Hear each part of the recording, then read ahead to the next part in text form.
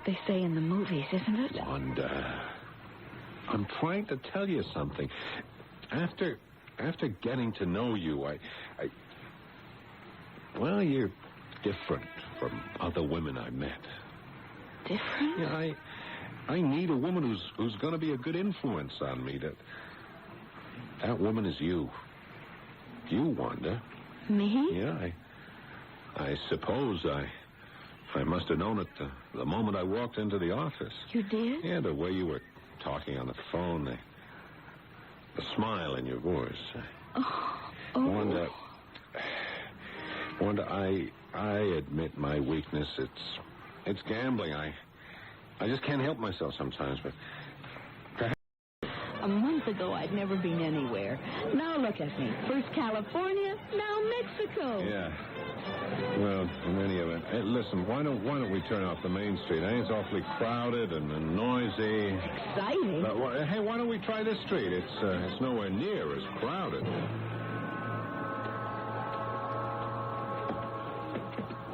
What a charming way to arrange shops. Partially enclosed. Is this in any way like the bazaars of the East? I've read a little about... Wanda, come on, down this way. I guess it doesn't matter. Persia or Mexico, a marketplace is a marketplace. Here's the place. What an interesting little store. Oh, look at all those lovely embroidered things. Senorita, senor, you would like a blouse such as that? It's very beautiful, but very expensive, I'm sure. Oh, no. I can give you a good price. What are those toys hanging up there? Oh, so, you like the piñata, senorita? I've always liked piñatas myself. Are they for decoration? They are for celebration. Well, Wanda, actually they're animals fashioned from paper mache filled with candies, little toys. How do you open it? Smash it with a stick, senorita. With a stick? If I'm not mistaken, this shop specializes in piñatas. Oh, si, senor. I was hoping to purchase one, but, I don't see any in the right color. What color did you have in mind, senor? Oh, yellow. Well, if the senor would be so kind as to wait, I will see if perhaps I can find the color he wish in the back. Thank you. What a nice lady. Yeah, she's very accommodating. Well, Wanda, you see anything you like? Lots of things, but I really can't afford any. Oh, no, this is a date. Surely you don't expect to pay for anything on the date. I've seen the way you've been admiring that lace blouse. Let me buy it for you. Oh, no, Eugene. It wouldn't be right. Hey, it wouldn't be right for you not to get it when I know you would look really lovely in it. You really think I'd look lovely? Oh, no question about it. I see you had a yellow one in stock after all, eh? It is very fortunate, senor. Very fortunate indeed. The very last one. Well, I must say it is a pleasure doing business with you. Oh, but no, senor. The pleasure is mine.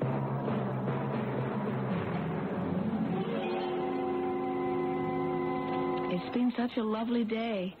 I think it has been the loveliest day of my life. All these souvenirs and this beautiful blouse.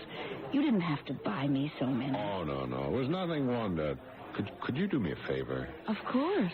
Wanda, do you think you might possibly carry all that junk through customs by yourself? I don't know. I don't feel very well. What is it? What's wrong? No, I'll be okay in a couple of minutes. You go ahead, okay? I don't understand. Why can't I just wait As until a favor, would you just do as I ask? Sure, of course. Whatever you say, Eugene.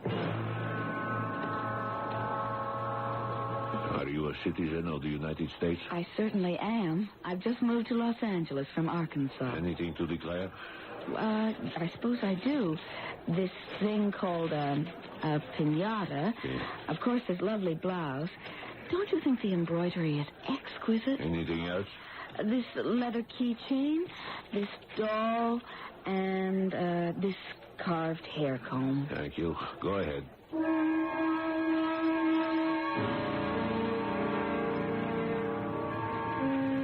Wanda, you were just terrific. I was? You did it. Did what? I got to admit, for a second I was worried, but you just sailed right through. What are you talking about? Eugene, why do you look so relieved?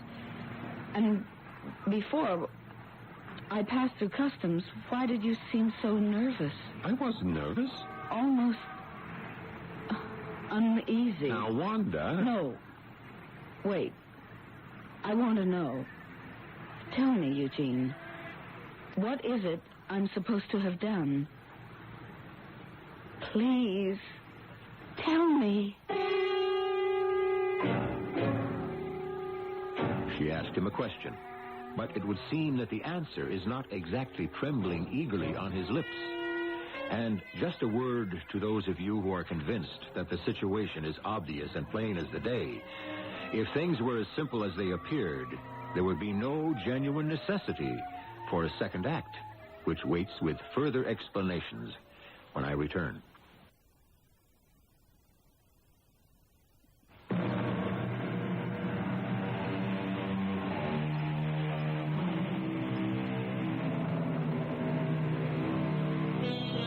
The longest journey, according to the French philosopher, begins with a single step. Monsieur Voltaire, of course, had no idea how aptly his view would sum up the situation of Wanda Beasley. In this particular case, her first step was taken when she approached the front of the line at the customs desk at the United States border. As far as she knew, the only items she had to declare were the usual collection of bright souvenirs that an average tourist might select. A lovely way to end a trip. However, in this case, it would seem that the journey is just beginning. Why do you look so relieved, Eugene?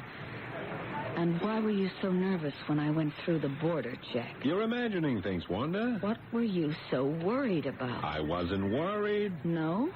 I just wasn't feeling very well. You look fine now. Look, I really don't want to stand around in this crowd and debate my health. Could we just talk about it in the car? Could it have been something you asked me to carry for you? Calm down, will you? This toy? This paper mache piñata? Why were you so insistent about getting this particular one, Eugene? What's inside, Eugene? Candy. I don't believe you. What's inside this piñata? I told you. Eugene, in the name of heaven, it's not drugs. Please say it isn't drugs. It isn't drugs. Then what? Look, let's go back to the car, and we'll talk about it. So now we're back in the car. Will you please tell me? First, lock the door. Okay, now, in the glove compartment, you'll find a hammer. Did you get it? Yes. Okay. Now, I want you to take the hammer and smash open the piñata. No. I want you to do it, Wanda. I'll have nothing more to do with I this. said smash it open. Don't ask me to do anything else. Do it. Oh, it's candy. Candy, after all. Well, unwrap one. What is this? Don't you recognize a diamond when you see one? A diamond? Yeah, an uncut diamond. There ought to be a few dozen mixed in with real candy. A few dozen? The look on your face. I'm a smuggler. I'm a diamond smuggler. Come on, don't get so uptight. How could you? It's against the law. It's a crime. Look, Wanda, I owe certain people some money. There are people who aren't very understanding about not being paid. You still had no right They to... would have no qualms about hurting a person. These people would hurt you? Yeah, well, perhaps it's better that you don't know. I've involved you enough as it is. Why, Eugene? Why did you involve me? Your face? My face? It's unbelievable. I've never seen a face so what? So honest. I knew you could just breeze through customs. So you used me. I should have known. Why else would a man as attractive as you ask somebody like All right, me? at first, all right, you could say I used you, but now... Oh, please. Don't say any more. Now, listen to me. But you don't have to worry. I'll keep my mouth shut. That's what they say in the movies, isn't it? Wanda, I'm trying to tell you something. After getting to know you, well, you're different from other women I met. Different? Yeah, I need a woman who's going to be a good influence on me. That woman is you. You, Wanda. Me? Yeah, I suppose I must have known it the moment I walked into the office. You did? Yeah, the way you were talking on the phone, the smile in your voice. Oh. Wanda, I admit my weakness. It's gambling. I just can't help myself sometimes. But perhaps with the right woman standing behind me, I could change. Is it possible you are that woman to guide me, to get me back on the right path?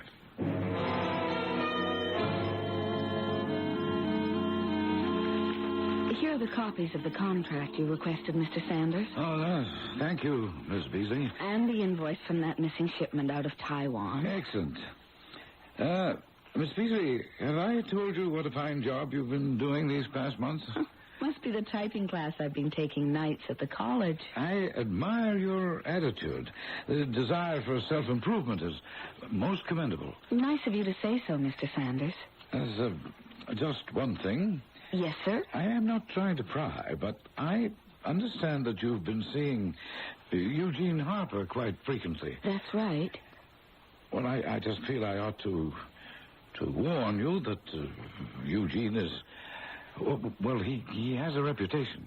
A reputation for what? Well, let's just say that sometimes he gets in over his head. A man can always change, Mr. Sanders.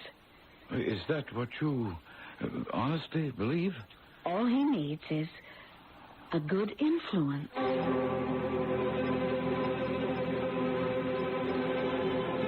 I thought you said this was the last time. It is, Wanda. Last time it was another one of those piñatas. The time before that, the diamonds were inside the bottle of aftershave lotion, and now... Just go on through. What if I get caught? You won't get caught. What if that agent recognizes me? He sees thousands of people a day. How's he going to remember you? Just go ahead, please. All right. Are you a citizen of the United States? Yes, You purchase anything in Mexico? just this doll. Nerdy. All right, next. Wanda, I promise this is absolutely the last time. I've heard that before. This time I mean it. Really? Look, now just walk up to the counter and show that agent your honest face.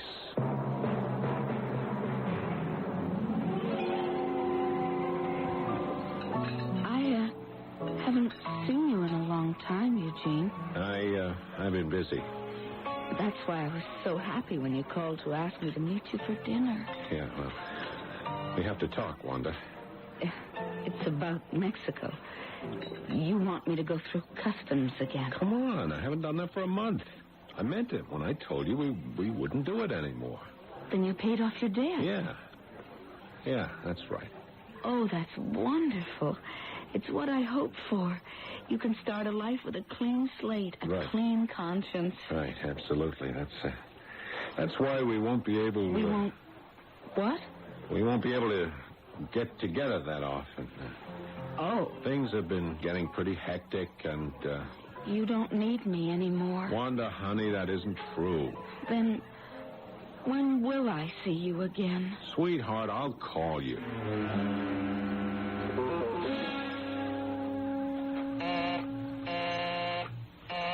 Just a minute. Wanda, what are you doing here? I waited for you to call me, Eugene. Wanda, I waited 1 week. I waited another week. I thought maybe something happened to you. No. I'm sorry. If I woke you up, Who's at the door, honey? I can explain this, Wanda. What's to explain? A woman's voice coming from another room. Eugene, I asked you who was at the door. It's nobody. That's right. It's nobody. I didn't mean that, Wanda. It's all right, Eugene. Somehow, I forgive you.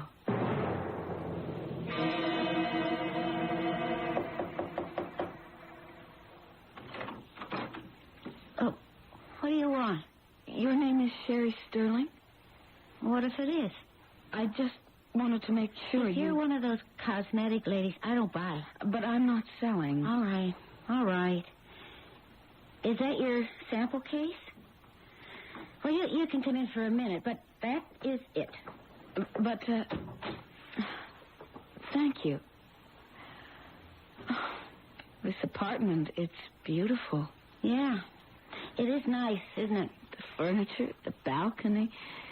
It must be very expensive. I wouldn't know. I don't pay for it, if you know what I mean. Oh. So, what kind of makeup do you sell? With my color hair, I need just the right shade of... Your hair.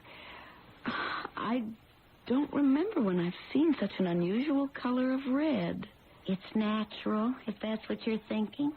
No, that's not true. Well, if you're going to insult me, I do remember where I've seen that color red. The restaurant, long ago.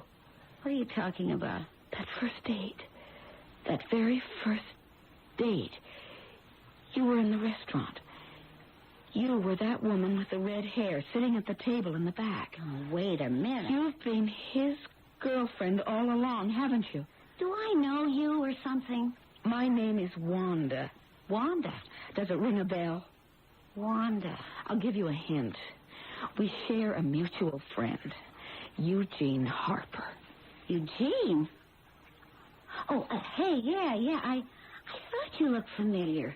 Oh, yeah, the restaurant. I remember now. So what do you want? Admit it. You have been his girlfriend all along, haven't you?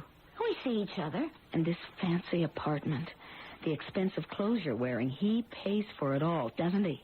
What if he does? Only he can't afford it on his salesman's salary, so he has to resort to illegal activities. It's none of your business. It is my business. I love you, Jean. You? What's so funny? How could anybody love Eugene? I mean, hey, he's all right for some laughs every now and then.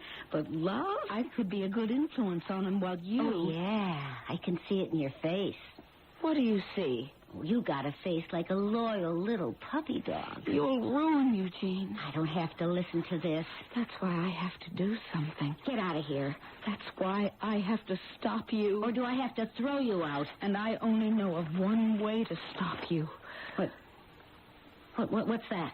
What does it look like? Well, that's a gun. Yes, it is a gun, isn't it? What are you going to do? I thought that was obvious. I'm going to kill you. I don't believe it. I'm quite serious. Over a guy? You'd kill me over a guy? Not a guy.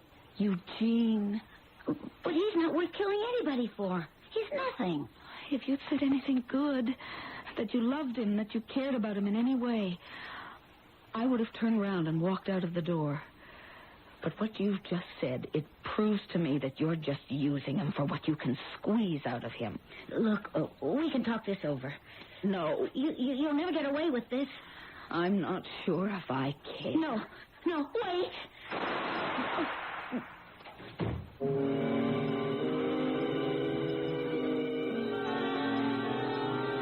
We began our tale with diamond smuggling, and suddenly we've arrived at murder. A deed dispatched by none other than hard-working, good-natured Wanda Beasley. This would only go to prove that even the mildest sheep in the flock can go astray. And while this particular little lamb claims she doesn't care whether or not she is apprehended, we'll see if she takes the woman's prerogative and changes her mind in Act 3.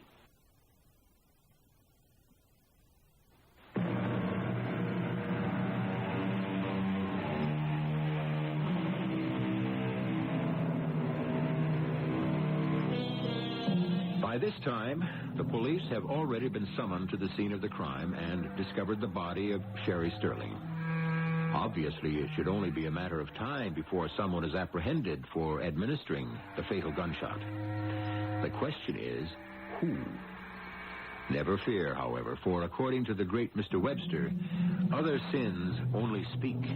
Murder shrieks out. Of course, how loudly it will shriek and in exactly which direction, we are just about ready to discover. Open up. It's the police. Hey, come on, you guys. It's 3 o'clock in the morning. Eugene Harper? Yeah, what do you want? You're under arrest. Arrest? You must be crazy. What's the charge? Suspicion of murder. Murder? What murder? Were you acquainted with a Miss Sherry Sterling? Sherry? Dead? How? That look of shock, it's almost believable. No, wait. Let me get this straight. Sherry is dead, and you think I killed her? Give it up, Harper. We found the gun. You mean she was shot? You ought to know it was your gun. That's impossible. You guys are out of your minds. Let's go. This is insane. We'll talk about it downtown. I'm not going anywhere. This is some kind of frame-up. Make it easy on us and come along quietly, Harper.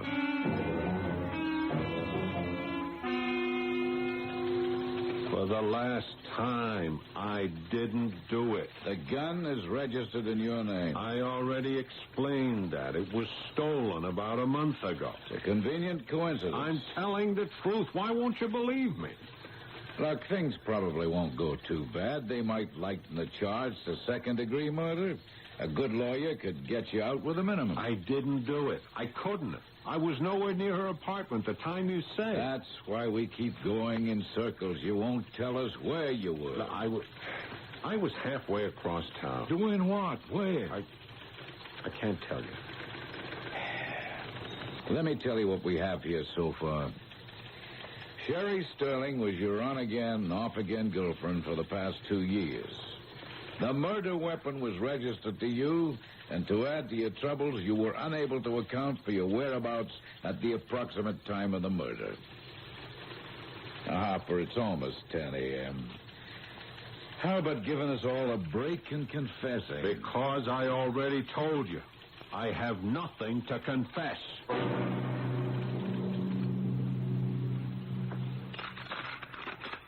Harper, you have a visitor. Wanda. Hello, Eugene. You came. I can't believe it. Why not? Well, after everything I did, everything I said, and now, on top of everything. Sorry. I'm so sorry. What do you have to be sorry about? It's my fault I'm in here. That's not true. I appreciate your loyalty, Wanda. Heaven knows I don't deserve it after the way I've treated you. You're wrong. You have no idea how wrong. I didn't kill her, Wanda. I know. I swear I didn't kill her. Of course you didn't. Wait a minute. Are you saying you believe me?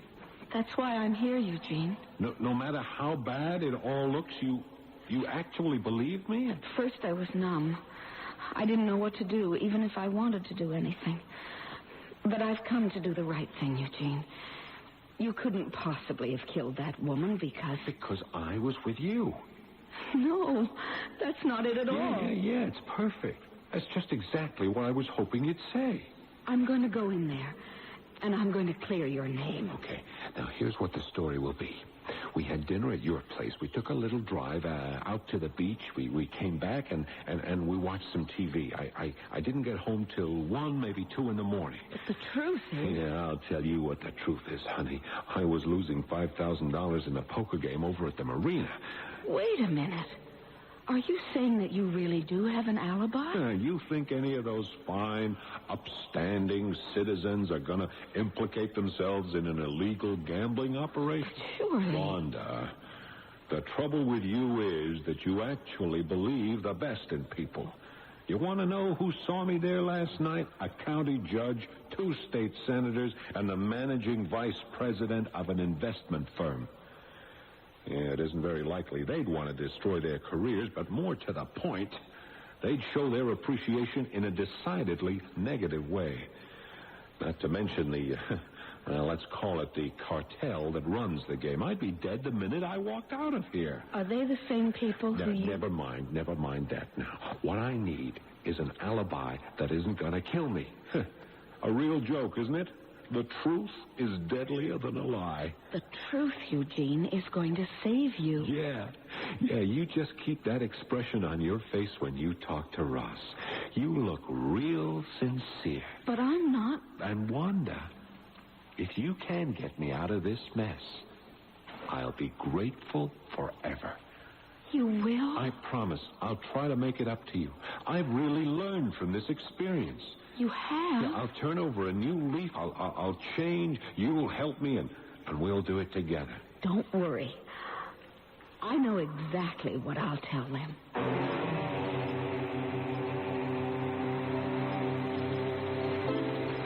Please, sit down, Miss Beasley. Thank you, Sergeant. Mr. Harper, he's been held here for a crime he didn't commit. Is that a fact? He's an innocent man. Oh. He couldn't have killed Sherry Sterling because he was with me the entire evening. With you? Yes. I cooked dinner at my apartment, and then we took a drive up the coast highway, and then we watched television, and then... Well, if this is true, why didn't he tell us before? Because... Yes? Because he was protecting me. Protecting you? Huh? Why are you doing this?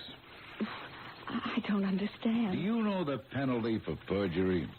Perjury? If you took an oath in a court of law and tried to convince a jury that Eugene Harper is Sir Lancelot, they'd laugh you out of here. But it's true. No.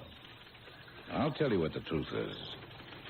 Now, you're a nice, idealistic young girl who's in over her head. You come to the city and you meet a guy who's polished and charming. He takes you out a few times to a couple of fancy restaurants and some places you've never seen before. During this entire time, he's still seeing his old girlfriend. But by this time, it's too late. You take what crumbs you can get because you've convinced yourself that you're in love with him. And now, Miss Beasley, due to some misguided notion of romantic loyalty, you're willing to lie to save him. I'm not lying. Miss Beasley, I've been a cop for 15 years. I can look a person right in the eye and tell whether or not they're being truthful.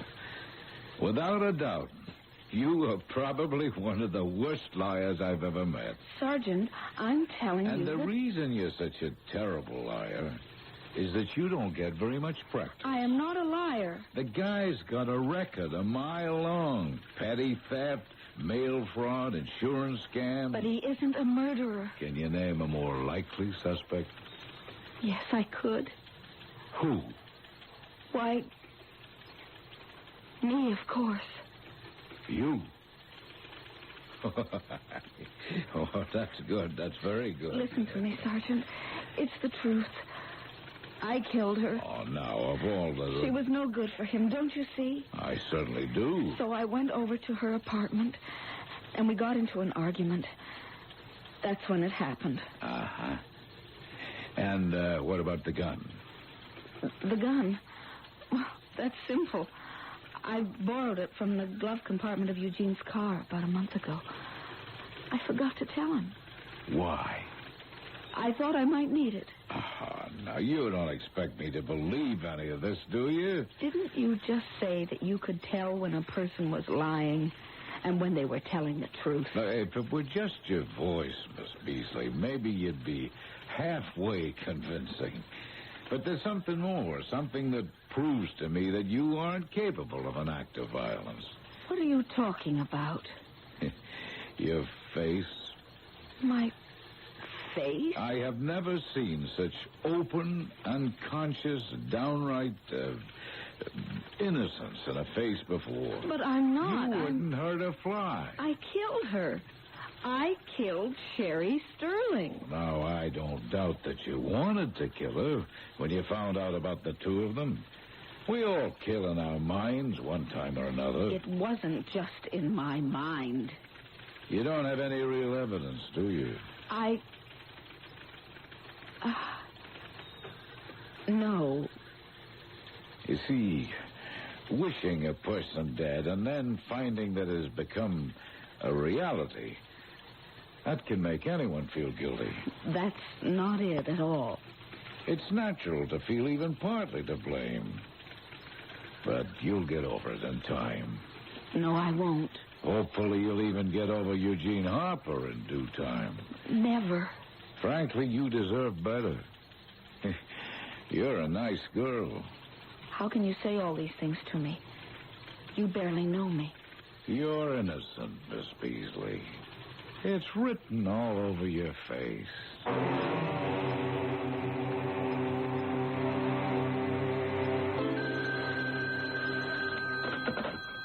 Good morning, Mr. Sanders' office. Certainly. I'll give him the message. And you have a nice day, too. Goodbye. Well, how are you this morning? Just fine. Mr. Sanders, I have a message for you. Never mind that right now. There's, something that I've been wanting to... Well, what I mean is... Yes, Mr. Sanders? I'd like to say how much I admire you for the way you tried to stand up for Eugene Harper during that awful trial. It didn't go as badly as I thought it would. But the way you were willing to sacrifice yourself... With the reduced charges, he could be out of prison in 8 or 9 years. It might be a learning experience for him. You know, I've never been so moved. Maybe all things do happen for the best. I don't think I'll ever forget the way you looked. I beg your pardon? Your face. My face? It was just beautiful. Oh, it was?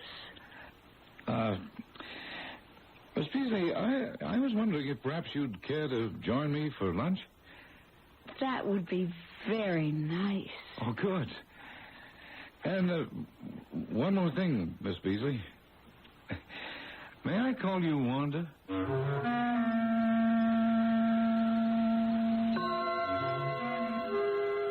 To those of you without a romantic bone in your bodies, let me assure you that Miss Beasley and Mr. Sanders are most definitely on a first-name basis by now. And if you're wondering where justice enters the picture, a simple reminder that justice is, after all, blind. Not all the time, of course, but just often enough to keep those scales forever most precariously balanced.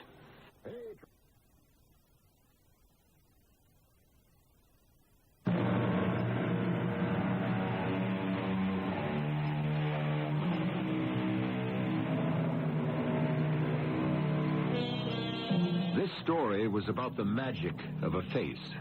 A chance, arbitrary kind of magic which bestows a valuable legacy to every person.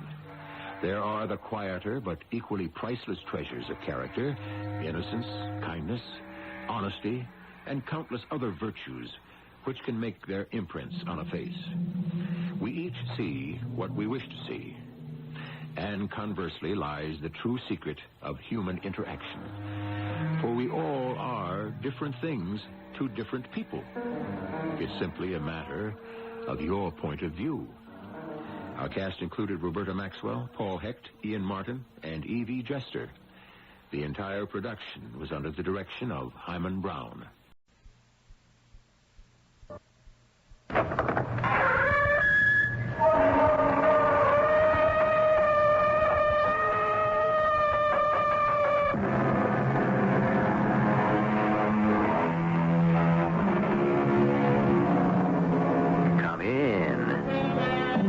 Welcome. I'm E.G. Marshall. They say clothes make the man. And who can really deny it? Suppose it is true that beauty only runs skin deep. Isn't that deep enough for all practical purposes? And if fine feathers do not make fine birds, why do most people stop to admire the unproductive peacock while the useful chicken hardly gets a second glance? You are under arrest. Me? On what charge? forging checks. Oh, but I didn't forge any checks. Even so, you better plead guilty. But if I'm innocent, why? You're getting off easy. Would you rather be arrested for armed robbery? That's open, too. What do you mean, open? This week, we have to arrest a forger, an armed robber, and a rapist. Take your pick.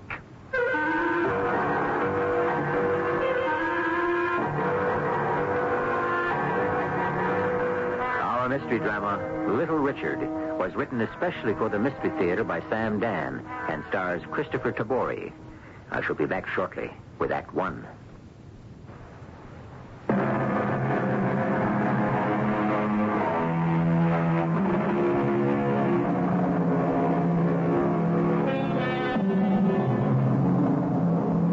The year is 1890. The place?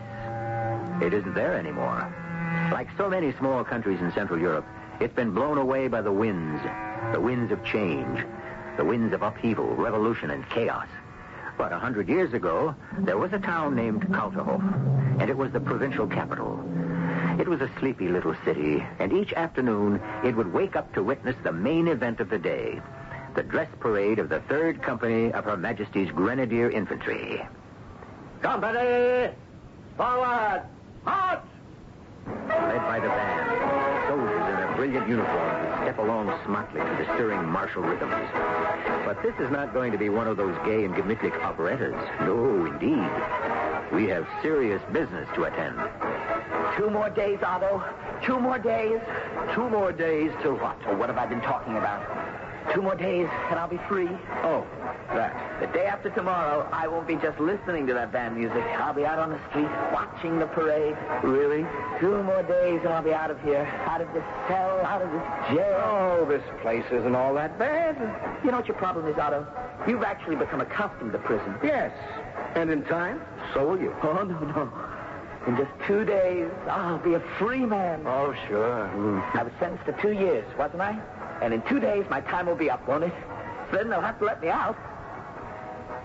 Well, they will, won't they? Certainly. And believe me, I learned my lesson. Did you? Oh, yeah, I learned. You can't beat the system, Otto. Don't even try. And I won't, rest assured. I'll never see the inside of a jail again. You're sure of that? Of course. Oh, I'm going to miss you, Otto. I don't know. You may see me again sooner than you think. Oh, no. I'm finished with all that easy money. I'm convinced the hardest way to make money is to steal it. I'm going to try to get some honest work. Doing what? This, that, the other thing. But the only thing you know how to do is steal. And it seems I don't even know how to do that too well either. That's why I want to give it up. Don't give it up. Just learn how to do it better. Oh, no. I'm going to get a job. They don't grow on trees, you know. All over Europe, there are millions of unemployed. Haven't you heard? Oh, yes, that's what I heard.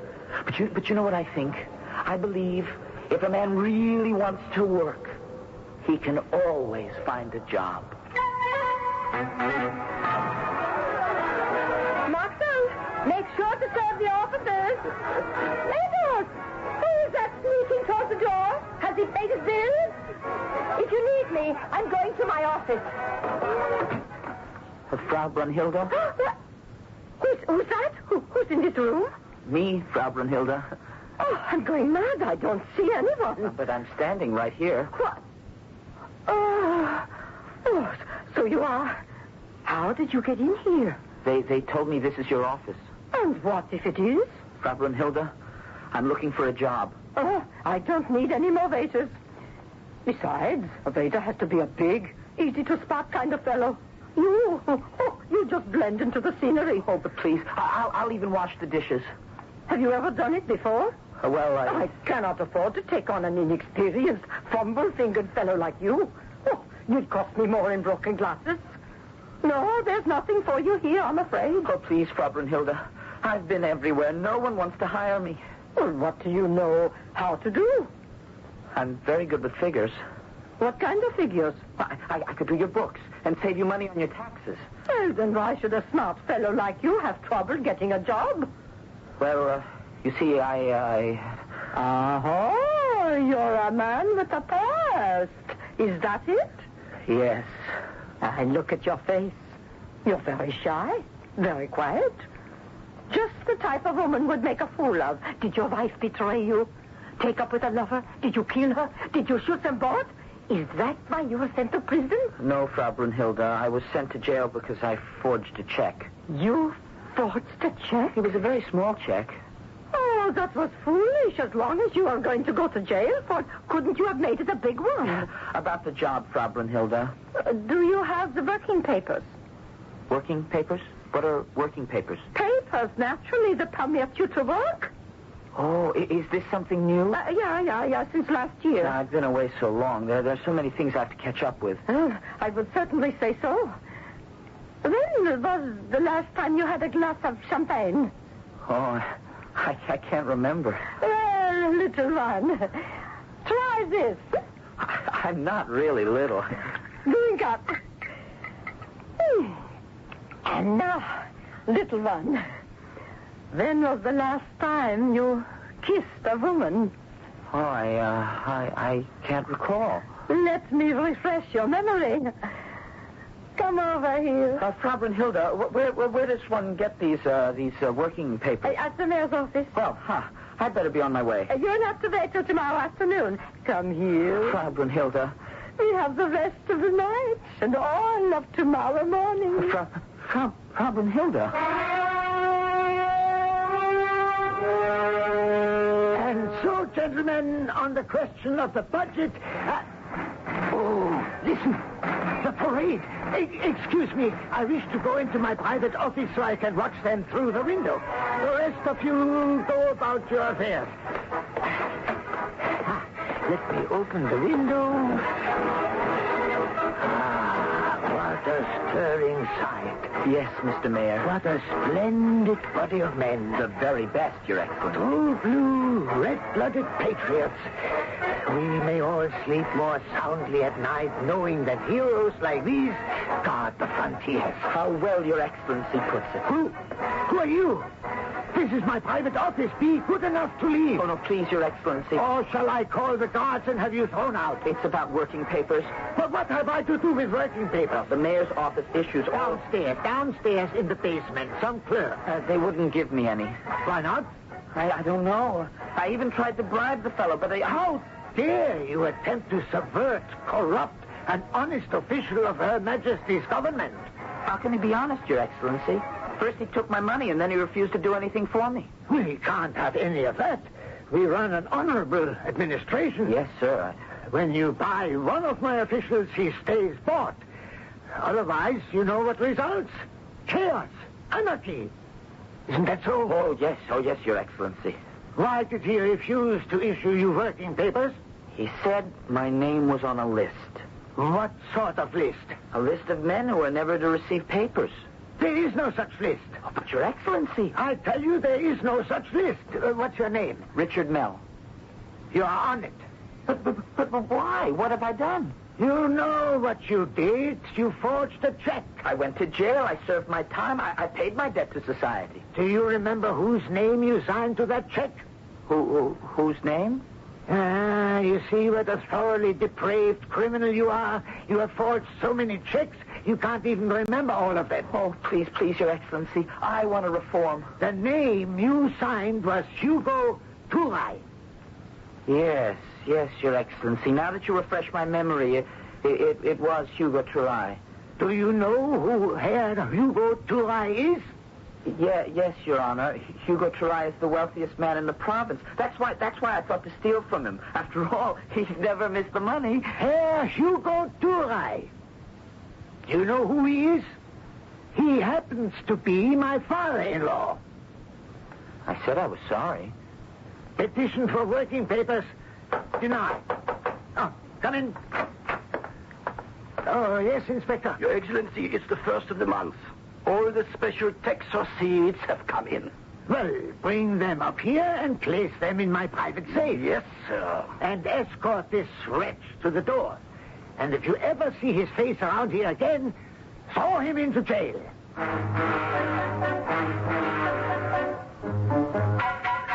All right, now. Off with you. Oh, but please, Inspector, how can I get working papers? You can't.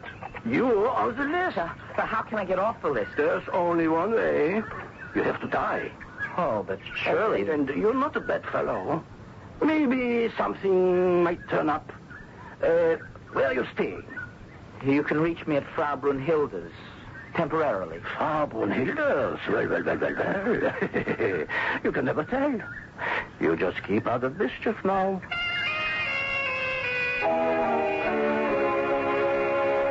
Why, such a long face, Shotzi. I just wish I could get working papers.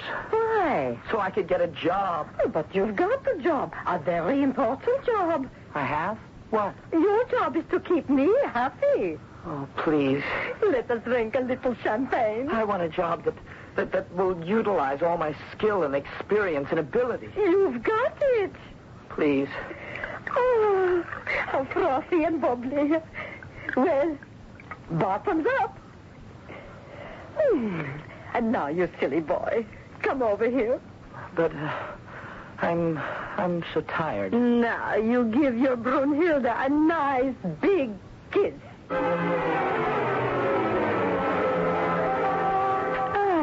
Good morning, little Richard. Good morning. And now sit down, Liebchen. Brunhilde has prepared you a nice little breakfast. Ham, eggs, potatoes, dumplings, sausage, pancakes. Please, just a cup of coffee. Oh, no. You have to keep up your strength. Oh, I'm so tired. Well, I've got just the thing for that. I'll uncork this bottle here. Oh, no, please, no champagne. Oh, now who can that be so early in the morning? Come in. Oh, it's the inspector. Good day to all. What brings you here this morning, Inspector? I'm sure I paid my special tax this month. Oh, that's in perfect order, Frau Brunhilde. Oh, then what do you want with me? My dearest Frau Brunhilde, I have not come here to see you. You haven't? No. The object of my visit is your guest, Herr Richard Mell. Little Richard? What do you want with him? As a police inspector, what would I want with Herr Richard Mell? I am here to place him under arrest. Arrest? Why do you want to arrest me? Finish your breakfast. No, why am I being arrested? Why don't we all sit down, eat some pancakes, drink some coffee, and come to a decision? Come to a decision? What decision? Hasn't the inspector already arrived at one? Hasn't he come here to arrest our hero, Little Richard? But what has Richard done? We've been with him since his release from jail. What law has he broken? The wheels of justice in this country grind quickly, but we'll catch up with them in Act 2 shortly. More about a luxury sedan that rewards its owner so handsomely. Contact your local Chicago BMW dealer and test drive a BMW 733i.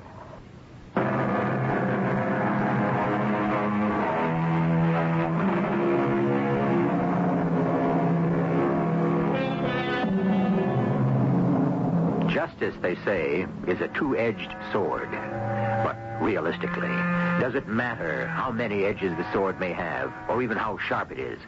The operative answer is always whose hand is holding the hilt and whose body is taking the point. That very piercing point. But why? Why am I being arrested? On what charge? Forgery. Oh, Frau Brunhilde. Where did you buy such exquisite ham? Oh, please, Inspector. You must allow a lady her little secret. Forgery? What did I forge? Checks. And the coffee. Your coffee is always a heavenly delight. But when did I forge these checks? I've only just got out of jail. You've always been a fast worker, Richard. Inspector, I swear to you, I didn't forge any checks. All right, so you didn't. May I trouble you, please, for some more of those heavenly pancakes? Oh, please, help yourself. So tender, so fluffy. I warn you, Frau Brunhilde, if you're not careful, gentlemen will come to this establishment just for the food. Nourishment and satisfaction for the complete man. That has always been our motto, Inspector. Will somebody please listen? Yes? Now, you just said I didn't forge any checks. How can you arrest me for forgery? I'm only thinking of your welfare, Richard. I'm doing you a favor. A favor? Would you rather be arrested for armed robbery? That's open too. What do you mean, open? This week, we have to arrest a forger, an armed robber, and a rapist. Now, you pay the bill for the first catalog. Oh, but it isn't fair. But it's logical. And it solves the problem. But I didn't forge any checks. I would advise you to plead guilty. Forgery carries the lightest punishment, as you know. A year, 2 years at most. Whereas, what?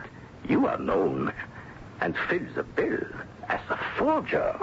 Now, would you like to be reclassified as an armed robber? No. A rapist? Never, no. I agree with you. Those penalties can really be severe. But it doesn't make any sense. It makes excellent sense. When a forgery, a robbery, or rape is committed, one doesn't have to waste time and money on long and expensive searches. One simply arrests a man who is already certified in that activity. But you know perfectly well that I'm being forced to pay for another man's crime. It evens out. One day he may be required to pay for yours. Meanwhile, the police have done their job. A crime was committed. A lawbreaker is sentenced. And society is satisfied. But how about me? Well, be thankful. It could have been worse. Oh, Frau Brunhilde, please try to convince him. It's only for a year or two, Schatzi. And besides, you need the rest.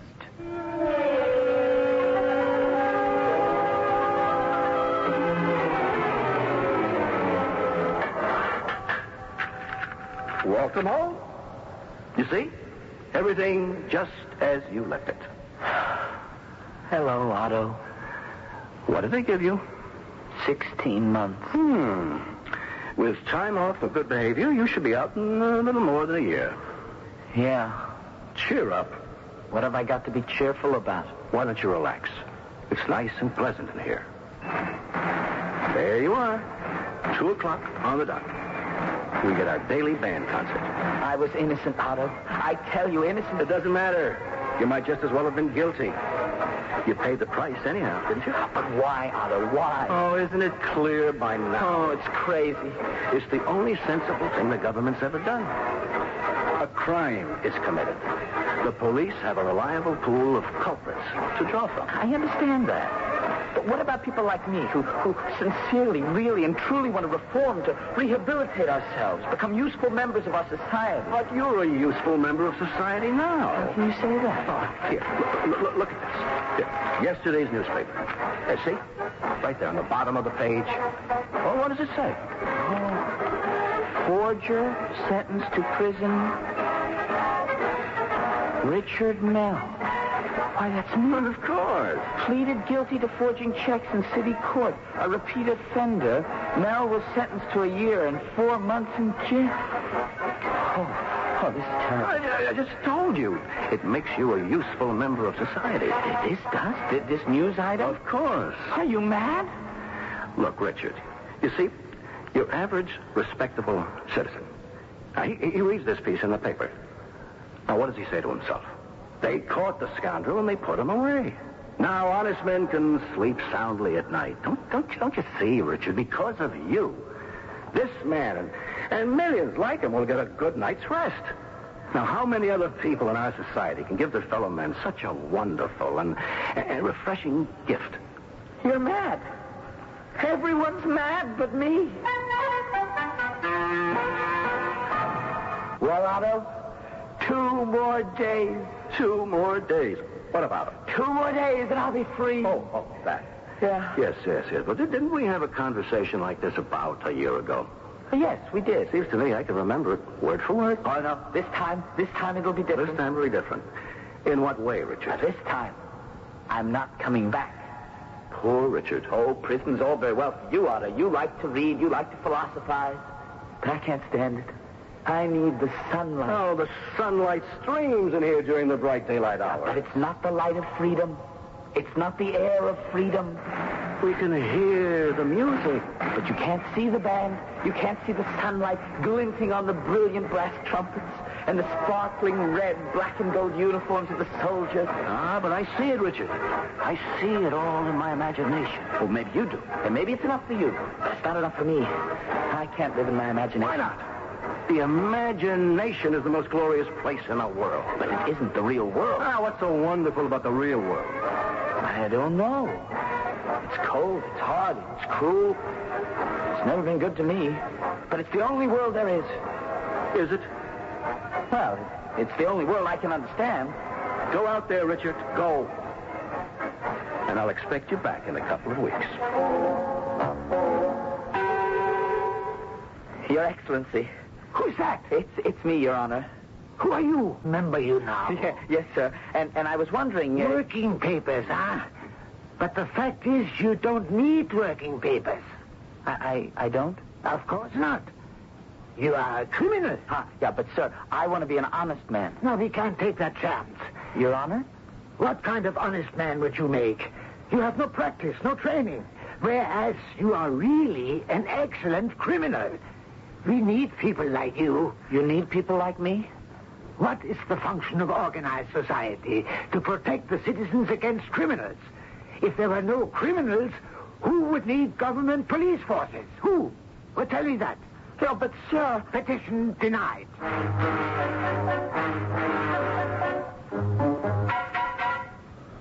Frau Brunhilde. Who's that? It's me. What? Oh, it's Lieutenant Little Richard. Oh, come to my arms, my darling boy. How long has it been since you embraced your Brunhilde? Have you forgotten her? Come, let me refresh your memory. Frau Brunhilde, you must help me. Everything I have is yours. First, we must have the glass of champagne. Yeah. Frau Brunhilde, this is very serious. It's important that I act on it at once. What is the hurry? We have all night. First, the drink. Oh, please.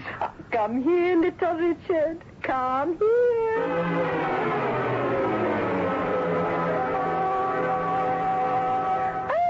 Good morning, little Richard. Good morning. See, your Brunhilde has prepared you a nice little breakfast. No, just coffee, please. Just coffee. Nonsense. You must keep up your strength. Yes?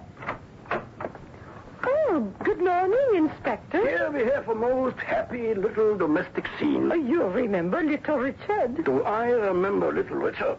Inspector, won't you sit down and join us in a little petit Oh, déjeuner? no. Forgive me, there is no time. It's the first of the month.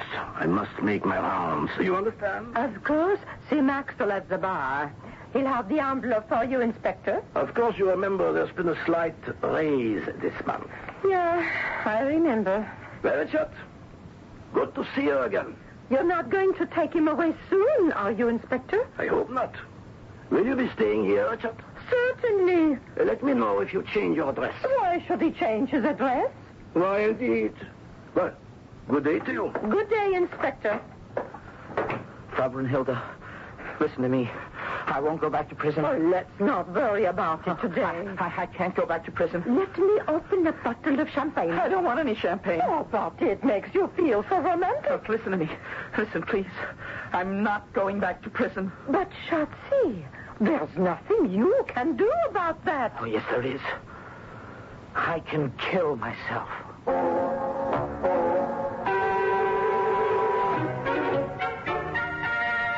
Yes, he can always do that. But that's such a final, binding, and irrevocable step to take. And is this really that kind of story? True, we have taken an extremely cynical view of the world.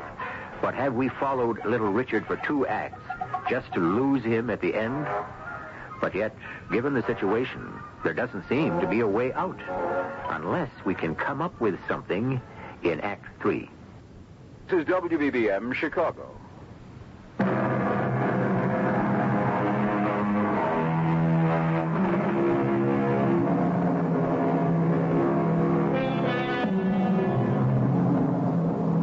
What is freedom?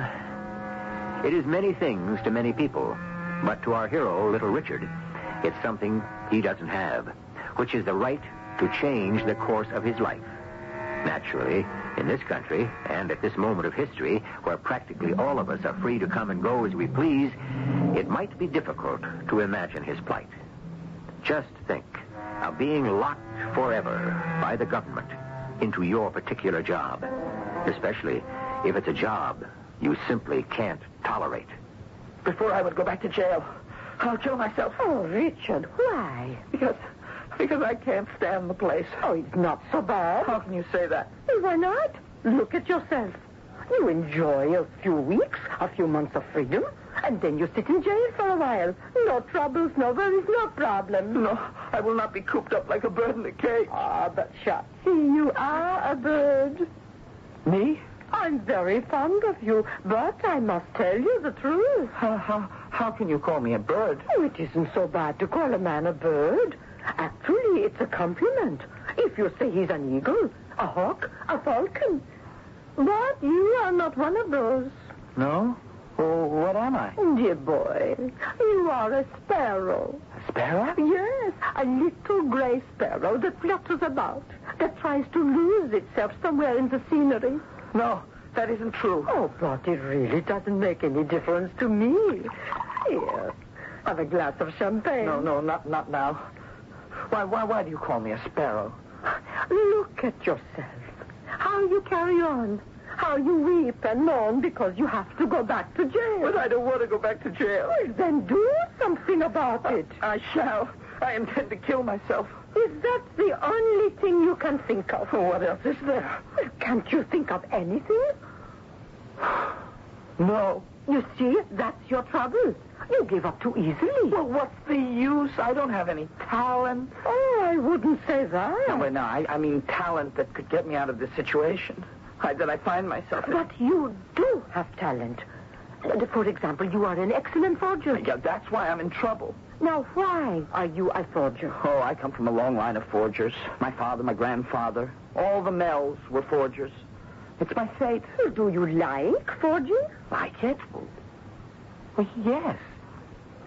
Yes, I suppose so. Well, is that why you never tried to become anything else? Well, now that you ask, yes. Well, little one, we tremble on the brink of a great truth. A truth? Here, a blank check. And here, a pen. Now, dip it into the inkwell and forge a check. Forge a check? No. You write as I say. Pay to the order of cash 100 kroner and sign it Conrad von Hotzendorf. Conrad von Hotzendorf? But, why, that's the mayor. Of course. Sign it. Oh, but I can't. Oh, won't you do it for me? But I don't know his signature. Here, on the bottom of this list of regulations. You see? Conrad von Hotzendorf. Now go ahead. Sign it. Give me a minute. Just a minute. Yes. Now. There. Quickly, look up. Huh? Look in the mirror. Yeah, but, Do it. You see? Look at your face. You are no longer insignificant little Richard Mell. At this moment, you are Herr Conrad von Hotzendorf, mayor of Koterhof, a man of substance, influential, notable, important. Don't you see all this on your face? well... It's there, all there. Oh, Schatzi, you are truly a master forger. Not only can you copy a man's signature, but while you do it, you take on his appearance, his character, his spirit as well. But I don't look like Mayor von Hotzendorf. Of course not. But if I were to present you to someone who didn't know him and introduce you as the mayor, why, that person would not doubt it for one moment. Yes, but what good does this do me? Oh, you see, look, your face is starting to slip back into its usual expression of meekness and resignation. But this is my normal and natural expression. Oh, yeah, like a balloon when someone has let the air out. Oh, you must adopt a new expression, a strong, positive appearance. But I don't know if I can. It's the same thing you've been doing all along, isn't it? Only this time, instead of forging a signature, you shall forge an entire new aspect. But how will that help me? Let them think you are strong, forceful human being, and they'll think twice before they try to push you around. Go ahead. Look forceful. Well, Well? I need a model to copy. Oh, very well. Let us go outside and find some forceful-looking people.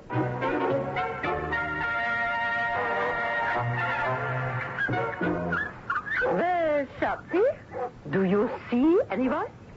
Are you sure this will help? Oh, look. Look down there. The entrance to the barracks.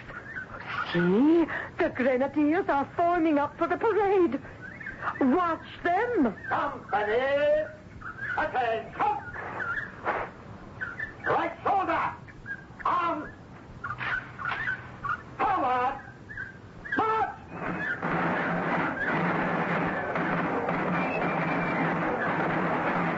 You see? Look at them. They all look alike, don't they? Fierce-looking men with those bristling mustaches. Yeah, that's what I call a forceful group. Now, you study them carefully, minutely. Yes, I see. Right turn, march. Oh, if you could only look like that, little Richard. If you could only look like one of them. Could you? Oh, of course I could. Greetings, Frau Brunhilde. And yes, it's little Richard. A good day to you, Inspector. Watching the parade, I see. Sorry I cannot join you. I have important business. Good day. Yeah, he has important business. He's collecting the monthly bribes from all the business people in the city. You see that briefcase? It's so heavy, he can hardly carry it. Where do they keep that money, I wonder? In a safe in the mayor's office. Do you know how much money is in there? I could retire from business tomorrow. And you would never have to worry about anything for the rest of your life. Yes, I know. We could go to Vienna. Vienna. But it's a dream. A beautiful dream. Oh, Vienna, the city of dreams. But we could make that dream come true, little Richard. Oh, how? Little Richard no longer. There's a new Richard. A powerful, masterful, fear-inspiring Richard. In his bristling mustache and his brilliant uniform, who would ever know him? What are you saying? In his uniform of Inspector General. Inspector General? Yes, my hero. We shall get you an Inspector General's uniform. Where? We shall forge one, just as you would forge a check. Like a fool, I ask where. I should be asking why. So that you may forge an Inspector General. You mean put on an Inspector General's uniform? Yes. Oh, yeah, but why? Why am I going to do this thing? Because of the money. What money? The money in the mayor's safe. Oh. Oh. But both of them, the mayor, the inspector, they know my face. They'll recognize me. Never. They'll never even dream. Oh, yeah, but if they do, I'll go to jail. What have you got to lose?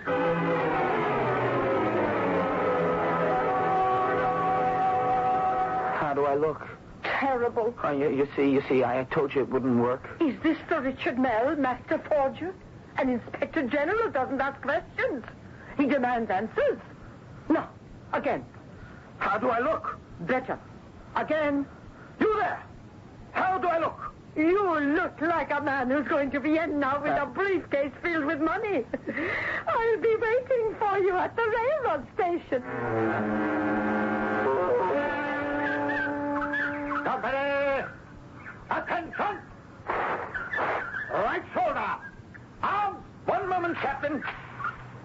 General. I've been sent here from brigade headquarters. The 3rd company is to take over the city hall. Those are your orders. Yes, my general. I shall take my place at the head of the column. Yes, general. Give the command to advance. Company, forward, march.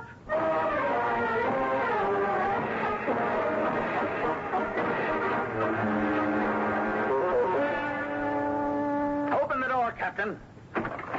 It's locked, General. Kick it open. Yes, sir. Draw your revolver and follow me. What is the meaning of it? I am Inspector General Zabo. I am here to investigate charges of graft and corruption in the city administration. Graft? Corruption here? It's impossible. Why, this is my inspector of police. He will tell you the same thing. Oh, yes, indeed, General. The exact same thing. I shall tolerate no lies. I am vested with extraordinary powers. Do you understand? Oh, yes, General. I could have you both shot. Oh, please, sir. I might just do it on general principles. I've never seen a pair of more thoroughgoing scoundrels in my life. Please, General, I have arrived. I have children. If the general will inspect the books and the accounts, he will find them all in perfect order. And what about the contents of your private safe? My private safe? I don't have a private safe. Uh-huh. In the wall, behind the portrait of Her Majesty. Oh, you depraved, debased scoundrels. You used the picture of Her Sainted Majesty, our Virgin Queen, to camouflage your hellish deeds. Open it at once. Yes, sir. And look at this. Thousands and thousands of kroner. A queen's ransom. General, please, you and your captain, you can make your fortune here. Take the money. No one will ever know. Are you trying to bribe me, you degenerate villains? Captain, if either of them says one more word, shoot. Now, you, take that valise and fill it. All the money. Move. Yes, General. Yes, sir. Captain, I appoint you military commander of Kotor. Yes, sir. The place is under martial law until further notice. Understood? Understood, General. And throw these two into prison. And keep them there pending further instructions. If they give you any trouble, hang them. Oh, please, General. I must be getting back to brigade headquarters and turn this money over to the judge advocate's office. You, too, will regret the day you were born. Captain, commandeer a carriage to take me to the railway station. At once, General. And you, Mr. Mayor, give my regards to your father-in-law, Mr. Hugo Terai. Yes, General, I will. Hey, this jail is getting classy. Will you just look at the swells? Shut up. What are we going to do now? Maybe my father-in-law can pull some strings. For you? What will he do it for me? It is every man for himself. Wait. How did he know about my father-in-law, Hugo Turai? Well, what? There's something about that general, now that I think of it. The way he said Hugo Turai. It reminded me of... No, it's impossible. Does he remind you of anyone? Wait. No. It's impossible. Why is it impossible? It couldn't be. Yeah, but it is. Let's shut. Guard! Get the captain! Captain! Quickly! What's all this noise? There isn't a moment to lose. That was no Inspector General. That was a conference operator. They sent word to the train station. Stop him. The general said to put you in prison. He should have said to put you in a lunatic asylum. And that is what I'm going to do. I'll see to it that you get ice baths, and I'll tie you up in straitjackets and lock you up in padded cells. Just let me hear one more word out of you.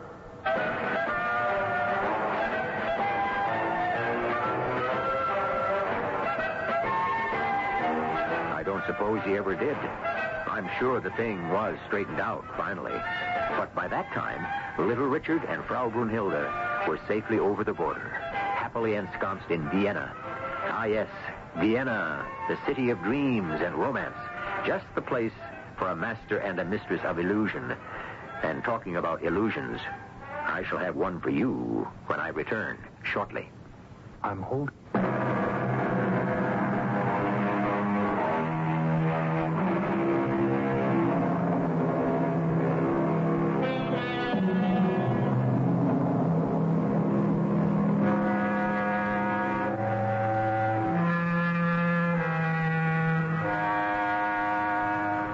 Two of the world's greatest philosophers, Plato and Pythagoras, agreed on a fundamental precept which states, be what you would like other people to think you are.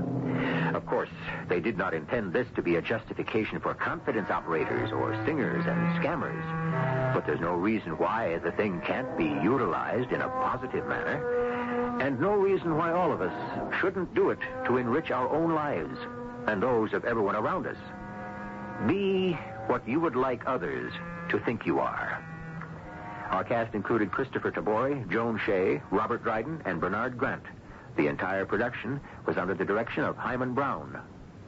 This is E.G. Marshall inviting you to return to our Mystery Theater for another adventure in the macabre. Until next time, pleasant dreams.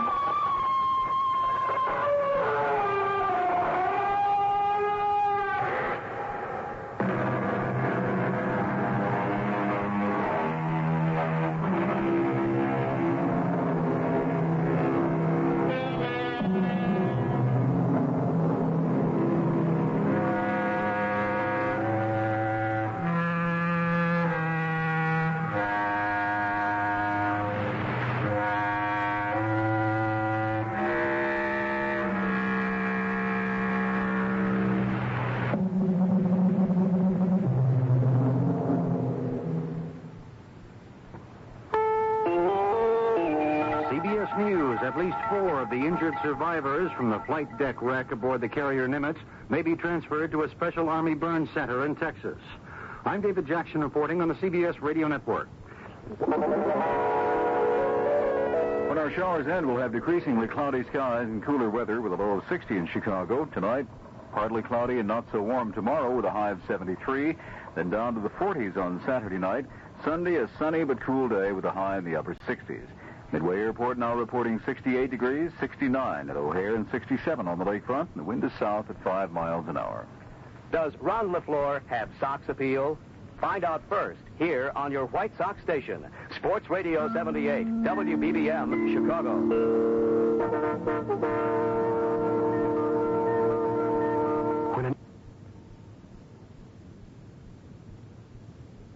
There must have been some hell of a fight in that kitchen, and I'm not waiting for the winner to come back.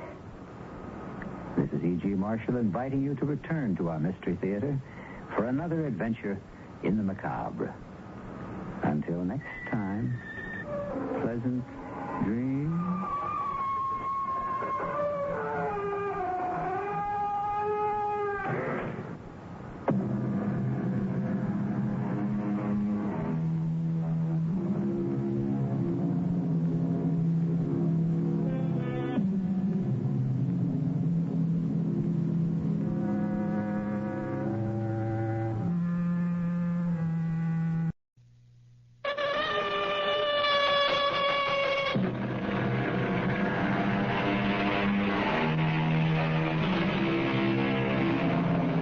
Come in. Welcome. I'm E.G. Marshall. Memory, the ability to recall. For some, it is total. For most of us, a patchwork of light and shade. We can't always remember the things we want to. The things we would like to forget, we so very often can't. The most unpleasant, we lock in some secret room of the mind, hoping to close them away forever, till some chance key unlocks the door and lets the skeleton of remembrance loose to rattle its bones and haunt us again. What are you doing, Barry? I'm trying to sketch what this guy might look like without the beard and the dark glasses. There. Would you recognize him, Meg? Yes. It's that face you always draw without knowing you're doing it. Who is it, Barry? Who is he? Oh, someone like Lazarus, who seems to be risen from the dead.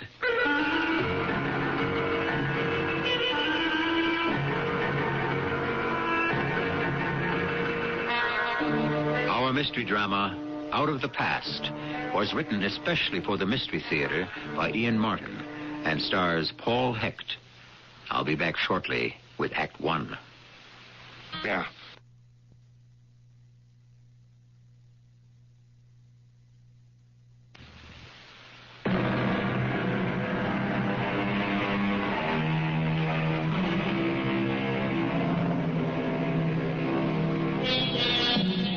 I suppose we all have a secret known only to ourselves, except for whoever took part in it. It could be anything. Something we are ashamed of, because at the time it made us ludicrous, or that we are afraid of, or some precious moment of love, or tenderness, or happiness that existed only in the moment when it was. Or, most disturbing of all, it could be something quite dreadful, which lurks in the back of the mind all the time, something that we have tried to bury and refuse to remember.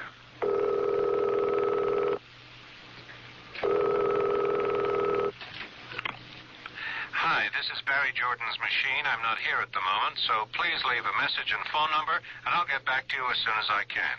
Don't forget to wait for the beep. Barry, this Herb Peters at WVKD. Where are you? Out bashing a few at tennis? Look, as soon as you feel you got time to make a living, I got a job for you. Call me. You know the number.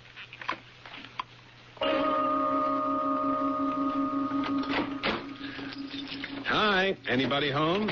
Just me. Who's me? Oh, never mind that. Who are you? Barry Jordan, all-American husband. Oh, don't I know it? And I'll settle for being just your wife. How was tennis? I was sensational. Oh, did you win? Come on, you can't have everything. I was ambulance chasing. Sir, I'll have you remember, I am a corporation lawyer. So, did you chase any corporations? As one working stiff to another, don't knock my profession. Yeah, well, at least yours is gainful. So is yours. Yeah, when I sell a canvas or work. Oh, which reminds me, you have a job. Oh, what? Herb Peters called you from WVKD. It's on the answering machine. Well, why didn't you tell me? I better call him right away. While you're at it, I'll rustle up some dinner. What are we having? Dindon a la Anouilh. Oh, what the heck is that? Turkey again. I told you we shouldn't buy such a large bird for Thanksgiving. Herb Peters, WVKD. Herb, it's Barry. What's up? Oh, Barry. Few days work in the courtroom if you want to go for it. Oh, brother. How long? Well, how long is the trial? Who knows? This one shouldn't be worth more than a few days, but news figures this one's pretty hot, so they'll stick with it to the bitter end no matter how long it runs. Are you interested? Well, sure, but... I know it's hack work, and it's a bore to a serious artist, but the pay is good. No, it isn't that. But Meg and I were planning on taking off to New Hampshire for a ski week. Oh, I didn't know you skied. No, I don't, but Meg does. I was going to paint. So what? There'll be snow there next month, the month after. Yeah, only then Meg won't have any time off. Well, that's what you get for marrying an emancipated woman. You gotta live their lives instead of your own. Hey, now. Wait a minute, buddy. The only reason Meg works so hard is because she wants me to have some time for some serious painting. So make some easy TV dough, and before you know it, both of you will be free to do whatever you want to. Yeah, I guess. Okay. What's the case? Fergus armored truck robbery. Got away with something over $1 million in small bills, mostly either unmarked or out of sequence. There were 4 guys. 2 of them got killed in the caper. One spent half a year in the hospital before he recovered. Oh, what happened to the 4th guy? Never found him. Or the money. Look, Barry, suppose we have breakfast tomorrow here at the studio at 8:30. There'll be time to brief you before you get to court. Trial won't begin till after the lawyers have picked the jury, so probably won't be till after lunch. Deal? I guess. I don't know why. I got a feeling I could regret this. Okay, see you tomorrow morning, 8:30. It always comes when you don't want it. Oh, you need any help, honey? No, darling. I had everything cut up and prepared. It has to simmer for a while. What are you doing? Just looking through an old sketchbook of yours. That stuff? That's all discarded. I meant to throw it out. Nothing you draw, sketch, or paint ever gets thrown out. Genius. Oh, come on. Well, look at this sketch, for example. I don't even know what it is. It's a boy you sketched. Look. Wait a minute. Here. In the midst of this crowd. Here, in this one, too. Barry, I've seen it in others. I don't know who he is, but his face seems to fascinate you. Well, he's got nothing to do with anything. He's just part of the crowd or the audience. Oh, but it's such a haunting face, Barry. That great wide brow with the strange kind of indented temples. Those staring, accusing eyes that look so much bigger than normal. Because the lower part of his face is so pinched and mean. Oh, It's a frightening face. It's all in the eye of the beholder, darling. Oh, not something like this. That's why you're a great artist, Barry. You have to be recognized. Why, you can turn a person outside in so that it's not his face you're looking at, but a picture of his soul. I love your praise, darling, but I'm really not that good. Oh, yes, you are. Well, just as long as you think I am. Tell me, what did Herb want? Oh, he has a job for me, a new trial. No TV cameras, so they want some graphic art to use on the TV report. You know, courtroom drawings. You're going to do them, aren't you? Well, it could cut into your vacation time. Oh, never mind that. You're all that matters. Meg, this is illustration work. It's not for eternity. It could buy you enough recognition so you can paint for eternity. Come on, you do it. It's important. Now let's eat.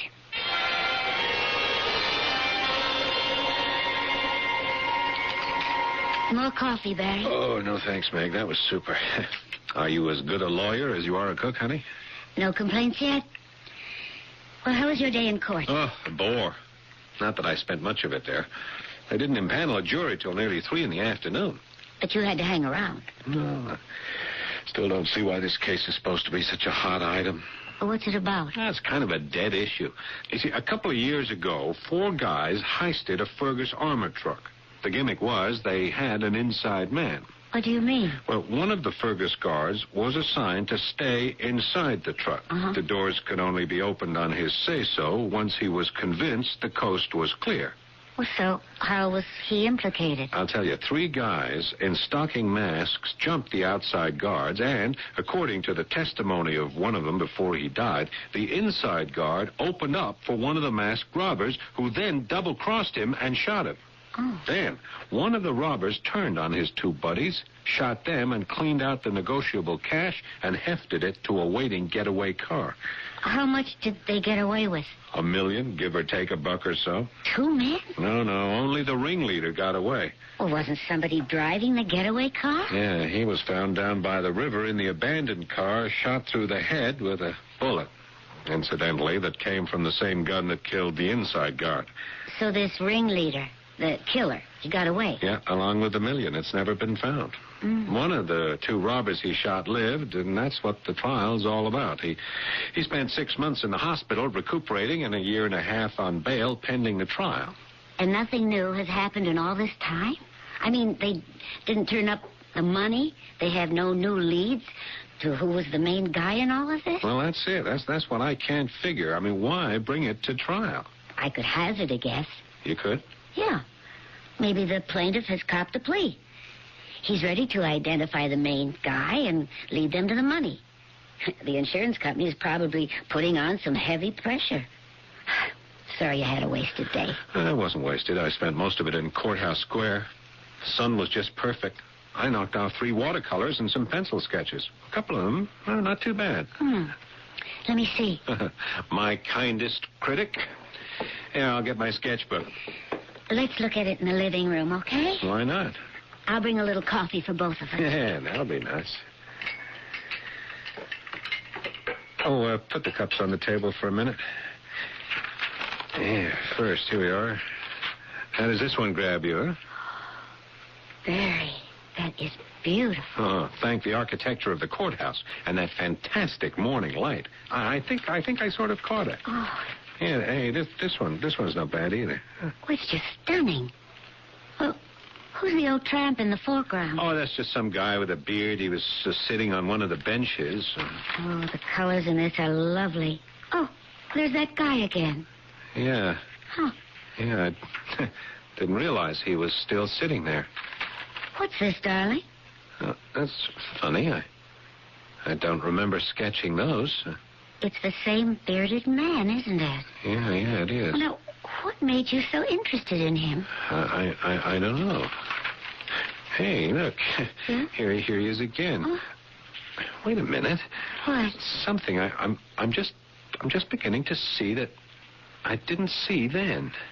Barry, what is it? Just a sec. Here, let me get a pencil. What are you doing? Trying to imagine what this guy might look like without a beard.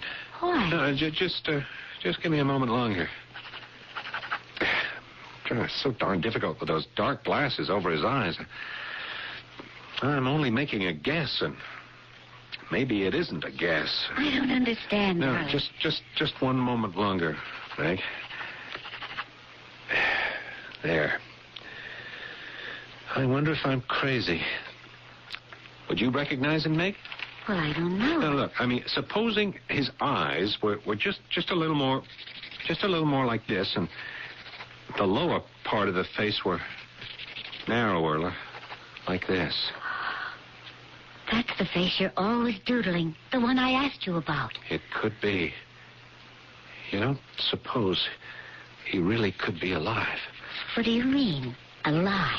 Well, you see, all these years, I've been so sure he was dead. He's haunted me, you know. He's ridden on my back like the old man of the sea. So you do know him. You do know who belongs to the ghost face of that evil, lost boy you draw. Yeah. Yeah, you know, Meg, I never thought I would ever tell anyone about him.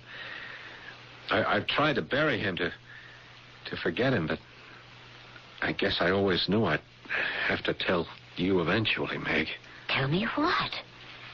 What I've been terrified to tell anyone for the last 20 years.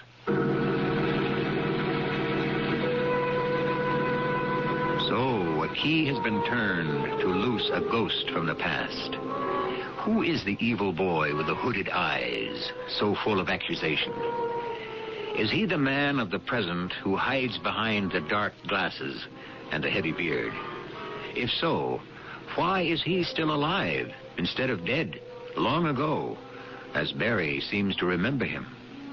I shall return shortly with Act 2.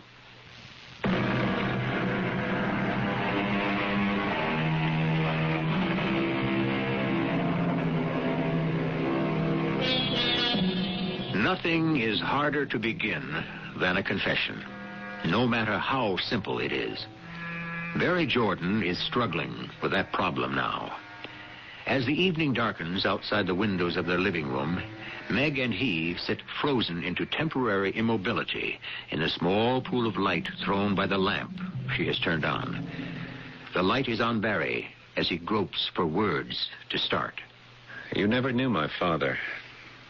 He died before we met. I'm sorry I never got a chance to know him. Oh, no, don't be. Barry. No, he was a bigoted, narrow-minded, petty tyrant. He ruled the house like a despot.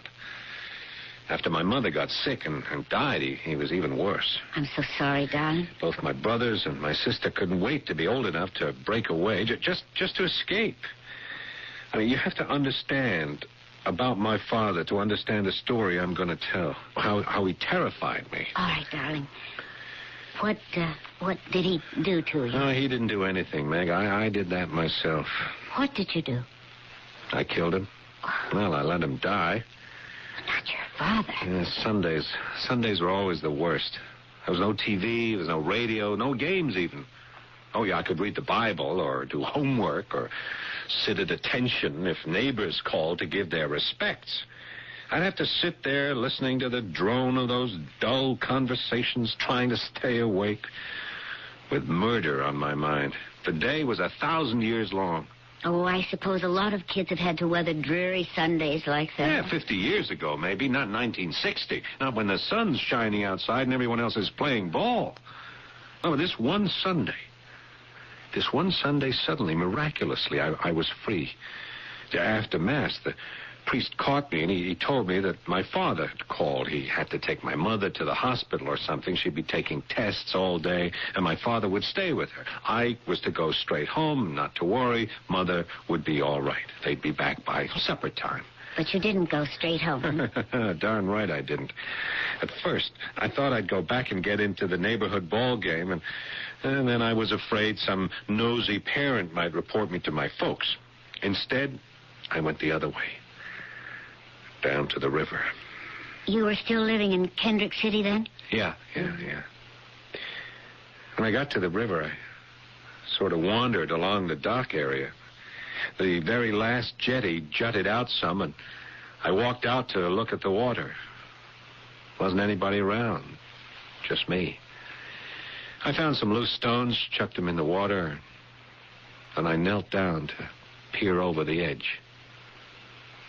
I got the fright of my life. I nearly bumped heads with a guy who was clambering up from the pilings below. What was he doing down there? I don't know. Whatever it was, he didn't seem to want me to know. First off, he said something like, what are you doing spying on me? I said I wasn't. He was about 2 or 3 years older than me. He had a black, scraggly sort of mustache and a mean face. I'll never forget that face. The one you draw all the time without knowing you do? Yeah, he asked who I was. I told him my name. He wanted to know where I lived. I said the North End, and he grinned and said, rich kid, huh? I said, no. Where did he live? He told me the South End, Hell's Kitchen. He told me his name was Duke. Didn't I want to go for a boat ride? I said, sure. He drew me to the edge. He showed me an old rowboat tied up to the pilings. Was it his boat? No, I don't think so. No, that didn't stop him. He couldn't untie the knot, so he brought out a switchblade to cut the rope. How'd you row? Were there oars in the boat? No, Duke took up a floorboard. He used it like a paddle. We started out towards the middle of the river. How'd you get the nerve? You can't swim? I mean, you've always told me you can't. You don't even like the water. I told him I couldn't swim. He said he couldn't either. But you went anyway. Well, I didn't want to chicken out. It was an adventure, after all. Till we started to get pretty far out on the river. I wanted to go back. And that's when he pulled a gun on me. Well, what for? He said, all right, Fink, you ain't getting no chance to rat on me over the side into the water. Barry, I can't believe this. No, neither could I. I thought he was kidding. I said, I won't. Take your choice. He said, I used the gun once to kill a guy today. I could just as well use it again. Oh, but you're here, Barry. You're here. How did you get away from him? Instinct. Self-preservation. I'd been paddling, and the board was in my hand, so I belted him with it, and the gun went over the side into the water. He started reaching for his knife, but he was groggy. I started to struggle with him, and as I did, we fell with our combined weight on the gunwale of the boat, and it capsized. Oh, how awful. What did you do? Well, when I surfaced, half drowned, I thought I was dead. It was all black suddenly, but just then I found something to hang on to. What? Well, it was the seat. I'd come up under the boat, you see, and in the air pocket I was trapped there, but the boat was settling, you see. I knew I couldn't stay there too long. And so as soon as I could get up the nerve, I ducked under the water. I held onto the rope I'd found and came up on the outside. And then I pulled myself back on the boat till I was spread-eagled on top. Barry, it's so fantastic. Are you sure you didn't dream it? I wish I had. Oh, what happened to the other boy? He drowned. No sign of him anywhere. How did you get out of it? That was simple. The current of the river drove the boat onto a sandbar, and I just climbed off and ran for home. Were your father and mother back when you got there? No, thank heavens. I went by some back alleys. No one I knew saw me, and, well, when I got home, I stripped and dried my suit. I could even remember ironing it. I didn't want my father to know, or anyone. You mean you've never told anyone about this since it happened? No. You were the first. But why? Why? I killed someone, Meg. But that was an accident. Yeah, but can I prove it? I was alive. He was dead. But through no fault of yours. He brought it on himself. Yeah, maybe. But you see, I committed the first sin. I disobeyed my father. I couldn't let him know that. Oh, he had you that terrified of him? Yeah. He had me that terrified. And all these years, you've hidden this secret, making it a guilty thing. That's right. 20 years. Oh, how dreadful. And what a dreadful man your father must have been. I have to take the blame. Don't you see, Meg? That's why I've got to find this bearded man. I've got to hope and pray he turns out to be this guy Duke, grown up. And then maybe I can grow up, too, get this cross off my back at last.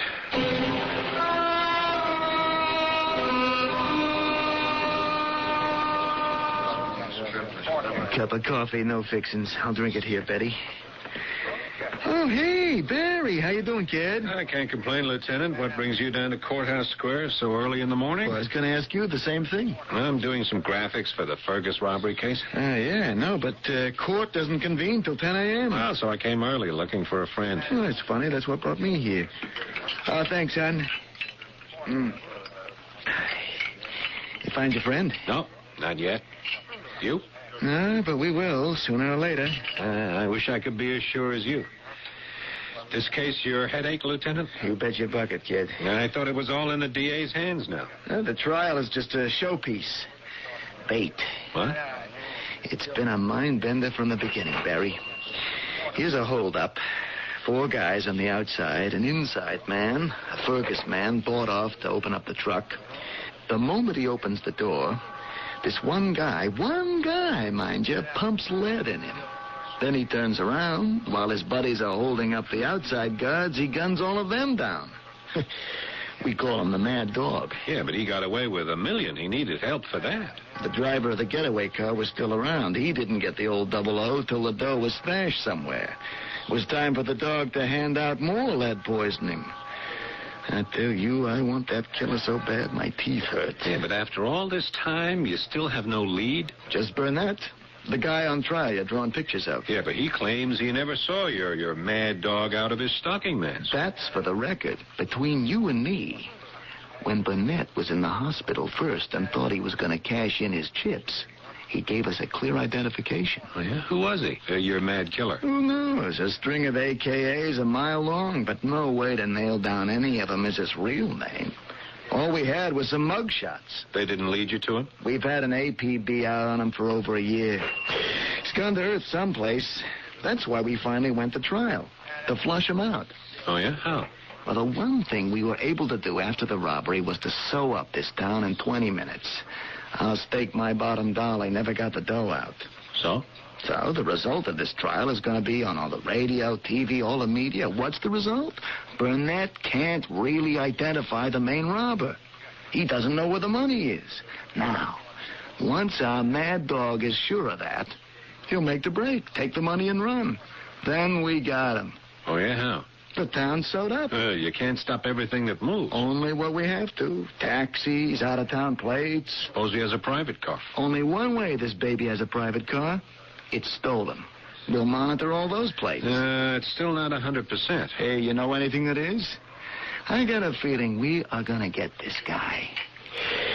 Well, give my regards to that sweet missus of yours. I'll do that, Lieutenant. Happy hunting.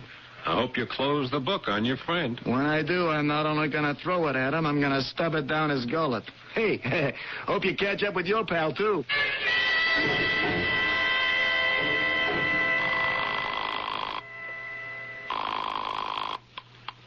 Hello? Hi, hon. You still home? Oh, I was just about to leave. Any luck? No. I hang around here for a couple of hours. I don't know if you'll ever show again. Oh, Barry, I don't know what to say. Me neither. Oh, I had a cup of coffee at the local joint on the square with Sid Sloan. Who? Oh, you remember? The lieutenant of police you think is such a swell guy? Oh, of course, him. Don't you? Yeah, sure. I'm just jealous today. You know, he's looking for someone, too. Only he's got a whole police force to pin him down, and how am I going to pin my guy down when there's just me? Oh, honey, what can I say? Yeah. Hey, Meg, he just went by. Outside, the beard. Now, you hold the fort. I'll get back to you after I talk to him.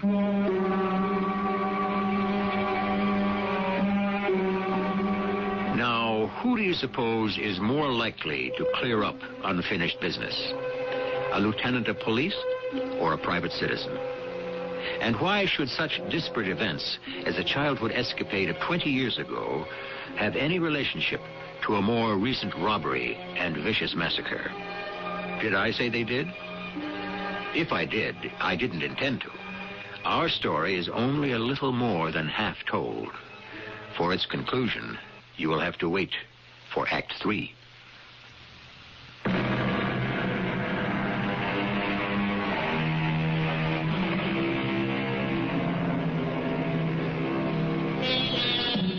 Except by chance, how does a man reach across the tangle of the years to solve a mystery buried 2 decades ago? And even supposing that a solution was there, how can a man be faulted for being human enough to miss the opportunity?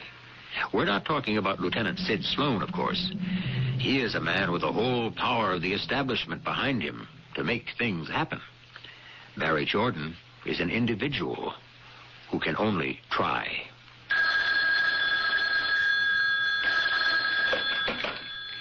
Yes? Meg? Oh, you just caught me. I was going out the door. Did you see him, darling? No. By the time I got out of the phone booth and down into the square, I missed him. Oh, I'm sorry. You know, Meg, it's so tantalizing. I mean, so near and yet so far. But I got a hunch. My boy lives around here somewhere. Otherwise, he wouldn't keep turning up. So, don't count on me for dinner tonight, okay? Why? Well, after the trial is over this afternoon, I'm going to go prowling. I'm going to see if I can dig him up. Barry, that's crazy. You're not a policeman. You don't even know where to start. Why don't you...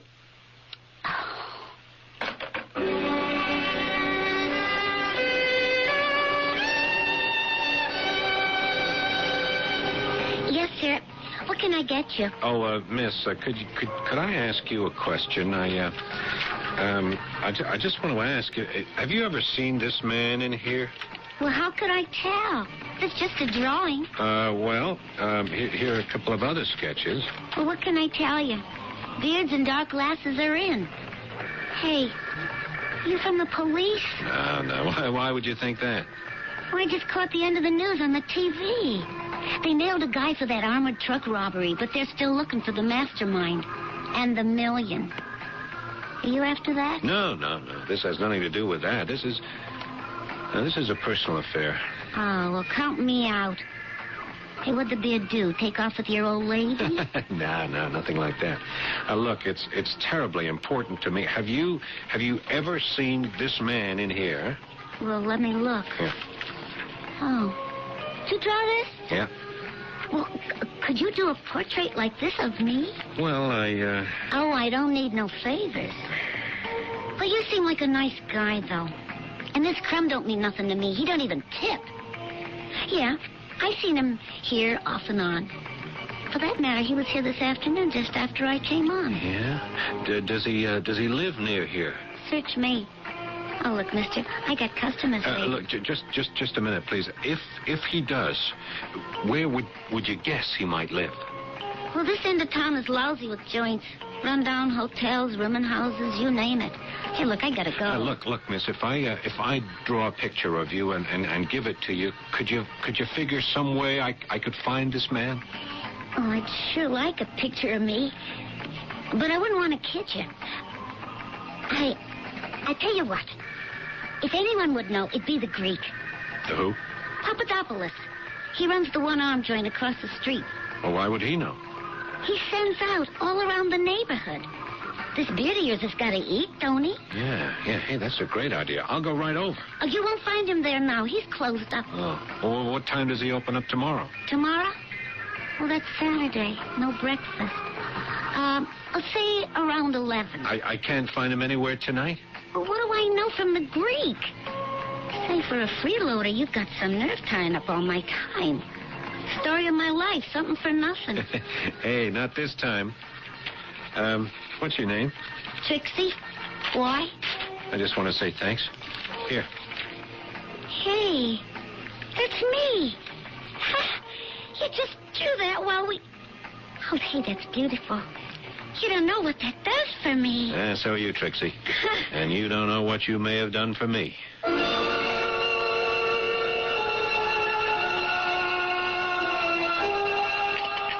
More coffee, Barry? No, thanks, Meg.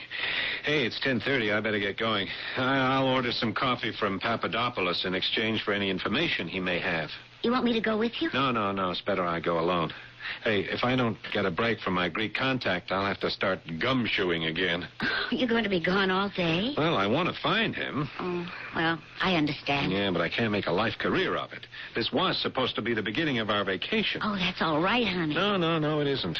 Well, my job is over now that the trial's finished. Hey, look, Meg, no matter what happens today, we leave this afternoon for New Hampshire. Know him? Of course I do. His name is Mr. Johnson. You wouldn't happen to know where he lives? What are you?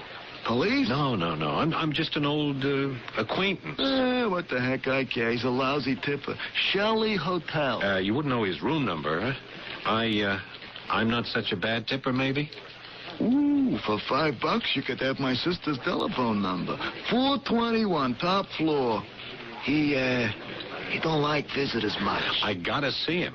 So, one hand washes the other. I got a ham and cheese for him to go. You want to deliver it for me? Sure. Hey, I'll even pay for it. What I call a gentleman. In case you should get generous, you can keep the tip.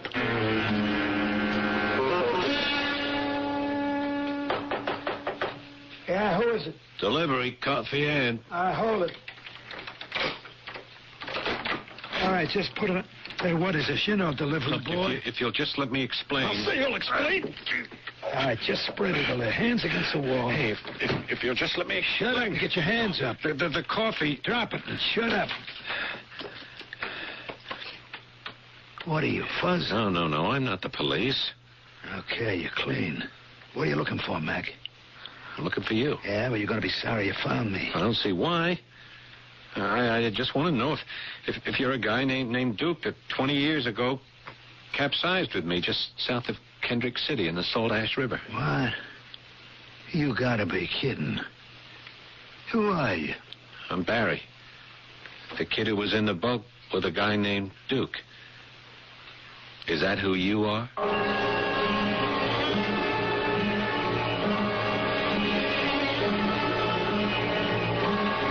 You got it all pat, everything that happened. I was there. What's your angle? Nothing. Now I know you're alive. I don't have to feel any guilt about you anymore, so we can say goodbye. Not so fast. You don't think I'm going to let you walk out of here? Why not? Because I seen you at the trial. What trial? Come on, the one that closed up yesterday. I should have known you cops had a gimmick going. How'd you make me? I don't know what you're talking about. The Fergus trial. You want to say that you weren't there? No, of course I was there. What for? I'm an artist. I was there to draw some pictures for TV because cameras are not allowed in the courtroom. That's all? That's all. Now, may I leave? No way. No, well, I don't see how you can stop me. Try this out for size. And I'll use it if I have to. Now, let's talk a little turkey.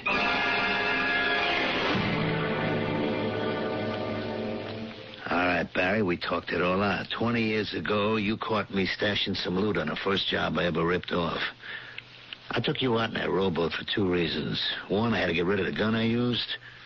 Second, I wanted to also get rid of you, just in case you seen anything you shouldn't. You know, it's funny, everything you say about the past makes me feel better. Well, it shouldn't. I'd just as soon wipe you this minute, except it don't suit my plans. Look, I've tried to explain you can't get out of it. You might as well give up. With what's in them 2 suitcases by the door? Nearly 2 years it's been sitting in dead storage. After the robbery, that stupor was wheeling for us. Come back here with me. We broke open the steel files. Then we stacked the money in a suitcase, and next morning we took him to dead storage. And after that, you drove to the junkyard and you killed him. That's right. Dead men tell no tales. Like me? Now, look. It's 4 hours until I leave for my plane. You want to figure out what else I can do with you?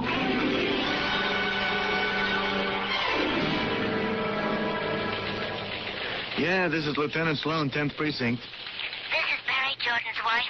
Meg, hey, good to talk to you. How are you? Lieutenant, Sid, I'm scared. What's the matter? It's Barry. We were supposed to catch a plane over an hour ago, but Barry's disappeared. He's run out on you? No, nothing like that.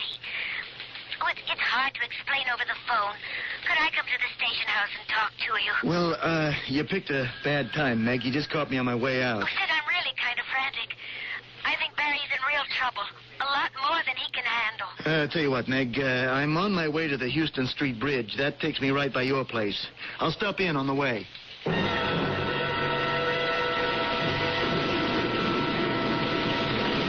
It's raining like crazy out there.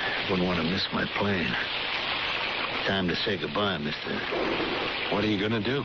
Gonna wait for the next L to go by. When there's enough noise to cover the shot, I'm gonna take you out. You can't get away with it. Oh, I'll take that chance. Look, you'd be better off with my help. What good could you do me? I've been trying to tell you. Now, look, Lieutenant Sloan has every escape route covered. You can't break out. Right out. You don't know me from Adam. No, that's where you're wrong. Your buddy, Burnett, put the finger on you. What are you talking about? He ratted on you. Don't give me that. You were at the trial. You know he clammed up. That was a cover-up to flush you into the open. I told you, my friend, Lieutenant Sloan, has every escape route tied up. There's only one way you can get out of this city. Yeah, how? It's in my car, with me to vouch for you, to get you on your plane. Who needs your help? I mean, you're a jinx. I should have taken care of you 20 years ago when you first stuck your nose in my business.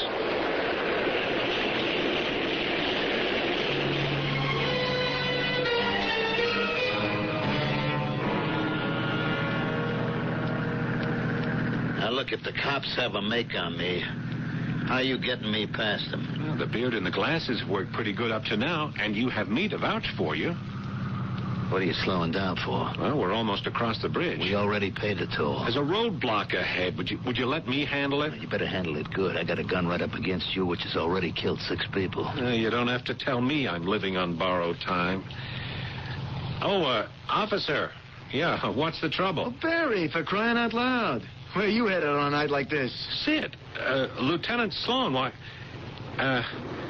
you remember that friend I was looking for yesterday? Yeah? Well, out of the blue, I just bumped into him today. I'm just driving him out to the airport. What's going on here? We're just running a check on some drug peddling. Say, any friend of yours is a friend of mine. I'd like to shake his hand. I'm Lieutenant Sid Sloan. Put her there, friend. Yeah, sure, Lieutenant. Nice to meet you. You won't be thinking that long, brother. Let go. Sergeant, get his other arm. Let go. You're not on your life, which from here on in isn't worth a thin dime.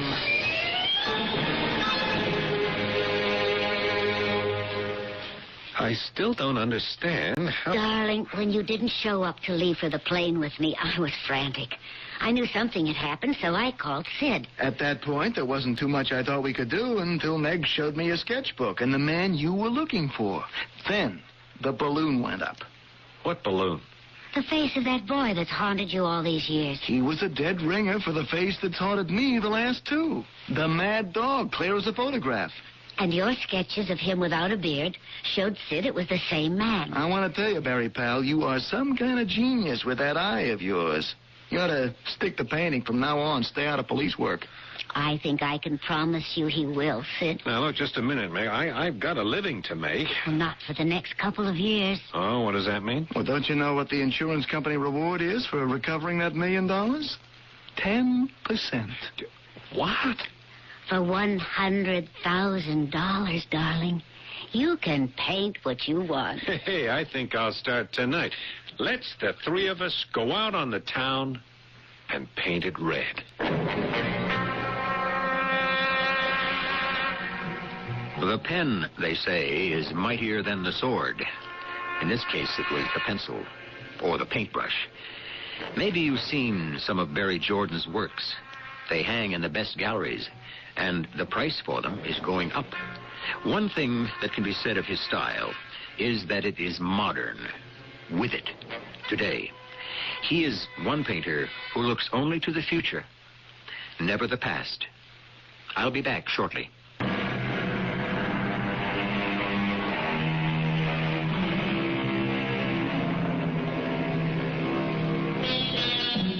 Not all of us can be as lucky as Barry Jordan. There are dark pockets in all our pasts, but perhaps there's a lesson to be learned. Sooner or later, a man like Duke or Mad Dog would have been brought to justice. It was sheer luck that Barry was the agency, and even greater luck that by raising the dead, he didn't lose his own life. It was Longfellow who said, "Let the dead past bury its dead." For all of us, the present and the future is where we should direct our eyes. Our cast included Paul Hecht, E.V. Juster, Mandel Kramer, and Russell Horton. The entire production was under the direction of Hyman Brown. This is E.G. Marshall inviting you to return to our Mystery Theater for another adventure in the macabre.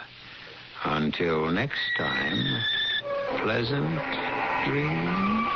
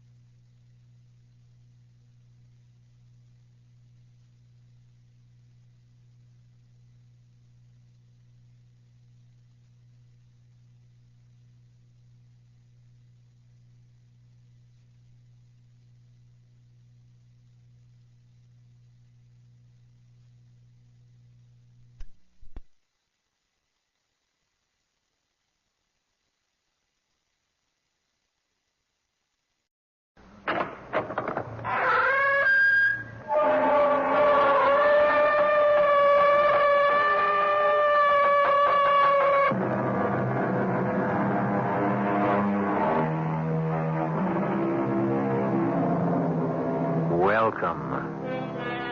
Come in. I'm E.G. Marshall.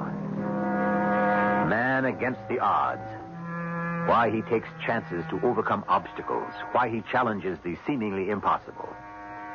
That is one of the most elusive puzzles we know, and barely understood. Today, we shall try to uncover the story of one man who dared death in order to live. Herr General, have you ever been to Königstein? I have never even visited the place, Captain. That is where you will be imprisoned. It's on a mountainside 750 feet above the Elbe River, and the fortress itself is 150 feet high. Are you telling me it is useless to try to escape? And live. I have an army of guards with orders to shoot to kill. My orders, Herr General. I take great pride that Königstein is the ultimate lock for which there is no key.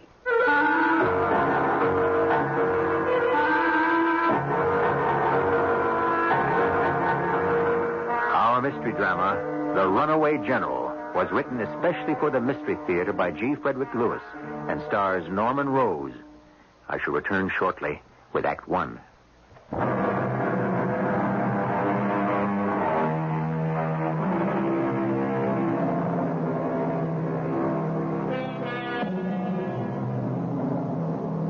I think the time has come for another of my WWHI stories, which is initially what I call my What Would Happen If stories.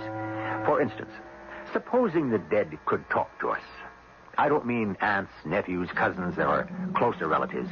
I mean the greats of the past. What light they could shed upon what shrouded corners of yesterday, huh? Fascinating. If they only could. Hang on by your fingernails if you can, because that's just what someone you'll be meeting shortly actually did. And live to tell the tale. Let me introduce you to a man who knew him, Charles. Henri Giraud and I are closer now than we ever were in France. It's because of circumstances, you might say. We are both dead now.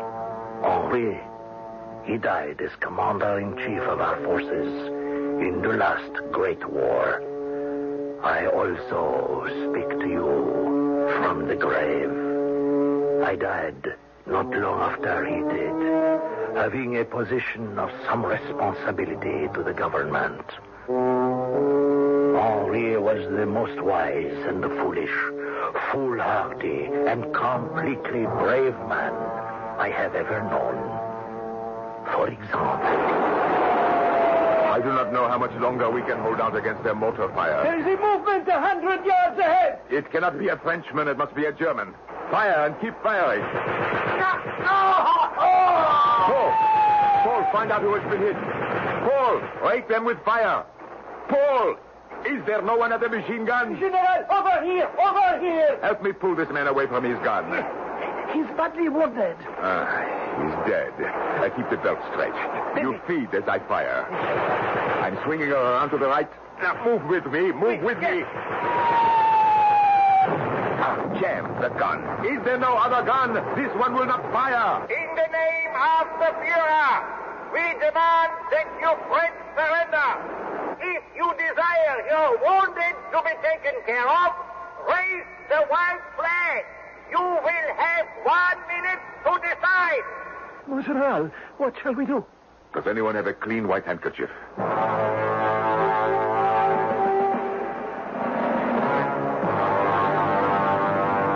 I cannot believe my eyes. You had better believe them.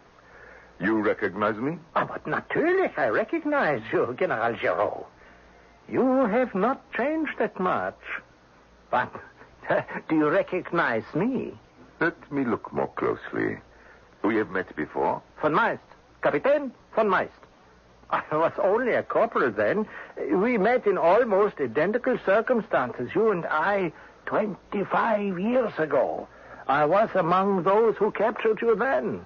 Irony pursues me, Herr Commandant. Another war between France and Germany. Always we are at one another's throats. And again, you are my prisoner. What were you doing in that machine gun nest? The commander-in-chief of the French army. Reconnaissance. Well, nothing can be done, General Giraud. Germany cannot be turned back. If you are a betting man, Captain, do not bet on that.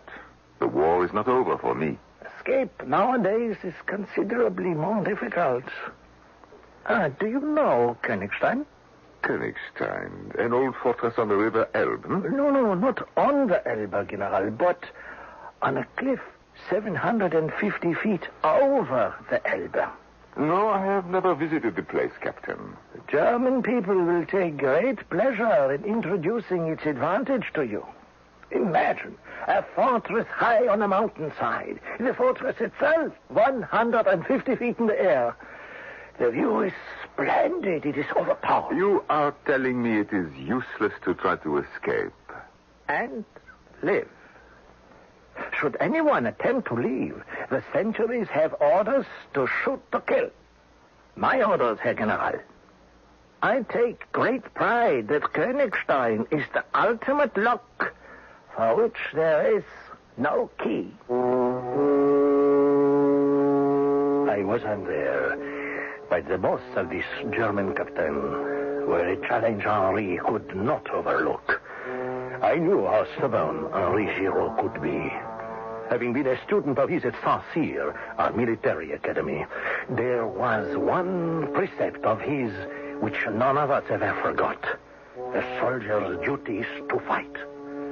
If he is captured, it is dishonorable to sit out the war in an enemy camp. Georges Martin. Georges, put your ear to the radiator, and you can hear me. Giro? Yes.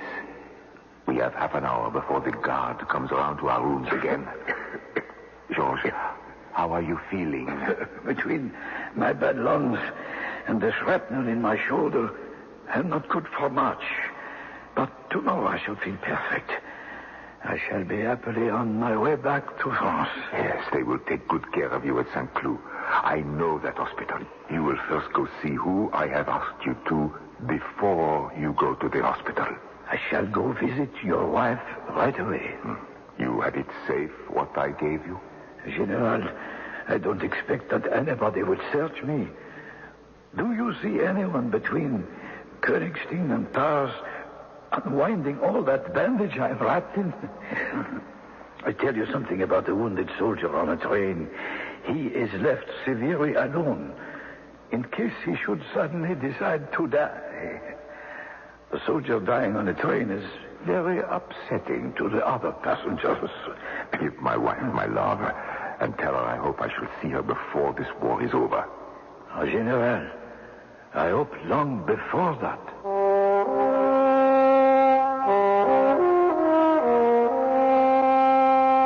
Lieutenant Martin, please, if you will, the first-hand news.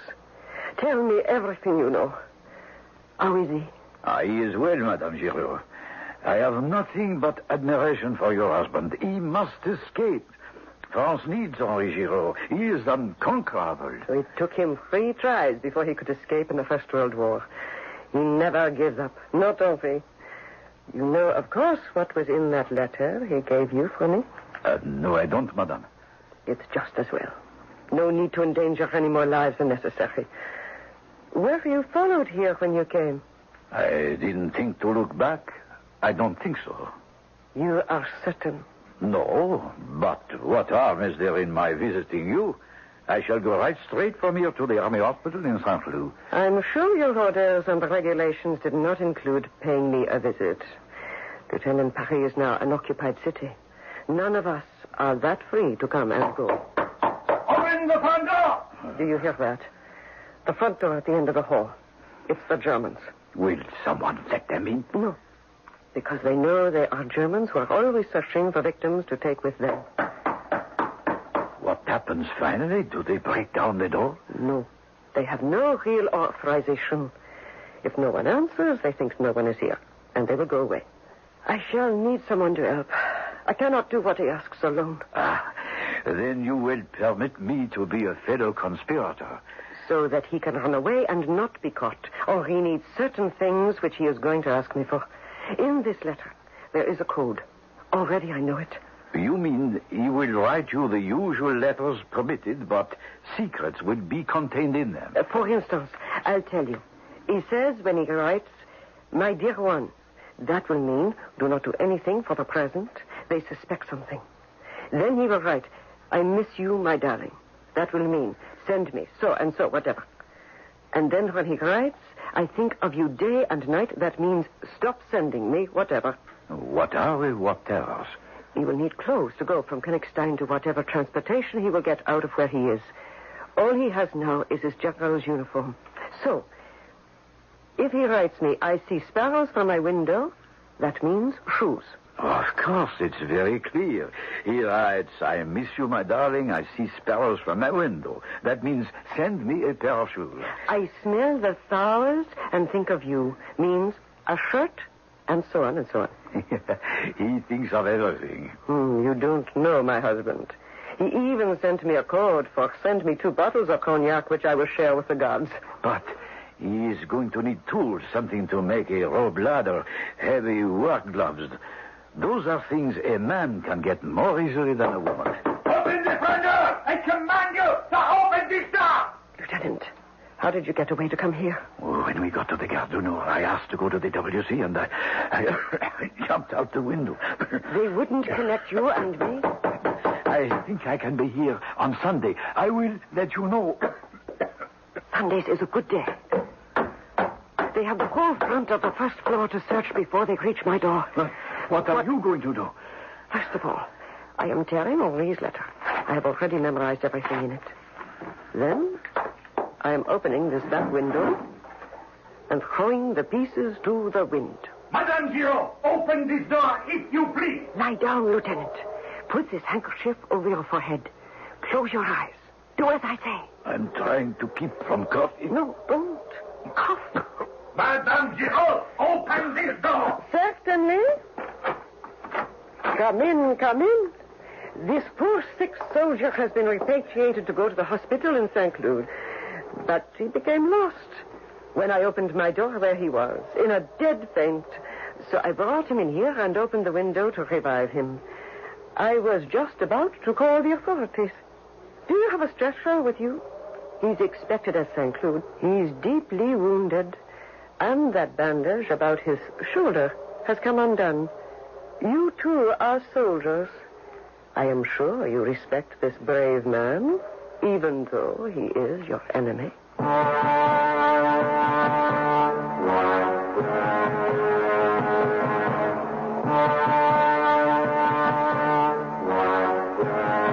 Those were the days when everyone had to use every possible means to survive.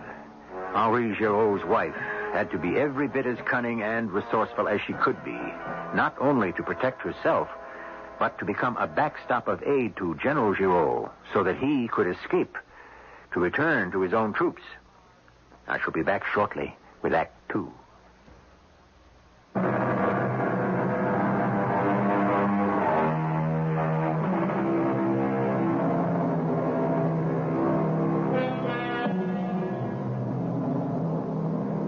We are investigating the account of the only man to escape from 2 prison camps in 2 wars. He was not a magician or a lunatic, although to be so successful, one would have to be a little bit of both. The escape artist was Henri Giraud, the commander-in-chief of the French army. His exploits are being detailed by his former student. Charles, please. I was an average student. Giraud was a brilliant teacher at Saint-Cyr, a military tactician of the first rank. And yet he dared danger and death like no man I have ever known before. In the fortress of Königstein, he remained, planning his liberation. At the other end of the lifeline in Paris, his wife and the wounded Georges Martin worked and waited. Lieutenant, I think to meet him in church during the 9 o'clock Mass is a very good idea. We kneel and bow our heads and not look at one another. That way we can exchange news, and anyone who happens to look this way will think we're praying. You have had another letter from the General? I've had 2 since last I saw you. And there are 2 things I must ask you about. Are there rats up on that tower where my husband is kept? Rats? That's what Henri writes. Here, let me show you. He writes, I must be careful with the food. As there are rats which nibble at everything, especially one large rat who looks at me always with one eye. And so he explains I should send all the biscuits in the future in small tin boxes. Rats. I have an idea what he means. There are no cells. We were not even locked up at night. And there are no rats, not one. Then why would he have written this? To tell us he is being watched. The rat with one eye that keeps looking at your husband is von Meist, the captain in charge of Königstein. We call him the rat. He looks like a rat. And the one eye is his monocle. It is the way he squints at you. All right. But the small tin boxes, what do you make of that? When your husband makes a break for it, he would have to carry enough provisions to last him who knows how long. And the only way to keep and carry it is in small tin boxes. You said there was something else. There is. But it's not going to be as easy to send him as a small tin box. What is it? Copper wire. 175 feet of it? Mon Dieu. How did you know? Oui. If it is copper wire he asked you for, alone it would not be strong enough to support his weight for 150 feet. He would have to wind or weave it around something else, threads or cords. You said 175 feet. From the top of the tower is 150 feet. He is allowing an extra 25 feet to wind it stronger. Henri is almost 62 years old. At his age, to climb down all that distance without being seen, without being shot at. The Lord protect him.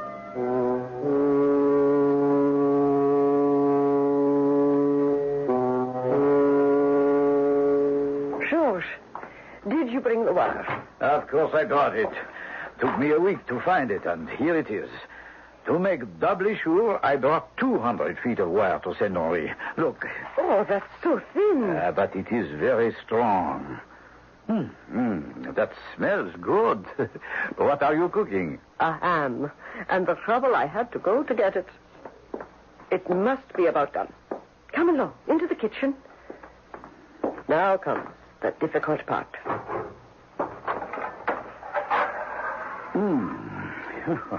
What a heavenly smell. Doesn't it look beautiful?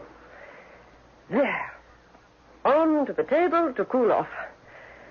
Now, the problem is, George, how do we put your 200 feet of copper wire inside the ham so no one will see it? There is only one way. Remove the bone. I'll do it. I'll take out the bone, and you start to wind your wire to the shape of the bone, and we'll place it into the hole where the ham bone was. Who else but you would have known a ham is so heavy by itself that whatever is placed inside it would go unnoticed. When it is cool, you hold it, and I will cut out the bone. I hope the Germans will respect the integrity of a food package to a prisoner, and not cut off some slices before it reaches my husband. It was at this point that I personally became involved with the escape from Königstein. Giraud had been imprisoned a year, had tried 3 times to run away, and 3 times had been retaken before he could get out of Germany. I'd been at the front, returning to Paris for a week's leave, when Madame Giraud came to see me. Charles, I am not giving up hope.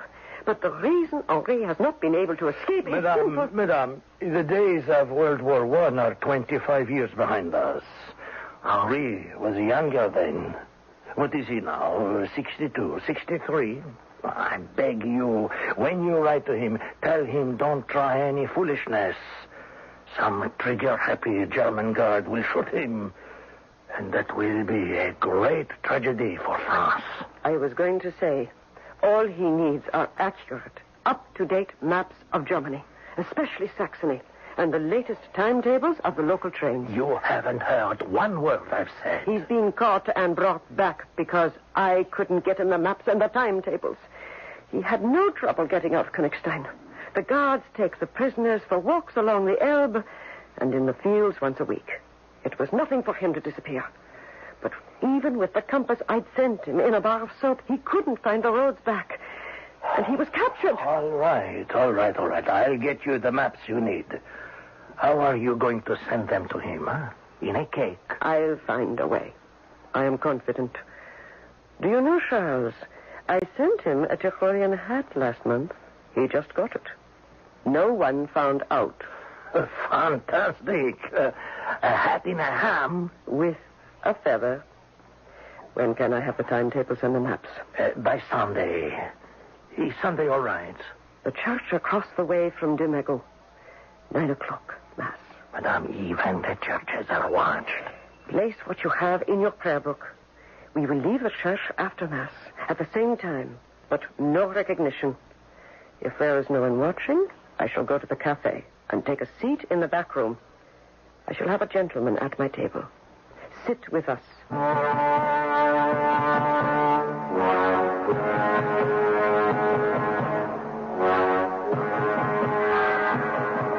Madame, monsieur, may I join you? Charles, This is Georges. How do you do? Yes, you were in church this morning, madame? As always. Yes, well, I sat in back of you. You left your prayer book behind you. Oh, thank you. That was careless of me. The waiter is watching us very... 3 glasses, please, huh? Now, you see, he's gone. Charles, the maps and the timetables are inside this prayer book. As you asked. Georges, take it to Henri. Georges has escaped from the hospital at St. Cloud. He is going back to Königstein to help Henri get out. Look out! There's trouble! Goodbye, friends. Or I shoot! Georges got away from the cafe holding onto a prayer book under his arm. At one point, a shot. I saw Georges stagger a bit, then run on and turn a corner. Why he was suspected and of what, I don't know. A man who willingly returns to Germany to help a friend deserves every known medal of honor. I prayed he would reach Henri Giraud safely. General. Oh, Georges. What are you doing springing out at me from behind a tree? What are you doing in Königstein? I came to help. I was going crazy at the hospital. You were safely out of Königstein and you came back? It is nothing I had to. It has been over a year. Are your wounds healed? Almost. My lungs are better. A guard will be along shortly. They let us wander this field for an hour, then they come and round us up and count noses. Temptation to escape once a week. We must talk. You are in the same place in the tower? The same. I can find my way in. It's sold all week to me. Tomorrow night, the chimney sweeps from the village start their annual cleaning of the chimneys and fireplaces. I remember. They are here for 3 days. Put soot on your hands and face, and at 8 o'clock stand with them at the gate. If you talk to no one, they will think you are one of them. Now, once inside... I know the way. Here, Henri. Hide this under your shirt. Inside this prayer book, something for me, yes? Keep it well hidden. There's a bullet hole in it. And a bullet. That book saved my life. I pray it saves yours. Tomorrow night, then.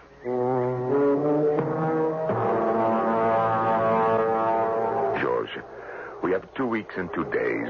The moon will be new and at its smallest. 2 weeks. How shall I spend them? I need a complete change of clothing. I have that already.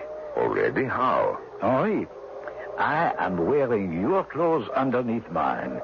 In a package I have hidden in the woods are your shoes and shirt and socks. Your wife gave them to me for you.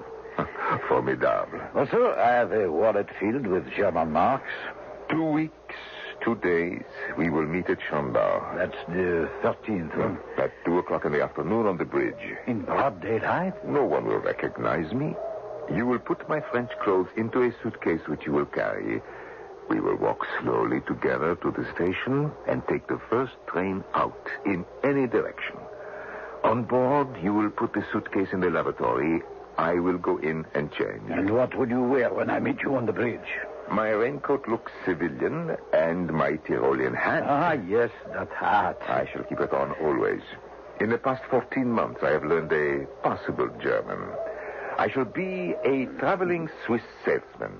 I have to keep moving until they believe I have crossed the border. You know, I had better go now and join my fellow chimney sweeps. On the 13th, I will see you on the bridge at Chandau. Or you may find me somewhat changed. I'm going to shave off my mustache. À bientôt, mon général. Au revoir.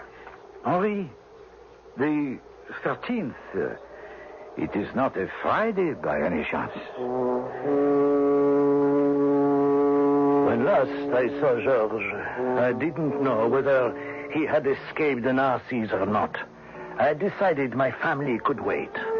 I got duplicate maps and timetables, commandeered a car, and was in Chandau in 16 hours. I searched the town for Lieutenant Georges Martin and found him. We made our plans. He would be the outside man and I, the inside man. We proposed it to Giraud, and he agreed. Königstein was not hard to enter at night. Just wait and scoot past the sanctuary. Getting out might be a problem. The night of the new moon, Henri and I went over the escape plan for the last time. Now we look over the edge of the parapet. Once the sentry has passed below us, we have 10 minutes before the next one. Behind this pile of wood is my rope. Tie it around me now, and when I say so, let me down.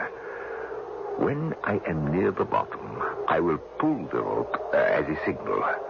Hold it out from you so I kick out and clear the moat. All right. It is time. There goes the sentry. No more rehearsals. Now, we do it.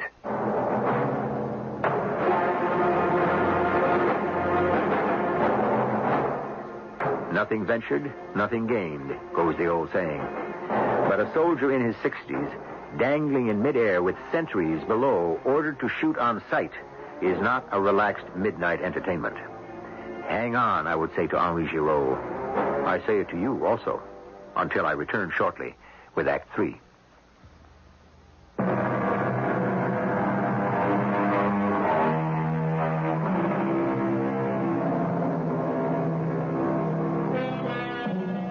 Radio, as you may know, is an unexcelled means of communicating across miles, even light years.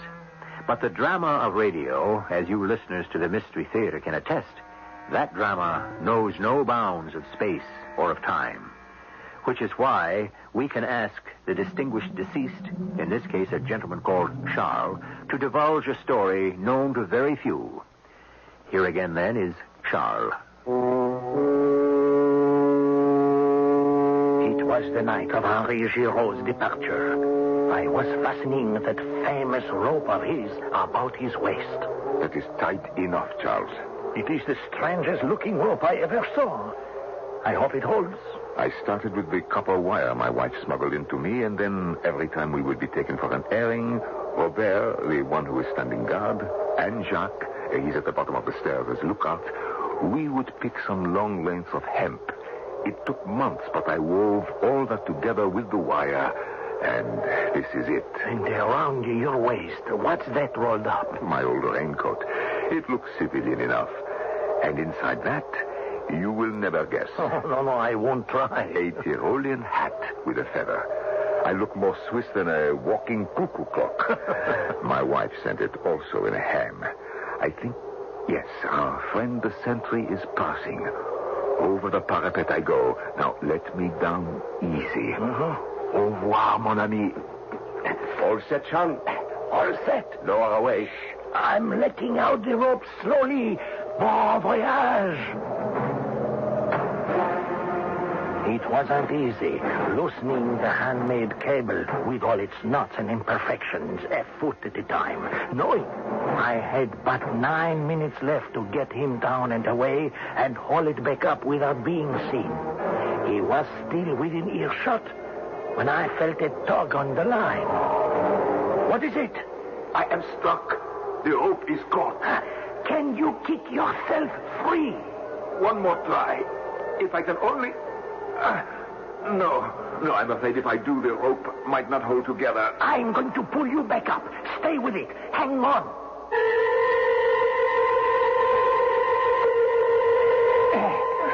There you are.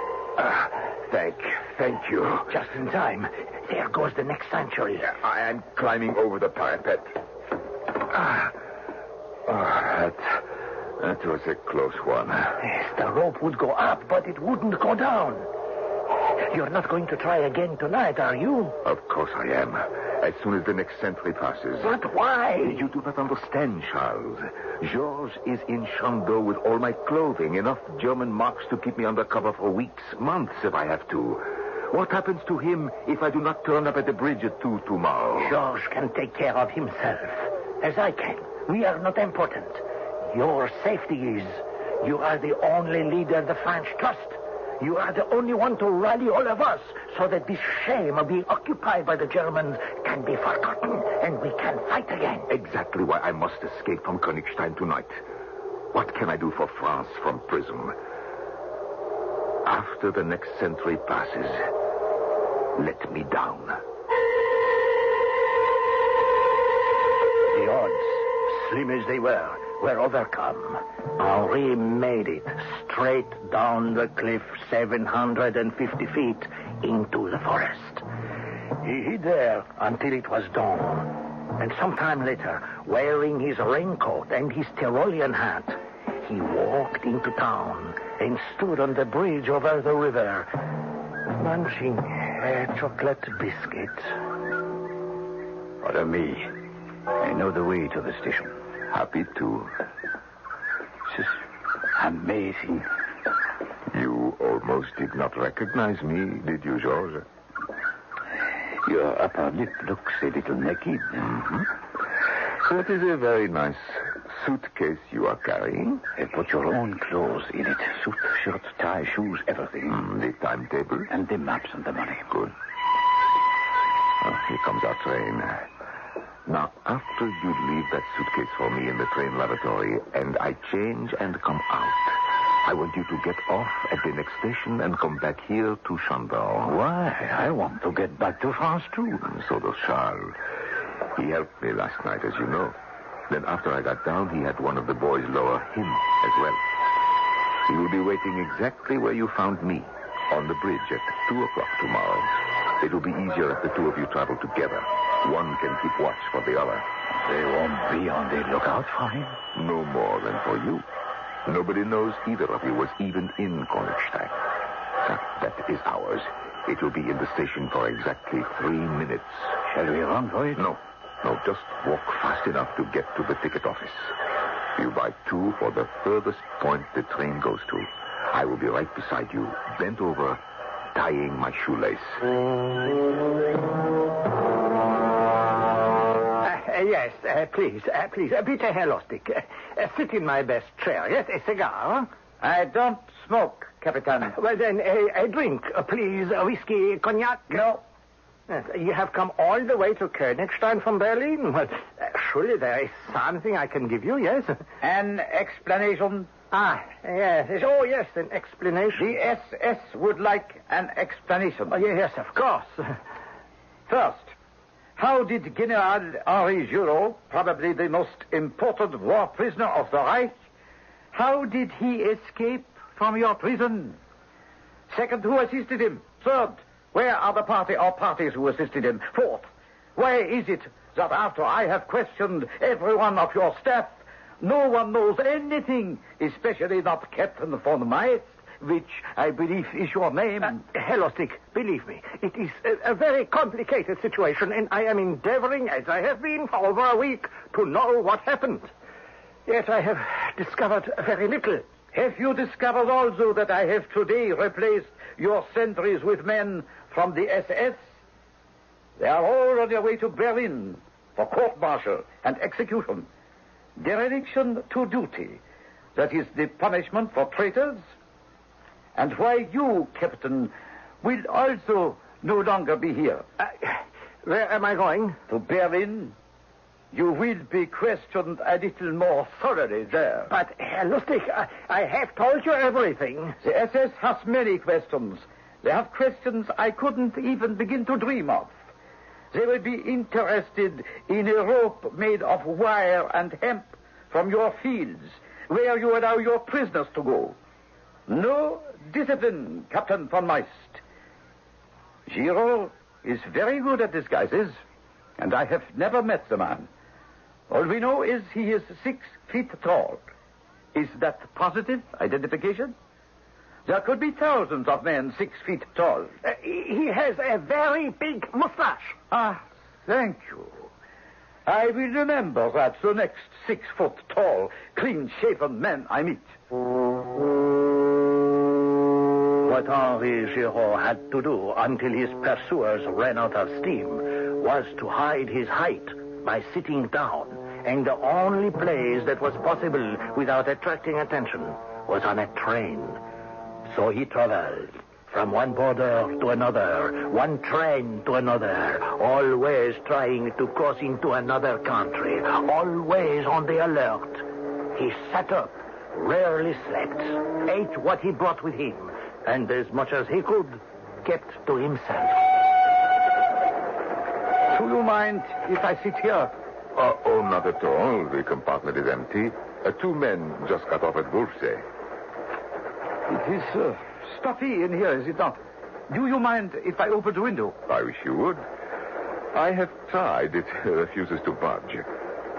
When you do as much traveling as I do, you have to put up with a great deal. Oh, you travel a lot, you said? Oh, yes. I am a salesman for Beaufort and Company, a Swiss firm. Commerce must go on, war or no war. And what do you sell? Cuckoo clocks, thermometers. Would you care to see some samples? No, thank you. Of course you would not. I am sometimes ashamed to say what I do. But I have done my share. Africa Corps.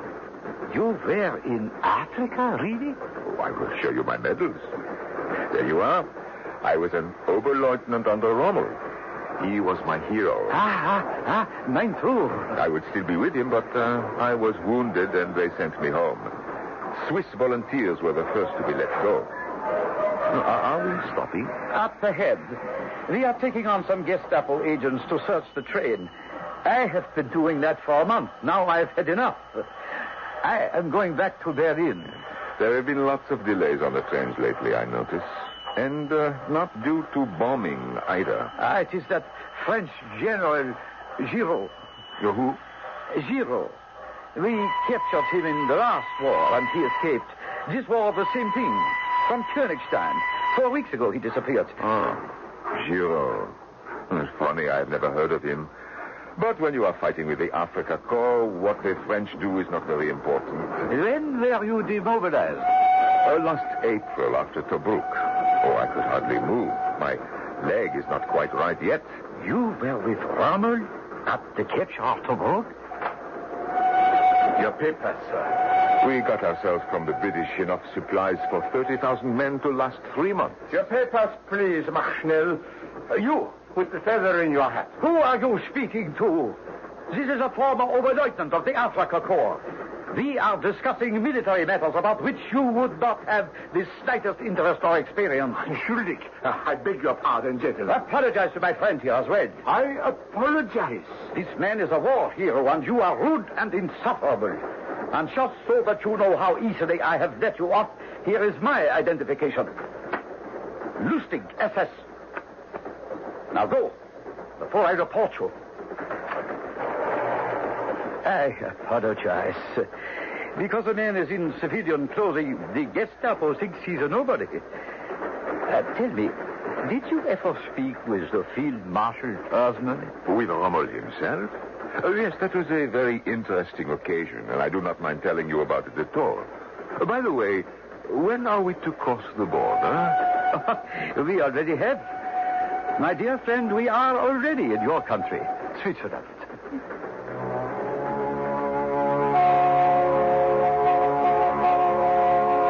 The escape of Henri Giraud, as we have dramatized it, and as told by a character named Charles, was none other than Charles de Gaulle. He studied military strategy with Giraud and knew him well. Sometimes they were great friends, sometimes not. The great may not always agree, but they are always great, and France the better for it, that they lived. I shall return shortly.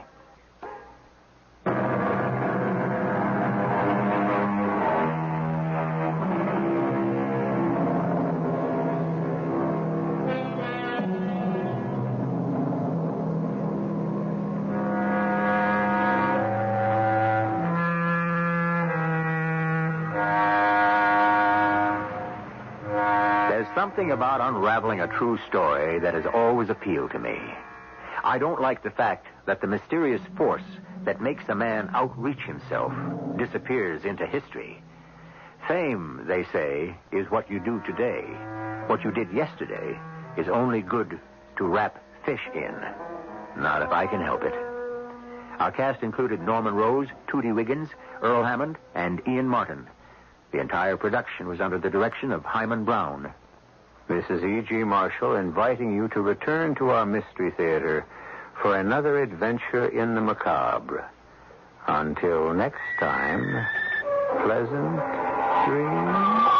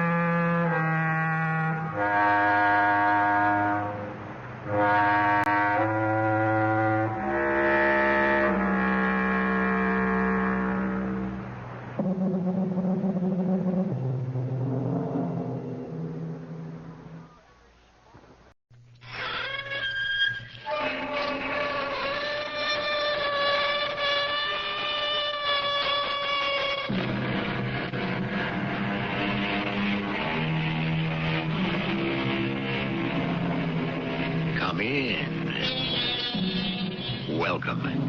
I'm E.G. Marshall. Follow with me as we adventure into the far side of darkness, whether it be an intangible dream or foresight into the future. The world of shadows is our domain.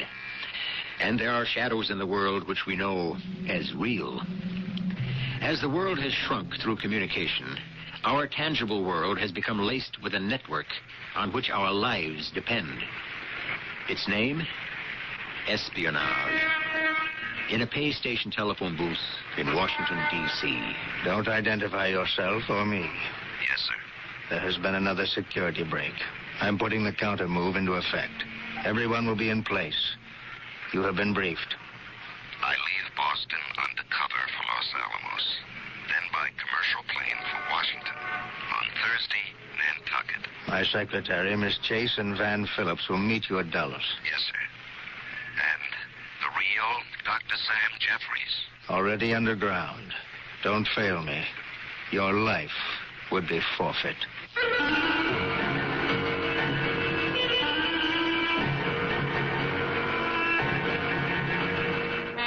Our mystery story, The Cat's Paw, was written especially for the Mystery Theater by Roy Windsor and stars Larry Haynes. I shall return shortly with Act One.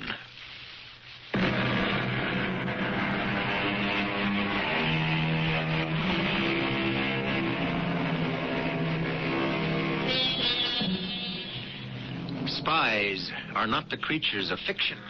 They are real. They exist because nations, to preserve peace, must be alert to others that want to destroy peace. The spy, in high positions and in lowly ones, ferrets out secrets which give advantages to his nation over another. They are mostly, but not entirely, military secrets. At Dulles International Airport in Washington, D.C., Alfreda Chase watches the runway with Van Phillips. Why a commercial flight, Alfreda? Don't know. Mr. Parker didn't explain. I'd expect him to fly in by Air Force. He's top security. He sure is. You ever see him before? No, Van. They've kept him squirreled away. We'll find out when he lands. The plane's late. What time have you got, Ben? 4:02.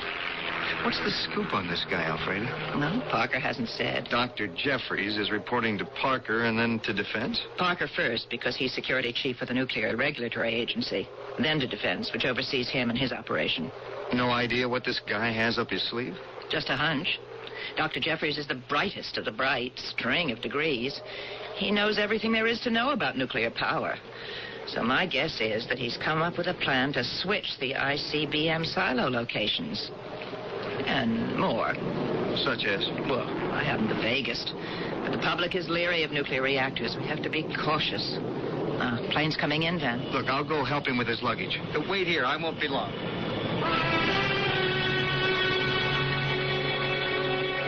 Dr. Jeffries? Yes, it's a pleasure. You're Miss Chase. I'm nervous, Miss Chase.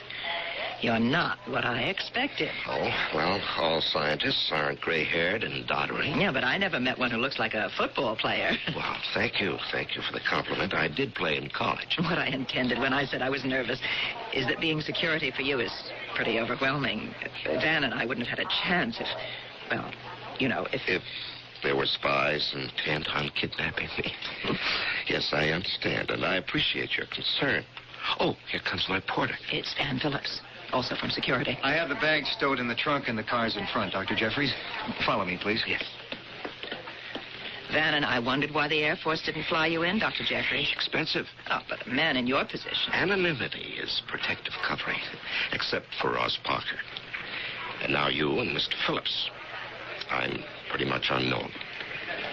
And that's as it should be. I've been buried for almost a year. But then why didn't Ross visit you in Los Alamos? Oh, I have some personal business to attend to in Boston. But you're exposing yourself to danger. You know that. Well, I'll have someone watching over me, and I won't be in Boston long. And then it's back to the desk. You're meeting with the Defense Department. I'm in Ross Parker's hands. I don't know what he has in mind. Do you? All I know is that Mr. Parker sent me and Van to meet you. We're armed. If anything suspicious happens on the ride to the agency, we're prepared to act. And, to die for your country? No. In self-defense.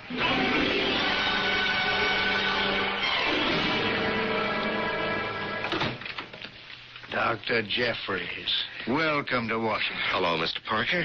Any complications, Miss Chase? No, sir. None. Good. Doctor, we slipped you into town unsuspected. Sit down, please. Do you need me, Mr. Parker? If you have the time, I wish you'd stay. Oh, of course. Thank you. Miss Chase is to be trusted, absolutely.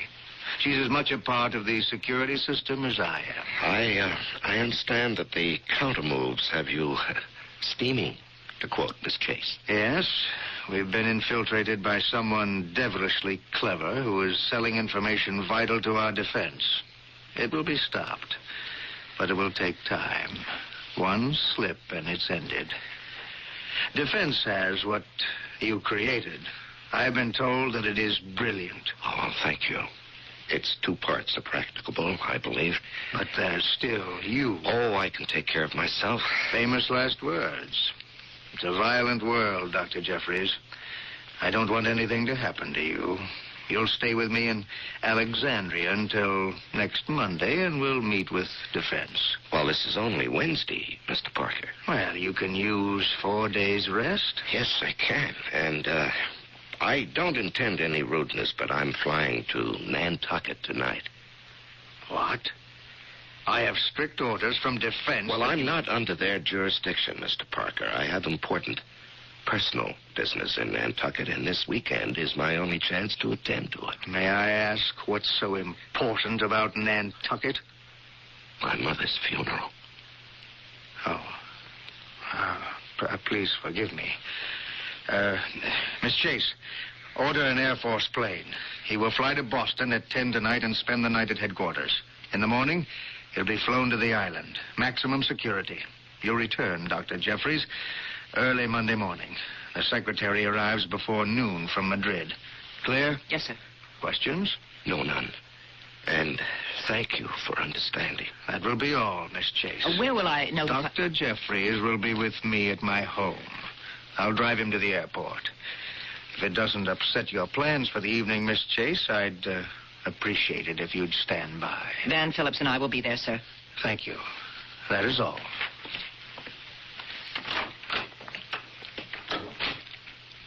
Well, how did I do as Dr. Jeffries? Well, you convinced me, Sam.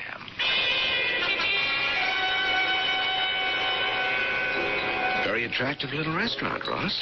It's out of the way, and the food is good. You know, Ross, when you come to think of it, this is a weird way to live. We can never relax. Neither can they. Alfredo was right. Our work is like a chess game. What about her? I don't know. I don't trust anyone. She was highly recommended to the department by her congressman, qualified easily, and is a crack shot. Your Miss Chase is distracting. You're Dr. Samuel Jeffries until this caper is ended. Is that clear? Yes, sir, boss. Now, ready to listen to business? Yep, ready. And I'll brief you quickly. Then we'll order dinner. First, you are comfortable with the impersonation? But you said I convinced you. You did. This genius you're impersonating, Dr. Jeffries, you've met him. He's serious, all business, no sense of humor, a machine. He's not even personable, from what I've heard. So far, your pretense has worked. Now, if nobody knows Jeffries... From what they know of him, from the serious papers he has written, our enemies could deduce his character. So play it straight. Yes, I understand. You know enough, but not too much, about our silo installations and our suspicions about the subtle sabotage of nuclear reactors. No matter what might happen in the next few days, I'd miss you. You could not be brainwashed of anything not already known to them.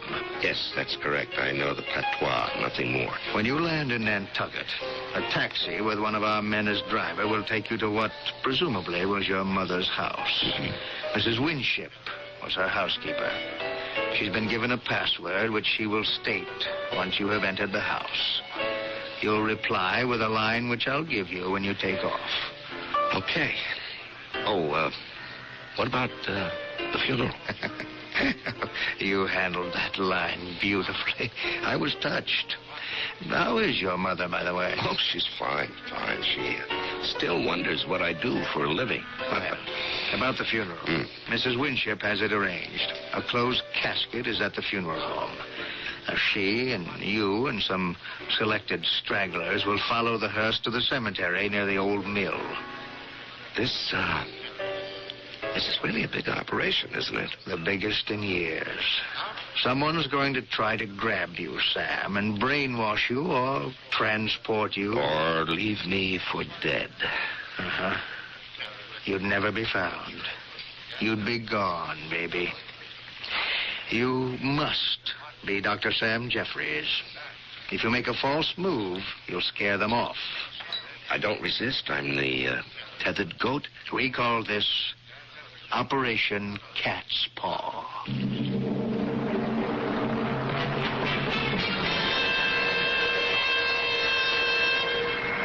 Well, this is more like it, Dr. Jeffries. He rates an Air Force fighter. Oh, that thing scares me. You'll be in Boston in an hour. I'm sorry about your mother. Yeah, that's too bad. Yes, the funeral is tomorrow. Is Nantucket your home? No. It was hers. I lived and worked in the Cambridge area. Both of us were off island. His mother moved to Sconset many years ago. Loved it, as I still do. All set, Dr. Jeffries. Yes, well, goodbye, Miss Chase. Mr. Phillips, I'll see you next Monday. Will he, Elfrida? See us next Monday? Here comes Parker. Well, that's a relief. Thank you both for standing by. Mr. Parker, are we certain that he is Dr. Jeffries? Of course. If he isn't, what's the point of the charade? A cover for the real Dr. Jeffries, who might have been captured and taken out of the country. I think we should follow him to Nantucket to see if he's taken off the island. Wise precaution, Miss Chase. You and Van leave in the morning. I'll follow if I can.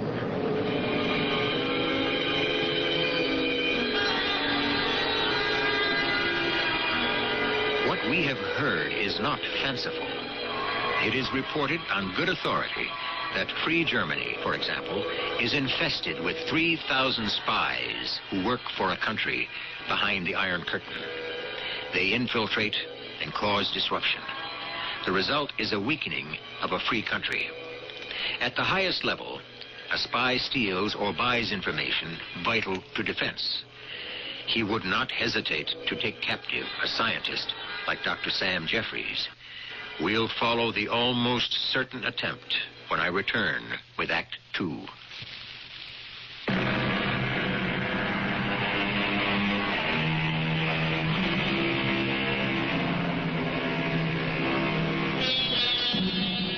What is it that leads a person to become a spy? Money?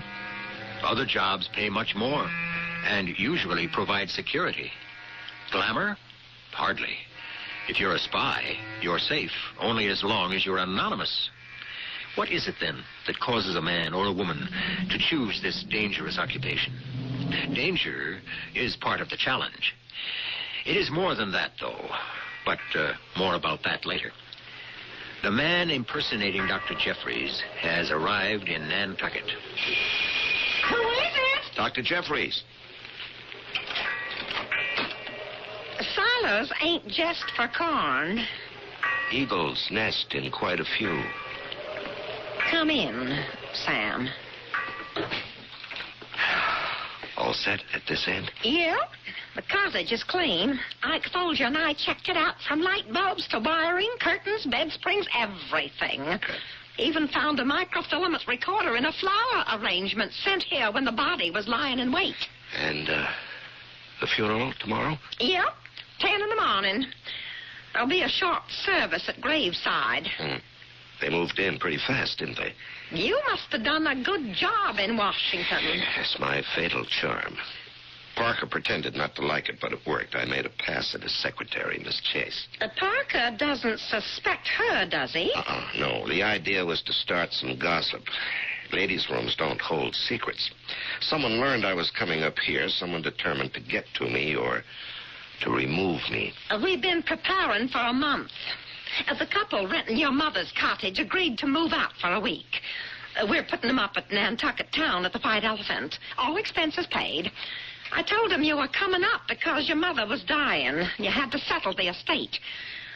She didn't object. My mother? She was delighted to be part of the counter-espionage. Even told us what flowers to order for her funeral.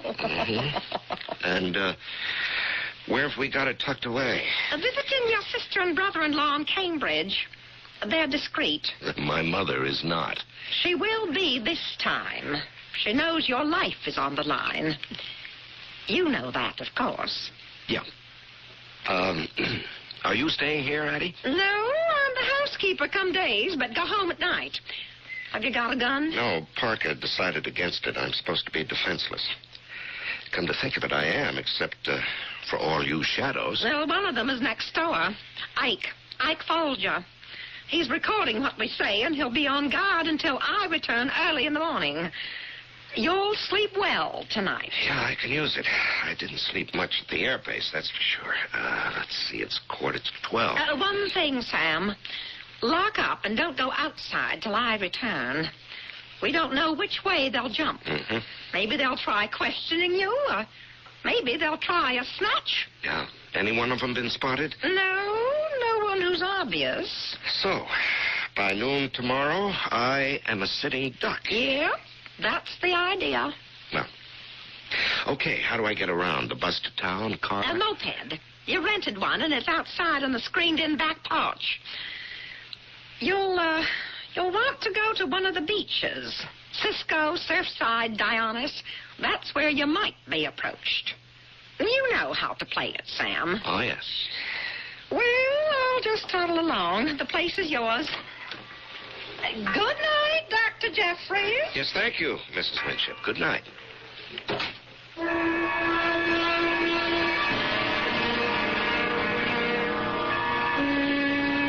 Now, that wasn't so bad, was it, Sam? Oh, his funeral skull? Probably not. Mm-hmm. That was quite a cast you assembled, Addie. Well, the minister was real.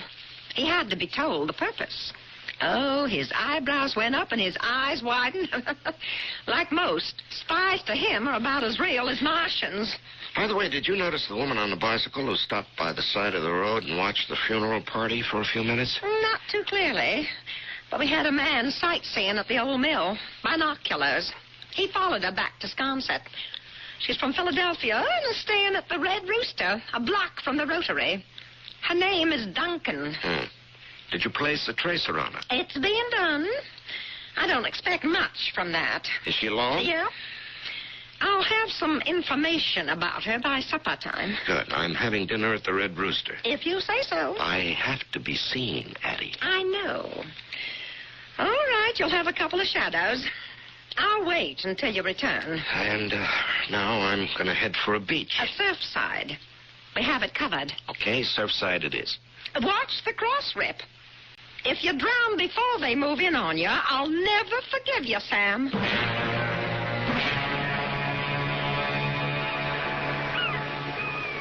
Hello there. If you don't mind. Pardon me? Sorry. Bad habit of mine. You just go back to your book. I can't resist smiling at a beautiful woman. Well, I didn't expect you to look like a halfback. Do you mind if I sit down? You have. What did you mean you didn't expect me to look like this? Do you know me? I don't know you. You're Dr. Samuel Jeffries, a very distinguished expert in all kinds of nuclear things. And how would you know that? Is it true? Well, yes, I am Sam Jeffries. I thought my whereabouts were unknown except to a very few persons. Have you seen me before? I've never seen you, or I would certainly remember. Thank you. Your picture, just a headshot, was in the Intelligencer last week. Oh, well, that's news to me. And you? Edith Duncan. Mrs. Scott Duncan. I'm a widow. Oh. We've been coming to Nantucket for years. This time I came back alone. I won't again. The memories are too sharp. I'm leaving in a few days. Oh, so am I. I had to come back to settle my mother's affairs. She was buried this morning. Oh, I'm so sorry. Is Mrs. Jeffries? Oh, there is no Mrs. Jeffries. Oh, married to your research? Yes, I guess so. And now it's too late. You said you couldn't resist smiling at a beautiful woman. Well, that's one thing, but marriage has passed me by. I am much too old. Well, I've taken enough of your time. No. It isn't often I get to talk with a man of real distinction. Or, for that matter, a real man. Well, thank you. The article said you'd come up from Washington. Yes, true. I report back on Monday, and then I return to Alamos. Oh, what's it like to know so much about something that the public cannot understand? All that nuclear stuff, the ICBMs, placements, reactors. What's it like? It's just a job, that's all. Oh, but a very special job. Just what do you do, Dr. Jeffries? I'm afraid I'm not at liberty to say. Well, I wouldn't understand it anyway. But seriously, I've lots of time for reading, that our missile sites are no secret to the other superpower. Is that true? Probably. They're hard to conceal. So are theirs. Ah, then it's a stalemate. Not in this chess game. There are many more pieces. Well, aren't you in danger? Only from you, Mrs. Duncan. Will you have dinner with me tonight? Well, I don't see why not. You'd better call me Edith. And I'm Sam. I'm staying at the Red Rooster in Wisconsin. Good. My house is only a few blocks away. I'll meet you at 7:30. Shall I make the reservation? Oh, that would be perfect. Wait till they hear about this in Philadelphia. Oh, thank you, Sam.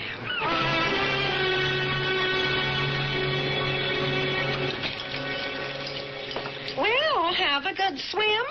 Just fine. Who is she? Walkie-talkie? Uh-huh. Ike reported that she found a spot on the beach close to yours and that you couldn't miss her. Bait? I think so. Bait. Sure. Her name is Edith Duncan. Beautiful? And smooth as cream. Mm-hmm. Deadly bright, too.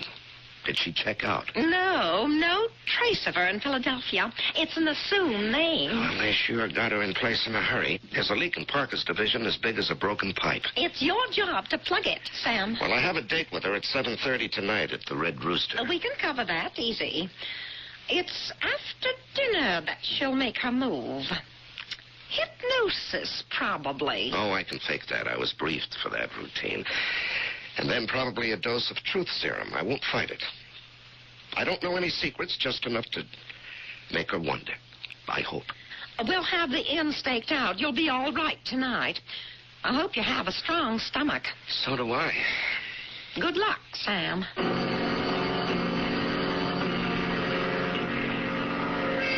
Freddie, it's me.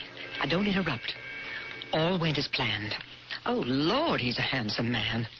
Having dinner here at 7:30. Now, I don't know what I'll learn. He's bright. He could be the real thing. I don't know. If he's an imposter, he's pretty good. After I manage the test and get him to his house, I'll drive into town and report. I'll get what he has. If it's nothing, I'll know what we have to do. I'm ringing off. I'll see you late tonight. Dr. Jeffries. Real? Phony. Parker accepted him. Then why did Parker send Alfreda and Van up here to check him out?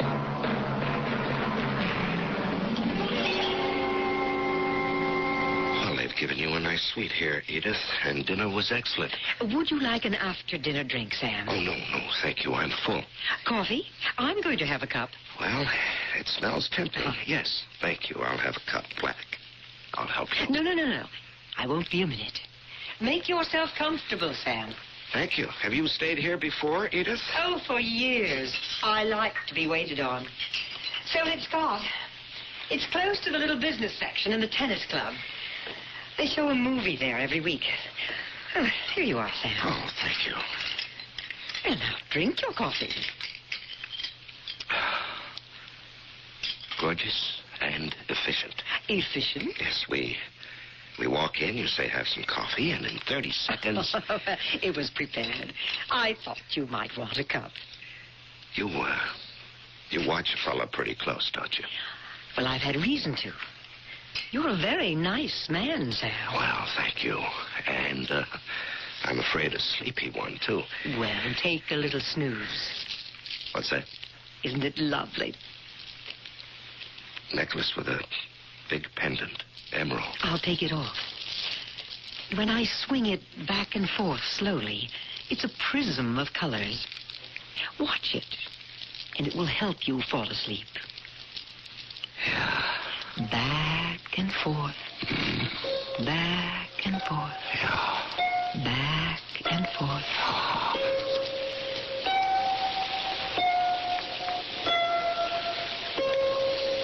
Are you Dr. Jeffries? Dr. Samuel Jeffries, the expert in nuclear research? Jeffries. Expert. Logistics. Silos. Sabotage. Where are the silos, Dr. Jeffries? The silos where they keep the intercontinental missiles. Silos. In Dakotas. Nevada. Where else, Dr. Jeffries? Dakotas. Nevada.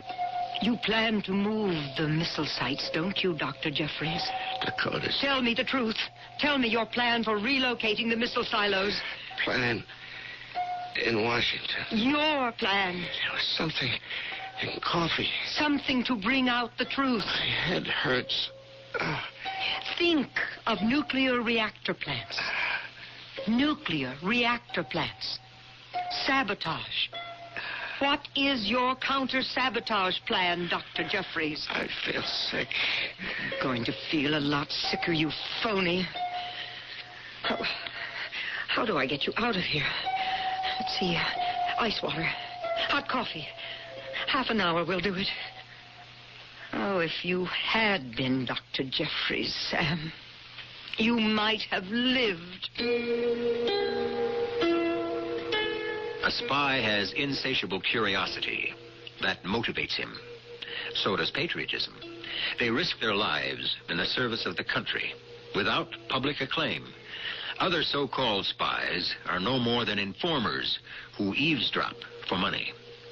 Dr. Sam Jeffries, if that is his real name, has placed himself in jeopardy to plug a security leak. We will find out what happens to the man, now condemned, when I return with Act 3.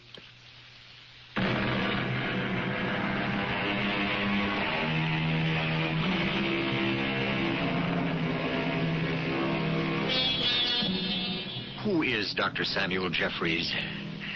We know that such a man is a scientist from Los Alamos. He is a man of great importance in our ongoing efforts to anticipate an attack and to defend against it. Is he being used as a cat's paw to help security root out the spies who have infiltrated that branch of our service?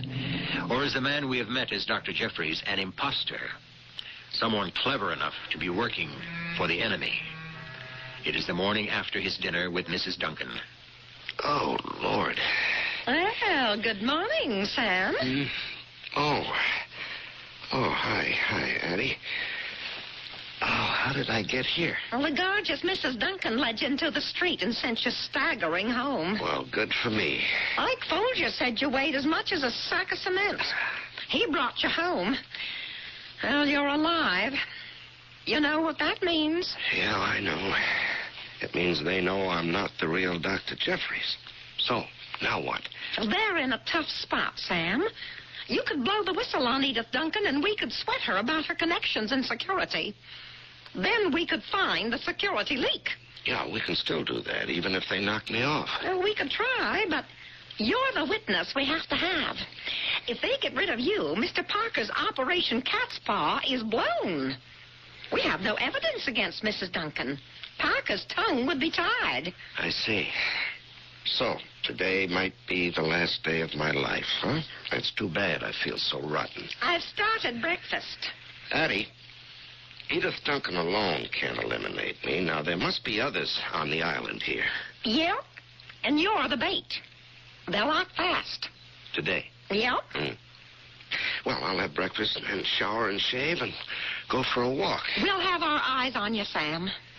Oh, by the by, who is Freddie? Well, I don't know why. Well, last night she talked to some Freddie, made arrangements to meet at Steamboat Wharf. No one showed up. Well, I'll ask her when I... Put on a robe. I'll get it. Yeah, I'll do that. And I'll brush my teeth. Good morning. Good morning. I'm Edith Duncan. I'd like to see Dr. Jeffries. Come in. He ain't feeling too good. Just getting up. Well, hello there, Edith. Oh, this is Winship, my housekeeper. How do you do? I'll just fix your breakfast, Dr. Jeffries. Well, you're even gorgeous in the morning. Oh, I worried about you all night long. Oh, I was all right. Let me apologize for overindulging. Was I offensive? Oh, not at all. Just sleepy. I helped you out and told you to take a few deep breaths. I'm relieved that you got home. Oh, I'll be fine. So, what are your plans for this beautiful day? Oh, nothing much. We're having a clam bake tonight at Cisco. Why? Oh, I thought we might sightsee, have lunch in Nantucket. Oh, that sounds fine. Oh, would you like to join us for an evening on the beach? Well, sure. If one more won't spoil the fun. Promise you won't. I won't. I don't like the morning after. So I'll walk over to the Red Rooster at, what's good, 10 or so? Fine. I'll be expecting you, Sam. Good. Well, goodbye. Oh, what a slick, venomous... Well? Well, the game is on, as Holmes said to Watson. Clam bake tonight at Cisco. Me and some of our other friends. Human? The, Assassination Squad. Come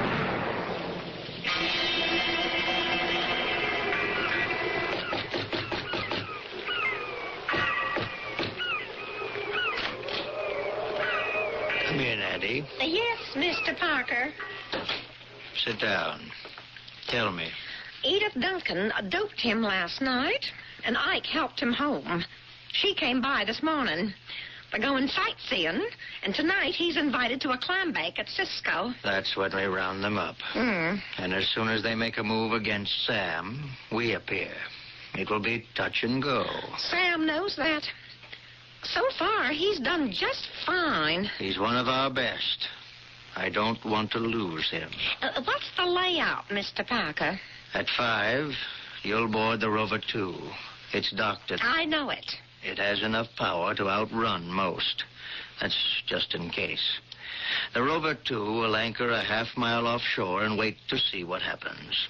There are rifles aboard. You're in charge, should they be needed. So you think they'll knock Sam out and drag him out to sea? That's a possibility. Another is a small seaplane. We'll cover the beach. Ike is handling that end. I'll be there, too. Well, we just wait to see what happens. That's right.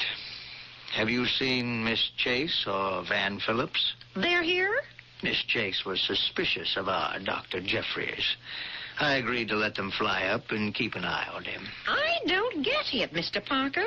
If Dr. Jeffries is a phony, as Miss Chase suspects, she reasoned that the impersonation had been rigged by the enemy. Why? To give them time to get the real Dr. Jeffries out of the country. Oh, now I get it. And? But Dr. Jeffries is safe and working in Los Alamos. Have you told Miss Chase? No. I want her to enjoy her short visit. What about the Coast Guard? Standing by. There's a foreign freighter due off the coast at 9 tonight. All clear? Yep. I admit I got butterflies, Mr. Parker. Just don't let them shake your hands, Addie. You might have to make your first shot good.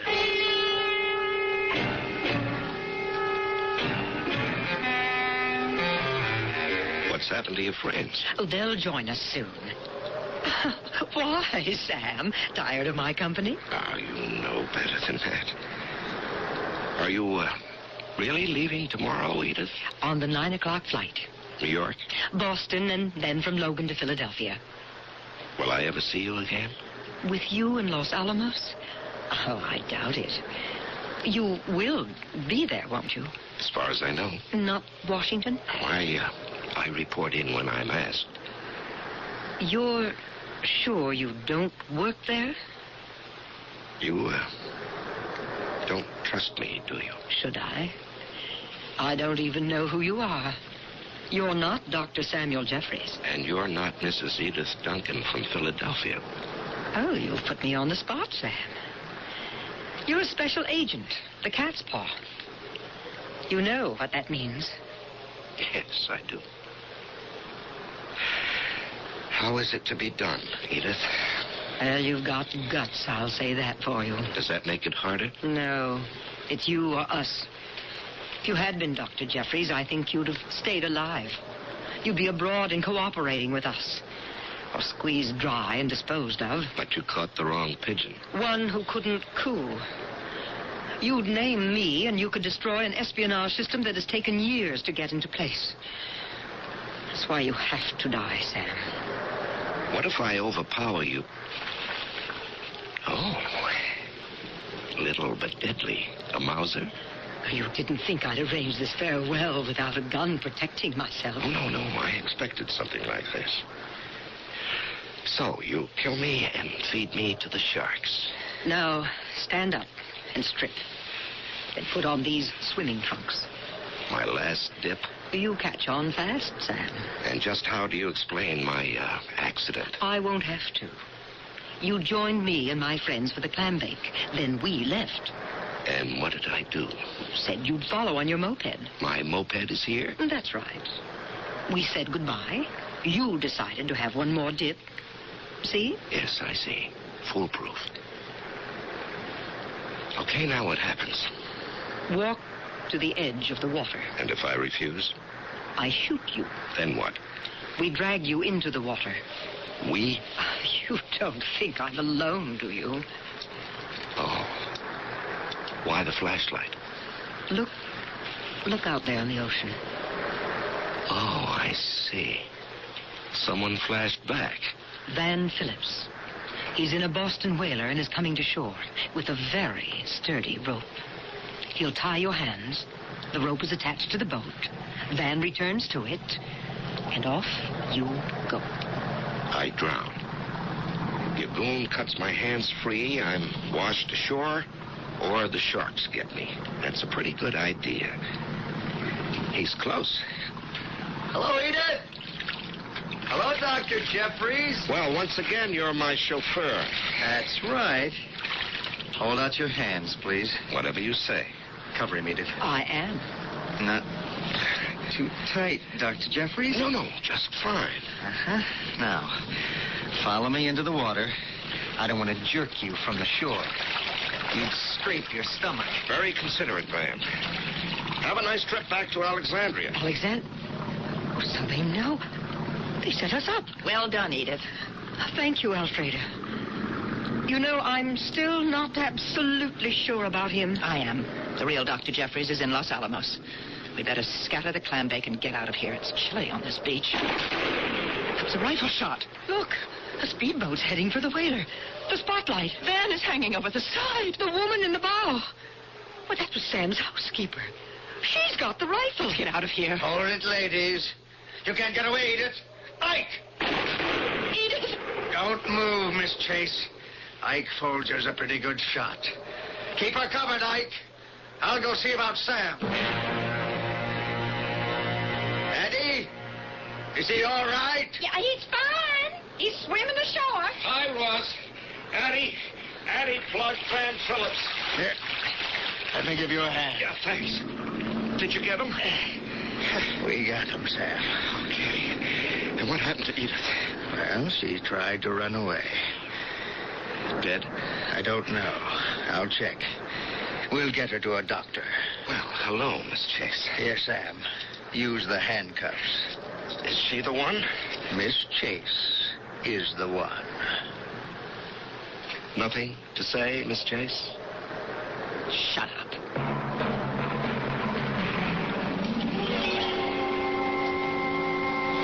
How did you work the caper, Ross? Well, we suspected that they'd try to dispose of you at sea. We anticipated them, that's all. By the way, that was some shot, Addie. Oh, what happened to Van Phillips? Dead. He's in the morgue. We'll ship him back to Washington. And Alfreda Chase and Edith Duncan? Alfreda was the top agent. We have ways of destroying her network. She'll talk. So will Duncan. We'll clean out the nest. And what about Dr. Jeffries?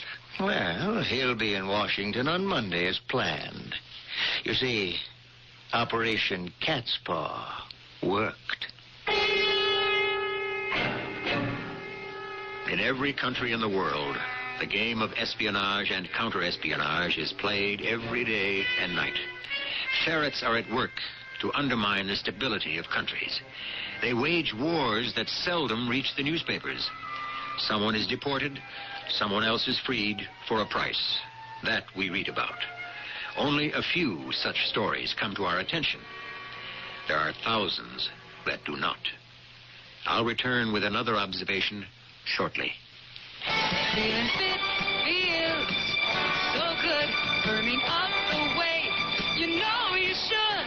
I'm Susan Anton. The ultimate in feeling fit is sleeping on a Perfect Sleeper Pillow Soft. Extra thick comfort on top and ultra firm support inside. Perfect Sleeper Pillow Soft. Be a perfect sleeper. Try a Perfect Sleeper. Perfect Sleeper. Fired up. It's a healthy investment in yourself. Pour on the snap. Pour on the Kraft barbecue sauce. Pour on the snap. Pour on the Kraft barbecue sauce. Pour on the snap. Pour on the Kraft barbecue sauce. Only one barbecue sauce can give you the snap of this secret blend of 16 herbs and spices. Ours. Pour on the snap. Pour on the Kraft barbecue sauce. Pour on the snap. Did you ever want to own your own business? It might be simpler than you think. We can take the mystery out of it. Here's the first clue. We're the largest instant printing chain in the world. Right, you got it. Postal Instant Press, PIP. Now, clue number 2. You can get into a franchise for a lot less than you think, and the balance of the purchase price, after your down payment, will be completely financed by PIP at below the prime interest rate upon credit approval. We can bring a lot of witnesses, too. Take the man and wife running their own business and doing well, the singles who are part of PIP's success story, the retirees, or many more in the growing PIP family. All of these people are just part of the evidence. PIP trains you, backs you, helps you get started, keeps you going. If you really want to be your own boss, take a tip from PIP. Call toll-free 800-331-1000, except in Oklahoma. For a solution that makes money and good sense, call 800-331-1000 right now.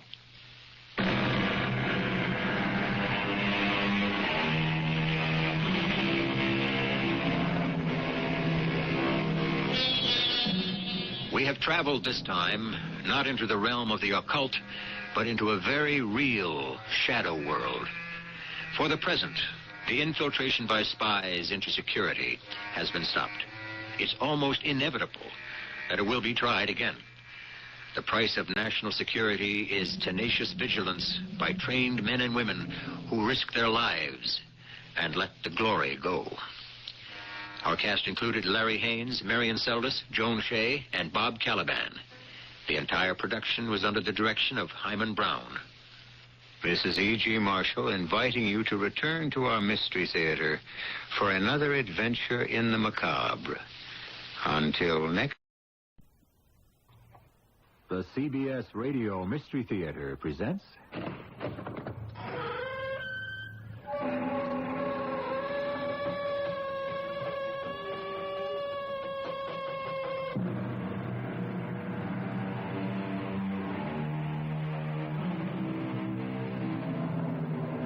Come in. Welcome. I'm E.G. Marshall. Judge not, lest ye be judged. Advice that is eloquently simple and speaks to the heart of the matter. And yet, is it humanly possible to travel through life without making a single judgment? And what of those who are empowered by society to weigh the fate of others in the scales of justice and render the decision of life or death? Joe, I wish you wouldn't talk about it. Why not? They can't touch me. The cops can't touch me, baby. I'm above the law. Well, somehow they might just find No, never. No way. I have the law 100% on my side. I mean, can you imagine? The law's on my side finally. And the law says I can get away with murder.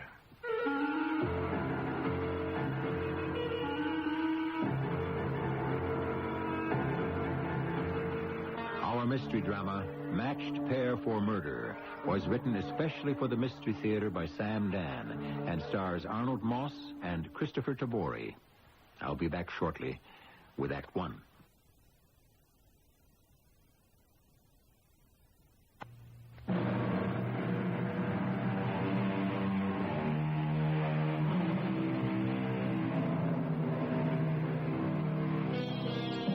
Marshal Tawny Lansdowne was named after two justices of the United States Supreme Court. And when he was little, he never wanted to be a fireman or a ball player like other small boys. He always wanted to become a judge. And he did. A very good one. With his snow-white hair and piercing blue eyes, he even looks like a judge. And so you might ask, what's his problem? We'll get to it before long, but first, let us concern ourselves with what caused it. All right. The world isn't coming to an end.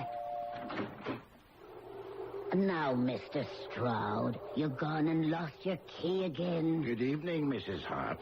What are you doing here? Aren't you supposed to be in Chicago? Well, do you want me to fix you something to eat? Would you, Mrs. Harp? Well, a boy and egg with some dry toast. How about sirloin steak, rare? Certainly. Some French fried potato. Oh, dream on, Mr. Stroud. Do you have any apple pie? You take one bite of red meat, and you're a dead man. And as for those sweets and starches, what's gotten into you tonight? You know Dr. Downing forbids you to touch any of it. Dr. Downing never forbid me to do anything. You must be thinking about my brother. Oh, it's you. Mr. Marvin Stroud. Yes, it is I. The bad penny. That turns up once a month. I'd like to make it once a week. But my dear brother needs at least 30 days to simmer down after each of my visits. Don't you have any more pride than that, Mr. Stroud? Then what, Mrs. Harp? Then living off your brother's bounty. It's not my fault. If I was smarter than he is, he could live off mine. He isn't home just now. And did he leave the usual little envelope? I know nothing about that. Oh, come on, Mrs. Harp. I really don't know. Oh, I've never been able to get over it. It's like the two of you are one person. Same face, same voice. But when it comes to morals, you're as different as day and night. Do you realize, Mrs. Harp, I hear the same thing from you every month. Word for word. I'm about to leave the house now. Tomorrow's my Thursday. Oh? Are you going to stay and wait for Mr. Stroud? I'm afraid I'll just have to. I'm too financially embarrassed. When did my brother say he'd be coming back? Sometime this evening. Well, you don't have to postpone your leaving on my account. I'll just make myself at home here. I'm sure you will.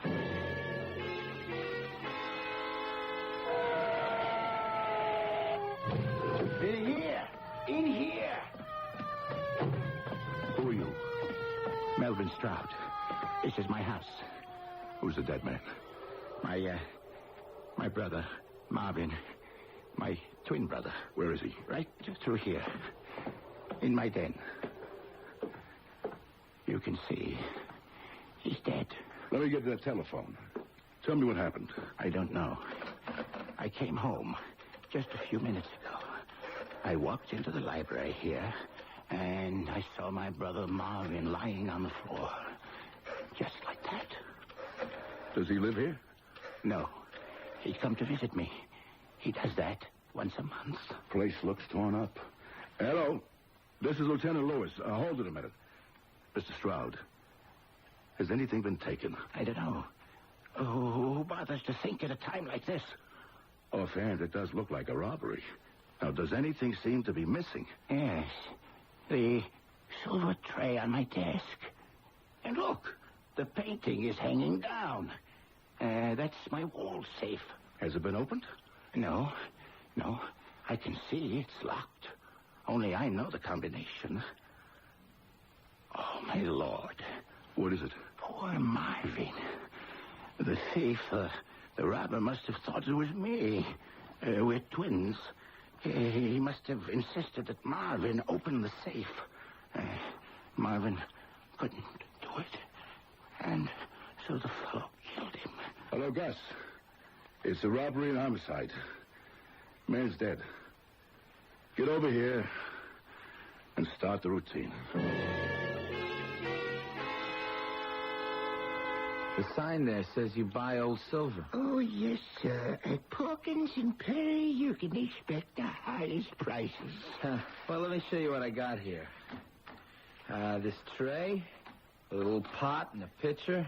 Well, now, that is a fine-looking tea set. It sure is. I must ask you for proof of ownership. Well, it's a family heirloom. Can you identify yourself? Well, what do you want to see? My driver's license? Sure. Mr. Joseph Talley. Oh, but you're from out of state. Well, what else can I show you? Do you know anybody in town who can vouch for you?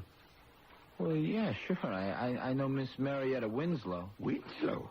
Is she the daughter of the big real estate operator, Winslow? Yeah. And that's the girl I'm going to marry. Yeah, this picture I clipped from the Sunday paper. This is the picture of the two of us. Engaged. I see. Now, about the silver. Oh, yes, the silver. It's a most unusual piece. An heirloom, obviously. English. You could have something extremely valuable here. Let me check the hallmarks. Where's... Oh, the book is in the back. Wait a second, I'll go get it.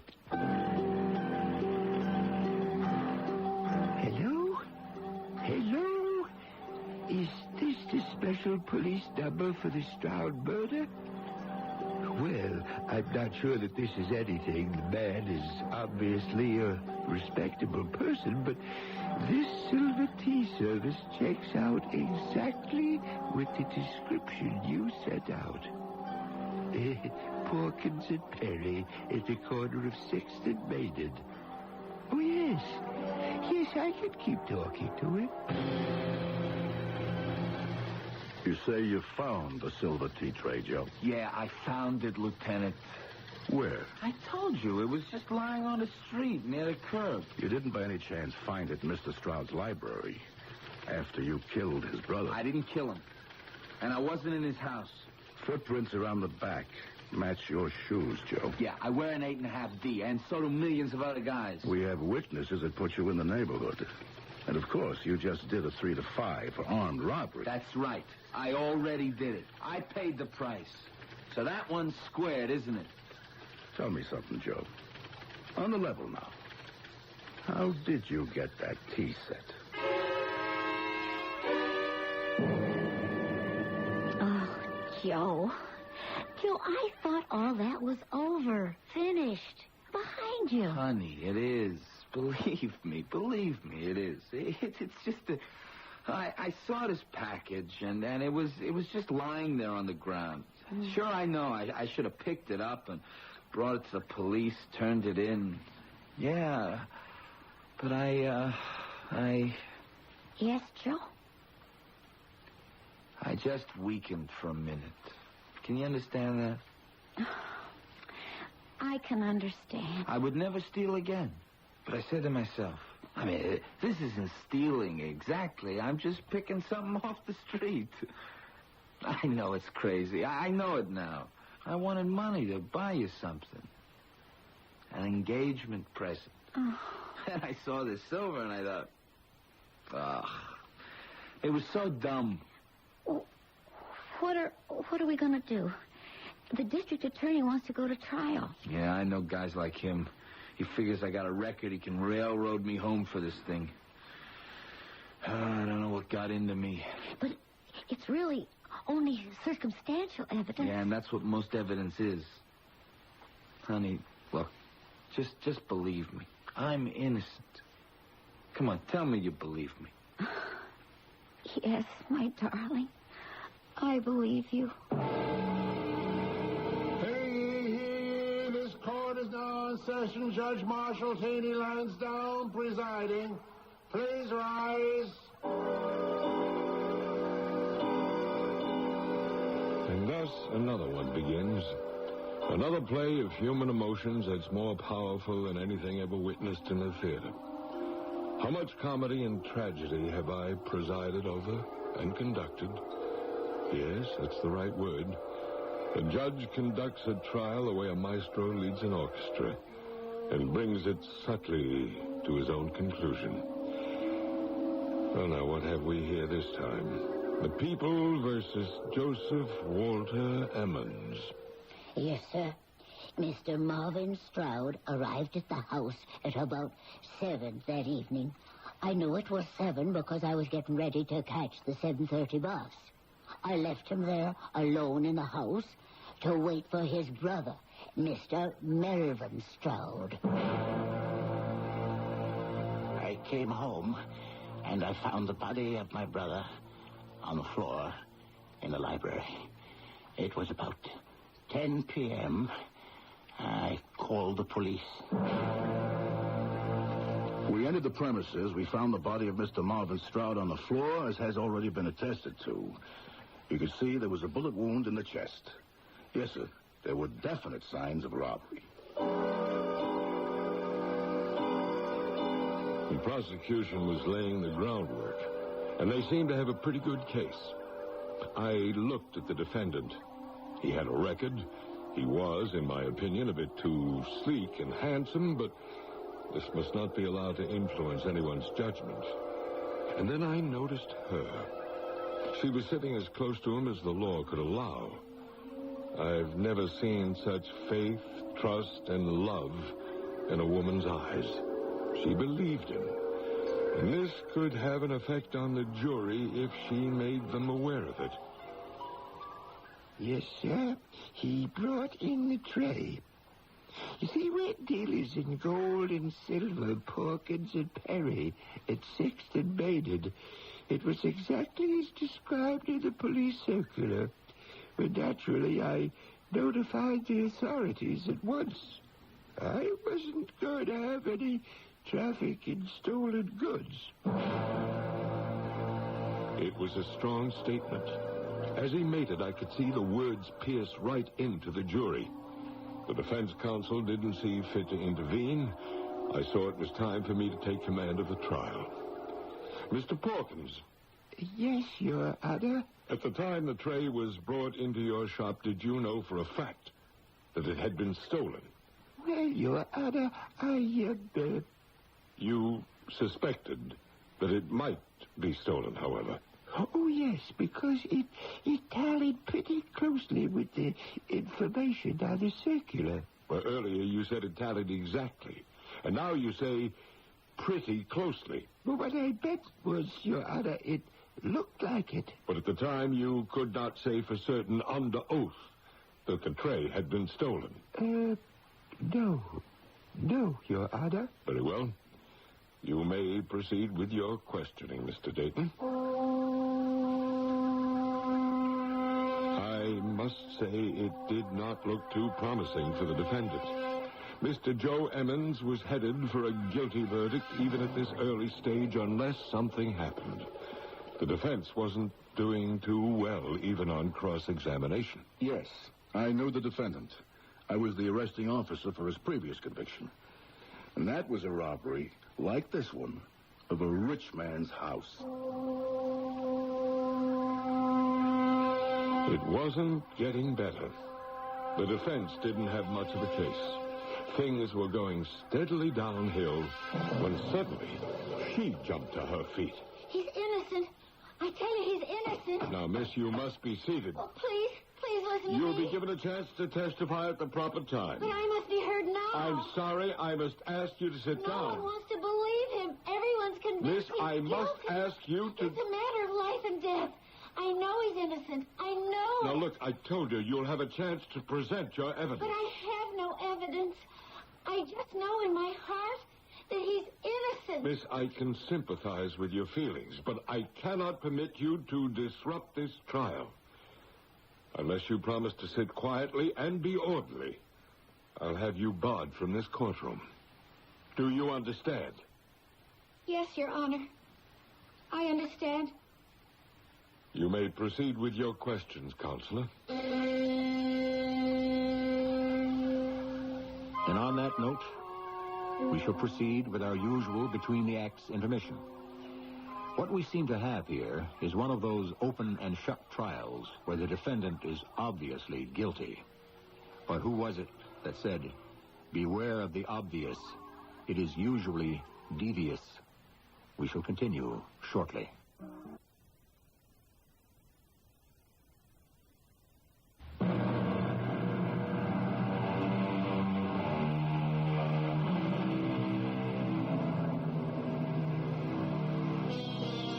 The purpose of a trial is to discover or construct what really happened.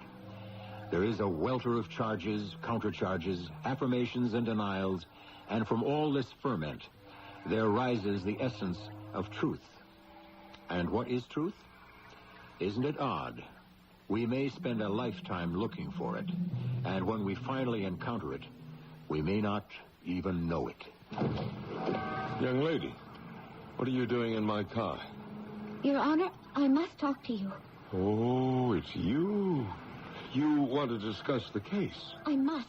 Well, that's impossible. Oh, please, Your Honor. And it's illegal, certainly highly unethical. I must tell you something. Only in court and on the record. I met him in jail. I was with a committee that tried to do things for convicts. It happens. We fell in love. Miss, I must ask you to get out of my car. He never had a chance. But I knew. A woman knows.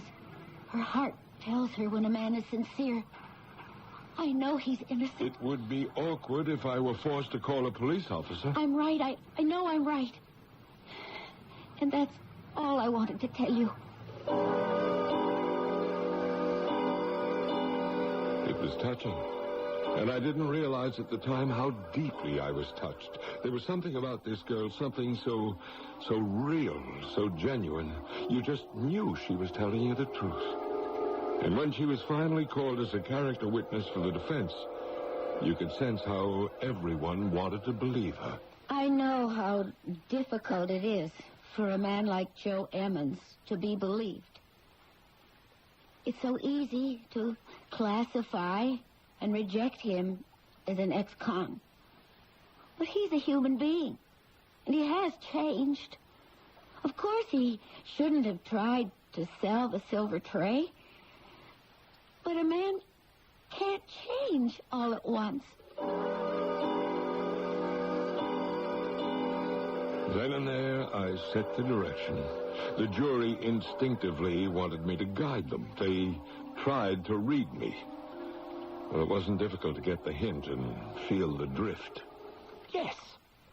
I saw a man coming out of the house that night. I didn't think anything of it at the time. Why should I? But I remember him very well. Yes. It was the defendant. Let me understand this. You say you saw the defendant? Oh, yes, Your Honor. Well, where were you? I was across the street. It had to be the boulevard. Oh, yes, sir. The boulevard. It's pretty wide in that neighborhood, isn't it? Oh, you could say that, Your Honor. And it was a dark night. Well, it had been raining. It just stopped. How far would you say it was from where you were standing to where you had seen the defendant? Oh, 50, 60 yards, maybe. About half the length of a football field. And at that distance, on a dark night, you could see him clearly. It It looked like the defendant. Yeah, but that's not what you said before. You testified that you saw the defendant. Well, it might have been the defendant.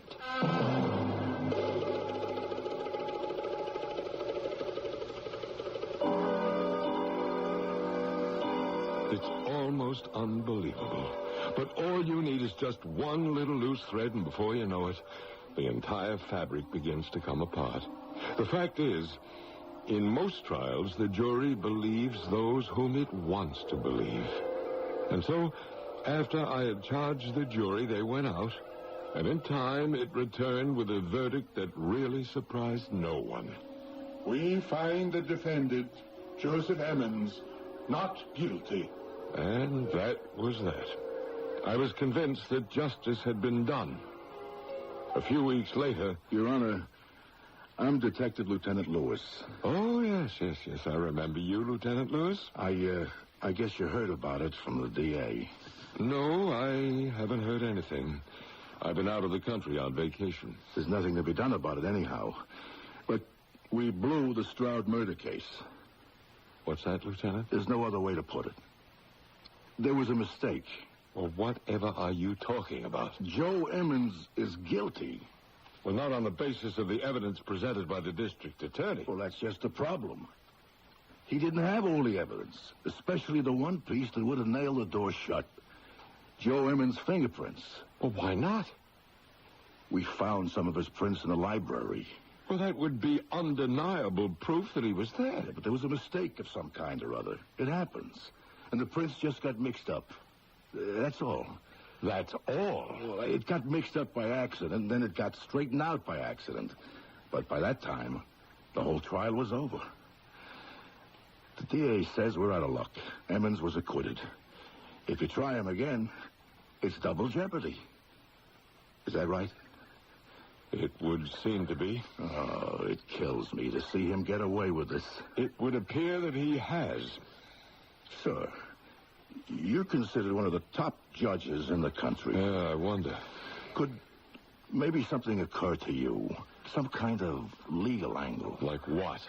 Your Honor, if I knew like what, I wouldn't have to ask. Those were definitely his fingerprints. Yes, sir. No doubt. No question. Let me think, Lieutenant. Maybe something will occur to me.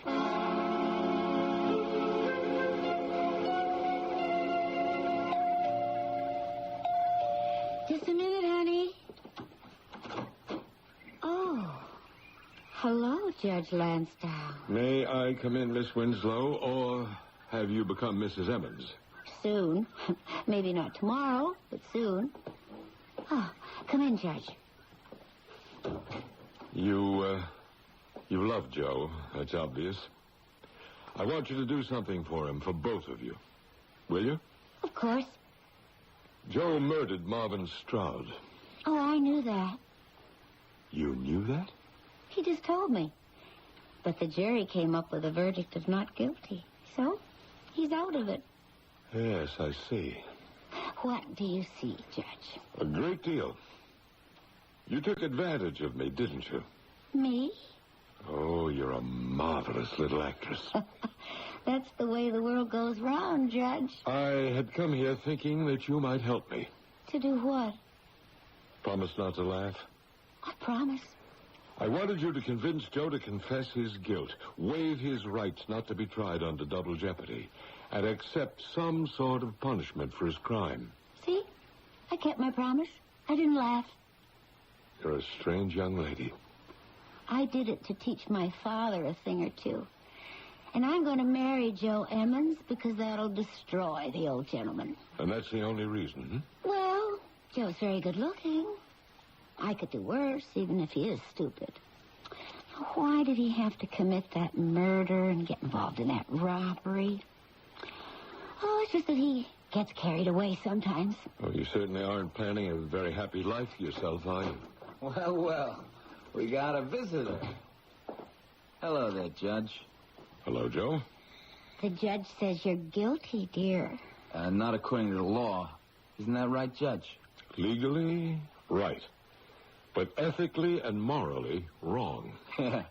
You can't have everything. I was hoping you could come forward, admit your guilt, and ask for some sort of punishment. Why would I want to do that, Judge? Because you happen to be guilty. You were there when the jury brought in the verdict.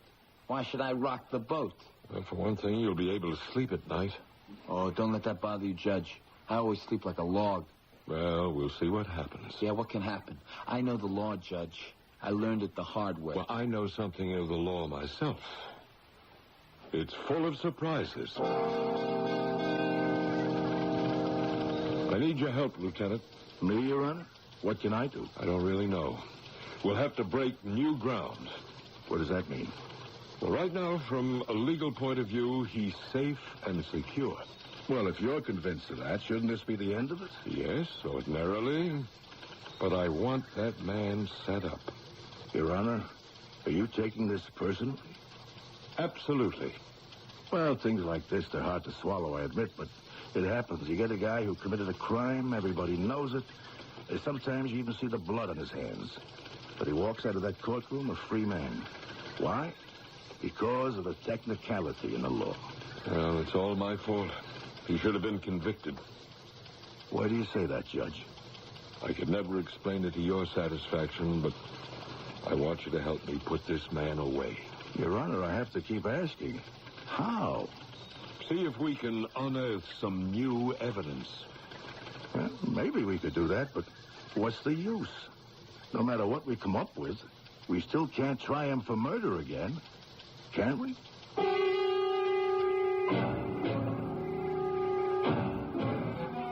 Can we? On that legal point, we shall pause for our intermission. Let us briefly review. The legal situation seems to be clear. You can't be tried twice for the same crime. That would seem to be one of the basic support pillars of our criminal justice system. But who knows what can happen when you get into a courtroom? We should find out in Act 3.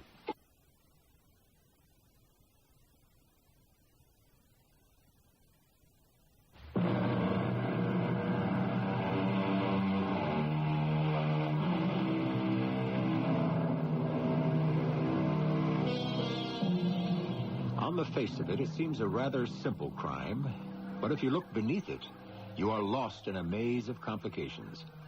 First, a judge who has succumbed to a sudden feeling of vulnerability. Second, a very spoiled, rich young lady who wishes to get back at her father for wrongs that are real or fancied or doesn't matter. Third, a rather stupid thief who could be sitting on top of the world but was unable to break a lifetime habit of crime. Fourth, a mistake in the police laboratory. And fifth, a law against double jeopardy. The pot is simmering nicely. What's the use of collecting evidence, Your Honor? He can't be tried again. You know that better than anybody else. Not for this crime, but maybe we can get him for another one. Yeah, well, that's going to be a long, hard road to travel. And we can't even be sure it could lead us anywhere. But you will help me, Lieutenant. I will. But you'll have to tell me how. How? Did I even know myself? The lieutenant is right. Let it go. You win some, you lose some. But I'd lost a great deal more. I'd practically directed that verdict of acquittal. I had helped this man escape justice.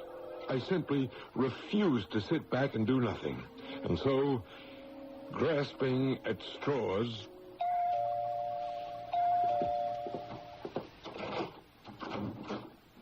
Yes? Oh, it's the judge. How do you do, Mrs. Hart? Oh, fine, sir. Would you care to come inside? Thank you. Mr. Stroud isn't home at the moment. That's all right. I'd like to ask you a couple of questions. Me? Oh, well, won't you sit down? No, what can I tell you about anything? I'm not sure. Mrs. Harp, what happened here the night Mr. Marvin Stroud was murdered? What happened? Well, sir, he came here, like I told them, at about 7. Was he a frequent visitor? Oh, no, sir. Just about once a month to pick up his check. Well, what check was that? He was what the English, in all those stories I read, call a remittance man. he'd be paid off regularly just to keep away. Why? The two brothers were as alike as, well, the proverbial peas in the pod on the outside. Inside, you might say, Marvin, may he rest in peace, was a mass of corruption, while Mr. Melvin is the very soul of, I suppose you could say, righteousness. They were identical twins. Oh, yes, yes. I think that was mentioned at the trial. Anyhow, Marvin squandered his money in record time. Melvin keeps on, increasing his. And he kept supporting his brother, you say? Oh, yes. And I remember he would say to him, this will only be here for you while I am alive. When I'm dead, you won't see a penny, so mend your ways. Because all my money goes to a selected list of schools and foundations. You say they were diametrically opposed in personality and character. Without any doubt. Mr. Melvin had no use for poor Mr. Marvin. Poor Mr. Marvin? I think he was mentally sick, the way he carried on. But he would infuriate Mr. Melvin. That's a strong word. But it fits. There were times when Mr. Melvin would say to me, I could kill that scoundrel. Just because he disapproved of his brother's way of life? It went deeper than that. I think, well, I know, Marvin broke their father's heart. Melvin could never forgive him. But still he supported him. Why? Because in the end, he would say, blood is thicker than water. Besides, Mr. Melvin could die at any time. Why? Well, he has these very bad ulcers. He's had a great many intestinal operations. But he would still become furious with his brother. Oh, yes, yes. He would rant and rave. But in the end, he would relent. And this is really all I can tell you. I hope it helped.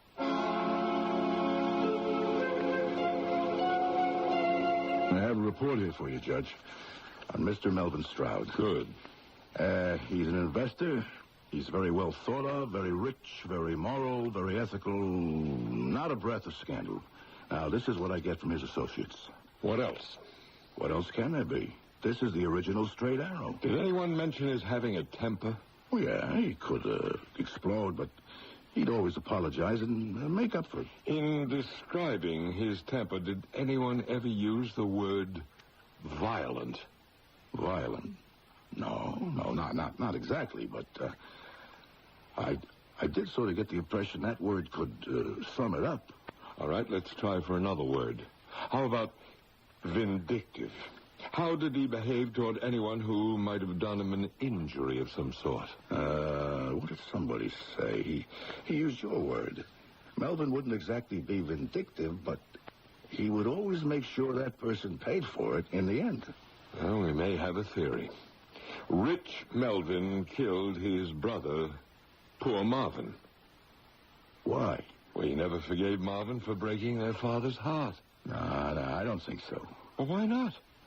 You've had murders committed for less, and Melvin was a man of sudden outbursts of strong temper. I'll give you all that, Judge. But you know as well as I do that Joe Emmons is the killer. Why do we know that? He was there. His fingerprints. Could we be talking about two separate and distinct crimes? Marvin comes on his monthly visit to collect money. Melvin loses his temper. He kills his brother. He leaves the house. He plans to return after a while and say he found the body, and he hopes we'll believe it was done by a robber. Two things. First, how about the gun? He could have had a gun. I don't think so. He would have had to get a permit. He wouldn't want the publicity, a man like him. Well, therefore, he would have an illegal gun. Maybe. Well, then, by a coincidence, Joe Emmons happens along. He's had the place set up for a robbery. He may have cased it. He knows the housekeeper goes off Wednesday nights. He breaks in. He sees the body on the floor. He figures he'd better get out, but first he picks up whatever he can find. Judge, you're giving me another coincidence. Well, life itself is filled with coincidences. Aren't people always leaving incriminating documents lying around? Yeah, sure, but why should Joe go around saying now did he beat the murder rap? If he isn't guilty of murder, why should he admit to it? Well, because he's a punk. And this makes him a big man. Maybe. But I still say he's the killer. Do you really think Melvin did it? I don't know. It's just something to think about. Besides, it's the only other possibility. What are you saying, Church? Mrs. Harp, I don't believe you told me the truth. I never told a lie in my life. Mr. Stroud would never tolerate a liar. Concerning Mr. Stroud, you've been helping him maintain a deception, haven't you? Judge, what are you trying to tell me? You've painted a picture of this highly moral, deeply religious human being. Is it possible that Melvin Stroud could have murdered his brother in a fit of temper? No, sir. I would swear to it. Well, then don't. We've had Mr. Stroud under surveillance. He gambles, he drinks. He's quite a man for the ladies, in a very discreet way, of course. That's impossible. Alcohol would kill him. I suppose he had you fooled, too, Mrs. Harp. I have nursed that man through 4 separate operations. I know what's left of his stomach. If you don't believe me, just ask his doctor. Poor Mr. Marvin, maybe. But Mr. Melvin, never. Hello, Mr. Stroud. Why, it's Judge Lansdowne. What are you doing in a place like this? Well, I was told I might find you here. You mean you're looking for me? What for? Justice? What can I do for justice? Tell me how it happened. I don't follow you. It's a pretty clear trail. To begin with, you can't be Melvin Stroud. I spoke to his doctors. Melvin Stroud could never survive the pace of the life that you're leading right now. Oh, that? Well, I feel better. Let's say I've had a miracle cure. It would have to be a fantastic miracle. You know what it says? Believe and be saved. Of course. But no matter how strongly, no matter how deeply and sincerely you may believe, you can never get certain things back inside your body once they've been removed, such as a kidney, a gallbladder, and a few other things. What would your body reveal under X-ray? Now, I really need a drink. You might have carried it off had you also tried to live Melvin's kind of life. I'd sooner be dead. How did it happen? Oh, I'd come there for the usual handout. He wasn't home. I was hungry. And, there isn't a thing to eat in that house. They have tea and toast and eggs, period. I figured I'd go out and have a steak. And I did. When did you leave the house? About 7:30. I went to a place down the road. I came back about an hour later. So you see, I have an alibi. If I need one. But nobody's accusing you of murder. I returned, and there he was, dead on the floor. The place had been pretty well gone over. As I say, he was dead. There was no way I could help him, but I could still help me.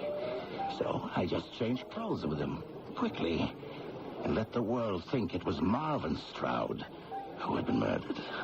You actually thought you could get away with it? I almost did, didn't I? If only I could control my appetite for the ladies and the liquor. Your Honor, you've got me.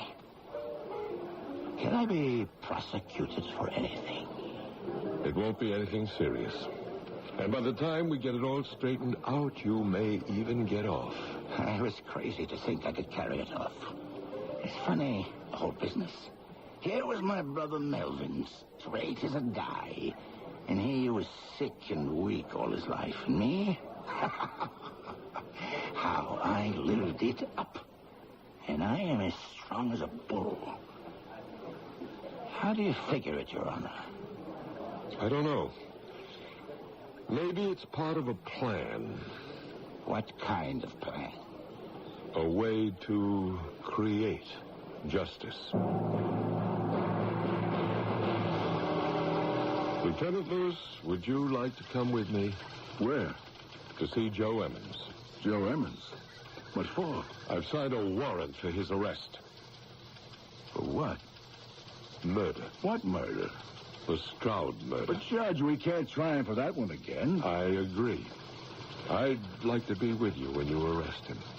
Judge, I sure hope you know what you're doing.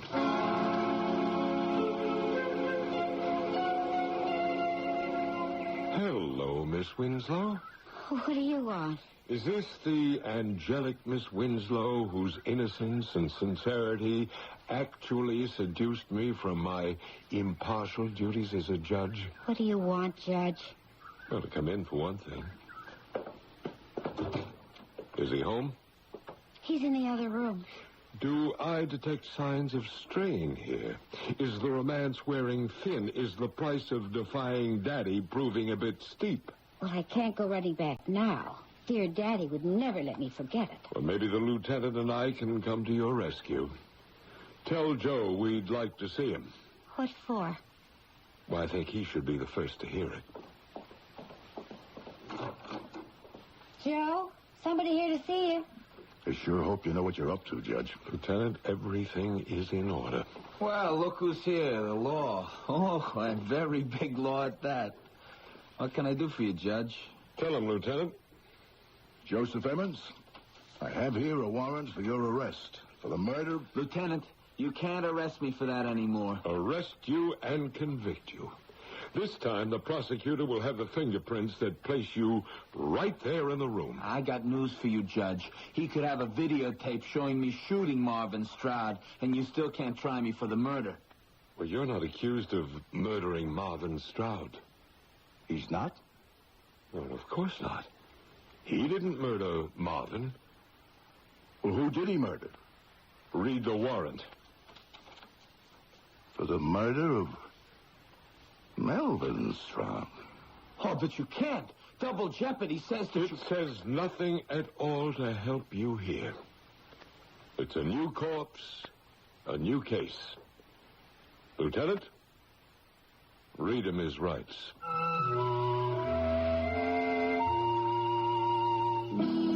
Yes, his rights. And they included his obligations as well, which required him to stand trial before a jury of his peers who considered the evidence carefully and returned with the verdict of guilty, as you would expect. You may also expect me to return in just a few minutes.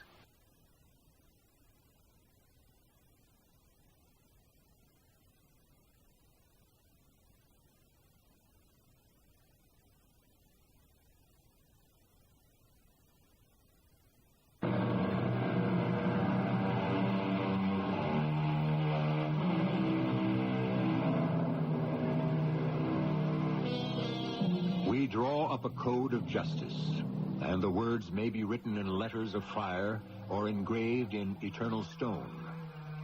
But whatever the words may say, they must receive an interpretation. And this can only come from a human being. Thus we have the dilemma. A man who has all the human frailties is called upon to decide the absolute. A judge, after all, is no better a man or a woman than the rest of us. How, then, can we expect him to play the part of God? Our cast included Arnold Moss, Christopher Tabori, E.V. Juster, and Bernard Grant. The entire production was under the direction of Hyman Brown.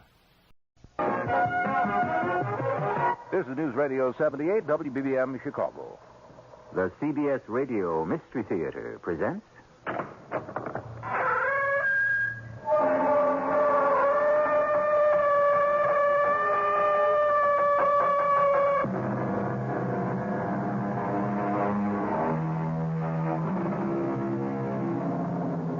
Come in. Welcome. I'm E.G. Marshall. Good speed to your youthful valor, boy. So shall you scale the stars. To scale the stars. To the great Virgil who penned those words 2,000 years ago, it was merely a poetic metaphor in the same league with climbing the highest mountain and reaching for the moon. And although today all three phrases have become tantalizing realities, they are still deeds associated with the bravest, the noblest, and most sparkling of creatures, the explorer. Yes, they're still around. Some reaching for that distant star. Of course, nobody ever tells them what to do if and when they finally get there, and that can be downright disastrous. You are talking about them as if they were animals. They are animals. They're intelligent beings. Rubbish. And they deserve to be treated with dignity, even respect. You are coming dangerously close to losing your job, Doctor. Justify it any way you want. There's only one word for what you intend to do. And what is that? Murder. Plain and simple murder.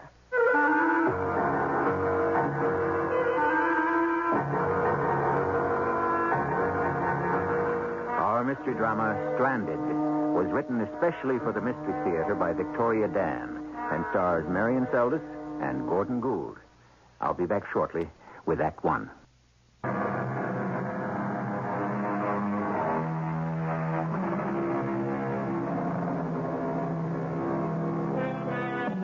They are two astronauts, the best and the brightest. They have been sent out further than any manned probe has ever gone, past the farthest moon, past the most distant planet in the solar system, out beyond the loneliest outpost. For the past 3 years, they have been gathering data from their survey of the nearest star, a star with a ring of planets all its own. But now begins the most treacherous part of the mission, the journey home. And you know the first thing I'm going to do when we get back, Perry? Take one of those long, wet showers in real water. Turn the spigot on full force and let that steam just bake right in. What are you going to do? Oh, I haven't thought about it much. You crazy. All I've been thinking about is that nice little reunion with my wife. And my kid. Would you believe he's 4? He wasn't even walking when I left. Oh, come on, Perry. Isn't there anybody you'll be happy to see? No, Raymond. You should have gotten married. Just knowing that my wife is waiting for me. I like it my way. No family, no ties. Yeah, but 3 years out and another 3 back. I like space. I don't want to go home. They're going to make you a general. Yeah. And put me behind some desk. And if I want to sign up for another mission, I'll be competing with guys who are brighter and every year always younger. Well, I've had it with space. As soon as we get back, I'm quitting. To do what? Make a bushel of money publishing my findings. What findings? The preliminary studies of this solar system. I know you've logged your opinion, but I still maintain that a strong possibility exists that 1 or 2 of the inner planets contain atmospheres capable of sustaining life. Perhaps intelligent life. Let's hear this. What if, just what if, it's a life form even more intelligent than we are? What? Are you picking up anything on the screen? No. What about ultrasound? Holy cow. A meteor swarm and closing fast. It can't be. It would have shown up on a screen. Then the dark screen isn't working. I just checked the circuits yesterday. Maybe we can program a course out of this. Go to auxiliary. What? We're right in the center of it, Perry. Evasive maneuver. Come on. Another one like that, we've had it. It's responding. Oh, yeah. We're clear now. Yeah. For a minute, I thought we'd had it.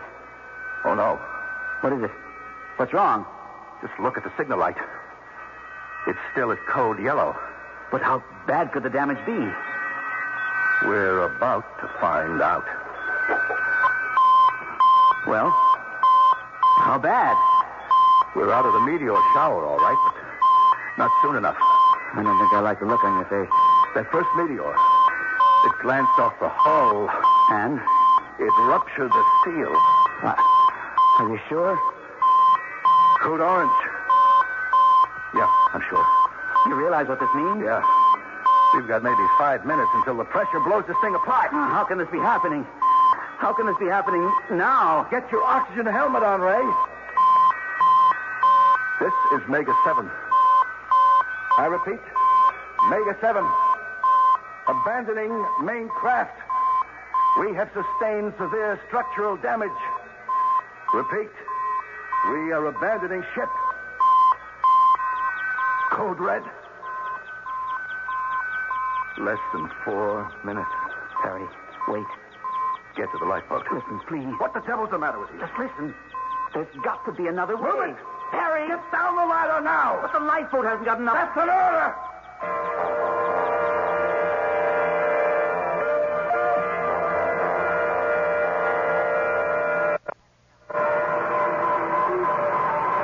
There she goes. Blown apart like a piece of fruit. Maybe it's a blessing there isn't any sound in outer space. At least we didn't have to hear it explode. Yeah. It's time to talk, Ray. Our first choice is just to float free until we stretch out all the oxygen and fuel. Now, I figure that way we might be able to last 4, maybe 5 months. I'll never see my kid. I'll never get to talk to him. The second choice, the one I think we ought to go with, is to keep heading in the opposite direction of home. It's a long shot, I know. But heading towards some of the inner planets, utilizing the remaining fuel. The opposite direction of home? Forget home, Ray. But, Perry, even if we make it to one of these planets, even if the atmosphere is livable, the chances are 1,000,000 to 1. Those odds are a lot better than the ones we have now. This is a lifeboat. It's not equipped for anything but docking. Yeah. Well, that's a risk we'll have to take. It's also not designed for heavy landings. So what's the alternative? If the re-entry doesn't kill us, the impact will. We'll die anyway. Yeah. I suppose we will at that.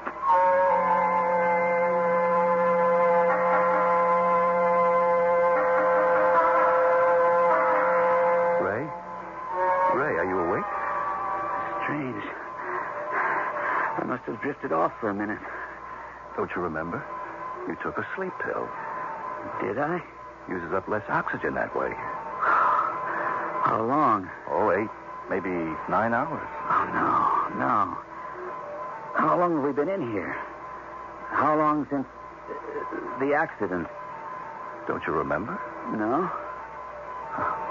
3 months, 1 day, 7 hours, and 42 minutes. It's the air, isn't it? That's why my mind is so slow. It's down as thin as we can stand it. I never wanted to die in space. I always figured I'd die in bed at a ripe old age.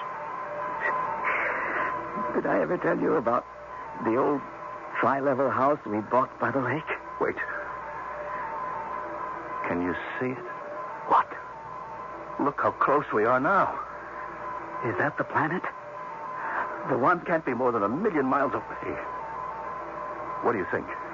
It's very small, isn't it? We'll have just enough fuel to make it into their atmosphere. Well, we'll burn up like a match. Oh, you know, I'm a little fed up with your negative attitude. We're going to die. That's a fact. If you say that one more time. Up here, down there, what's the difference? Ray, please, just try to hang on a little longer. Don't crack up on me. I'm scared, Perry. I can't help myself. I'm scared. I'm scared, too. Do you think they look like us? Who? The creatures on that planet we're going to try to land on? What makes you think there'll be any life there at all? I'm a scientist. I sense these things. Oh, come on, Ray. Go back to sleep. Very intelligent creatures, I'll bet. Yeah. With 2 heads and green hair. Go to sleep. How long till we get there? 10 solar days.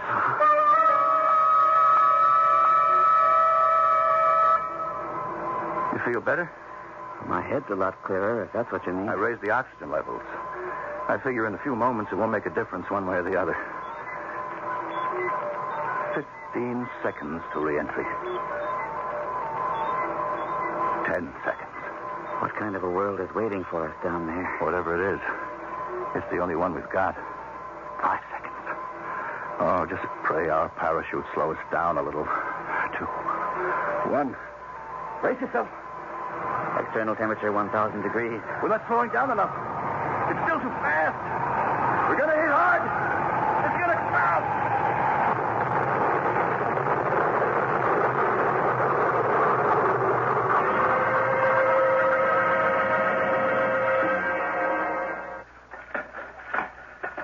Barry? Barry? Over here. We're actually alive. We actually made it. Ray, my leg. It's pinned under the console. I'll get you out. Don't worry. I'll get you out. Oh! It must be broken. Now lean on me. Come on. Just lean on me. We've got to get out of here. It's snubbing. I can't breathe. Help me open the hatch. Hurry.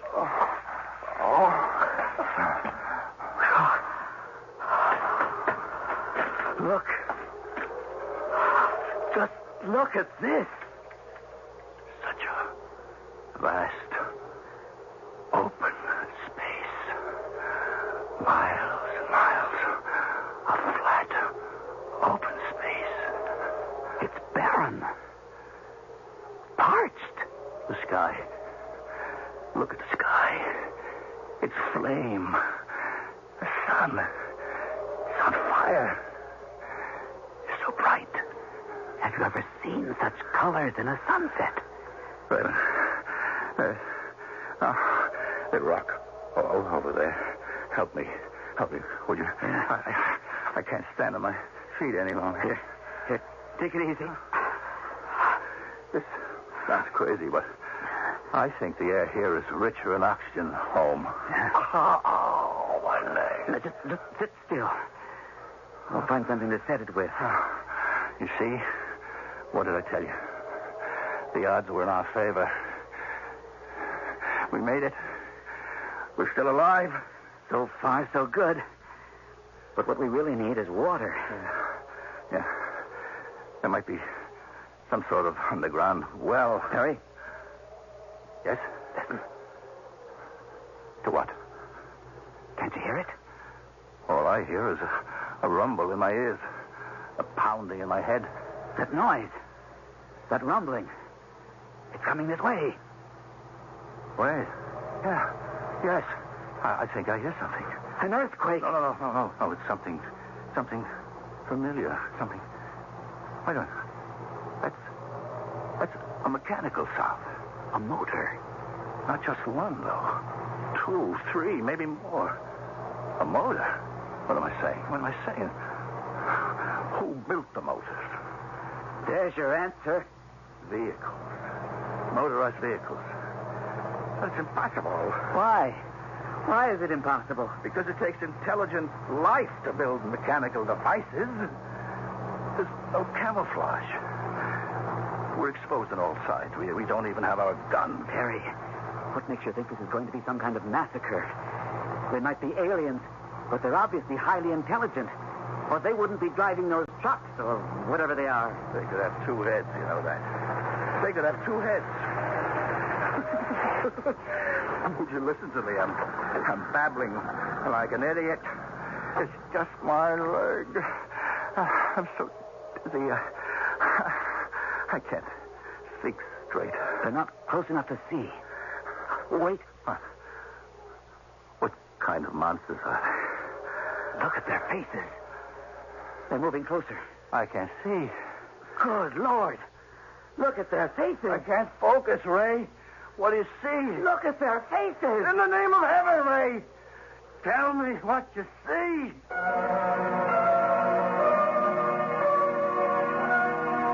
Fear, it is said, creates an ugliness all its own. In the backwaters of our minds, lurking in the dark recesses of our subconscious, are the shadowy creatures that nightmares are made of. But what substance do the monsters of our dreams have in reality? Are they manufactured from fairy tales and horror stories of our childhood? Or is there really an ugliness beyond our wildest fantasies waiting for us somewhere out there? Or maybe just as far away as Act 2?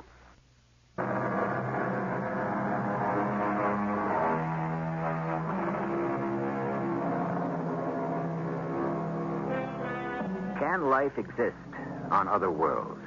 To be specific, can intelligent beings exist in places so far away they are merely points of light in the midnight sky? And if so, what will they look like? Might they be green-skinned, two-headed creatures? Or perhaps monsters so hideous that, like the Medusa in ancient legend, the very sight of them would turn a man to stone. On the other hand, might such alien beings not be so very frightful to look at after all? Our two astronauts, who have just crash-landed on the unexplored planet, are about to find out. What do you see, Ray? Their faces. I still can't... They're coming closer. Can you see it now? Yes. But it's impossible. Impossible? It can't be. They look like us. Exactly like us. But they're aliens. No. We're the aliens. Out of 1 million planets and 1 million star systems, how can such a coincidence happen? It can't be coincidence. It has to be something more.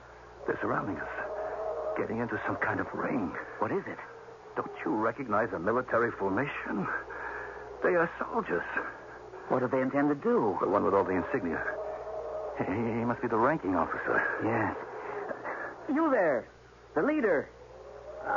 We come in peace. Ray, no. He's coming toward us. Don't make any sudden moves. They're taking aim. No. Don't move. But they've got to understand that we don't mean them any harm. Ray, keep your hands at your sides. We've got to communicate with them. Can't you see? They're just as frightened as we are. They're going to kill us. No. Look at them. I think what we have here is an old-fashioned standoff. Oh. So, what now? Hold on to my arm. I can't seem to stand up without help. Oh, pain is shooting up my spine. What is it, Perry? The sun is so bright. Why are you... It's getting so hot. Perry! I seem to keep my eyes open. Perry, what is wrong? Pain. You've got to stay awake. I got to hold on. I've got to keep my eyes open. Look, they're moving closer. They're too civilized to kill.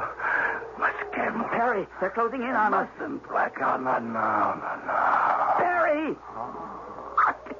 Perry, wake up! I can't face them alone. Whatever you are, stay away. Don't kill us.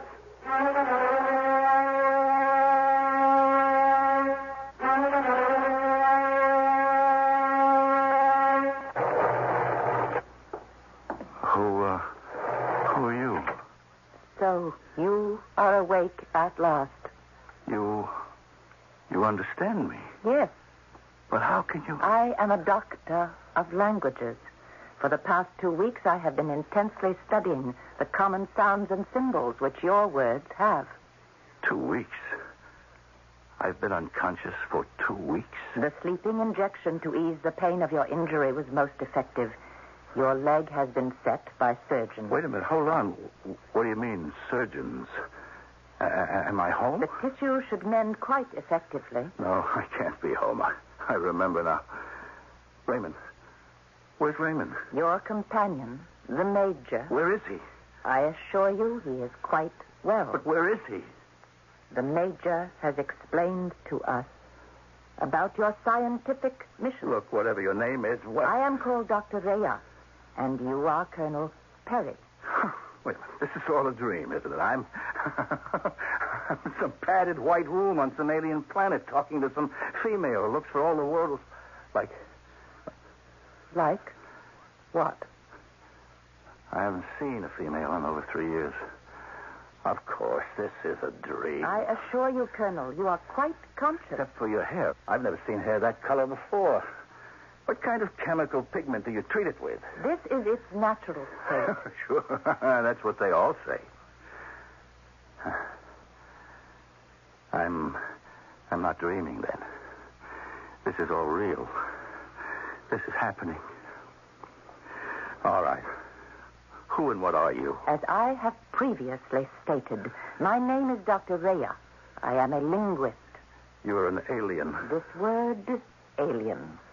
The Major has also repeatedly used such a word. In this case, however, the term is inaccurate. You are the aliens. Okay. We are the aliens.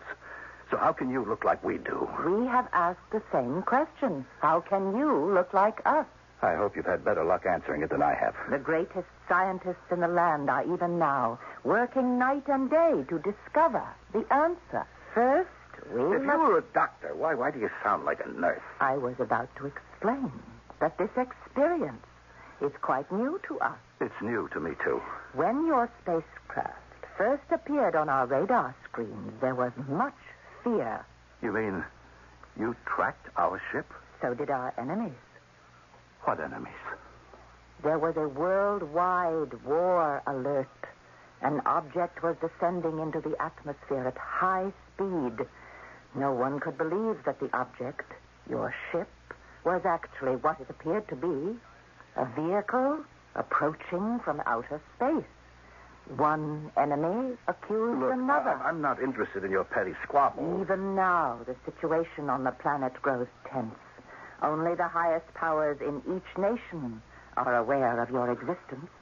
What are you talking about? There could be great panic in the world if it was known we had been invaded. Invaded? Wait, you think that we... Literally, Colonel Perry.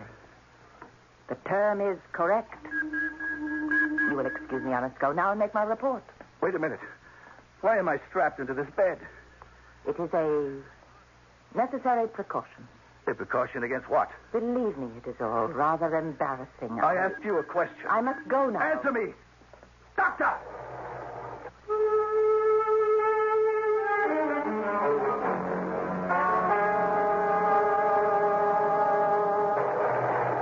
Ray? Is that really you? Oh, I've never been so glad to see anybody in my entire life. Ray? I kept asking them to let me see you. They wouldn't. I thought you were dead. Ray, what's going on out there? Out where? Outside this padded cell without windows. What kind of people are they? Have you talked to anybody in charge? In charge? The only one I've seen so far is that female, the doctor. Ray, it's been a month since we crashed. In that time, they've kept me in this little cubicle. I want someone to tell me what's going on. They don't know what to do with us. They? The aliens. I mean, the people who are holding us. You see, where we landed, it wasn't just any place. I don't understand. The first few weeks when I was learning about them, I found out that they're still behind us in certain ways. They're still divided into countries of power. And where we landed was in a special place. A secret place in one of those countries. A secret place? A kind of war base. A weapons installation. Are you serious? I'm not sure what kind of weapons. But from the nature of what I've been able to figure out so far, it's probably nuclear. Nuclear? Is that possible? Theoretically, anything's possible. How advanced do you think they are? I really haven't given it much thought. We have to make plans for our escape, Barry. You're talking like this is some sort of prison. It is a prison. It's a planet. And we're stuck here whether we like it or not. I don't like it. Nobody's asking you to like it. There's nothing we can do about it. Besides, you're the award-winning scientist. Now, here's the opportunity most men dream of. This world, so much like our own. Did it evolve separately from us? Or perhaps an earlier civilization? Oh, who cares about that now? But, Raymond, why else did they send us into space? And why else did you go? I'm sorry I ever went. Anyway, do you think that's what we are to them? Scientists? Explorers of the unknown? No. I'll tell you what we are. We're invaders. Creatures from outer space. And I'll tell you what else we are. Laboratory specimens. Oh, come on, Ray. You think I'm overreacting? I'm a scientist, remember? If a couple of aliens landed on our world, how would we behave? Would we treat them any differently than they've treated us? I don't know. Oh, yes, you do. First thing we'd do is keep them in isolation. Then we get the best scientists on the planet to study them, the way they're studying us. Studying us? Oh, those tiny little spaces in the ceiling, they're miniature cameras. Every sound we make, every move is watched, observed, cataloged. That's all we are. Laboratory animals. Well, surely they realize how advanced we are. And that's all we'll ever be. Stuck in little cages for the rest of our lives. Even if what you say is true, there isn't much we can do about it. We can escape. You keep using that word. We have to escape. Escape. Escape. Where?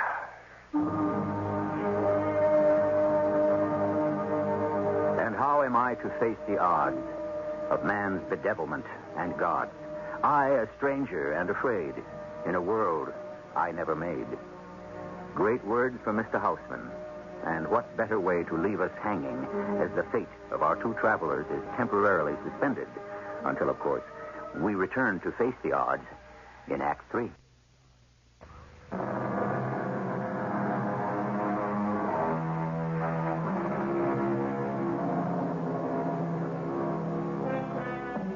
So far, we've presented a tale of two stranded astronauts, forced to spend the rest of their lives on a strange, distant world. You might very well declare that here is just an updated version of Robinson Crusoe. Instead of the loneliness of a desert island, Colonel Perry and Major Raymond face the bitter isolation of 4 walls. And instead of an ocean to separate them from civilization, there lies the infinity of space. And something else, too. Mysterious jailers, the inhabitants of this alien planet, who, with one exception, have chosen to remain hidden from view. Although perhaps in the name of fair play, it is time we examined their side of the story. Can we have a little order here? General, what do you intend to do with the aliens? Mr. Secretary, one question at a time. Aliens, the whole thing's a hoax, and you know it. Gentlemen, please. You'll all have a chance to say what you've come here to say. We have before us a most delicate situation.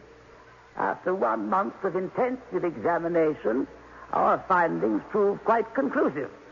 These 2 men, most definitely, are from another world. Would you present your findings, Professor Ulto? The 2 creatures come from a planet in the next star system, approximately 5 light years away. The velocity required for such a lengthy voyage indicates a technology far exceeding our own. These are highly intelligent beings. But how do we know the whole thing isn't an elaborate fake? A fake? The intricate workings of their spacecraft. The materials of their clothes unlike anything we've ever come across. No, I assure you, this is not a fake. Thank you, Professor. Gentlemen, we are faced with a dilemma. If the existence of these creatures were to become common knowledge, worldwide hysteria could result. The question I put to you is, can we afford a mass panic?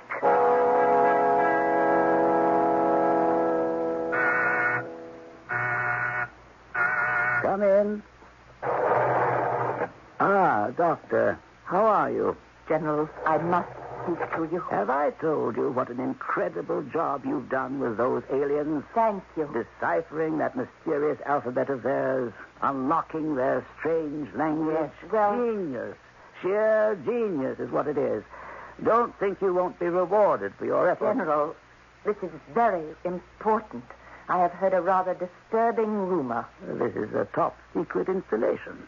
There aren't supposed to be any kind of rumors. Is it true you plan to keep the existence of these 2 aliens a complete mystery? Doctor, don't put me in this position. I can understand the rationale. The world isn't ready for such a revelation. But how long do you intend to keep them down here? Creatures that look like us?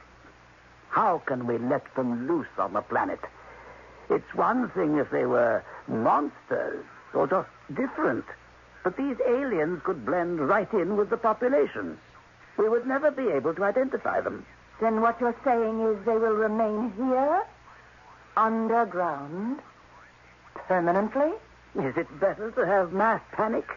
People suspecting each other of being aliens? General, I must know. If you must know anything else, do me a favor and ask Professor Ulto. Professor Ulto, what does he have to do? Why don't you go ask him, Doctor?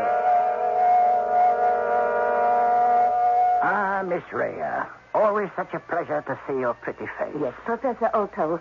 It concerns the two aliens. The alien, Miss Rhea? It's Dr. Rhea. Oh, of course. Forgive me, but you were so young for such an achievement. I naturally forget. About the aliens. Yes, Doctor. Is it true? Is what true?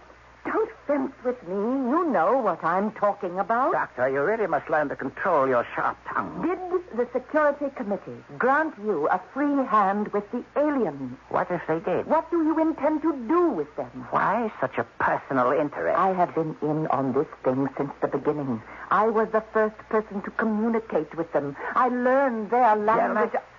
Doctor? No. Of course. You feel slighted, overlooked. It's just... I've heard stories, Professor. Story? About experiments you conduct when you can get volunteers. And you object to these experiments? Then the stories are true. What if they are? But it's barbaric. Probing the mysteries of life is not barbaric. Is that what you intend to do with my two aliens? Your two aliens. We have been gifted by the visit of a shining new culture. The treasure of a new language, a magnificent language. I really don't see the point in becoming hysterical.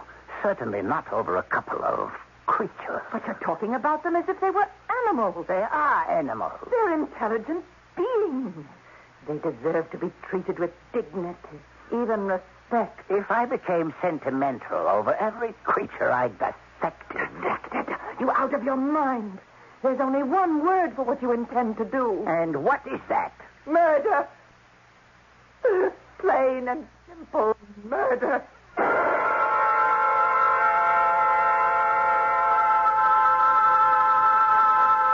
This is the evidence I spoke of, General. Evidence? What are you talking about? These documents here, which I will ask you to circulate, which will prove this entire alien business was simply a hoax. Yes, that's what I thought you said. But we both know that these two aliens are genuine. But what good does it do either of us? I don't understand. By some incredible twist of fate or coincidence of evolution, they look like human beings. But you and I, General, know that they are from another world. We know they truly are aliens. Don't we? Yes. The spaceship and their clothing proved it. But we must change that. We must agree on what the facts really were and what the facts are going to become. I have absolutely no idea what you're getting at, Doctor. Then listen to me. These are the new facts. You are going to release a statement that what crashed in the desert was some kind of manned probe. Experimental, of course. Belonging to another department. Well, what other department? Oh, who cares? You make one up. There are so many secret projects these days. Who can keep track? You're suggesting that we fabricate some lie? Yes. We cannot afford to let the world find out the truth. You heard them all at the security meeting. They want to believe it was a hoax. Well, make it easy on yourself. Let it be a hoax. Of all the ridiculous... General, isn't that how you'd like to see the problem resolved? As a hoax? But even if I did, there's still no way. There are many ways. The first is to destroy what's left of their clothing and spaceship, the only proof that the two of them are aliens. And then we must substitute proof that they are human. They are not human. Agreed. But with a couple of false birth certificates and other necessary identification papers, quite simple to produce. Who is going to know different? You make it sound very simple. Give me a year, General, and some of our best personnel. We could teach the aliens our ways, our customs. What if these creatures don't want to cooperate? But they want to survive, don't they? For all intents and purposes, this is their home now.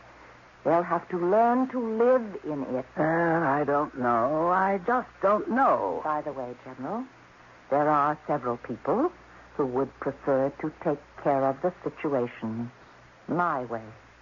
What people? The right people. The people you, for example, depend upon for your next promotion. What are you saying? I'm saying, General, that I have connection. Uh-huh. Well, go on. There is an isolated spot in the west by the sea. It's peaceful, beautiful, secure, but not a prison underground like here. It would be the perfect place to take them, to re-educate them. Why? Why what, sir? Why are you doing this? I thought that was obvious, General. I want them to live.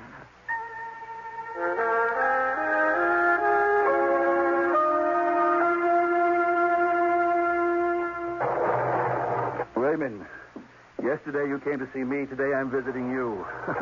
I've learned how to move on these crutches. Something crazy is going on here. No one is guarding us anymore. Someone unstrapped my bed, left the door unlocked, and a pair of crutches by... Ray, what's the matter with you? You know what this place is? A great big laboratory. We could have died out there in space. We'd have been better off. Instead, we survive a crash landing on an unknown planet. Against all odds, it's a planet within the range of our lifestyle. A planet with an oxygen atmosphere, with... Yes, it would have been better to die in space. It's never better to die when you can live. Ray, you've got to pull yourself together. I call it a living death. No, I call it surviving. Well, if it isn't the good doctor. You will both please change into these garments. Why? What's going on? Once clothed in these work uniforms, you could pass for a couple of technicians. Here are your identification badges. Wait a minute. What are you up Quickly, to? there's not much time. Time for what? For your escape, of course. Escape? They've staged a safety drill and cleared the halls for 30 minutes. That will give us just enough time to make it up to level 1. And what, may I ask, is waiting for us at level 1? Transportation out of here. To where? Do you trust me, Colonel? Why should I trust anybody on this planet? Because you need a friend. Doctor, why the sudden change? Why are you doing this? Because, like you, I am an explorer. Escape? That's a joke. Escape where? Major Raymond, there's a whole world outside. But it's the wrong world. Gentlemen, you can come willingly or not at all. Raymond. It's the wrong world. Raymond. It's the only world we've got now.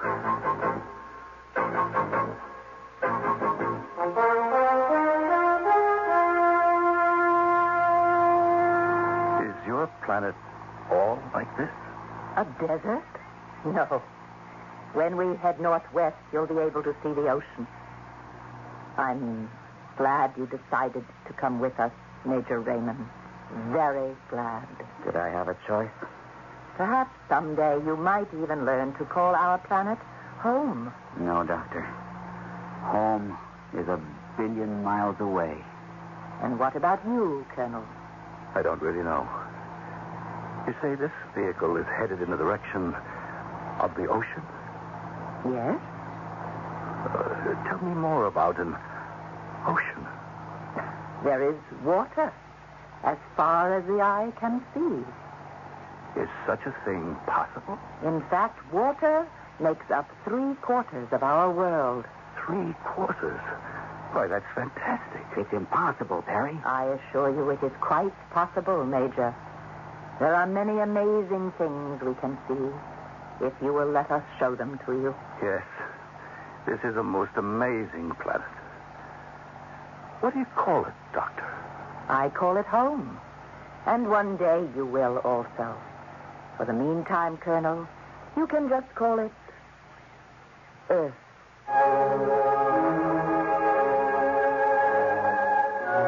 Earth, the third planet from a tiny yellow star, perched near the edge of a somewhat insignificant galaxy, swallowed up in an infinity of galaxies, in an endless universe.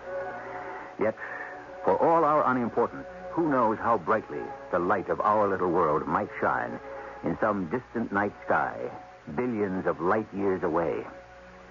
I'll be back shortly.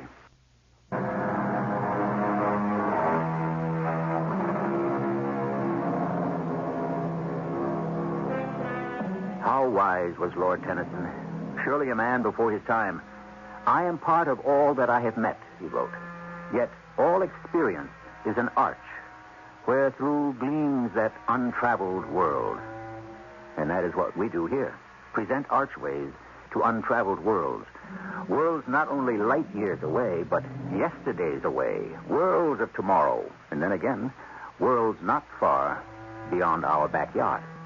It all depends on where one's interests lie. Our cast included Marion Seldes, Gordon Gould, and Bernie Grant.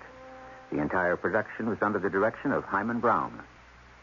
This is E.G. Marshall, inviting you to return to our Mystery Theater for another adventure in the macabre. Until next time, pleasant dreams.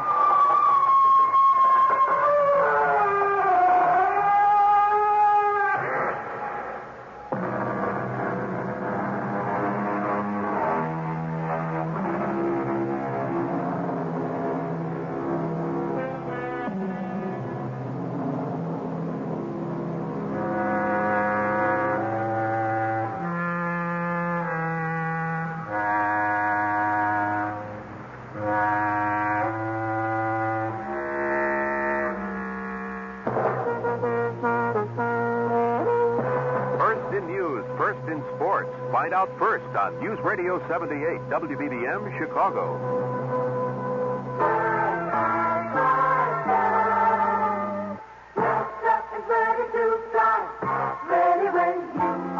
The family that flies together stays together. It's Delta's Family Fling Fare. Dad pays the regular one-way tourist fare, then Mom and up to 3 kids, 2 through 17, pay only $49 each. On arrival, show your family fling ticket at Marriott Hotels, and a family of up to 5 staying together gets the single room rate. At Hertz Car Rental, get 1 day free when you pay for 3, or get a family-sized car at a compact rate, plus a $20 bonus coupon. Family Fling is good only in June, and only on nonstops to Dallas-Fort Worth and on certain departures for Austin and San Antonio. Not valid via Atlanta. Fly together, save together, but make reservations early.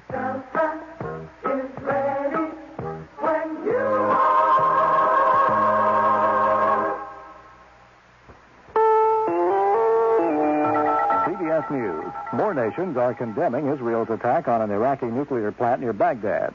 Britain calls the raid a grave breach of international law and says it appears to have been an unprovoked attack. Japan says it deeply deplores the action. This is John Bohannon reporting on the CBS Radio Network. Egypt also criticized the Israeli raid, calling it an irresponsible and an unjustifiable crime, and calls it a sharp escalation of the explosive situation in the Mideast. The United States says the Israelis used American-built jets in the raid in possible violation of the terms under which they were sold. United Nations Secretary General Waldheim says the raid is a clear contravention of international law. Iraq has asked for an emergency meeting of the UN Security Council. CBS Radio Mystery Theater presents...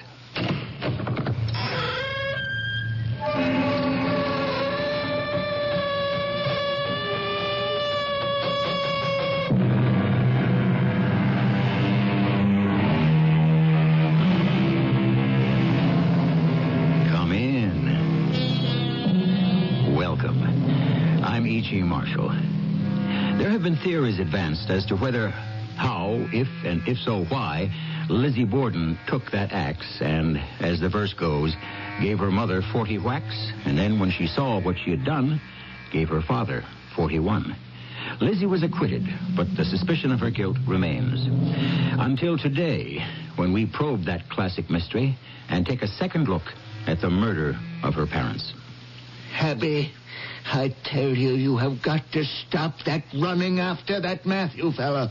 You're a married woman. Think of our daughters, Lizzie and Emma, if you won't think of me. Stop that. Abby, stop it, I say. Stop laughing at me. I'll make you stop. You like it, don't you, me being laughed at? Andrew Borden, his marriage is a joke. He can't keep his wife at home.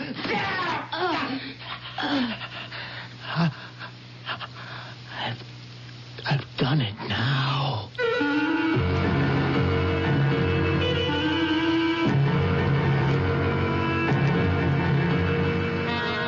Our mystery drama, Second Look at Murder was written especially for the Mystery Theater by James Agate Jr. and stars Roberta Maxwell.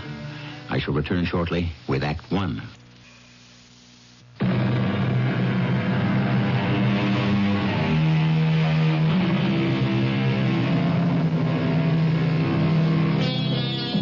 Listeners are always asking, where do you find your mystery dramas? To which we invariably reply, everywhere. From the forgotten past to the distant future. Today's tale, however, comes from a different source.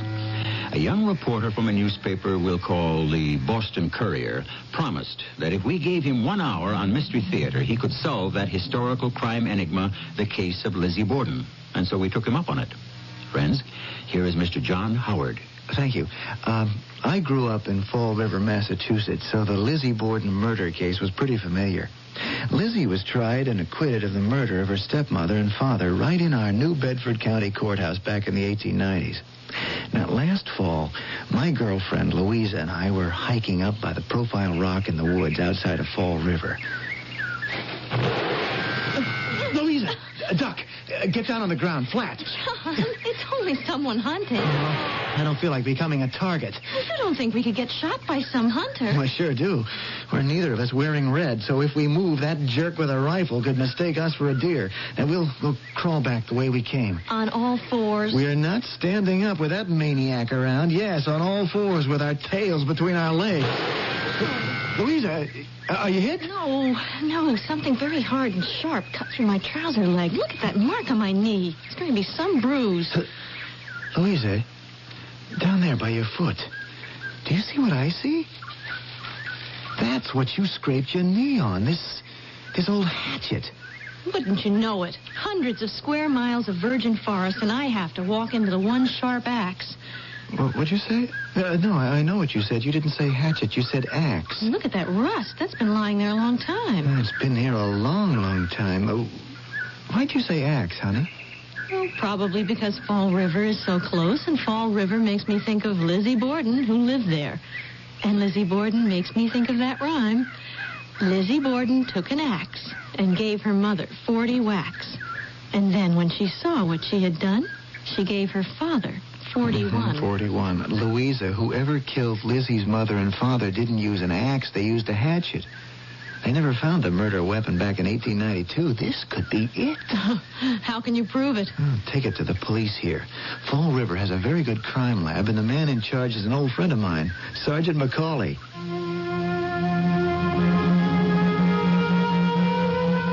Of course, that hatchet was a slim start, but it was a beginning.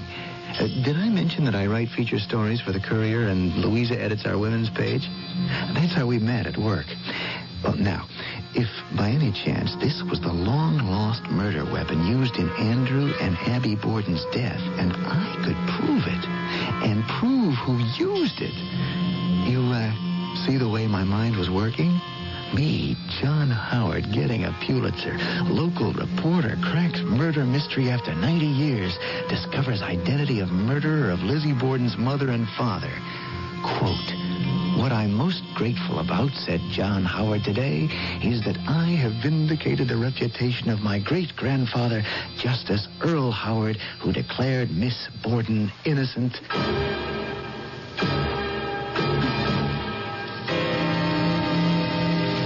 I'd like you to meet Louisa Cahill. She's on the Courier, too. This is Sergeant McCauley, whom I told you about. He runs this lab. Welcome, Miss Cahill. John, I'm not sure we've come up with the results you were hoping for. Now, let me show you why. Follow me. Anything at all would be helpful, Mac. We're starting from scratch. You're starting from rust. Now, over here is where we examined that rusty old hatchet of yours.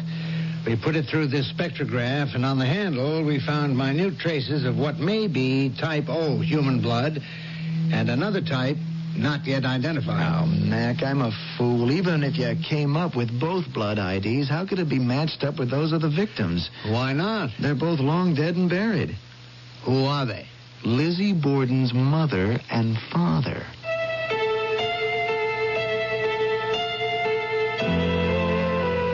I'm afraid we struck out, Louisa. I don't know what I was thinking of. Macaulay was sweet and tried to be helpful, but he had no idea what you were trying to prove. And you know something, John? Neither do I. Well, even after Lizzie Borden was acquitted, still everyone thought she was guilty. Why was that? Was she or wasn't she? Well, she lived in a small house in this town, and presumably if her stepmother and father were bludgeoned to death, she would have heard something. But she said she heard nothing. There was only herself and an Irish maid in that house. The mother was killed first at 9 or 9:30, then the father an hour later. No clues, no murder weapon, no blood on any of Lizzie's clothes. Now do you see why I want to know more? No, I don't. How does it concern you, and why? I have to prove that Lizzie Borden was innocent. But why? After all these years, why? I'd rather not say. Trust me, Louisa, I'll tell you soon.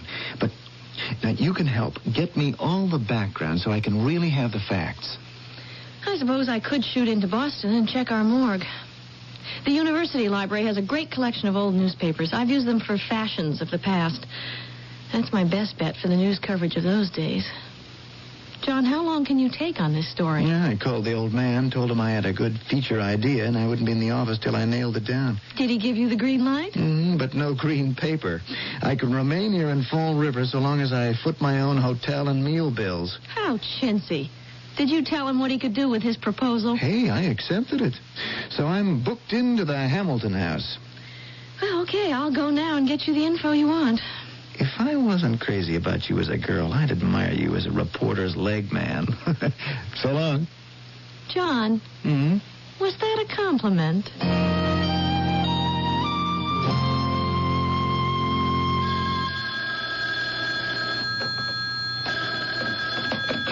Hello? John? Louisa, hey, you got back to me awful fast. Where are you? Boston. I found something you might want to investigate right away, so I thought I'd call. In the trial, 3 witnesses testified that Lizzie Borden bought some prussic acid on August 3rd, the day before the murders. Well, does it say where? Right in Fall River. Which drugstore? Parsons, corner of Main and Maple. Hey, I know that place. I used to get sodas there when I was a kid.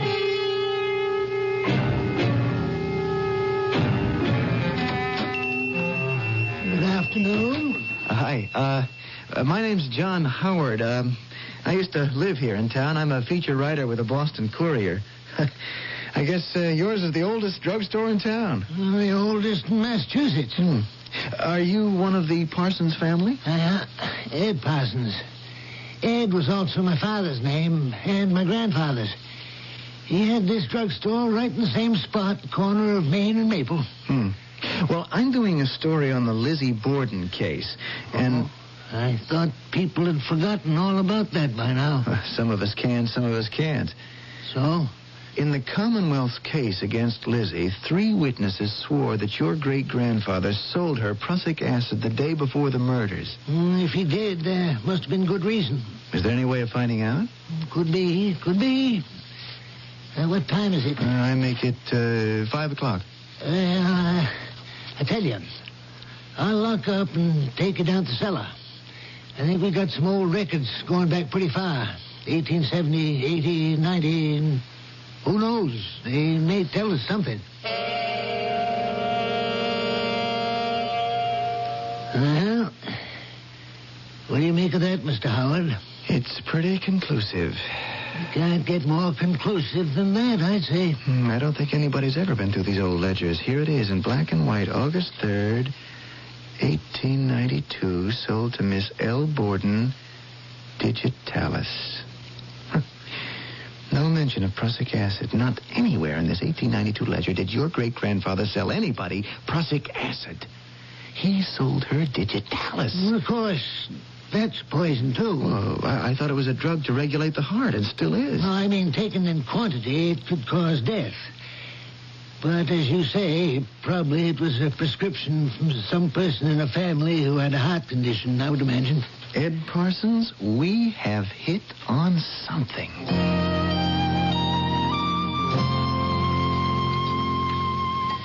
Is this place really called the Pen and Ink? Yeah, it's Fall River's tribute to the newspaper guild. Well, the food is good, the beer is cold. It's my favorite hangout. Now that we've ordered, What have you got for me? This envelope is full of goodies for you, John. Copies of news stories during and after the trial. There were 3 judges, but the main one, you may not believe this, was Justice Earl Howard. Howard? Any relation? It's a common name around here. What do these newspaper stories say? Oh, there was a lot of Monday morning quarterbacking. Judges, lawyers, after Lizzie was acquitted, saying that the trial was a mockery, that the evidence offered by the Commonwealth of Massachusetts should have been enough to convict her, but that the misrulings by the court and an improper charge to the jury was the main reason Lizzie Borden got off. The heat's not off the main judge yet. Also, another violent death in this town a month after Lizzie's parents were murdered. I've got it in that envelope. Well, how's that death connected with our case? A man called Matthew Turner, an itinerant painter who used to go from house to house doing portraits and miniatures. He was found with his face down in the pond. Some said he was drunk and fell in. Others said there was more to it. Meaning? He'd done a miniature of Lizzie's stepmother. And the scuttlebutt was, after the trial, it was Lizzie who somehow found him drunk, hit him, and pushed him into the pond. Any motive? Jealousy, I guess. Oh, that poor lady. She's accused of almost every murder in Massachusetts. How was his death connected with Lizzie? He had a woman's handkerchief tied round his neck with the initials A.B. Abby Borden, the murdered stepmother. I'll be darned. Louisa, I love you. That is great investigative reporting. John, just now you said the heat is not off that judge yet. What did you mean? I did promise to tell you, didn't I? The main judge, Earl Howard, he was my great-grandfather. After Lizzie was acquitted, he was hounded to an early grave by countless people who believed her guilty. He had to move from town. No matter where he went, he suffered disgrace and ostracism. That's why when you found that hatchet, I decided I had to prove he was right, that Lizzie Borden was innocent.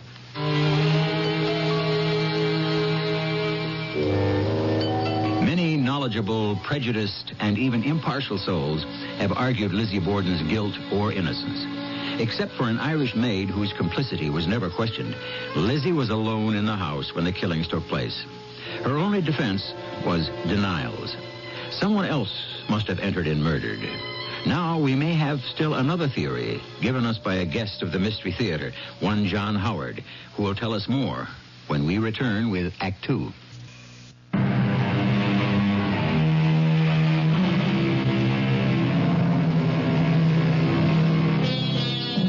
We of the Mystery Theater are not adding more fuel to the burning suspicion that the famed Lizzie Borden was truly guilty of chopping up her parents, nor are we throwing cold water on past pros and cons. Rather, with the help of reporter John Howard, we are taking a second look at a murder so that a judge's reputation will not also die. John Howard continues his investigation. I sat down in my hotel room the following day and began to write the story as I saw it and as I thought it made sense to me. I began with life in the Borden household one morning in the cellar where Lizzie's father, Andrew, was sharpening an axe. I was wondering where you were, Father. You couldn't be down here in this damp cellar. Lizzie, I'll quit just as soon as I've got a good edge on this blade. And a hatchet lying over there. Father, will you look at you? You're perspiring all over, and it's cold down here. That's not taking care of yourself, as you promised Dr. Sands. Yeah, that's done. Now, Lizzie, I'm fine. There's nothing wrong with me. Would you go upstairs and ask Abby to fix me a cup of tea? She's not at home. She's not at home. Hand me that hatchet. Father, you have a bad heart. Now, you're supposed to stay quiet and not exert yourself.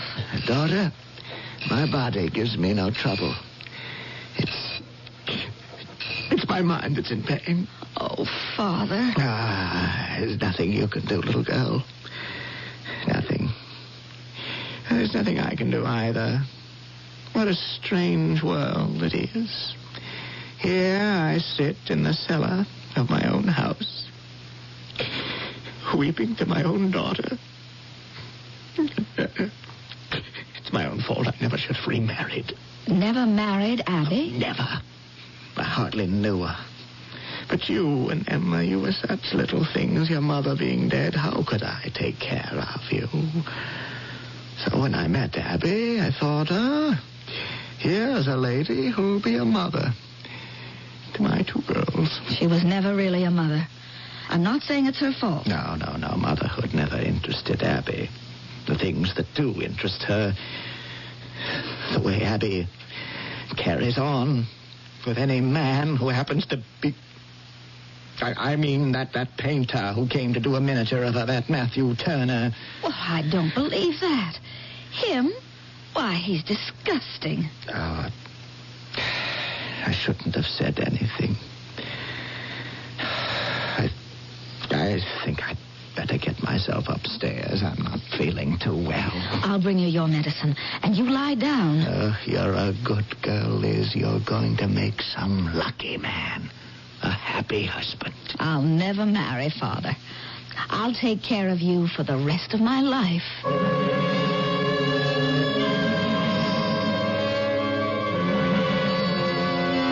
That's the way I began my version of what life must have been like in the Borden home. Who is it? It's me, Louisa. Well, come in. May I sit? You bet. Sit, stay, help me. Is it moving, the story? Gathering speed with every page. You remember Matthew Turner, the miniaturist? Oh, yeah, I'm just using him as a key to this. I think he was. I've got more on him than his mysterious death. I'll read it to you. The Boston Record, September 10th, 1892. Quote, the deceased called himself Matthew Turner. It was an alias disguising the fact he was related to a prominent Massachusetts family living in Fall River. Is it the fault of parents the children come to no good end? Unquote. That means somebody in this town knew who Turner really was and was kept quiet. Hey, that'll fit into what I'm writing. Darn good stuff, Louisa. Hey, did it ever occur to you to marry a newspaper man? I wouldn't dream of it. It'd be work, work, work all the time.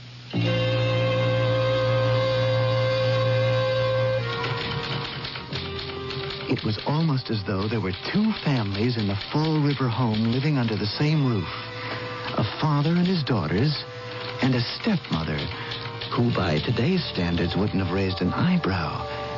But in 1892... Abby? Abby, it's me, Andrew. She's locked herself in her room, Father. Sometimes I hear her crying. It's been 2 days. She'll get over it. She always does. Then there'll be someone else. All of this isn't doing your heart any good.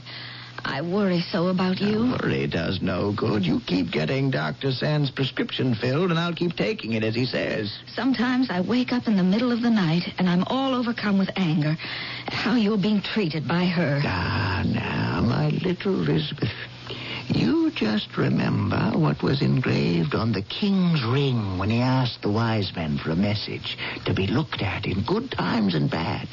And they came up with one short sentence. What was it? And this, too, shall pass. So, take comfort from that, Liz. Life will be better for us both soon. I'm sure of it.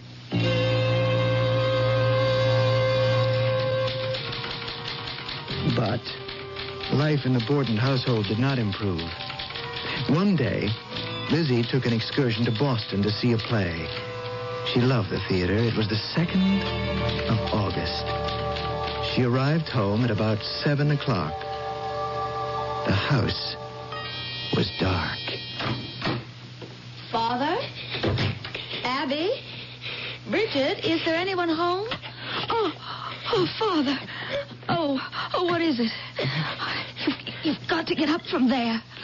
Liz? Can you stand up, Father? What were you doing lying on the floor? Come on now. Slowly. We'll get you over to the sofa. I'm all right, Liz. Let me light the lamp. What time is it? Where's Abby? Where's the maid? Bridget, it's her day off. How was the play in Boston? I'm not answering any questions until you tell me what this is all about. How long have you been lying there? I don't know exactly. You had an attack, didn't you? Why didn't you take your digitalis? Oh, I've run out. Oh, it's my fault. I should have looked at the bottle to make sure there was enough. There's none left? A few drops. Maybe it could last me till tomorrow. I suppose Abby hasn't been anywhere near you all day. Yes, she has. Oh, my, yes. That's Matthew Turner, the nerve to show up. I ran out and stopped him at the gate, and I told him if he ever showed his face around here anymore, I'd kill him. There'll be no more of this. You are going up to bed. I'll help you. Tomorrow I'll go to talk to Dr. Sands. You aren't getting any better. No, I wish you wouldn't fuss so. Father, you're the only person who means anything to me at all.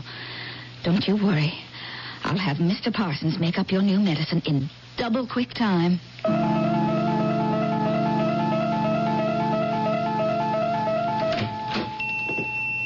Well, good morning, Miss Lisbeth. Mr. Parsons, I always like coming to your store. You're the only one who calls me by my rightful name instead of that hateful Lizzie, which I loathe so. Oops, I almost forgot my other customers. Excuse me. I've got 3 of the town's worst tattlers back there, and they can't make up their minds what kind of complexion powder or cold cream to buy. You go right ahead. I have a few minutes. Well, ladies, have you made up your minds? No? Well, look, I have a prescription to make up for Miss Borden, if you don't mind. You just take your time. They're still debating the merits of various creams and powders, so we'll take care of you first. Oh, I see Dr. Sands' familiar illegible hand. He gave me this prescription because Father seems to be getting more dizzy spells and pains in the chest. I'm sure we can take care of it. May I watch? Oh, of course you can. Come back here with me. Now, this is the marble table where I fill the prescriptions. Now, to work. Are those biddies watching us? Yes, they are. I'll give them an earful. I wouldn't. They don't look like they have a sense of humor. Yes, ladies, by all means, you may watch. But I advise you to keep your distance. I am about to concoct a virulent poison, and I wouldn't want any of you to become contaminated. I'll give them some to mull over. Mr. Parsons, they'll take you seriously. Anything I cannot abide is a nosy, gossipy female. And 3 of them is just 3 too many. Now, let's see what Dr. Sands has ordered. Yes. It's considerably stronger than the last one. You'll have to be careful with it. Is it dangerous?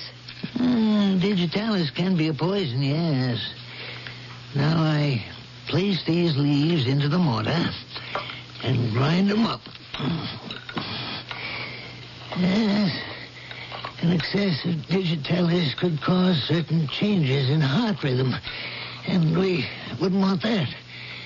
But in the right amount, it's exactly the stimulant your father needs. Now, when this is a fine powder, I steep the digitalis in alcohol and make up a tincture. Can you come back tomorrow morning? Oh, I was hoping to take it with me right now. Well, I could give you enough for 3 doses, say in powder form, that do you until tomorrow. Give him 1/3 of a teaspoon each time in his tea or broth. Is he worse? I think he is. Has he been under a strain lately? Very much so. A great deal of strain. Well, that ought to do it.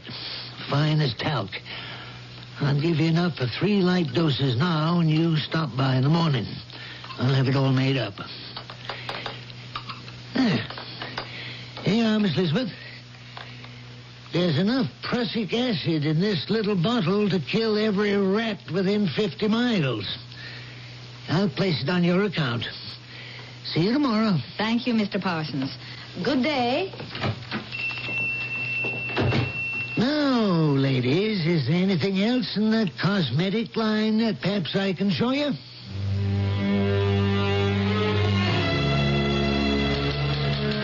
I'm not saying that is exactly the way it happened, but it certainly could have been. Those 3 witnesses who swore Lizzie Borden bought prussic acid the day before her father and stepmother were struck down, those 3 could have been victims of a druggist's prank. The following day, there was no more laughter. At 9 o'clock, Lizzie Borden was in her own house when the first of 2 murders was committed.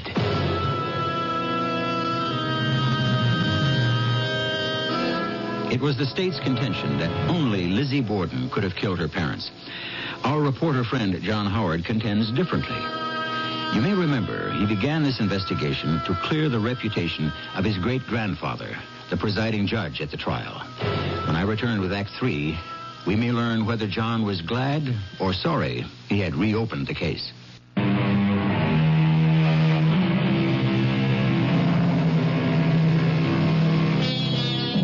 Was the Lizzie Borden murder a classic case of justice or its miscarriage? New evidence intrigues John Howard. A hatchet with the initials A.B. carved into the age-encrusted handle, possibly belonging to Andrew Borden, and possibly the actual murder weapon. A drowned man who traveled New England, and a father with a heart ailment. All of which brings us to the murder morning. August the 4th, 1892. A hot August day that promised to be a scorcher. At about 9 o'clock, Andrew Borden was upstairs with his wife. We don't know to this day how much Lizzie overheard. Abby, I tell you, you've got to stop it. This running after that man, Matthew. Now, you're a married woman. Think of our daughters, Lizzie and Emma, if you won't think of me. Stop that. Stop it, I say. Stop that laughter. I'll make you stop. You'd like me to be laughed at. A public disgrace. Andrew Borden and his marriage is a joke. Can't keep his wife at home. Laugh now, Abby.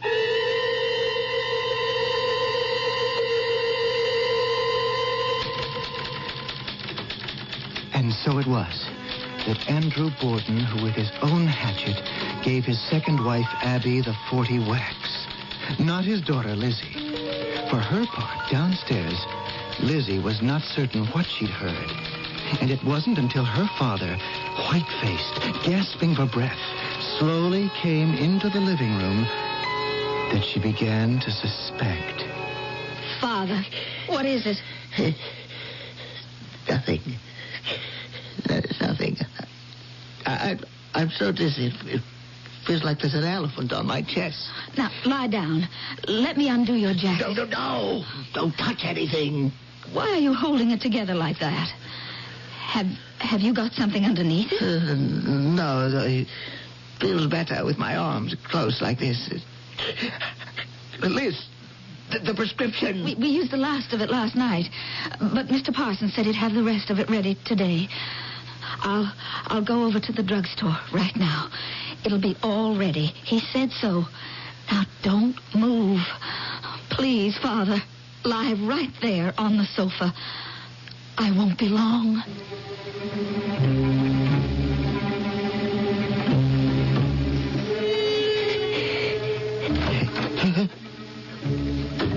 Who is it? That's you, Liz? I've got to sit up. See who The hatchet fell out of my coat.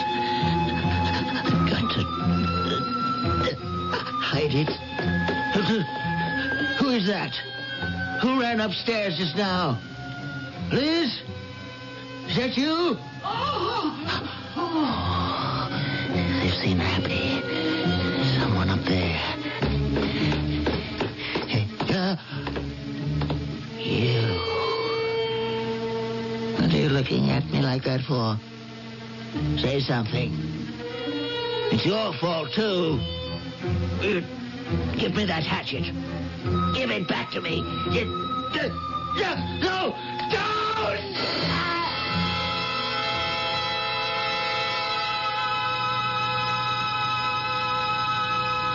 Elizabeth, I can't begin to tell you what anguish I feel that you should suffer this double tragedy. It was so kind of you, Mr. Parsons, to come over to the house tonight. I must talk to someone. My sister wrote and said she'd never come back to Fall River. Bridget, the maid, went back to Ireland. Everyone acts as though I was the one who killed my stepmother and father. I didn't kill him. How could they think of such a thing? People say anything. Mustn't pay any attention. It's the police. They found some burnt cloth in the furnace, and they're saying it's the dress I was wearing. There's going to be a trial soon, you know that. Yes, I'm prepared for it. Questions going to be asked, evidence presented, accusations made. And what will you say? What will I say to what?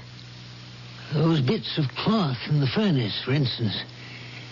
The police also found a hatchet with a broken handle in the basement, covered with ashes, as though someone had tried to rub the blood away. How do they know that was what killed them both?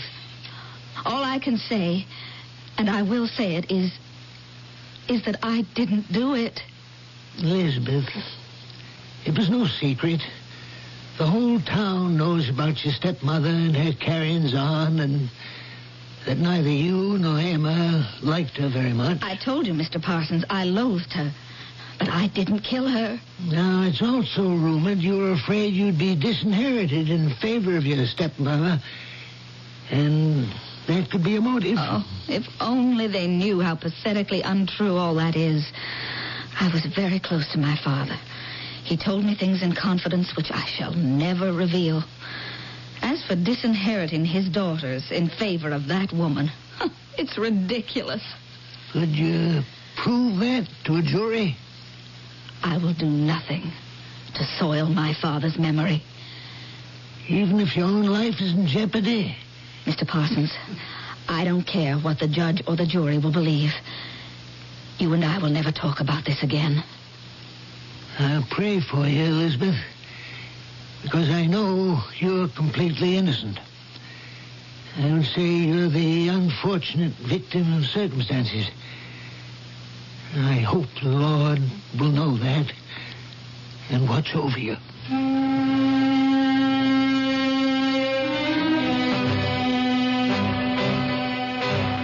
Well, that's my story, Louisa. Now that you've read it, what do you think? You make a very good case for Lizzie. As it turns out, she was acquitted anyway, but I think for the wrong reasons. My great-grandfather, Judge Earl Howard, believed she couldn't have committed those brutal, ugly crimes because she was too much of a lady. My theory is, if he'd known that Andrew, in a fit of frustration and uncontrolled anger, had killed his wife, Abby, the suspicion that hangs over Lizzie Borden to this day would never have started. Probably not. I would have liked to have written something from inside Lizzie's mind. What she might have thought just before the verdict, when she didn't know what it would be, innocent or guilty. Can I try? Would you?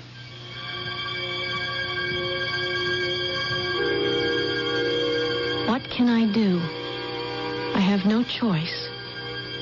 I burned the dress that was stained with Father's blood because I couldn't bear to remember those minutes when I found him. And this was held up as proof of my guilt. I hated Abby, and this too was offered as proof of my guilt. 3 witnesses swore upon the Bible I had bought prussic acid to kill my parents. in spite of Mr. Parsons' denial. Mr. Parsons admitted he was very fond of me, so his denial was deemed worthless. Father, I heard you accusing Abby of being faithless. I heard the muffled, strange sounds, and your threats, and your cries. But I never knew until I saw your white face, and its look told me. I could see the hatchet you were hiding under your jacket. I ran to the drugstore for your medicine. Dearest Father, I never even kissed you goodbye.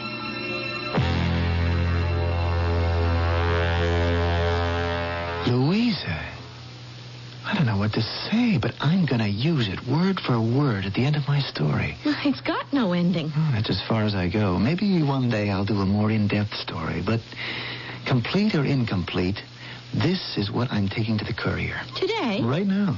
Hey, why don't you plan to stay here at the Hamilton house over the weekend? I'll be back in the morning, and we can backpack. You know, that hike we started but never finished. That would be great.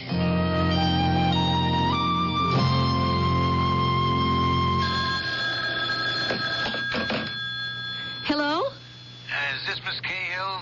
Louisa Cahill? Yes, it is. Who's this? Sergeant McCauley down at the crime lab. I've been trying to reach John Howard, but I get no answer from his room. The operator suggested I ring you. Oh, John drove to Boston to deliver a feature story he's been working on. The Lizzie Borden thing. Oh, I see. Maybe, well, I was just thinking, you're a very good friend of his, aren't you? Yes, very good. I think it might be better if I spoke to you instead of to him. But I'd rather not say anything on the phone. Do you think you could come down to the crime lab? I won't keep you but half an hour. Miss Cahill, why was John so interested in the case? His great-grandfather was the presiding judge. When he voted acquittal and Lizzie got off, his life became a misery. At best, people thought the judge a fool. At worst, a criminal. So he wanted to clear the judge's name by proving Lizzie Borden was really innocent. Exactly. Mm-hmm. Well, that makes what I'm going to tell you even tougher. We kept running that hatchet through the spectroscope, analyzing and reanalyzing every inch. And then on a hunch, I had the blade taken off the handle. And there, in the tiniest miniature handwriting you ever saw, was a signature. Matthew Turner. How did you know? Have you known all along?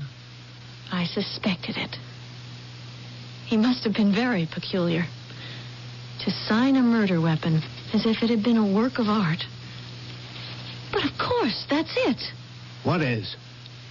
He regarded the death of Andrew Borden as his work of art. Miss Cahill, there's one thing I haven't told you. You know, when you start investigating, you don't know where it'll lead you. Matthew Turner was the son of Judge Earl Howard, which could mean he was John's great-uncle. Now, how can I tell that to him? I've known him since he was a boy in this town. If that isn't ironic.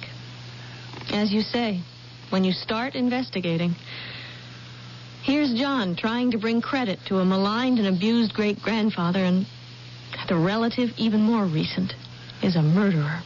Of course, it all happened so long ago, I don't know how John's going to take it. Can we not tell him right away, Sergeant? If someone's got to tell him, I'd like it to be me. What about the hatchet? I sure don't want it. And I don't think John does either. Well, could you get him to donate it to our crime museum? Maybe there'll be somebody who wants to write a really long, detailed story about Lizzie Borden and her times. New England in the 1890s. And the hatchet would be an important part of it.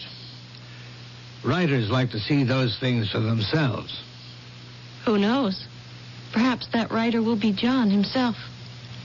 He's made an awfully good start. Do bear in mind John Howard's version of what took place in Fall River, Massachusetts, the 2nd, 3rd, and 4th of August, 1892, is his personal theory. He never claimed it to be fact, nor do we.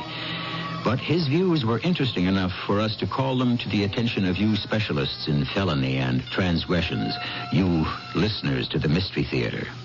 I shall return shortly.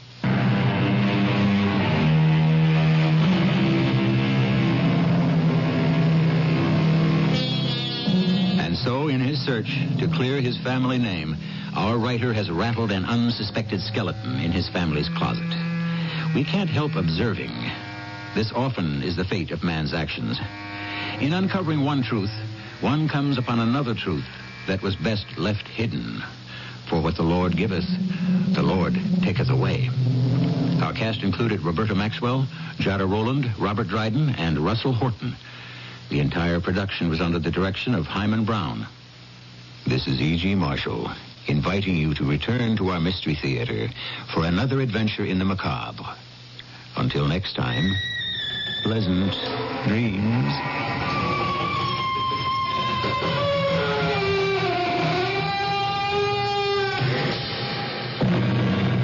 Thursday night CBS Radio Mystery Theater airs at 8:06, right here on 1160 KSL.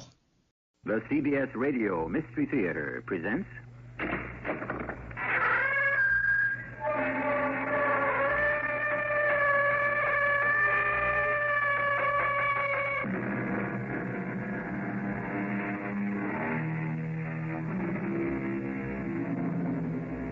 Come in. Welcome. I'm E.G. Marshall. Si fueres Romae, Romano vivito more. Or, when in Rome, live like a Roman. This was the counsel of no less a personage than the estimable St. Ambrose himself, some 1,600 years ago. Since then, there have been many attempts to interpret just exactly what that good man had in mind. But I should think it means what he intended it to mean. Quite simply, don't rock the boat. I tell you, there are spirits in this country. And I tell you, there's no such thing as spirits. What's the name of this place, anyhow? I can't even pronounce it. What is that? Oh, spirits. Livy, didn't you just say there's no such thing as spirits? Oh, I'm from Missouri, and they just showed me.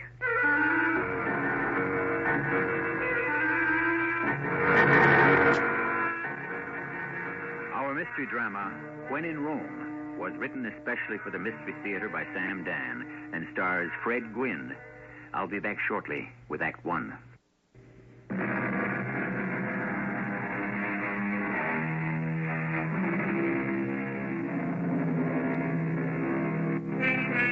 As even the most casual student of history knows, we won our independence from Britain some 200 years ago. But that was only our political independence. For other things, we were still very much in the shadow of Europe. For a long time, we remained a young and self-conscious nation. We thought of ourselves as provincial, uncouth, and uncultured. Our newly rich men had newly rich wives who couldn't wait to go to Europe to buy sophistication and perhaps a titled foreigner for a son-in-law. Let us then go back about 100 years and meet Mr. Henry T. Cahill. How'd you do? Well, never fails, does it? Fella manages to put aside a hard-earned dollar or two, and the wife has already got it spent for him. Now, Livy isn't really a bad sort, but she has these ideas. What kind of ideas? Listen. And why shouldn't you become an ambassador? But I ain't qualified to be an ambassador. Henry, isn't it a fact that you have $19 million? Give or take. You're qualified. But I don't know anything about tariffs or balances or trade and Lord knows what all. Well, you don't have to know a blessed thing. Look at the lot that's ambassadors now. Why, any of them is as ignorant as you are. No, but I can't speak any foreign language. None of them do. An American ambassador isn't supposed to say anything anyhow. Well, what you supposed to do then? Wear knee pants. You'll have to catch me first. Go to fancy balls and parties. That lets me out. Now, don't you upset me, Henry Thomas. What does the job pay? Hardly anything at all. Why would anyone want it? For the honor. Honor. I can do without that. Thank you kindly. Henry, now that Mr. Hayes is president... I got no time to fool with politics. You go to see Congressman Stifle. Remind him how it happens that Mr. Hayes and not Mr. Tilden is sitting in the White House. Please, Livy. I have no wish to go traipsing about all over the world. I'm not leaving home. You go to see Congressman Stifle. No, Livy. No? I'm putting my foot down, and that's got to be my final word on the subject. Yours, maybe, but not mine. Henry, I warn you here, and I warn you now. Do not aggravate me. Do not irritate me, because... Oh, all right. I get the idea. Livy, you see, is a woman of many words. She uses them to let you know exactly how you stand. Right now, I understood. I was standing right on the brink. So I went to see Congressman Morton B. Stifle. Henry, I'm not sure it can be done. What are you saying to me, Morton? Please, ask for something within reason. Ask to get a special government regulation suspended. Ask to have a law passed or repealed. Ask even to get an amendment to the Constitution, but to be made an ambassador? That's what I need, Morton. What for, Henry? You get to take no end of abuse. That's nothing new. There's no future in it. When the next president comes in, you're out. Morton, why you give me all these reasonable, sensible objections? Livy wants me to have the job. Livy. I'll see what I can do. I know you will. It's just all the plums have already been passed out. I don't have to have a plum. Just make sure I don't have a lemon. London, Paris, Madrid, St. Petersburg, Berlin, Vienna. Too late for all the big ones. Morton, don't waste my time and your energy with all the little details. Just make sure it's somewhere in Europe.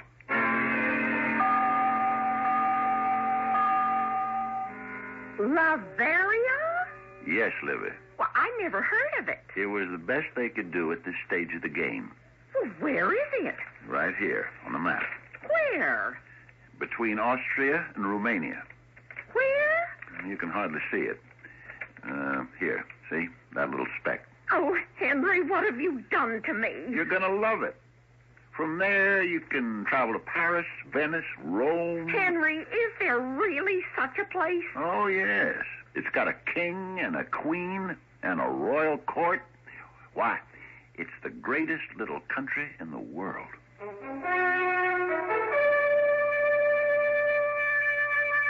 What was I going to tell her? And maybe it's all for the best. Let her spend some time in one of those places without plumbing, far from the good old USA. Yeah, she'd get this ambassador nonsense out of her head soon enough. But, as usual, I was wrong. Oh, I love it. You what? Do you realize this is a castle? A medieval castle? Yeah, you'll realize it all right in the wintertime when the winds blow in through those open windows. It's so authentic. This table, these chairs, those tapestries on the wall, hundreds of years old. Yeah, and they look it. Oh, such a beautiful little country. Such a quaint little country. It's like some beautiful painting in a book of fairy tales. Now, what are those bowls doing on the floor near the window? Oh, that's the food. One is milk, and the other is vinegar. What are they doing there? The servants put them out. They're in every house in Lavaria. You see, they have to feed the spirits. Milk for the good spirits, vinegar for the bad ones. Going along with this, why do they have to feed the bad ones? Oh, they must. It's the law. What law? Well, they have such quaint superstitions. The people, well, they believe that human beings can take the shape of spirits and fly all over the world. Now, Livy, that just doesn't make sense. Oh, but they believe it. That's why you have to feed both types of spirits. You never can tell which could be your mother or father or Well, even you. I thought all that kind of nonsense went out with the Middle Ages. But, Henry, in this country, it still is the Middle Ages. Livy was having the time of her life, hobnobbing with all the swells and, getting wide-eyed over all the quaint, mysterious customs of the peasants. For me, the time hung heavy. There wasn't much to do, and I had a smart young assistant. You sign here, please, sir, next to the X. I see the X, Mr. Daly. Now, this says page 4. Yes, sir. That means this is a 4-page document. That's right, sir. Well, where are the other 3 pages? Well, it's only necessary to sign this last one. I would like to read the others. You'd like to read them? Well, let me have them. But, sir, Ambassador Snell never bothered to read these documents, and neither did Ambassador Hastings before him, and Ambassador Cummings, and all the other ambassadors since I've been here. Yeah, well, this here is Ambassador Henry Thomas Cahill, and we're starting a precedent. Yes, sir. Now, what's this? The Embassy Flower Garden. Permission is hereby requested to install tulip beds along the... Well, sir, it's all very boring and filled with red tape, and I had hoped to spare you this nonsense. Thank you, Mr. Daly. But I'll just have to put up with it. After all, it's my nonsense. Oh, and what am I supposed to say when we are presented to the king? Nothing. I got the drill from Brother Daly. This is a formal presentation at court. Still... And all you do is bow, smile. You say, "Thank you, Your Majesty." And what else? That's all. And then you back away and let the next couple be introduced. Oh, Henry, you've made me so happy. Oh, you're such a kind, wonderful, understanding person.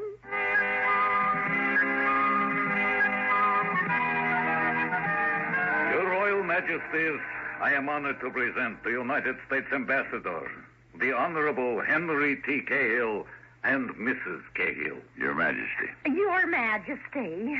The Queen and I are happy to make your acquaintance and hope that your stay in our country shall be pleasant and fruitful. Thank you, Your Majesty. I look forward to our meeting on many happy occasions in the future.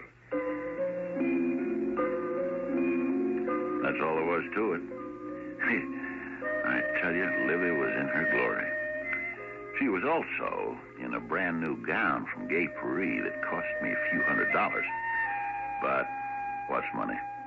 You have to keep them happy. Yeah, there she was, presented at court.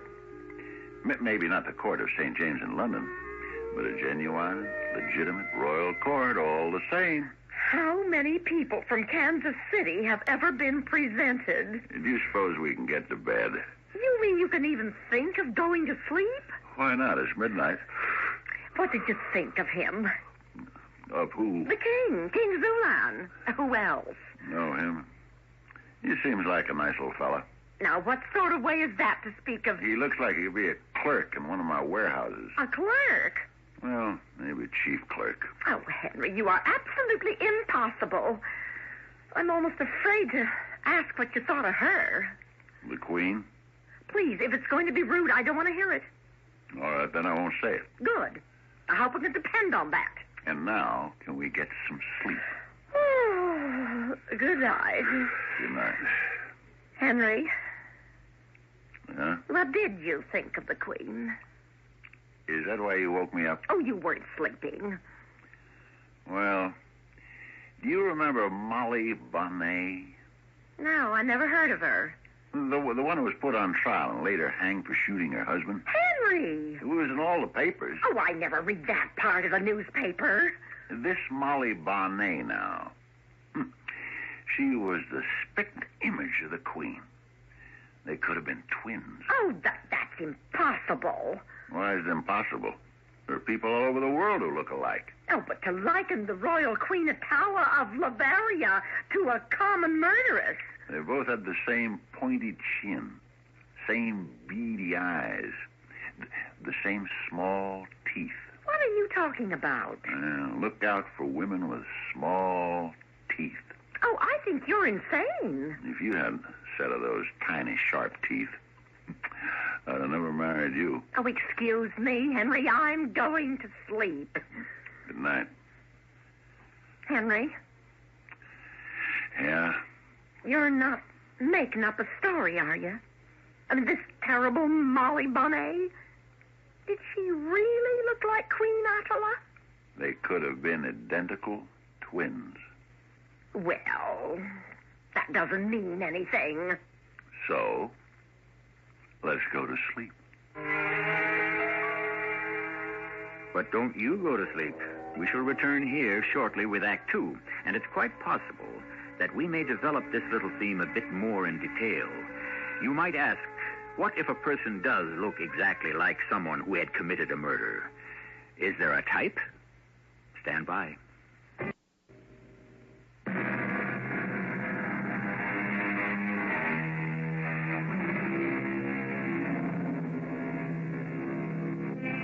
In the 19th century, Central Europe was filled with tiny picture book kingdoms, all the color and pageantry that attended a royal court. It was all like a fairy tale. And as we know, in fairy tales, everyone lived happily ever after.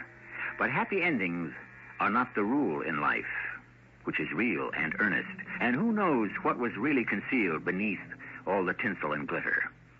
We will find out as our story unfolds. Good morning, Mr. Ambassador. Good morning, Daly. Did Mrs. Cahill enjoy the reception? Mrs. Cahill is in seventh heaven. Tell me about Queen Atala. Oh, yes, sir. What would you like to know?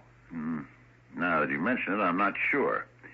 For instance, did she have a twin sister? No, sir. You're sure about that? Oh, absolutely. She comes from one of the oldest noble families in Bavaria. She was the only daughter of the Grand Duke Aroy. Well, that theory is shot. What's on the docket this morning? Well, a dispatch to be sent to Washington by diplomatic courier. It requires your signature. Is this it? Yes, sir. Once again, I see by the number that you've given me the last page. Where's the rest of it? Oh, but, sir, this is a secret transmission. A secret? From me? I am the ambassador. Oh, well, yes, sir, but it's just that none of the other ambassadors... I know. They never bothered. Hand them over, please. Yes, sir. What's the subject of this thing? It's an analysis of the political situation in Liberia for the guidance of our Secretary of State. And it's prepared here by the embassy? Yes, sir.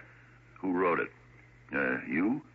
Well, not exactly, sir. You see, Out with it, Mr. Daly. Well, it was basically prepared by Count Rospro. The Prime Minister of Liberia. Who knows the political situation here better than he does? Isn't this supposed to be the embassy's evaluation? Oh, sir, Count Rospro's a very honorable and patriotic man. Uh-huh. The long and short of the thing is, then, Daly, simply this. Some foreigner who may or may not have an axe to grind writes a paper for the guidance of the U.S. government, to which I sign my name, and everyone thinks it comes from me. When you put it that way, sir, But all the other ambassadors have always done it. It saves so much time and effort. Our time and effort is what we're being paid for. Leave this here with me. I'll read it. But Count Rospro thinks this should be transmitted to Washington without delay. Mr. Daly, who are you working for, Count Rospro or the United States? Why, Mr. Ambassador, how could you even ask? Just answer the question. Well, of course I'm working for the United States. Good. Just make sure I never have to remind you of that fact again. Where were you, Henry? In my office, working. You were supposed to take me to the garden party at the French embassy. Now, this is the third time this week. I didn't come here to go to parties, Livy. I'm here to look after the best interests of the United States. But you have a staff to look after that sort of business. I didn't make $19 million by having my staff look after any sort of business. Livy, there's something going on in this country. What? I don't know, but I don't like it. But if you don't know, how do you know you don't like it? I operate on hunches. But you don't have to operate at all, Henry. Why can't you just enjoy yourself? Who says I'm not enjoying myself?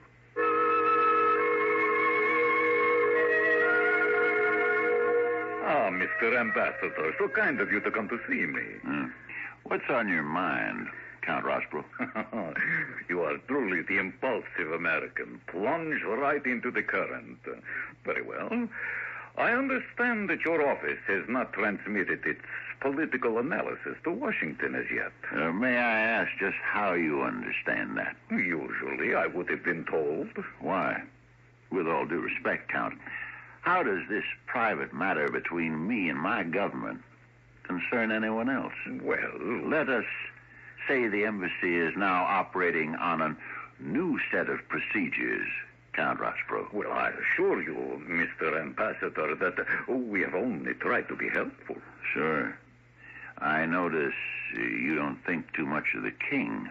How can you say that? You say in your report that he is roundly disliked throughout the country, and that he may even expect to be assassinated. Unfortunately, he is not popular. Arvin, my dearest, Your Majesty, may I present Mr. Cahill, the American ambassador? I had the honor to be presented to Your Majesty at court.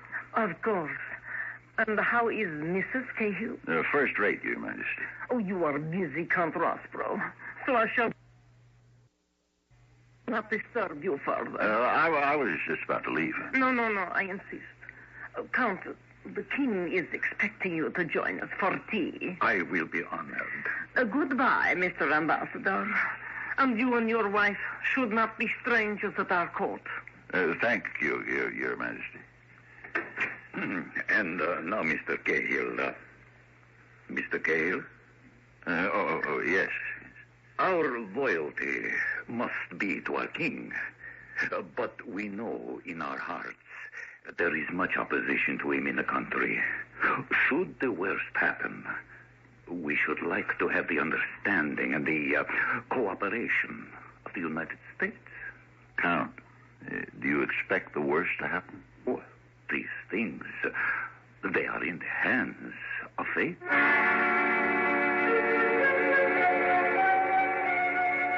As I was about to leave the palace, a uniformed servant told me that the king himself wished to see me. I heard you were visiting the Prime Minister. Yes, Your Majesty. Oh, we are alone, and this is an unofficial meeting, so why don't you call me Zuli? Zuli? My name is Zulan, and I will call you Henry. Or are all Americans named Henry called Hank? Hank, I like that better. Do you like my country, Laverian? Oh, very much. We are fortunate it is still here.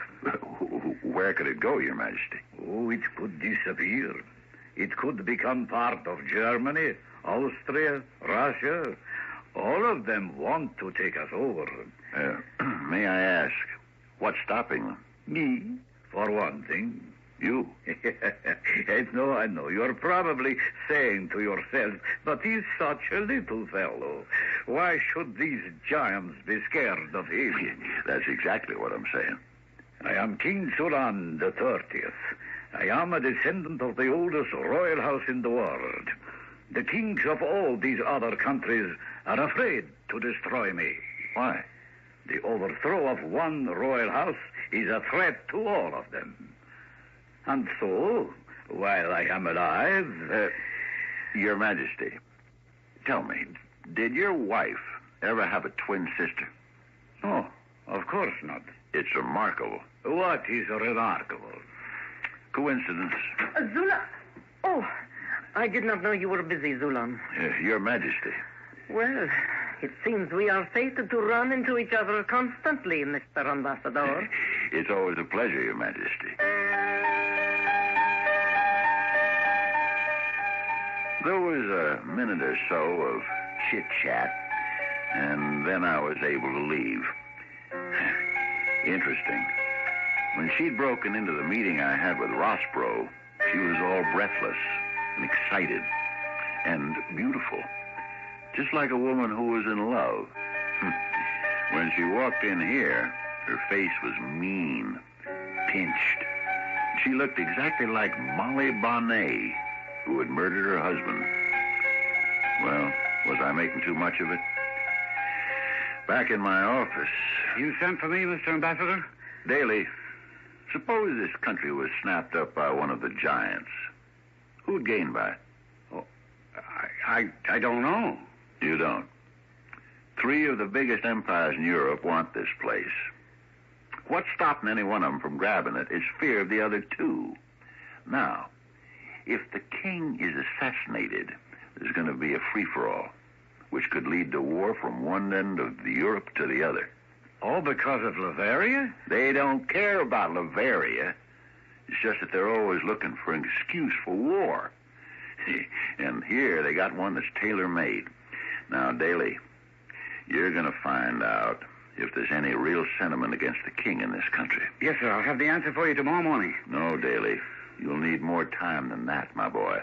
Oh, no, sir. I'll just ask Count Rossborough. No, you will not. But, sir, he has all the answers. Except the ones we're looking for. No. Daly, you go out among the people and see what you can pick up. But I don't speak Bavarian. Here's a dictionary and a grammar. Sit up all night. But learn fast. Henry, there's something we must discuss. Now, Libby, when it's time to go to sleep... Well, it's the only time I ever get to see you. You're always so busy. I'm a servant of the American taxpayer. The Queen held a tea for the wives of the diplomatic corps. I was not invited. No? Are you sure? I took it up with Mr. Daly, and he told me, in confidence, that I was being punished because of you. Really? What have I done? You have insulted Count Rossborough. Insulted? Oh, displeased. That's probably true. Oh, Henry, how could you? Because I don't serve here at Count Rossborough's pleasure. But why would you do anything to alienate a man like Count Rossborough? Why, he's the most powerful person in the kingdom. Is that a fact? I thought the king himself was the most powerful. Henry, I demand an explanation. I could give you one, but I'm not sure you'd like to hear it. I'm entitled to hear it. Count Rossborough is having an affair. Rossborough? Why, he's a man of spotless reputation. I certainly don't want to be a party to any such most malicious slander. Okay, then let's just forget it. Henry, who's he having an affair with? The Queen. Huh? Oh, I don't believe it. Yeah, well, that's not the worst of it, Livy. I think they're plotting to assassinate the king.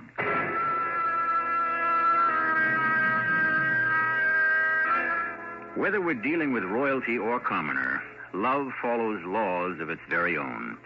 Just as nature abhors a vacuum, so does love oppose a triangle. It's the old familiar story of wife, husband, and best friend.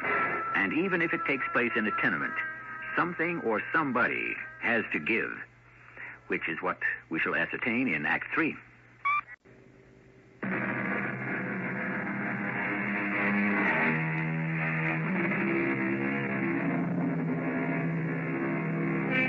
Kings and queens have always been perceived as lofty, distant people, far removed from the petty concerns of daily life that beset the rest of us. But when we think of kings and queens as husbands and wives, suddenly we see them in a different light. The concept of marriage suddenly makes them human. All too human. But the Queen? And Count Rossborough? He's the very soul of honor. Oh, Henry, how can you imply those two are having an affair? I'm not implying. I'm stating a fact. And murder? Why, it's impossible. Livy, how did I make $19 million? Oh, don't start that. By being able to judge people's character, right? But to accuse? I haven't accused anybody yet. In public. Have I? Now, you make sure this conversation doesn't go beyond this room, Henry. I'm warning you. I don't care what she or anyone else thought. I knew I was right. I had a little talk with my assistant, Mr. Undersecretary Daly. You know, Mr. Ambassador, these are very superstitious folks in this country. You're first making that discovery, are you? Daly, how long you been here? Well, it's the first time I ever ventured forth into the countryside. How do the people feel about the king? Oh, they love the king. And the queen? Well, I'm not sure. What's the problem? I just couldn't find out. And Count Rospro? Well, when he was a student at the university for a while, he was, I suppose you could say, a subversive. What kind?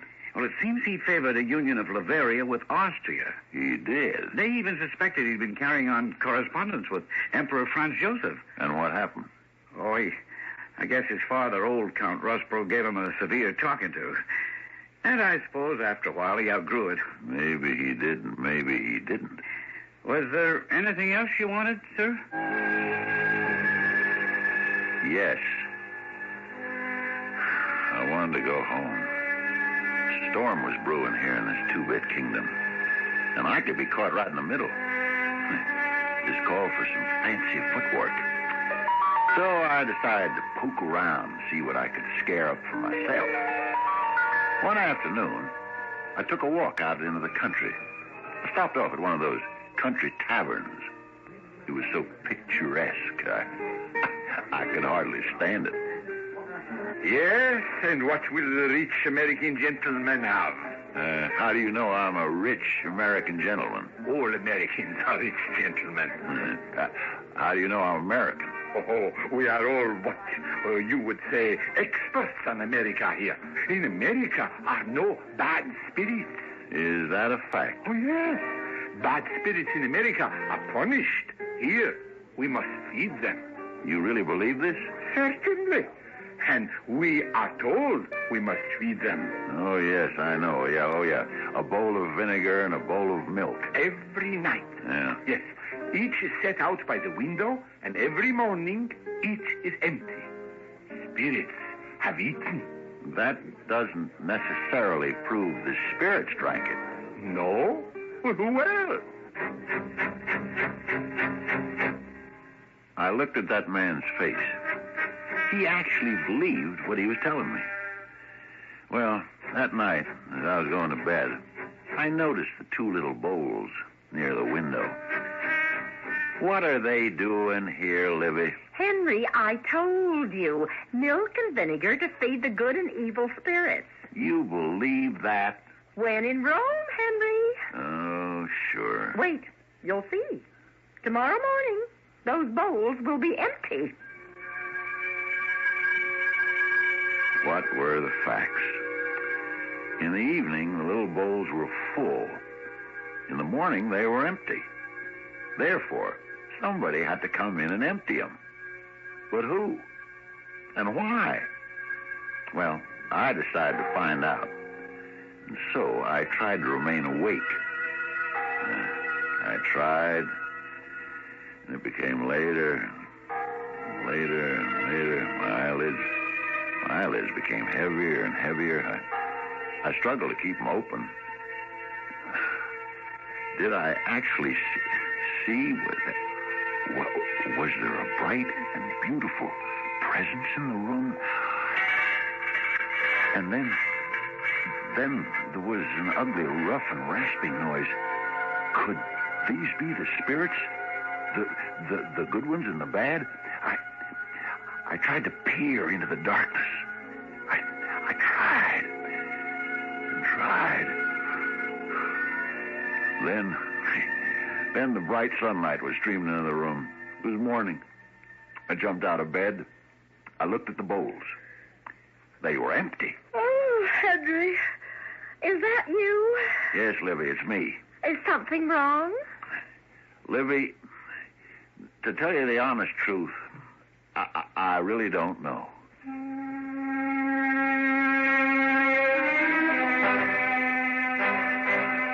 Sir, a cable has just arrived from the State Department. Read it. Yes, sir. I just finished decoding it, sir. It says, stability of Bavarian government is vital to the interests of the United States. Suggest you do everything possible to maintain it if indeed it is being threatened. Signed, the Secretary. That's what it says. Yes, sir. Okay. How and with what can we maintain the stability of the Bavarian government? Well, why don't we ask Count Rospo, sir. He knows everything. You know something, Daly? You show positive signs of genius. Sometimes.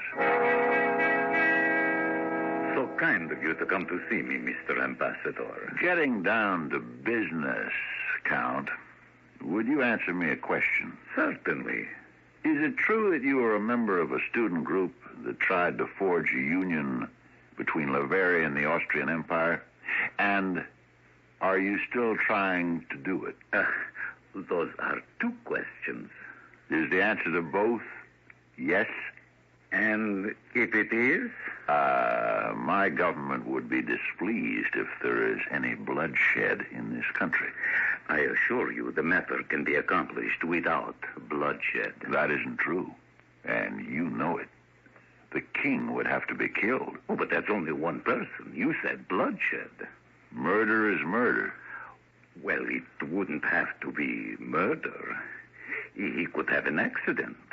We have people who can arrange these things very cleverly. My government will not ever approve of murder. Your government will never know it will be murder. I shall so inform them. My dear Mr. Cahill, this is an informal, unofficial, off-the-record discussion. How can you hope to prove it? I have certain good friends in the administration. Of course you do. They'll believe me. Of course they will. Privately. Publicly, it will make less trouble to just put a good face on things.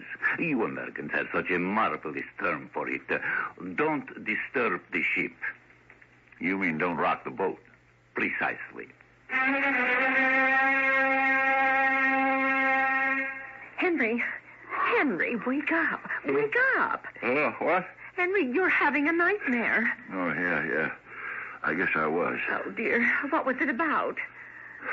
I dreamed that the evil spirit came for his supper tonight, and that the good spirit didn't. Oh, why, of all the superstitious nonsense. Look, by the window, the bowls. The one with the vinegar is empty. That means something bad's going to happen very soon. Oh, Henry, what's gotten into you? The Queen and Rospro are plotting to kill the king. She's in love with him. He's using her. How can I stop it? I'm absolutely powerless. Well, at least I can warn him. Your Majesty? We are alone, Hank. Zuli. Zuli. Zuli, your life is in danger. Yes, I know. You know? The life of a king is always in danger. I don't mean generally. I mean there's a plot. There is always a plot. Zuli, your wife and Count Rospro are plotting to kill you. Mr. Ambassador, how dare you? You come from a barbarian country where there is no respect for rank. This interview is terminated. You are dismissed from our presence. What was I going to do? The man was obviously a fool. But it was vital that he remain a king. How can I save him now? Then I got an idea. Mr. Daly. Yes, sir. Send a cable to the office of the Kansas City Daily Messenger. Say, I want whatever pictures, photographs, drawings, illustrations, everything they have on a woman named Molly Bonnet.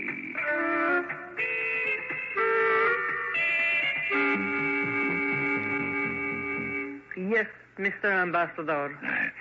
Kind of you to receive me, Your Majesty. Tell me, how's your love affair with Count Rospro coming along? Sir, how dare you? Do you want to answer the question? You know I'm not making this call with a pair of deuces.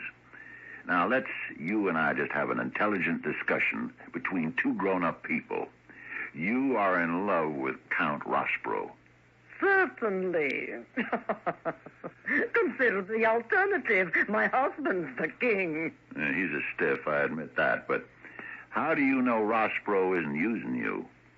He gets you to murder the king. He can't do it himself. He can't even be remotely suspected. And then when it's done, he doesn't need you anymore. How did you know I wanted to kill my husband? Because you look just like her. Who? See all these pictures? What? Wait, those are pictures of me. Mm-hmm. But where were they taken? Oh, I have never worn a dress like that. They are pictures of a Mrs. Molly Bonet of Kansas City, Missouri, who murdered her husband. You want to read the story? Why do you show me this? Well, if anything should happen to the king, I intend to go to places like Davray's Tavern. I'll let the people look at these pictures and tell them the story. And do you know what everyone will believe in this superstitious country? Please. They will believe this woman was you. Your evil spirit had crossed the Atlantic. They will know you as the murderess of your husband. Oh, that's nonsense. That's for you to decide. May I have all those pictures and newspapers? Certainly, Your Majesty. May I ask how the murder was to be accomplished? Oh, there would be an accident. He would have been cleaning his gun. I'm sure it isn't going to happen. Not to the king, at any rate. I'm afraid I have two pieces of bad news, sir. First, Count Rospro is dead. Is he? Yes. It was an accident. He was cleaning his gun. Rospro was killed while cleaning his gun. Oh, my. But the second, sir, you're being recalled. This cable arrived from Washington. King Zulan says you insulted him, his wife, and his best friend.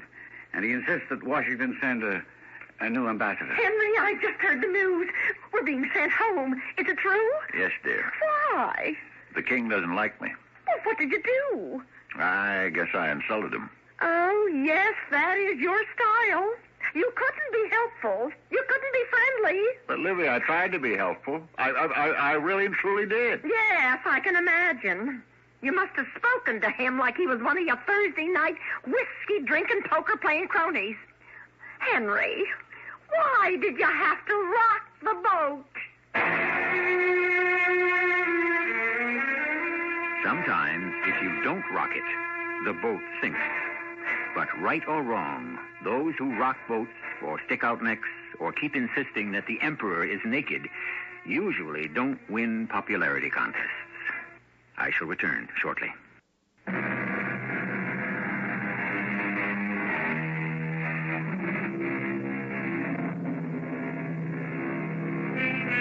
Uneasy lies the head, as Mr. Shakespeare said, that wears the crown. For to be a king, one must live up to the ideal.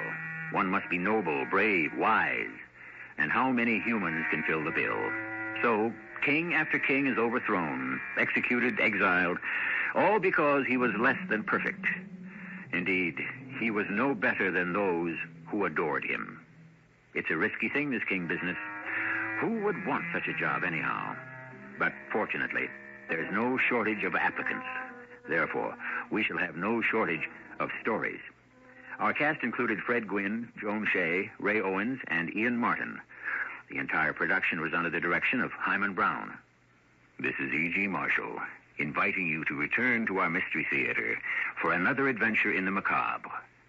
Until next time, pleasant dreams.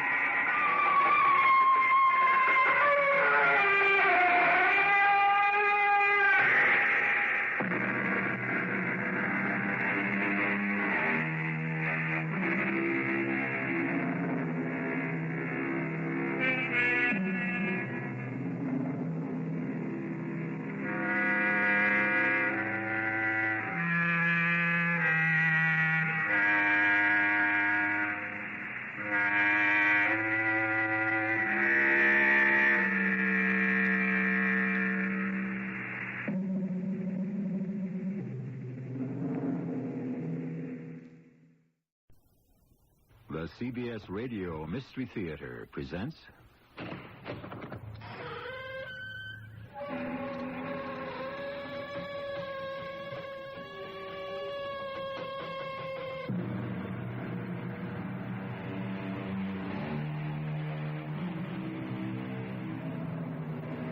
Come in.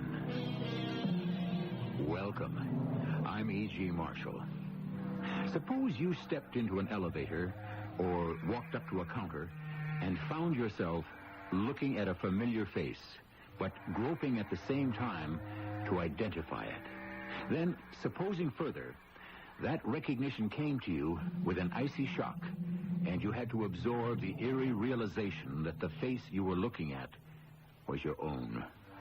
Well, suppose we don't just suppose, but we follow the result of what occurred when this actually became reality. Suppose he don't come through. Suppose he's not such a patsy as you think.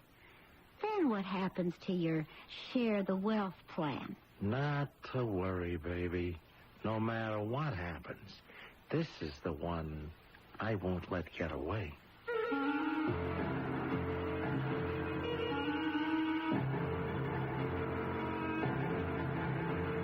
Our mystery drama, Two's a Crowd, was written especially for the Mystery Theater by Ian Martin and stars Earl Hammond and Mandel Kramer. I'll be back shortly with Act One.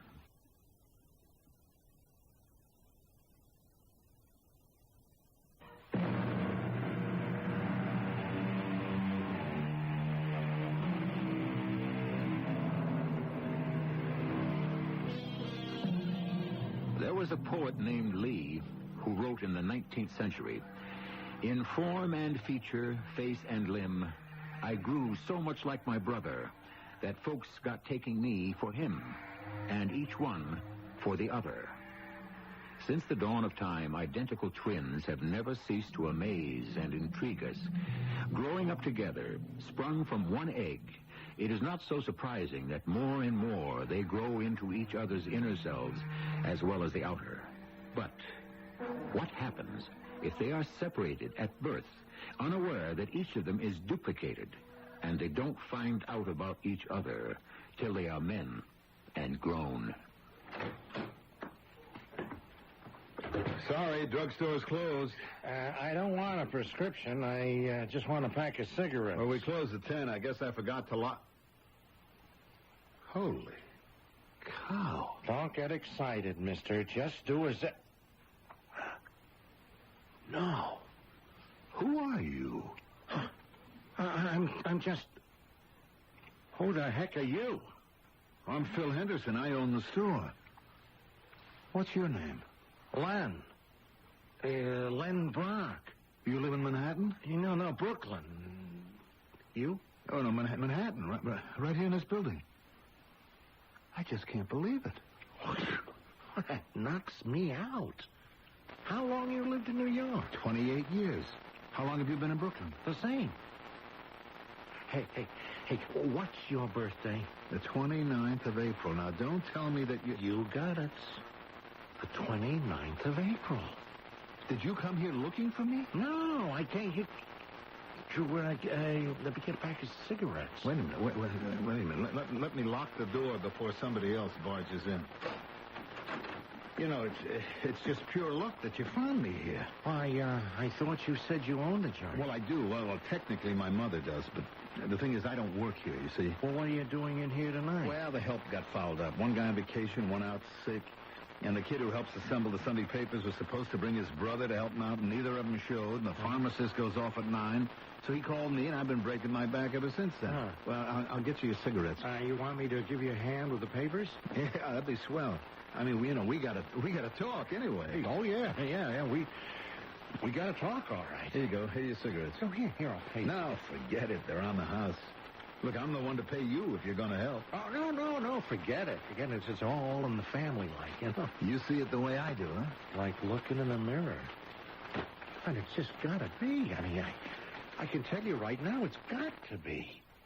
See, I guess I'm the one that had to be farmed out. I mean, I was adopted. So was I. How about that? Boy, that's kind of a rocker. Why?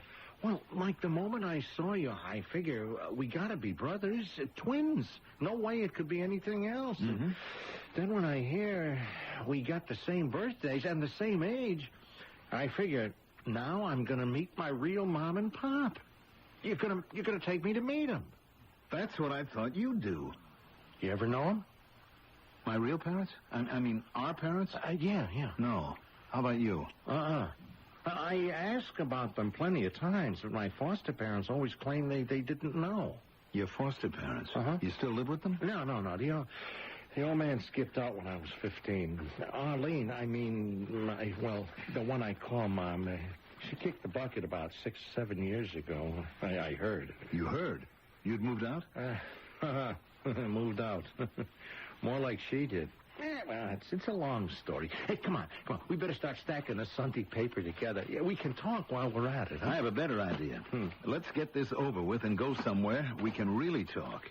Well, you said you lived in a building. We could go to your place. No. You see, Mother, the lady I call Mother, is very sick. Look, there's a bar right next door. We can go there and talk.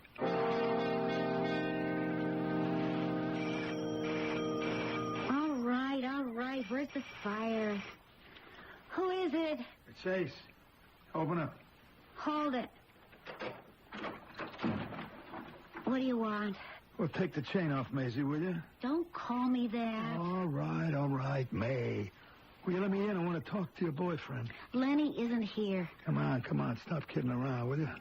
The man sent me. The man? You heard me. Lenny still isn't here. Come in. See for yourself. That's more like it. So, where's the hot shot? Out.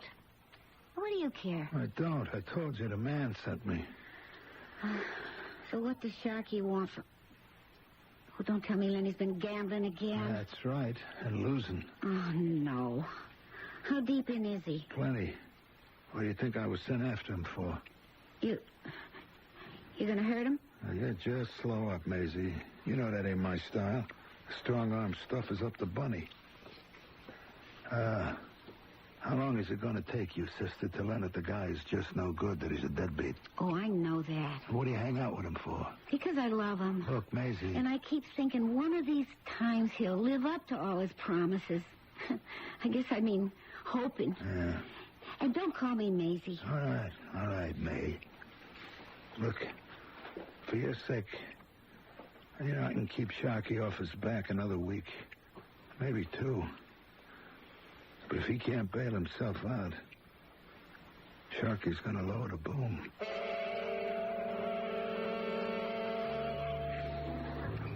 Well, here's looking at you, Phil. I guess I should have said, here's looking at me. I tell you, Len, I can't believe it yet. You're my twin, all right. Oh, yeah, your own flesh and blood. Hi, brother. That's me. Imagine the two of us living right here in the same city and never even knowing about each other. Tell me about you. Yeah, well, I just wouldn't know where to start. Well, back at the store, you said something funny. Huh? You said you didn't move out on your mother. Oh, I mean the woman who brought you up. That it was more as though she moved out on you. What do you mean by that? Oh.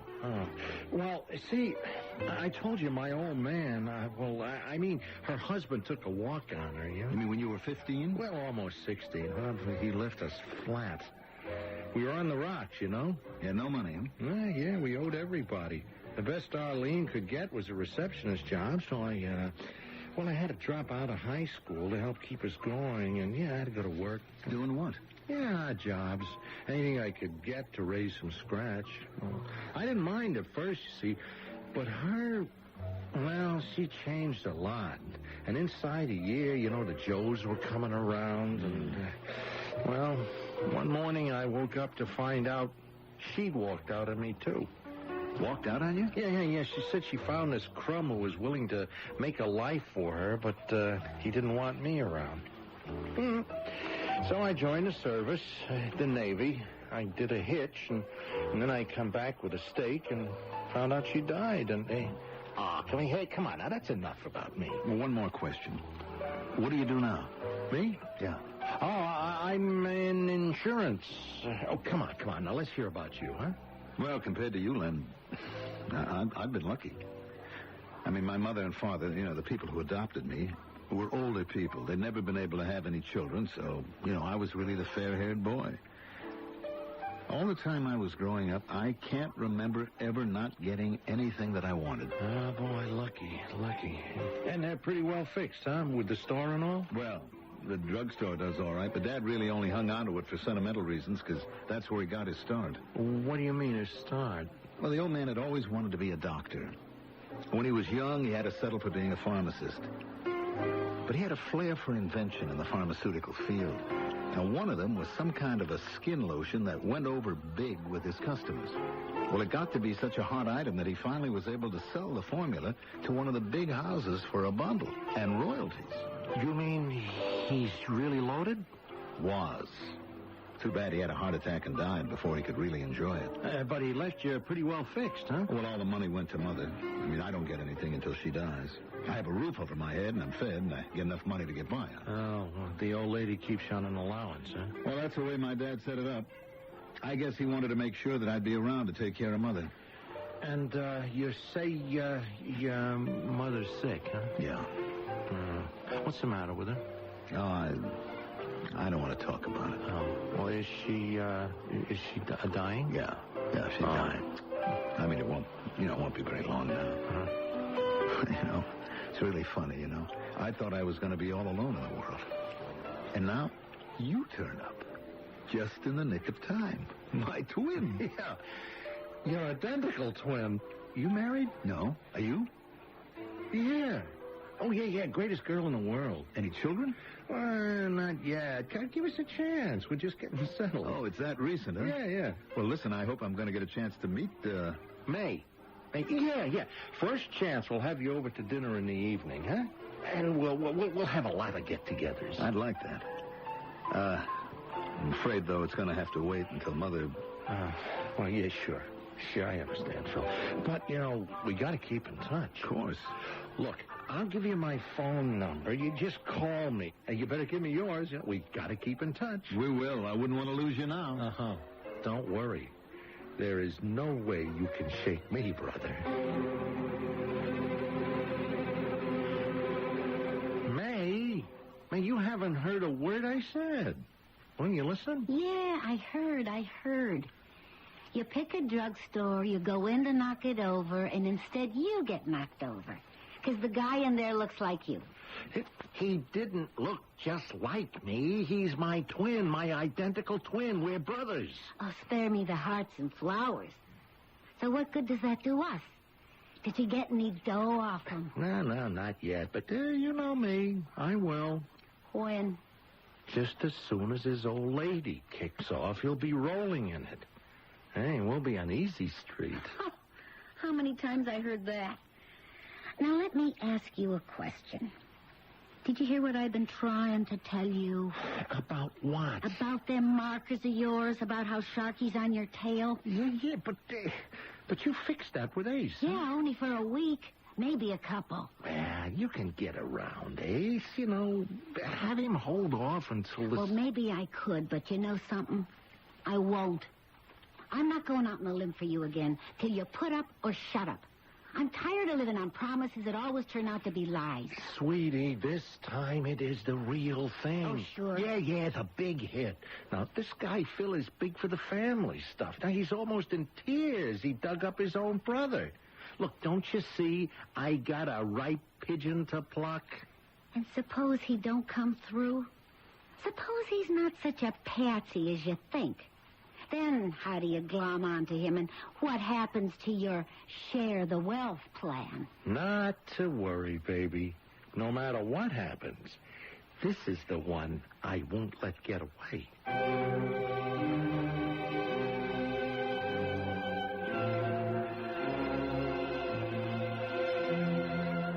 It seems as if Philip Henderson's joy in his reunion with his brother may not turn out to be as unalloyed as he might have wished.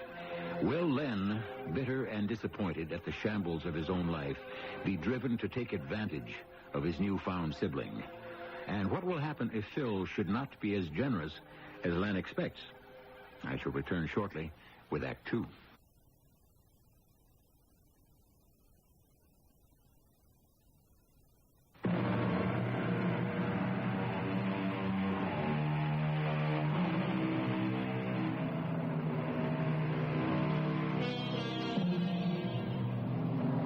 Always fascinated doctors to have the opportunity to study identical twins who have been brought up for whatever reason, apart. Their findings? That environmental differences produce little physical effect or changes in mental ability. Educational achievement is affected more, and personality and temperament the most. Now, let us pursue our private study further as we examine Philip, the other twin, on his home grounds. How is she, Dr. Clayton? Well, she seems to have perked up quite a bit these last few days, Phil. You mean she's getting better? No. I didn't say that. Just that she seems to have more energy. You know, these cancers are always unpredictable. I can't honestly hold out any more hope for you in the long run. Cigarette? Oh, you know I don't smoke, Doc. Oh, yes, pardon me. I've forgotten. Do you mind if I do? No, not at all. Doctor? Yes, son?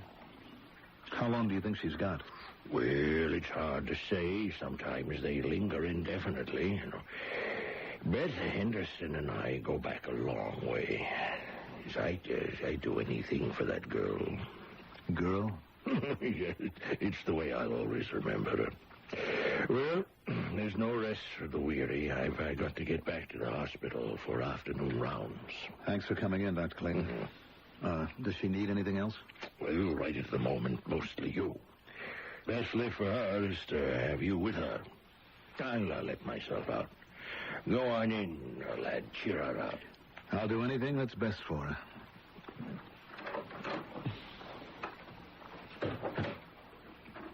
Hi, Mother.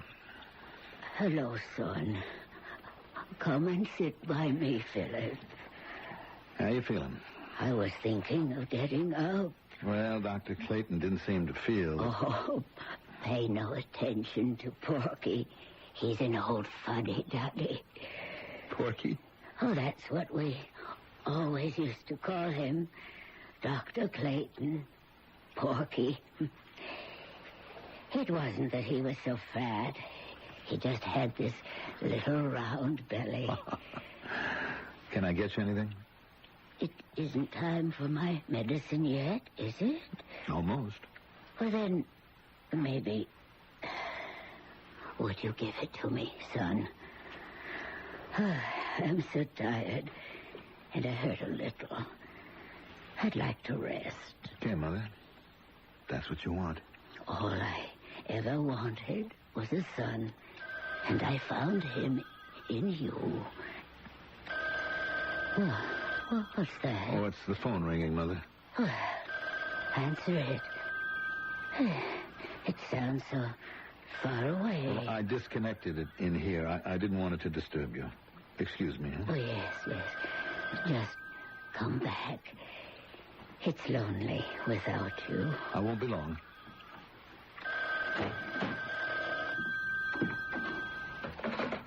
Hello? Phil? Yes, who's this? Oh, Len? Yeah, your brand new brother. I've been sort of hanging around waiting for a call from him. Oh, yeah, I'm sorry, Len. I've been tied up with Mother. Oh, is she any worse?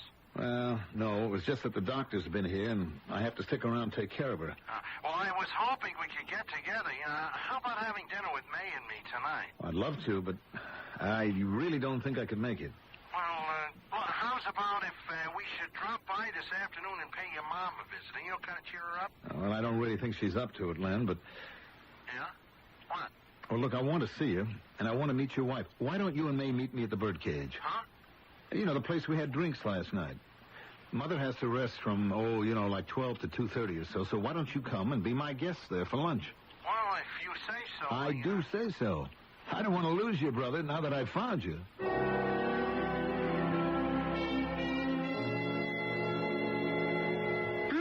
I want to go. Oh, come on now, May. This is our whole future. Oh, why'd you have to go and tell him I was your wife? Well, it just came out like that. You know, I guess maybe I wanted him to think I was a solid citizen. Oh, that's a laugh. Well, won't be if we can hit him up for a steak. Well, why should he give you any handouts? Well, he's my brother, ain't he? You say. So, come on. I'll prove it.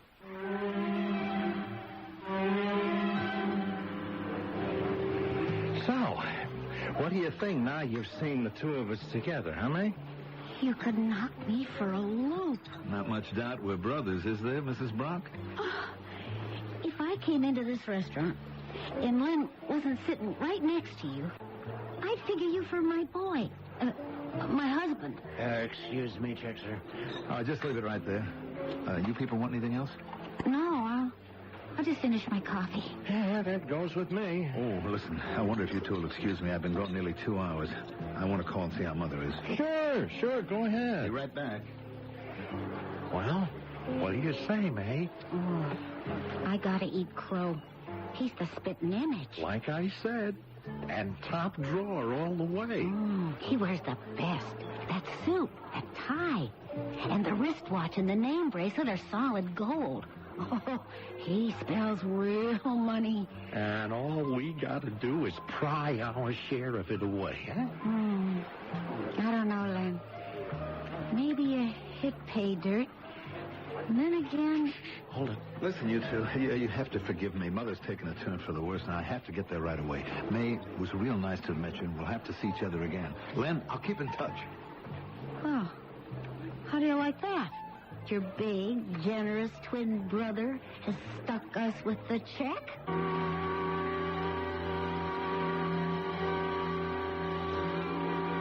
How's the chicken coming, May? Oh, it's under control.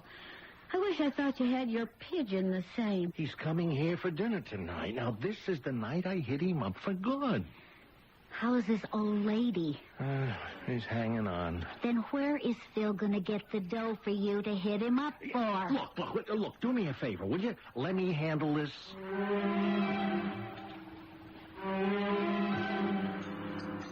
Hey, that was a wonderful dinner, May. You're really a good cook. My brother is one lucky guy. Thanks, Phil. Anyone for more coffee or brandy? No, I don't want any more. No, I'll pass, too. Why don't you boys chew the fat while I clear the table and get rid of the dishes, huh? Can I help? Oh, no, you're the guest. And anyway, there's only room in our kitchen for one. Yell if you want anything. Hey, that's a wonderful wife you have there, Len. I said that's a wonderful wife. Oh, me, yeah, sure. Oh, you got to know it. Yeah. You seemed a little abstracted, Len. What was that word? Abstracted. You know, thinking of something else, maybe. Oh, yeah. Well, you see, I got this deal on my mind. Deal? Yeah, I haven't told you, Phil, but, business is just terrific for me. Now, I'm selling insurance like it just came into style. But what ginches me is I'm not selling it for myself. You know what I mean? No. I'm working for a company. I put out the sweat, and they lick up all the gravy. So, me and this other guy, we want to go into business for ourselves. You know, each put up half the capital. Why not? Sounds like a great idea. Yeah, but I ain't got the do-re me. Oh, well, can't you raise it somewhere? I ain't got what you might call a cash flow problem right now. Well, can't you borrow it? Well, that's what I wanted to talk to you about. I haven't got it, Len. Well, no, but, it isn't all that much, and all I'd ask you to do is to... please. I'm sorry, I just can't do it. Hey, look at the time. I had no idea it'd been here this long.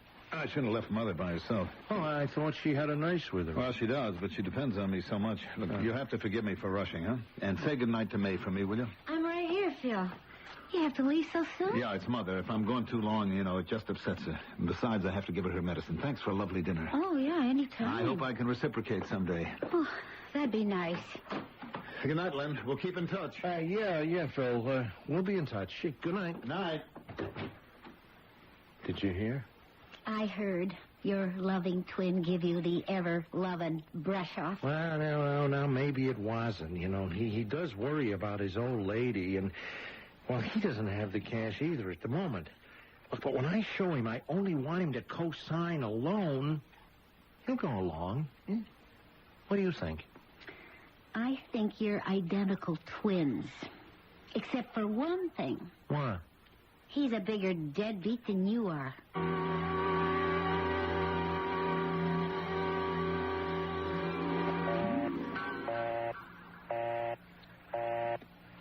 Nuts. No luck? had 2 days now, and all I get is a busy signal, or that nurse saying he isn't home, or he can't come to the phone. The runaround. But I can't figure that. Not the way he was so glad and excited to see me when I turned up as his twin. Now, the only thing I can... Hello? Len? Yeah? Who's this? Ace. Hey, what do you want? You know. Well, you gave me an extension. I tried to buy you one. But there had to be a limit. Your time has run out, Len. Wait a minute, Ace. You got more than a minute, but not much. Tomorrow night, 9 p.m. I'm coming by. If you can't pay off by then, Sharky will. Well, suppose I can. I mean, then what? It ain't a matter of breaking bones anymore, Len. You don't come through after the extension I bought you. The man is going to be mad. I mean, real mad. He's going to have to make an example. Wait, Ace, just wait until I tell you. There's nothing to tell me, Len. You put up by tomorrow at 9. The answer is, you'll be shut up. Len? Len? Yeah. Did you hear any of that, May? I was listening on the bedroom extension. What are you going to do? I'm going to see Phil. He's not going to come through for you. He better or else. Or else what? There ain't going to be twins anymore. Only one left. Me. I'm going to kill him. How will that help? It'd be the only way left to buy myself out of the hole I'm in. I'd have to take his place.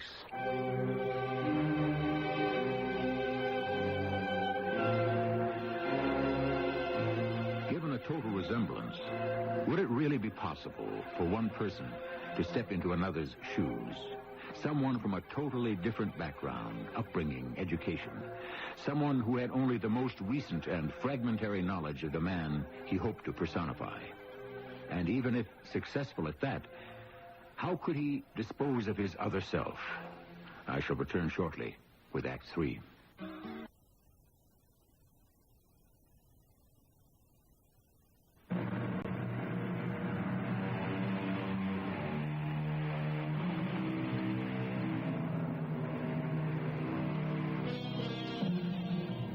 Given the characters of the twins involved and the circumstances of their divergent backgrounds, ever since their meeting, this chronicle has been building to a sensational denouement. Would it be possible for the one twin, Len, to carry off this grand deception? Can he be as successful as Sidney Carton in The Tale of Two Cities, or Rudolph Rassendyll in The Prisoner of Zenda? If he can, should he be? Their motives were unselfish. Len Brock's surely mercenary and criminal. Before we judge, let's find out exactly what he has in mind. What do you mean, take his place? If my twin brother Phil is out of the way, who's to know that I'm not him? Oh, you couldn't get away with it. Why not, May? You said yourself you wouldn't know him from me. To look at, sure.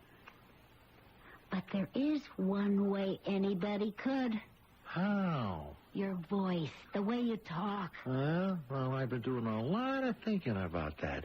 You know the way I've always kidded around with impersonations and stuff? Oh, yeah, but that's... Yeah, well, listen. It's Mother. If I'm gone too long, it upsets her. And besides, I have to give her medicine. Hey, thanks for a lovely dinner. So, what do you think? Well, there you really sounded like Phil.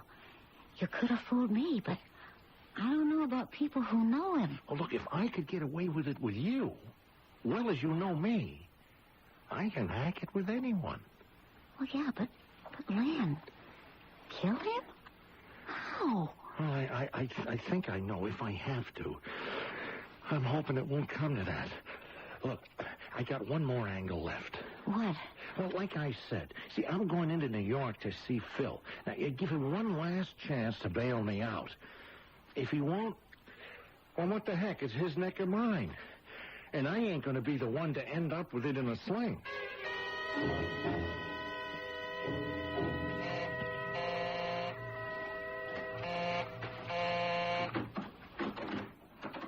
Len, What are you doing here? Well, I've been trying to get you on the phone for 2 days with no luck. I thought I'd try in person. Can I come in? Yeah, sure.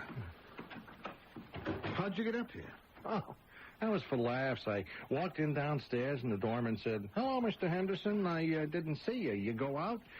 So I said, "You got to be on the ball every moment. Keep that security tight." And he said, "Hey, that sounded just like me. I mean, what you said to Donald, the doorman." "Well, I didn't want anyone to think you were living a double life. I mean, I've been getting the message the last couple of days. Maybe you're sorry your twin never turned up." "Oh, no. It isn't like that, Len. It's just that Mother's been through a very bad period. I mean, we almost lost her." "Oh, how is she now?" "Well, she's all right. Dr. Clayton says she's out of danger." "Oh, that's good." "Why were you so anxious to try and reach me?" "Oh, come on. We just found each other as brothers, and then there was, well, you know, that last discussion when you were to my place for dinner, and, well, I just wanted to Look, that's been bothering me, too, Len. So just let me try to apologize. I mean, even if I wanted to help you out financially, I can't until I come into my own money. Okay, I can see that. But more than that, I didn't want our relationship to start out on a financial basis. I mean... Oh, no, I know what you mean, Phil. No, I don't think you do. So you think I've had the best of our being adopted. Well, maybe you're right. But there's one thing that you don't understand. My foster parents, my mother and dad, were too old ever to have had a kid. I mean, I could have been little Lord Fauntleroy or something, and they wanted to keep me that way all my life. Ever since I was 18, I've been waiting to get hold of some of the money that was coming my way, and instead I've been kept on a leash like a pet poodle. So when I finally get it, Len, it's only going to be spent my way. I'm not giving any handouts to anyone. Oh, look, I didn't come here to ask for one. Oh, why are you here? Well, I just wanted to, May was kind of upset the other night that you ran out. She blamed it on me, that I hit you up for a loan. I said you wouldn't hold it against me, but then when I couldn't reach you... I told you, Mother's been very sick. I didn't have time for anyone but her. Oh, I see, but she's better now. Well, she's in a remission period. You know, it's like a pendulum. You know, it's back and forth, and one of these times it's going to swing too far. Well, have you anyone to take care of her? Got nurses around the clock now. Well, then you ought to take a little time off. You know, you need to rest yourself. Well, it has been quite a strain. Yeah. Well, why don't you come tomorrow night and have dinner with us? May asked me to ask you. No, I don't know. Look, you could eat and run. This time I won't give you any reason to, and we'll understand. I appreciate that, Len. Yeah, we're brothers, you know. We gotta stick to each other through thick and thin, huh? Right? Right. Yeah. Okay, what time? Say 6:30 to 7. I promise you. You'll be gone by 9.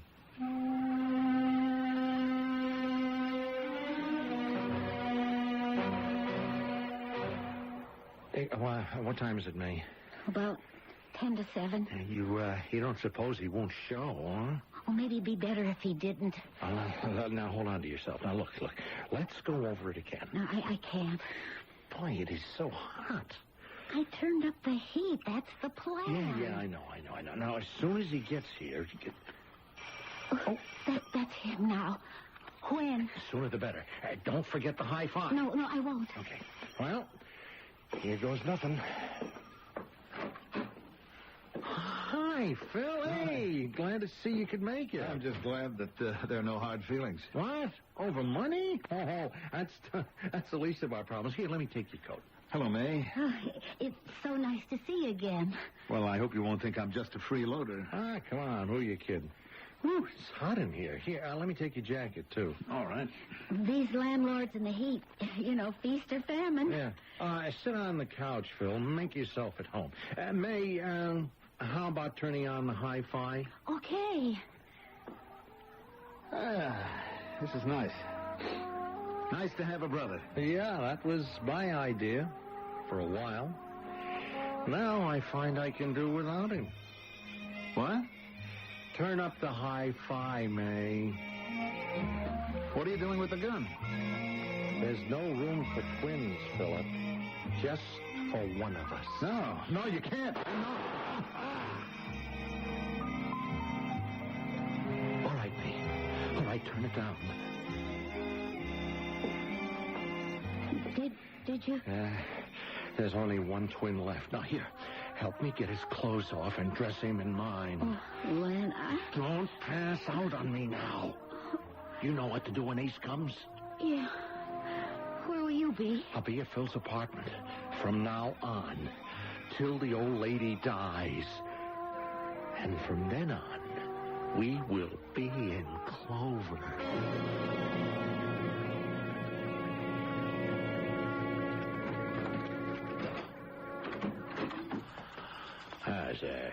Phil, I'm glad you got home. What are you doing here? I want you to get a hold of yourself, son. Your mother's had a very violent attack. The nurse called me, and we've got her under sedation now. We're just waiting for the ambulance. Oh, you mean Mother is dying? Well, we've always known it was just a matter of time. You know, as a doctor, I've tried to get you to face that for a long time. Oh, yeah. Yeah, of course, Doctor. I realize it's just so sudden. Yes, it caught me off balance, too. You weren't aware of how rapidly she was deteriorating? No, Doctor, no. It's strange. On my daily visits, I was constantly surprised at how well she was weathering it. Well, there's no way of ever telling. Every case is individual. Yeah, I suppose it is. Care for a cigarette? No. For once, I don't feel like one. When did you start smoking again? Huh? Just the pressure, I guess. Yes, it gets to all of us. Yes. What? That sounds like the ambulance now. Do you want to go with us? Well, maybe I just better trail along by myself. Well, I can't hold out much hope. Brace yourself. It's never an easy time. Death is always the most unwelcome of visitors.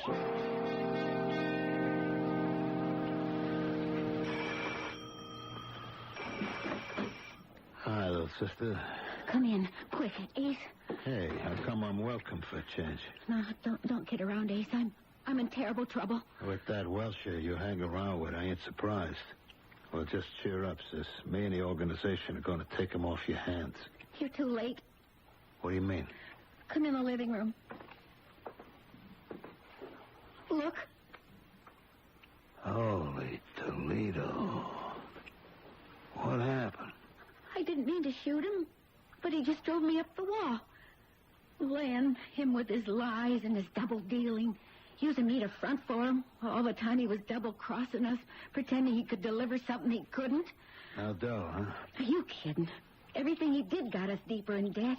He was crossing everybody up, including me. I just couldn't take it anymore. I grabbed his gun and blew him out. All right. Just take it easy, sis. Take it easy. Between you and me, if you hadn't taken him out, the boss would have arranged the same thing. What am I going to do, Ace? I don't want to go to prison. Well, you think I'm going to let that happen to my little sister? There's nothing to worry about, I tell you. Just let your big brother handle this. How? Look, it's my business, baby. Right as from now and here on in, it's like Len Brock never even was. He's not only dead, he's already buried.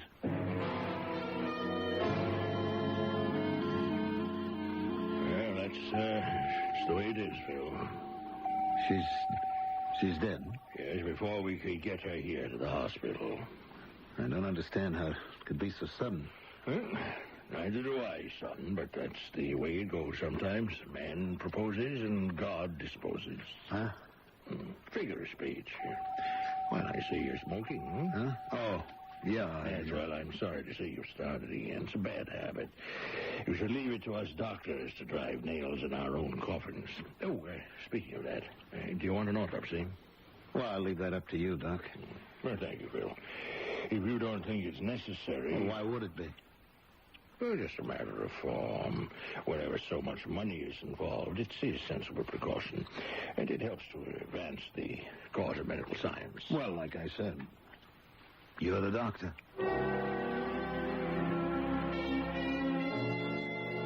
And this here, I guess, is what you'd call the solarium. Oh, gee.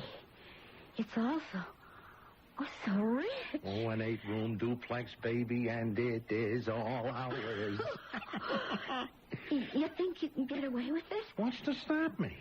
They won't know that you're not really Phil Henderson.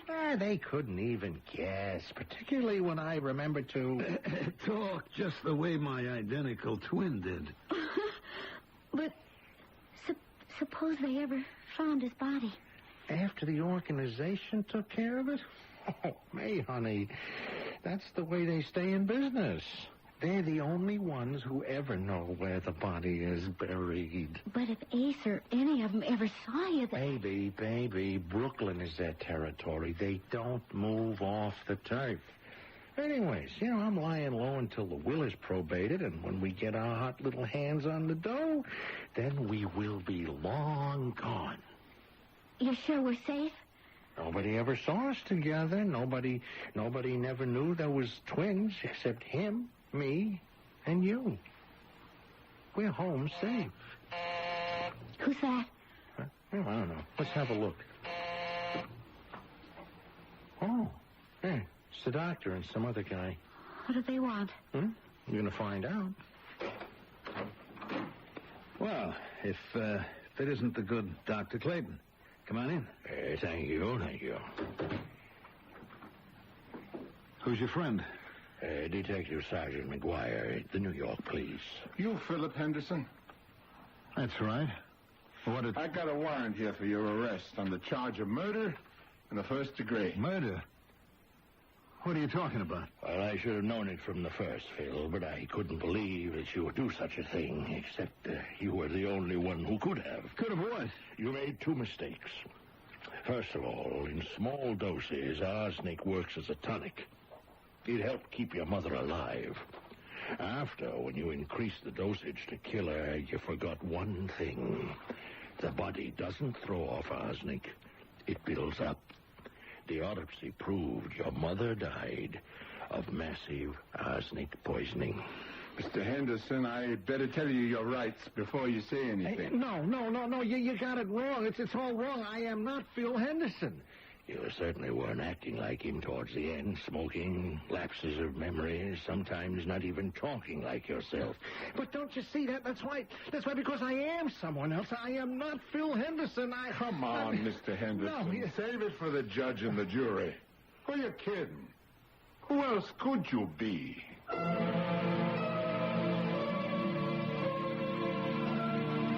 Desperate Len Brock faces his accusers, frantic to defend himself.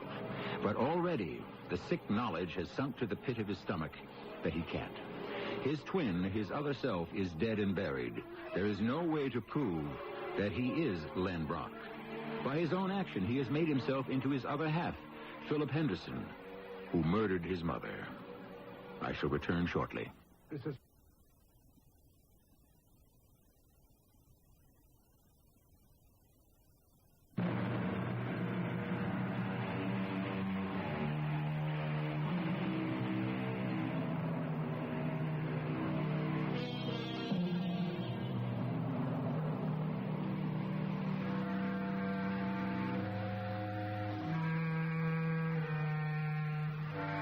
For any who might cavil at coincidence, just recently all the media carried a story of 2 adopted twins who lived in the same city for 18 years before they happened to cross each other. Naturally, nothing like our story happened to them, but truth once again was stranger than fiction. In their case, the publicity over their reunion unearthed a 3rd brother, identical to the other 2. There's no way fiction could ever top that. Our cast included Mandel Kramer, Earl Hammond, and E.B. Juster. The entire production was under the direction of Hyman Brown. Welcome. I'm E.G. Marshall. Today's mystery drama is drawn from life. When the curtain rises on this presentation of the Mystery Theater, you will be drawn into that maelstrom that in our lifetime has affected more people than in any century before this. The Holocaust. But we are not here to survey millions. This is one woman's vengeance. An eye for an eye and blood for blood. Carl, I was so worried. You staying out so late and not coming home until morning. I was afraid to. Afraid of me? Your wife? Why didn't you call me? I was afraid the telephone was tapped. Why would they do that? Anna, the past is returning to haunt me. I must be careful. I think I am a marked man.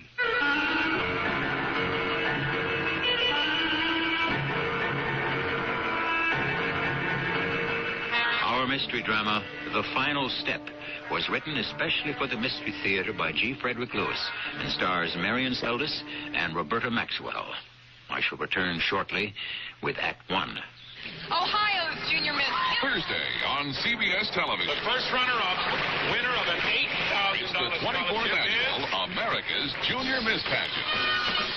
Lauren Green will host as 50 high school seniors compete to win the title of America's Junior Miss.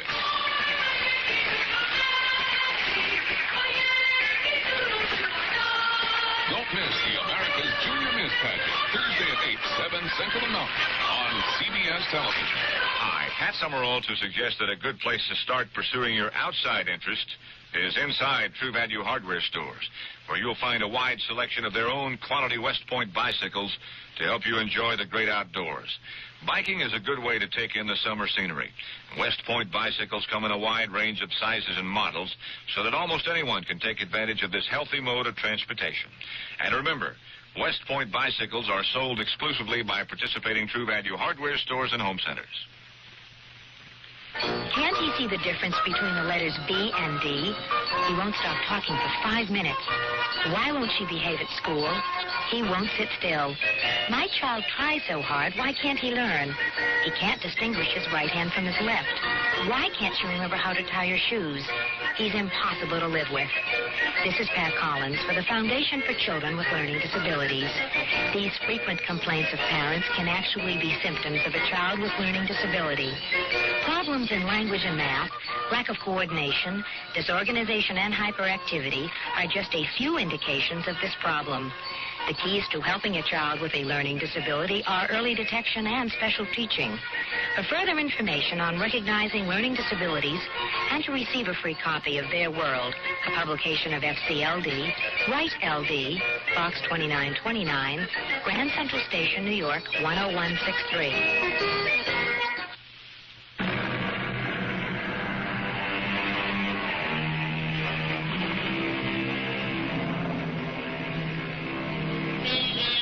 The time is now. It is late evening. Fog rolls in across the Jersey meadows. On the turnpike, cars venture carefully, making allowances for vision obscured through their windshields. Up ahead, flares announce an accident. Like an overturned bug, sprawled across the highway, a sedan lies on its roof. An ambulance swings away with its passenger. I'm a medic, ma'am. I'm not a policeman. You don't have to explain anything to me. The trooper behind us will ask all the questions when we get to the hospital. I'm sorry about all this. Are you from Market Street Hospital? Yeah, how'd you know? You're a paramedic with the ambulance service. Do I know you? No, I work at General Hospital. I'm a nurse's aide. No kidding. What lousy luck for you. I mean, it's good luck that you're getting out of the wreck. It could have been worse. Did I make the bandage on your arm too tight? No, it's all right. I'm fine. You sure? Maybe I better do it again. Oh?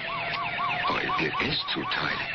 Look, I'll redo it nice and easy and careful. Don't you worry. There. It's all off. Hey, what are those numbers on your arm? What do you know? You mind me asking, what does 18333 mean, huh? It was out. The tattoo I'd hidden for years from everybody except Jacob. Marks no one had ever seen since I'd grown up. They couldn't find anything wrong with me at the hospital, and I called home. You what? I'm all right, Jacob. I'm all right. I was beginning to get really worried. I was just going to call the police. Yes, you don't have to. I'm right here at General. Come to the emergency entrance. There's a state trooper here. He's going to ask me some questions. Sweetheart, are you sure you're all right? I'm fine. The car is a mess. I can go home as soon as you come to get me. I'll be there in half an hour. Well, hurry, will you, darling? Of course I will. But I'm not going to go so fast on a foggy night to have an accident like some people I know. Oh. How did it happen? I'll tell you the whole story as soon as you get here. Goodbye. Well, I'd like to know the whole story, too. Are you Mrs. Naomi Berger? Yes, I am. Yes, well, my name is Johnson. I'm a state trooper. I know. I can tell by your hat. Well, I'm sorry to have to detain you this late at night, but I have to file this report. My husband won't be here right away. He drives so slowly. Yes, it's not a bad idea. You were pretty lucky, Mrs. Berger. I mean, real lucky, I'd say. Car turned over like that. And now the doctor tells me a couple of bruises and scratches. Do you think you can remember what happened? Oh, yes. And did you ask the other driver? Well, there was another driver? Well, the man who stopped short in front of me. He caused the whole thing. Oh, well, there was nobody there but you when we got there. What can you tell me?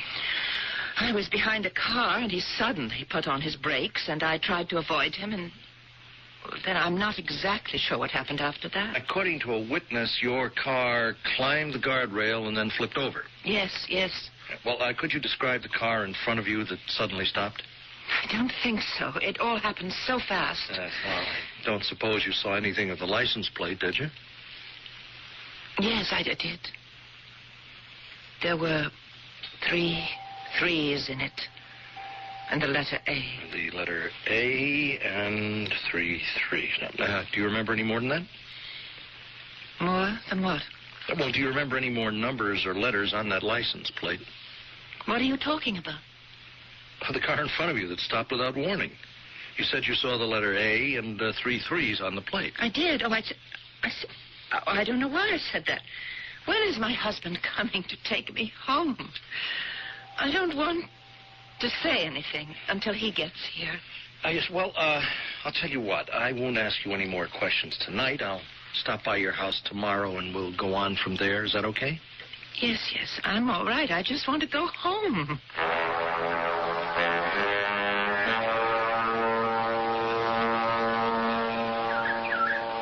Good morning, Naomi. I thought we'd have breakfast in the garden today. Jacob, you're the sweetest husband. Oh, you made breakfast and everything. The least I could do for an injured wife. How do you feel this morning, darling? Oh, let me have some coffee first, then I'll tell you. Help yourself. And the toast before it gets too cold. There was a state trooper who phoned earlier. He was to come to see you. I told him you were still asleep. He's coming over this afternoon. Oh. Darling, what is it? You dropped your cup. I don't know what it is. My hand started to shake. After last night, that is not so strange. Oh. Well, we won't talk about what happened. We'll put it all out of our minds. But I want to talk about it. Are you sure? Yes. Where's the marmalade? It's right in front of you. Oh. Anyway, the troopers said I should tell you they were trying to track down the license plate with the letter A and the 3 3s. When he realized he had not asked you the color of the plate, so they could identify which state it was. I never said anything to him about A and 3 3s. Naomi, could you have said that because, well, Out of shock, maybe. In the ambulance, this young paramedic saw the A18333 on my arm. Could I have been so confused that I said that about the license plate of the car I almost ran into? I didn't tell you, did I? He was driving that car. Carl Dürer. Naomi, makes sense. How could it have been him? Now, I wish you would put all this behind you. It's making you see things, and what is worse, believe them. Now, give it up, sweetheart. Give it all up. What is past is past. I'll never give up. How can I? How could you have seen the face of a man in a car in front of you at night? Oh, Jacob, you just know it. You remember London? What? It was like that? When you spotted him on Waterloo Bridge and he ran away from you? Tonight he knew I was right there behind him. Well, if he did, and he stopped short on purpose, you might have been killed. The Lord has other plans for me. Don't make it too hard for the Lord to protect you. How many years is it now that you've been following this man? I don't count it in years, Jacob. I count it in lives. My mother's, my father's, and my sister's. You didn't know them, or you wouldn't dream of saying to me, give up. My darling Naomi, they are gone. Death camps, Nazis, crematoria. It is all part of history. It is over now. Not for me. Ever. Well, look at it dispassionately. Let us say that Karl Dürer is here in New Jersey. He is. And you have chased him, hunted him down from Auschwitz to Genoa to London to Argentina to New Jersey. Are you denying it was him? Of course it was. So he is here now, somewhere, in some town or city. Where does he live? Under what name? I have found out before. I can do it again. Why is he driving in front of you on the turnpike at night, or know it was you behind him? Professor, what point are you making? Naomi, is it not possible it has become an obsession? It is an obsession. I don't deny that. You ask, how did he know? I'll answer. When I came out of the hospital after the night shift, there was a car parked ahead of mine. Karl Dürer walked to that car and unlocked it. He turned for a moment and looked at me. Then he got in it and drove off. So that is how the accident happened. You were chasing him. So he recognized you, you say. But he did not know who you were. Maybe somebody from his past, somebody who could identify him. He knows I've seen him before. If the man in the car is the camp doctor who caused the death of your family... Oh, Jacob, don't be so mealy-mouthed. Caused the death. Killed them. Murdered them. If you want now to bring him to justice, you have to stop putting him on his guard by chasing him. Now, we may have to enlist the help of an international lawyer. We have to get enough evidence together to punish him legally. You may have to do it that way, Jacob. I don't have to. All I have to do is follow him until he stands still long enough for me to kill him.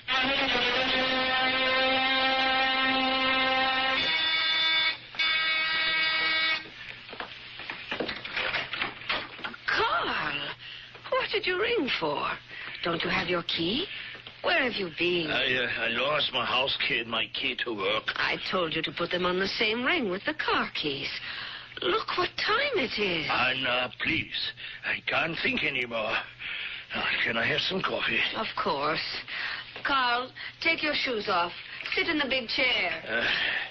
This was a bad night for me, Anna. A whole night. And what time is it now? 10 o'clock in the morning, and you're not at work. What will Mr. Perlman say? What will he say? Carl, I hired you at the recommendation of my foreman, Ernst.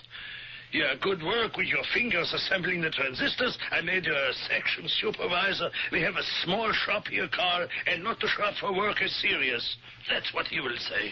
What are you talking so crazily for? Mr. Perlman is your friend. Here's the coffee. Drink it slowly. I made it strong. I was so worried.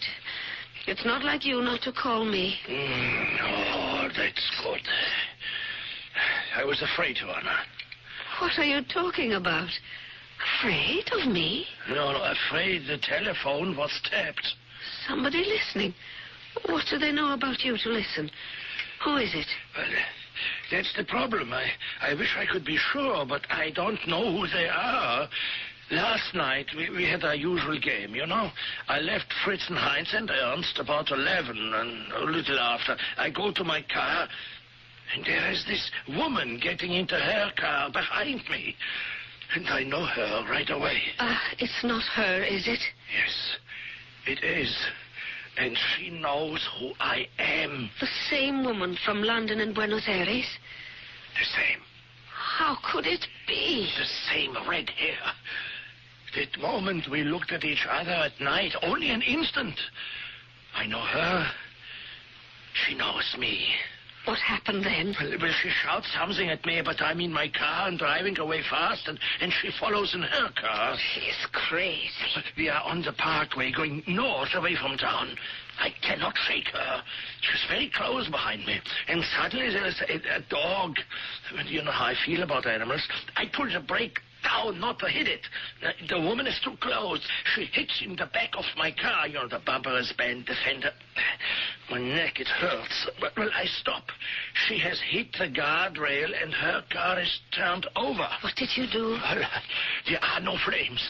I get back into my car and I can see her crawling out. Then I hear sirens, the police cars. I go as fast as I can, and I keep going. Is that what you were doing? Driving all night? No, not all night. I stop up in Caddy Falls, and I go into a diner and have some coffee. The woman in the accident, was she hurt badly? I told you she was crawling away. So she couldn't be hurt too bad. But it was her fault following me so close like that. I can't have good thoughts about her. She could be from the FBI or Interpol. Anna, they are watching. Still, after all these years. I don't know if there are limitations on what they call war crimes. What crime did you commit? You were like a soldier. You followed orders. A highly respected doctor who helped his country in the prison camps. You think so? I thought so. But the Russians and the British and the Americans and the Israelis, they don't think so. I thought when we finally came to America, we could live new lives and the past would be dead, buried forever. Oh, I almost forgot. One good thing did happen in all this horror, and I'm proud of myself at least for that. What happened? The dog that ran out in front of the car, I told you. Well, I didn't hit him. Poor little thing out late at night. You see so many dead little animals on the highways, run over by thoughtless people. It could make you cry.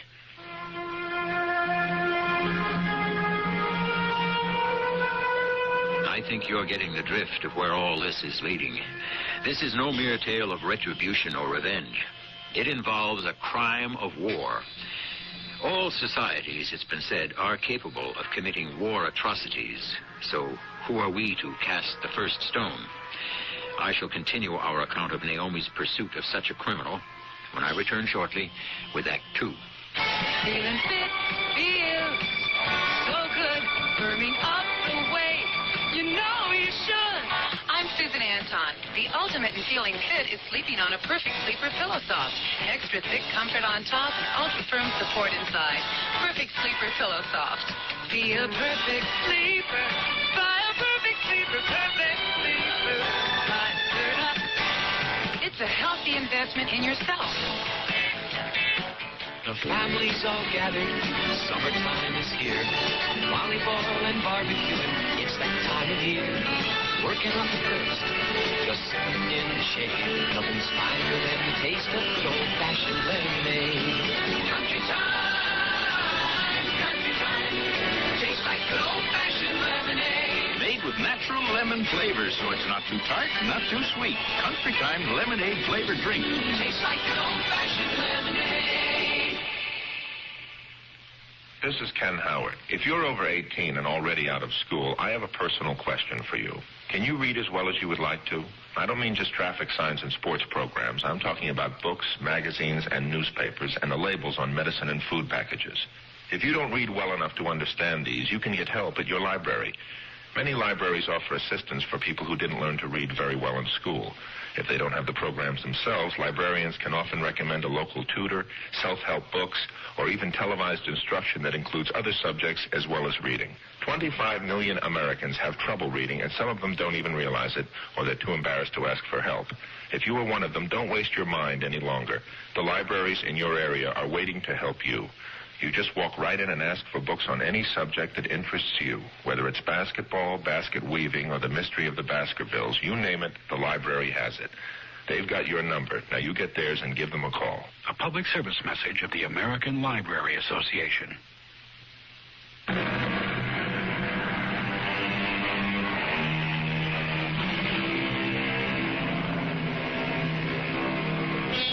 A volunteer nurse's aide who has suffered the loss of her family in the Nazi extermination camp of Auschwitz some 35 years ago has made it her mission in life to bring the prison doctor responsible for the murders to justice, and has pursued his shadow across 2 continents.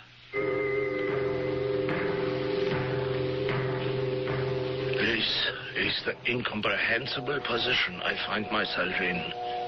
Me, Karl Dürer, graduate of the Medical Academy at Dresden, honored in Stuttgart and Berlin for outstanding genetic research. I conducted bona fide medical experiments at Auschwitz. They don't believe that. I was never a Nazi. They don't believe that. So for years, I've been on the run. It is unjust. This creature with the red hair, she must have survived somehow. What does she want from me?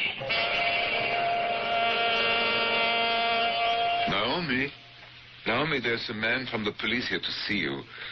She will be right down. I'm sorry I couldn't get here yesterday. You're her husband? I always forget to introduce myself. Jacob Berger. Yeah, well, here, let's see. You teach classical literature and German history at the junior college, huh? You know a great deal about me. And your wife does volunteer work at General Hospital. In the laboratory, not with the patients.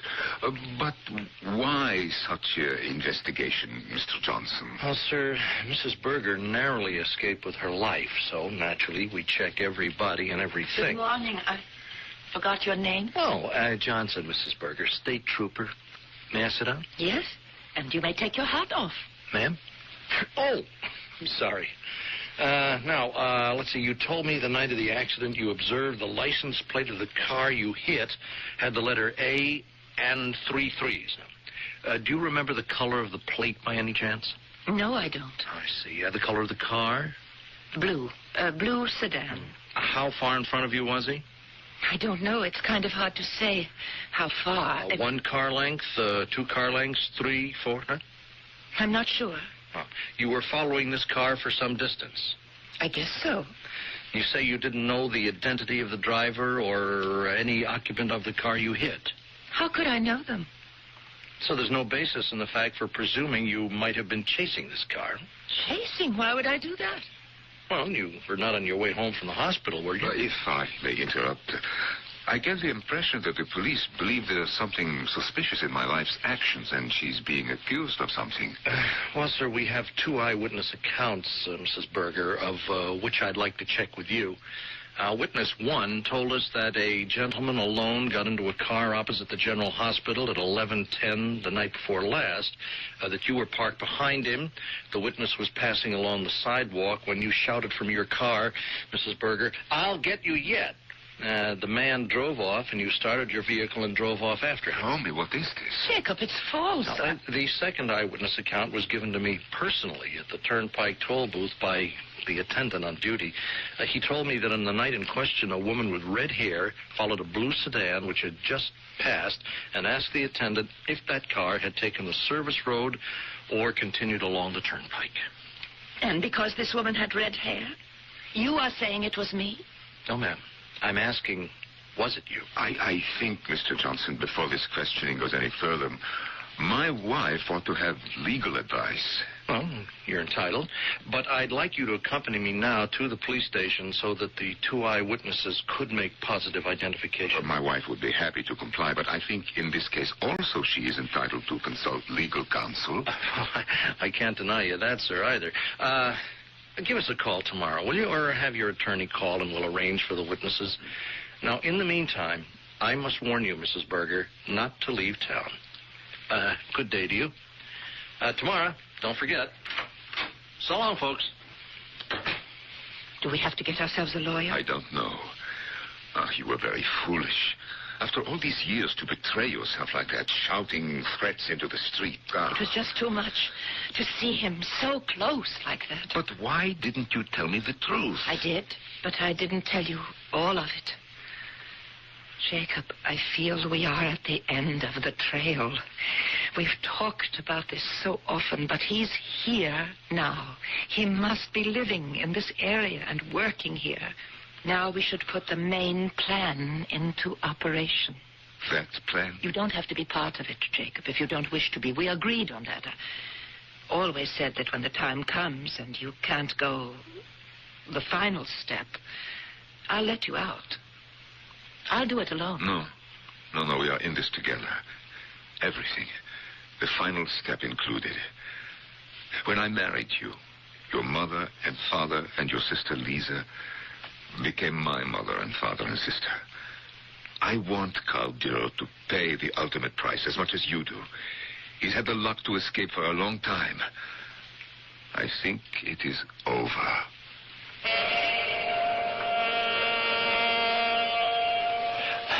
Anna, luck will not always be mine. How much longer can I escape this woman with the red hair? There is a way. To be rid of her. Forever. Face her. Find her. Speak to her. Ask her why for the last 15 years... Is that when we were in London 15 years ago? Why does she follow you? What does she want? If instead of running from her, Carl, as if you had done something wrong, as if you were guilty of something, you spoke together. Anna, you don't know what you're talking about. I can't do that. Why not? What did you do wrong? So you were a doctor in a prison camp. It wasn't by choice. You were conscripted. They wanted an expert in genetics. You treated everyone who was sick. But I did what I was ordered. Were you ordered something so terrible you have to be running all your life? No, Anna, it's the unspoken part of my life. You've been wise enough not to ask me what I did, and why after the war I had to give up being a doctor, and why I disappeared from Germany for so long.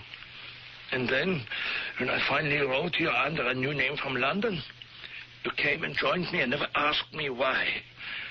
Ask me nothing now, also.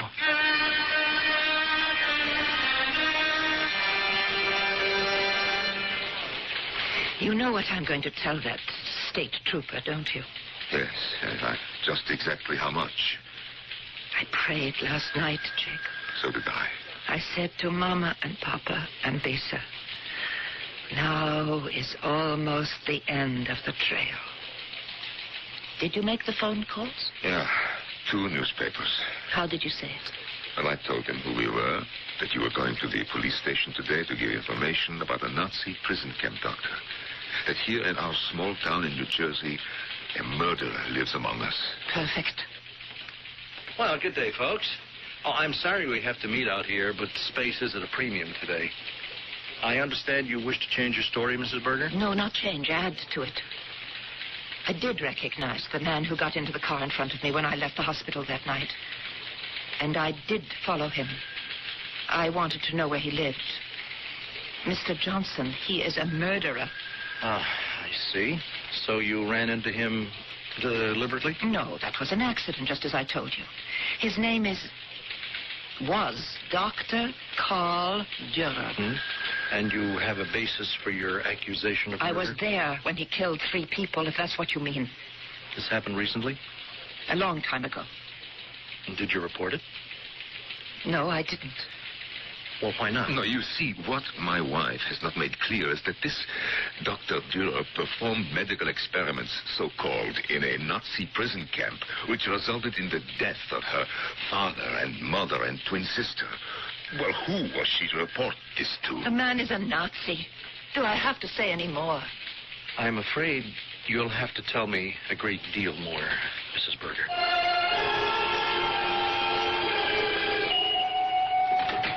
Carl, is that you? Yes, I'm home, Anna. Oh, I'll get the phone. No, don't answer it.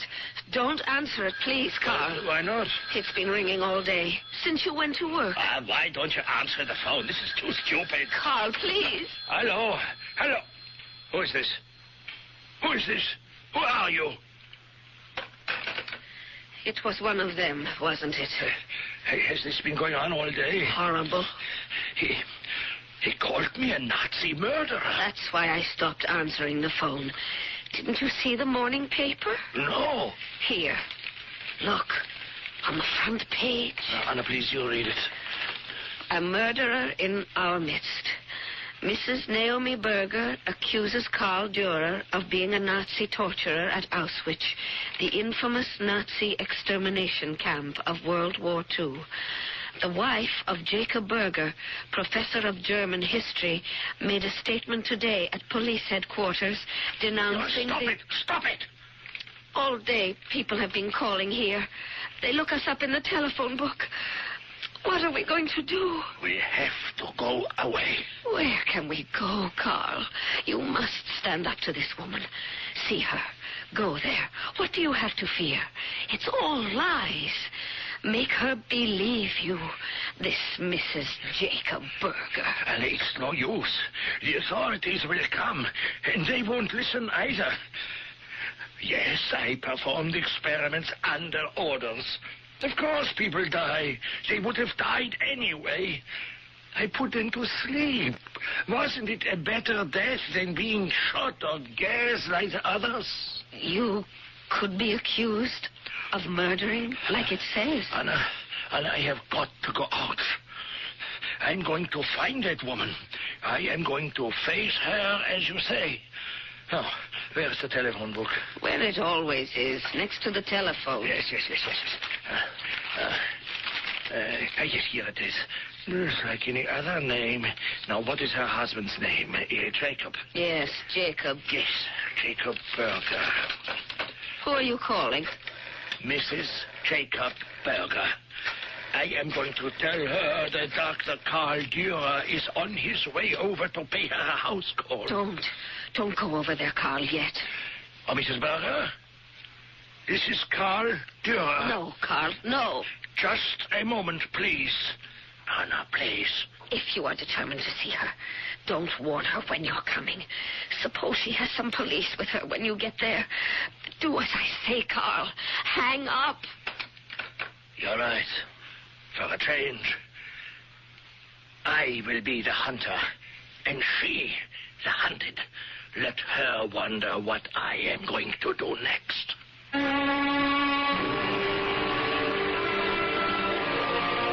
It has often been said that the mills of the gods grind slowly, yet they grind exceeding small. In other words, the reward of patience is justice.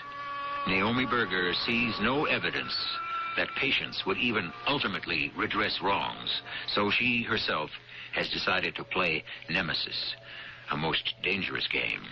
I shall return shortly with Act 3. Kodak brings the instant to life. Kodak wants to offer you some instant fun money. For a limited time only, get a $10 rebate when you buy either the Kodak Colorburst 250 or the new Colorburst 350 instant camera. With either instant camera, you get the sharp, rich, vivid color pictures Kodak is famous for. See your photo dealer for details about Kodak's $10 fun money offer. Kodak brings the instant to life. When you want quality, instant printing in a hurry, see the professionals who print at PIP. Whatever your printing needs, depend on the professionals at PIP. Want your own personalized stationery and envelopes? Depend on PIP. Want business brochures and sales reports? Depend on PIP. For all your printing needs, depend on PIP. Look for the PIP near you in the yellow pages under printers. That's PIP. The following is a reenactment of a scene that never happened. When I told the fat man that I lost the letters of transit, I thought he was having a heart attack. Sure. Do you know the warning signals of a heart attack? Well, sure, Rick. Well, no, Rick. Then listen and get it once. A pain in the center of your chest may spread to a shoulder, your neck, or an arm. May feel dizzy, nauseous, sweaty. If it lasts 2 minutes or longer, get emergency help right away. Got it? Sure, Rick. Oh, Rick? Yeah, shoot. Well, the fat man was mad when I called the ambulance. She said it wasn't a heart attack, but me giving him indigestion. That's common enough. A lot of heart attack victims say there's nothing wrong. Want to think it'll go away. Your American Heart Association has the information on heart attack, so get them on the phone. They're fighting for your life. But, Rick, the fat man did have indigestion. I'm feeling a little queasy myself. Well, did I make a mistake, Rick? Aside from being born, you mean? No.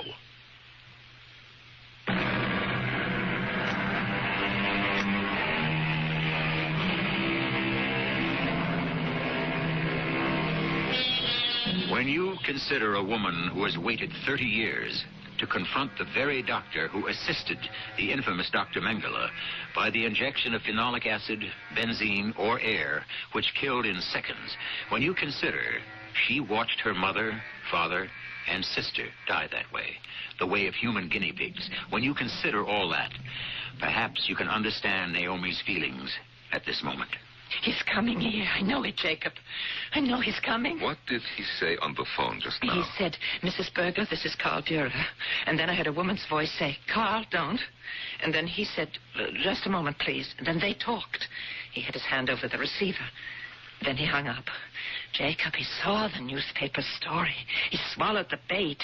He's coming because he has to silence me. But he doesn't know who I am. I could be related to any of the thousands of deaths. Are you ready, Jacob? The car has gas in it, and it is standing right by the back door. The hypodermic? Everything is laid out on the kitchen table. But not all of them.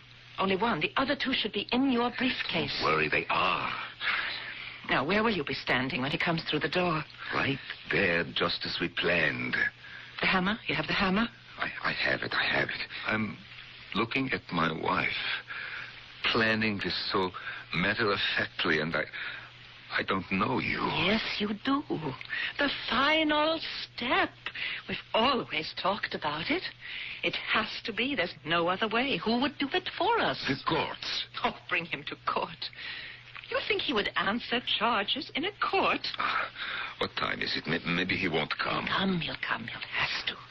He has to know who I am. What evidence do I have? How safe is he? What do I know? Suppose he carries a pistol. Have you considered that? Why do you think I am answering the door?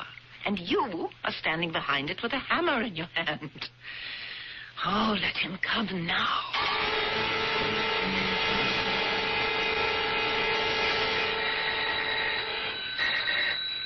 That's him. The ring of authority. Are you going to answer it? Open the door before he goes away. You have the hammer? I told you that I have it, you see? All right. No, wait. What for? If he has got a gun, warn me.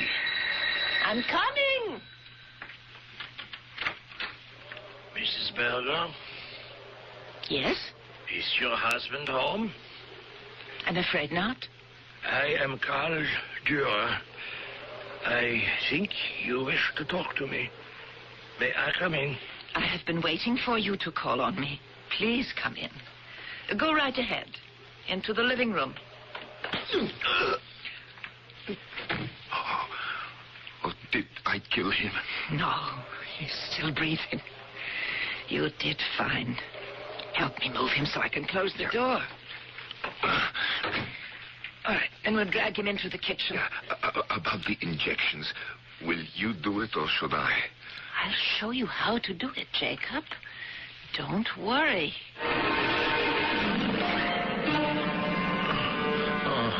He's coming to. Oh, how is he going to react when he is fully conscious? His mind will be fairly clear, but he'll have no power over his body. He'll be able to talk slowly, but overall he'll be very weak and defenseless, just like his victims at Auschwitz. Where am I? You are in the kitchen of my house. I introduce myself to you, Dr. Dürer. I am Naomi Berger, and this is my husband, Jacob. What have you given me? Why do I feel so weak? Don't you recognize it, Herr Doctor? You use so much of it. It is the same drug you gave my mother and father and sister many years ago to quiet them, so that when you were quite ready to administer... You are mistaking me for someone else. I thought as a genetic scientist you would like to experience this sensation firsthand. I can't move. Well, perhaps it is not entirely the drug. Perhaps you are paralyzed with fear. 3 doses tonight. 1 for my mother, 1 for my father, and 1 for my sister, Lisa. Why do you accuse me of these things? Because I was there. I was in that hospital. The 4 of us. I saw with my own eyes. I saw your Dr. Mengele say to you, Carl, take care of these biologically inferior specimens. So it was time for the second treatment, and you injected the specimens, mother, father, and Lisa. No, you're wrong. I was not a cab doctor at Auschwitz. But then it was time for lunch, and you said to me, little girl, wait there, so your mother and father and sister will see you when they wake up. And then you went to lunch. That was not me. You are mistaken. It was someone else. Only I knew they would never wake up, and for some reason I wasn't weak. I was strong, and I ran away, and I hid. Naomi, is it time for the next injection? No, not yet. Redhead. You are the redhead. Can you remember now, Herr Dürer?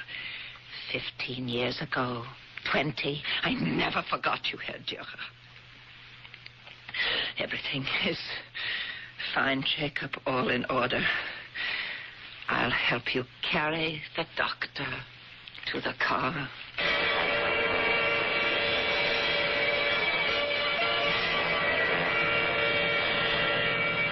Where are we?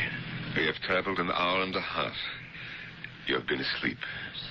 How am I going to die? 2 injections, 15 minutes apart. Doing this does not bother you, huh? What are you, a teacher? I teach the classics, German. Yes, literature. I am not a beast. I am not inhuman. Perhaps not now, but then you lost touch with reality. Those were human beings you experimented with. I was a doctor, highly qualified. Do you know what the word conscience means? I know what the word duty means. An order is an order, and it must be obeyed. You believe that I would be here today if I had disobeyed? You would have been here with a clear conscience. Conscience? This is the only word you know. Can you move your arms or hands, Dr. Dürer? No. My body will not obey me. I couldn't even spit in your eye. Then you will have no difficulty in holding still while I roll up your right sleeve.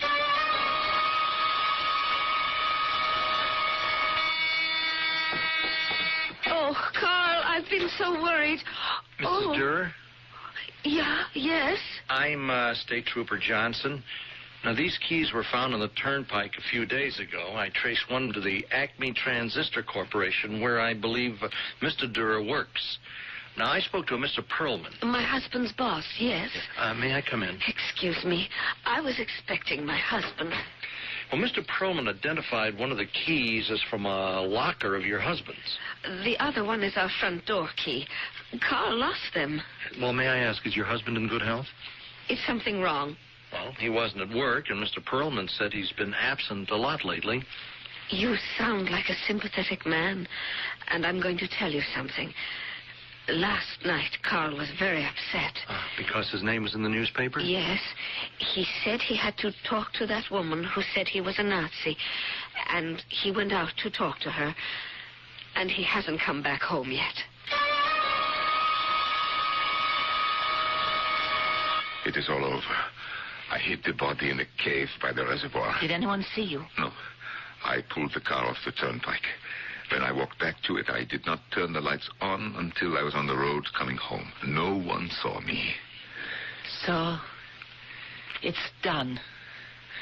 The final step. I do not share your feeling of relief. The hypodermics are in the briefcase. What did he say in the end? Did he confess? Did he weep and grovel like so many of them did? He just went to sleep. Now, I'll take these hypodermics and wash them out. I know it's late, Jacob. Would you like something to eat? I do not think I could ever get food past my lips. You can pour me a whiskey. I'll be back in a moment. Oh, hello? Mrs. Berger? Yes, this is she. This is Trooper Johnson. I know it's very late, but something important has just developed, and I have to talk to you, ma'am. Well, come on over. We're still up. I'll leave the light on outside. Oh, good. I'll be there in 5 minutes. All right. Jacob, come here quickly. What is it? Who is that on the telephone? Our friend Johnson, that state trooper. He's going to be here in 5 minutes. Oh, my Lord. Now, put the briefcase in the upstairs closet with my nurse's aide uniform. Are the instruments clean? Yes, yes. Oh, how could they have found him so quickly? Now, remember, you were here all evening. Put your slippers on. Go sit on the sofa. Open a book. Mr. and Mrs. Berger, I am going to dispense with the apologies for the lateness of the hour. Now, I've been to see the wife of Carl Dürer. He left home to come here, Mrs. Berger. Now, did you see him? No, I can't say I did. At no time today has Carl Durer been to see either of you? But Jacob and I have been here alone all evening. I see. I haven't yet informed Mrs. Durer, so I shall ask you to keep this to yourselves for the present. 2 hours ago, in the Reservoir District, Carl Durer was discovered run over on the turnpike, dead. Now, he was apparently hit by some vehicle. You think he was walking along the highway and he was hit by a car? Well, he's been taken to the morgue, and after a thorough examination, we ought to be able to pinpoint the cause of his death. I'd better go now and inform Mrs. Durer. He suspects us. They're going to find traces of the poison in him. I don't understand how, after those injections, he could get up and walk to the turnpike. It was the identical phenolic acid he used on Mother and Father and Lisa. It is just beyond me. Naomi. You told me you left him hidden in a cave by the reservoir. But that's over a mile from the main road. Jacob, what happened? Naomi, I could not do it. I did not inject anything lethal at all.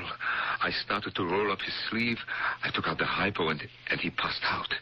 Fear, shock, or what remained from the original tranquilizer, I do not know. I pulled him out of the car. I propped him against a tree, and I drove off. I knew he would wake up sometime. I'm sorry, Naomi. You didn't do it. I couldn't. I could not take that final step. Oh, my dear Jacob. How could I have asked it of you?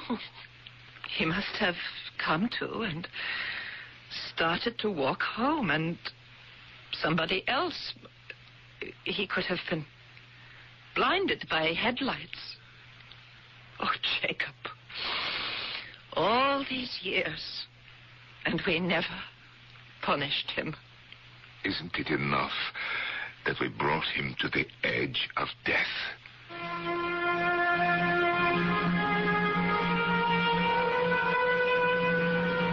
We who live by principles to maintain a peaceful society cannot bring ourselves to fight fire with fire, death with death, as did Naomi in her pursuit of a 30-year-old murder. Unhappily, as long as humans are capable of inhumanity, we are destined to live in an armed camp. That appears to be man's fate. I shall return shortly with some closing words. Before Shogun, in a Japan of warring clans and star-crossed lovers, there was the glorious saga, Shike. Shike, the beautiful and violent epic of a warrior monk trained in 1,000 ways to kill. And the radiant noblewoman whose passion for him defies all tradition. Shike, the Japan you will always remember. In the Jove paperback you will never forget. Pour on the snap. Pour on the Kraft barbecue sauce. Pour on the fat. Pour on the Kraft barbecue sauce. Pour on the snap. Pour on the Kraft barbecue sauce. Only one barbecue sauce can give you the snap of this secret blend of 16 herbs and spices. Ours. Pour on the snap. Pour on the Kraft barbecue sauce. Pour on the snap. Here at Fire Station number 3, between fighting fires, we play a lot of checkers and drink a lot of coffee. So our coffee's Kava Instant. Your move, Hogan. Full-flavored Kava's the only 90% acid-neutralized coffee. And with less acidity, no matter how much we drink, we still feel good. Oh, nice move, Hogan. In fact, we drink enough Kava to put out a fire. Uh-oh, I think I'm in trouble. Saved by the bell. Kava, all the taste you want in coffee without all the acidity. This is Carl Malden. Now only American Express Traveler's Checks offers exclusive new services that protect more than just your money. Now if you lose your credit cards and ID along with your Traveler's Checks, only American Express will help you cancel your cards, issue you a temporary ID, cash a check, and put its travel service at your service 24 hours a day. Ask for American Express Traveler's Checks. Now they protect more than just your money. Now they help protect your vacation. Services available in the U.S. and Canada. Certain conditions apply.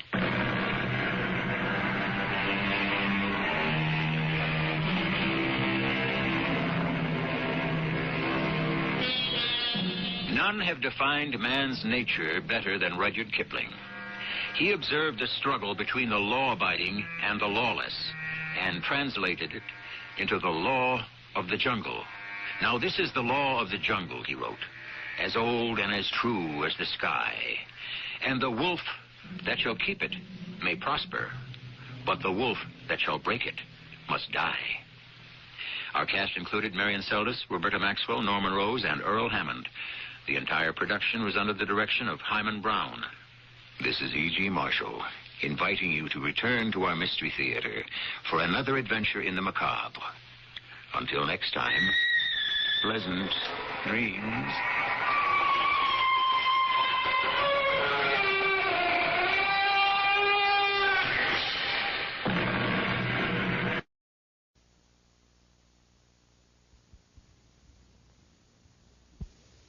Mystery Theater presents...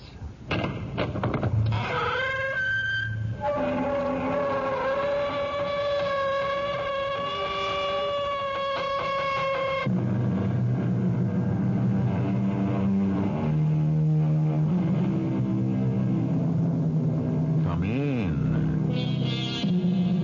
Welcome. I'm E.G. Marshall. Revenge is an attitude of mind peculiar only to the human species. So far as I know, man is the only living creature who will plot, plan, and punish to settle a score or get even. However, what is somewhat surprising is that the avenging angel of our story is a lady who had no enemies and had everything. Well, almost everything. Oh, my foot. May I be of assistance? I've turned my ankle on the gangplank. Well, I think I can help you, madam. I'll just lift you. What are you doing? Put me down. I don't even know who you are. Now, please don't make a fuss, dear lady. There's a whole line of passengers behind us, waiting to get off the ship. So embarrassing. Just place your arms about my neck and hold on. I wouldn't want to drop you in the water down there, especially since we have only just met.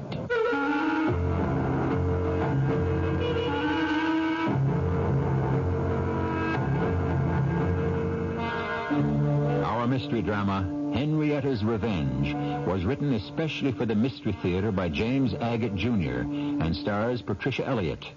I shall return shortly with Act One.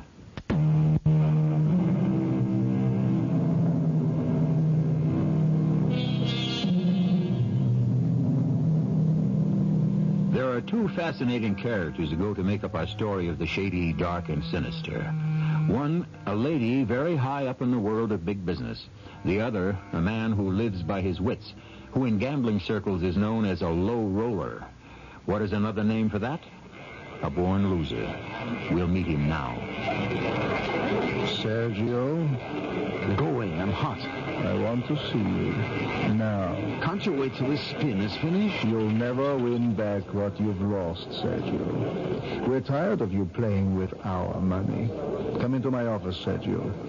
We have a little talk to have, huh? This is a bad time for me, Fritz. You don't know how bad a time if you don't do as I ask. You're threatening me. I'm not.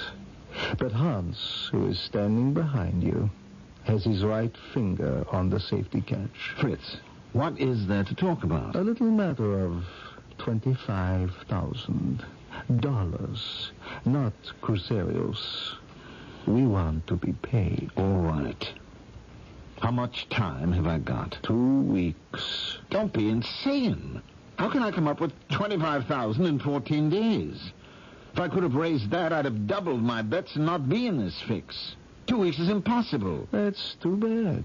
Fritz, ask yourself, is it better to wait a little longer and get what I owe you, or dispose of me and get nothing? Mm-hmm. How long do you need? 4 weeks. No, 31 days. 1 month from today, January 13th, I shall be back here in Rio with every penny of your $25,000. I'll propose it to the boys. Where are you getting it, Sergio? How else? The old tried and true way. You're going to get married again? If I have to. You've got a rich woman on the string? I'll get me one.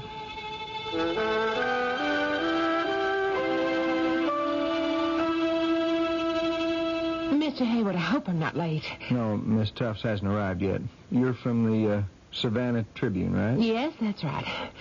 I hear Miss Tufts is quite a gal. Well, I told your editor on the phone yesterday I can't guarantee she'll give you an interview. You are Tom Hayward. You're her personal secretary? Hayward. Hayward. Right. Do you find it awkward working for a woman? No, not in my case. We get along very well. So you wouldn't be against it? Well, it depends. On the bio I dug up, let's see, Henrietta Tufts was top honor student all the way through business college right here in Savannah. At 24, she took over her dad's gas station, and in 2 years parlayed that into a string of garages from Georgia to Alabama. At 26, overseas manager for Planet Airways. And at 28, she joined us here at U.S. Motors, and today, Miss Tufts is executive assistant to Carl Eaton, the president. Morning, Tom. Oh, good morning, Miss Tufts. There's a reporter here from the Savannah Trib who would like to interview you. Well, tell her she picked a bad day. I'll be available the week of January 5th. Come into my office, Tom. I want to see you. Hey, did she say January 5th? Yeah, that's what she said. Well, I'd like to know why then. You'll be here. That's all you have to know.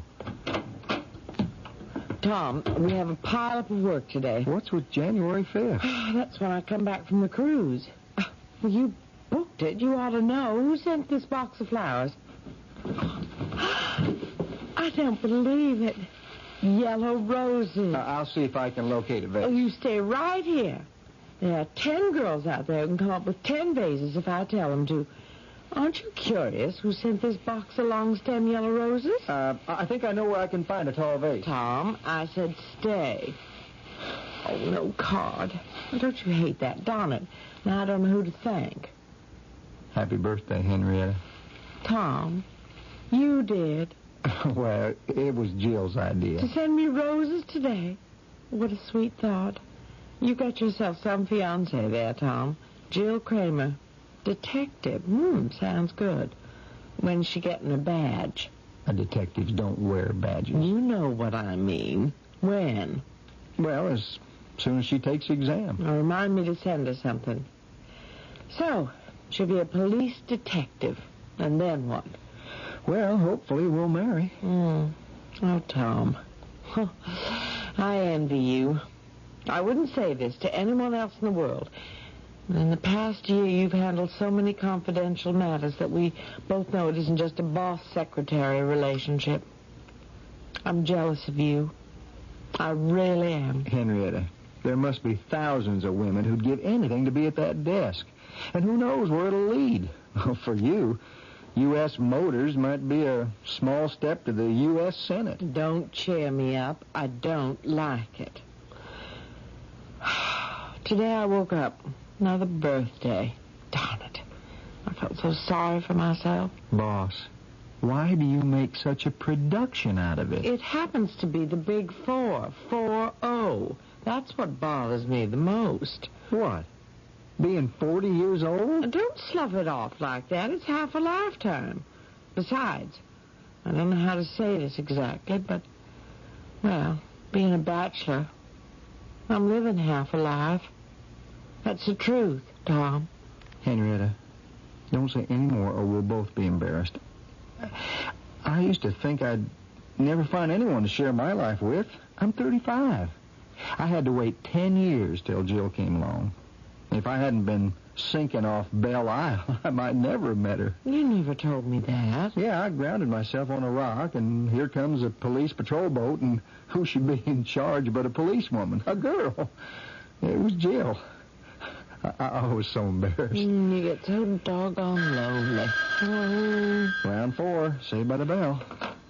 Miss Tuft's office. Tom, is Henrietta there? Yes, sir. Right here. At the big boss himself. I'll be at my desk. Good morning, Carl. What's good about it?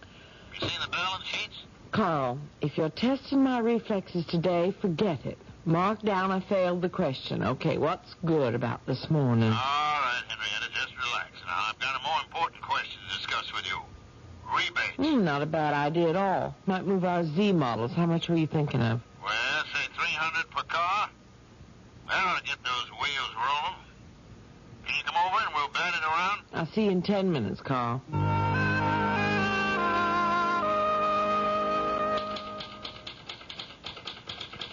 Tom?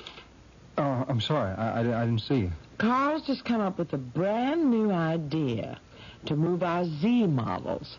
Rebates. Well, did he now? What a splendid notion. Now, I wonder how he happened to dream that up. It is now Carl Eaton's brainchild. You've only been saying rebate the customers for months, since October. No. Thank Jill for me. Those roses sure help soften the 40 blows. Oh, the travel agent. I've done that. Your cruise is confirmed, leaving Savannah December 10th, so relax. That's why I'm taking 3 weeks off to relax. Can't you just see me? Lying alone on a deck chair or all by myself on a tropical beach. That's me. Henrietta Tufts. Independent as a hog on ice. The gal who's got everything.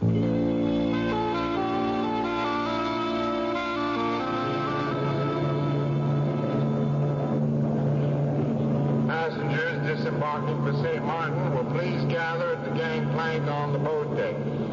Passengers disembarking will please leave from the boat deck. One at a time, please. Hold on to the gangplank railing. Plenty of time for everyone to enjoy themselves. Oh, my foot. It's caught. May I be of assistance? I think I've turned my ankle.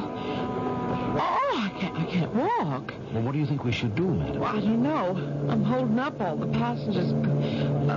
Please, what are you doing? Now, you just relax and don't be afraid. The Commodore will carry you. Oh, that's all everybody tells me. Relax. Put me down. I'll be happy to carry you the rest of the way to the dock. Put me down, sir. Now, don't make a fuss. There's a line of people behind us waiting to get off. Now, here, place your arms around my neck and hold on. I wouldn't want to drop you in the water. Just yet.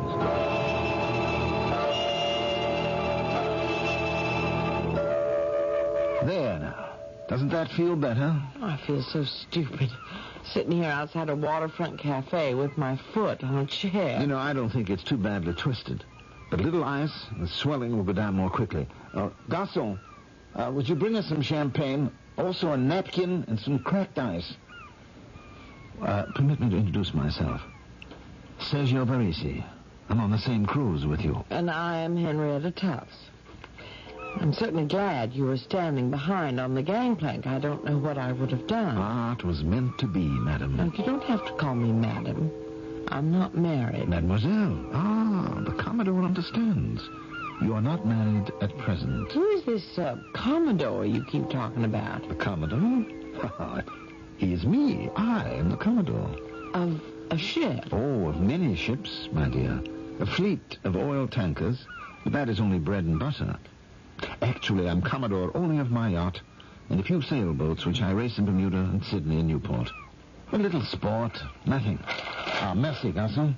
Now, you shall see, Mademoiselle Henrietta, the Commodore is also a doctor. Take a handful of ice, place it in the napkin. Now, this will be cold on your ankle, so please don't be shocked. Tie the napkin gently, very gently around your foot. And by the time we have finished the champagne, your foot, you won't feel it at all. Mr. Varese, after a bottle of champagne, I might not feel anything at all. Mr. Varese, could I ask why you are being so sweet and attentive to a complete stranger? Because I have a feeling that you are going to be very important in my life. And my feelings are very seldom mistaken.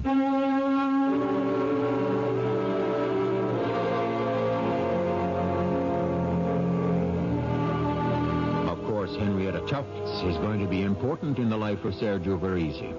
He can tell by the way she is dressed that this is no poor girl out for the one cruise adventure of her life.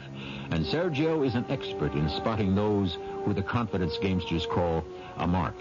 And he can do it more quickly than any other golden fleecer. I shall return shortly with Act 2.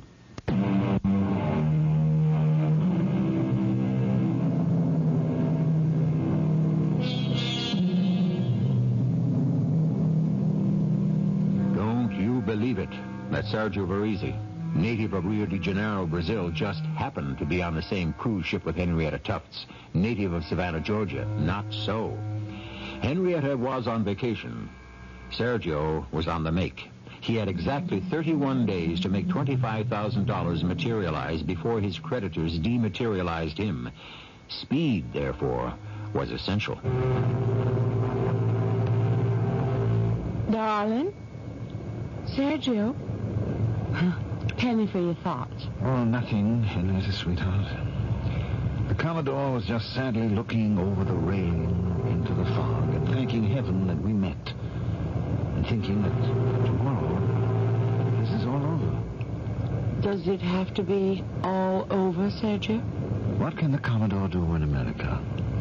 My shipbuilding, my oil interests are all in Latin America. You could do all that from Savannah. I'll tell you, darling, what I was thinking.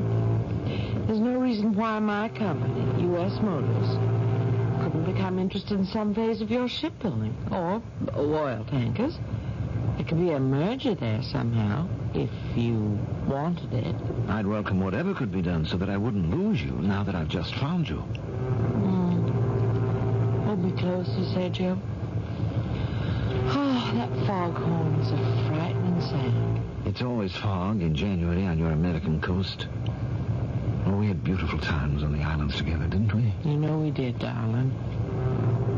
I don't know why that sound makes me shiver so. Oh, it's as if it's trying to tell me something. My dearest girl, I wish that nothing would frighten you ever again. Will you always be there to make sure it doesn't, Sergio? What is it you're asking me? How is that possible? I think everything is possible. Oh, friendship, yes, up to a point. And it wouldn't be hard to say goodbye. Well, then, why say it? What else can the Commodore say but that? Are you sure that's what he wants to say? No. Why don't you say what's in your heart? I suppose because the Commodore has won so many cup races, does not wish to lose, does not wish to be rejected. What makes you think I'd reject you? Oh, many reasons. We come from different cultures. Well, that's nonsense. Sergio. Yes? Will you marry me?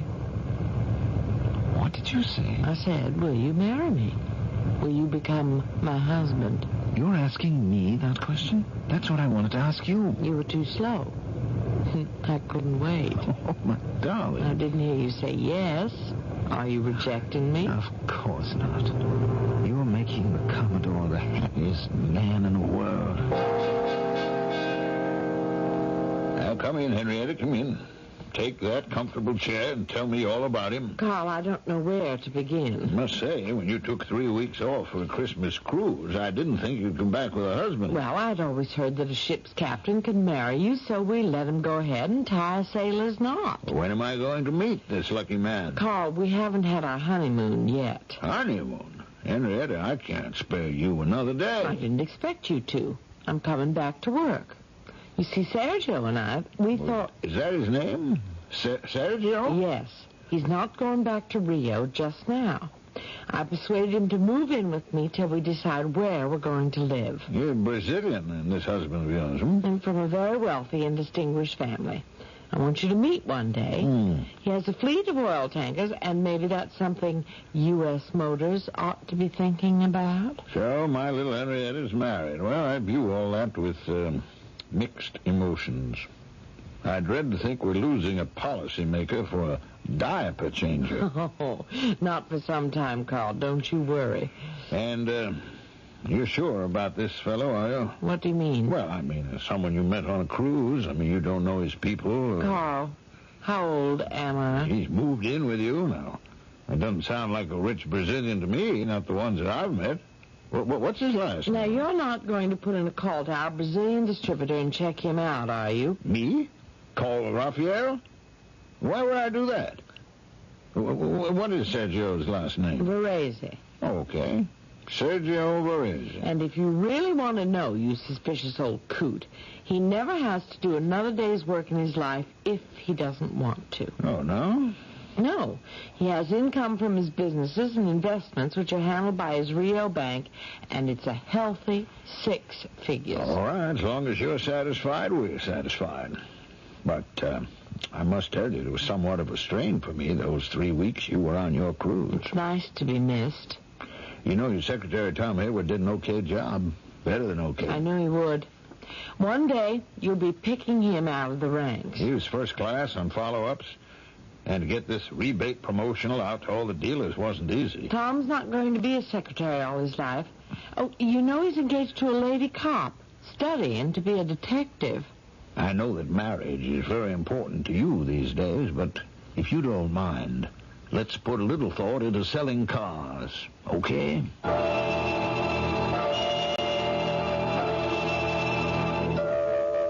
Jill, I don't like it one bit. Tom, the fire's dying down. Will you take care of it? Did you hear what I said, Jill? Tom, I really don't want to hear any more about Henrietta Tuft's private life. Jill, I tell you, the man she's married to is an out-and-out con man. Do you expect me to believe that a woman with all that executive savvy has been snowed by some Latin gigolo? What hard evidence do you have? Already you sound like a detective. Detective Sergeant Jill Kramer to you. You got any facts? Well, Friday I made out 3 checks to Sergio Varese, totaling $35,000 as she asked me to. When I said to her, "Hey, what's this?" she said Sergio hadn't received his monthly remittance from his bank in Rio, and he was putting a down payment on some drilling equipment or something like that. What do you mean, something like that? Well, she was awful vague about what the money was for, and I got the impression she didn't know herself. Well, where did she get the $35,000? I had her treasury bonds sold, practically all her savings, and made out the checks to him like I was told to. Well, she's worked hard for every penny, saved all of her bonuses, lives quietly, and this guy meets up with her on a cruise, and they're hardly off the ship 3 days when he's borrowing big bucks. Jill, we have to do something. Any ideas? Wait. That's all. Wait. And see if he pays it back.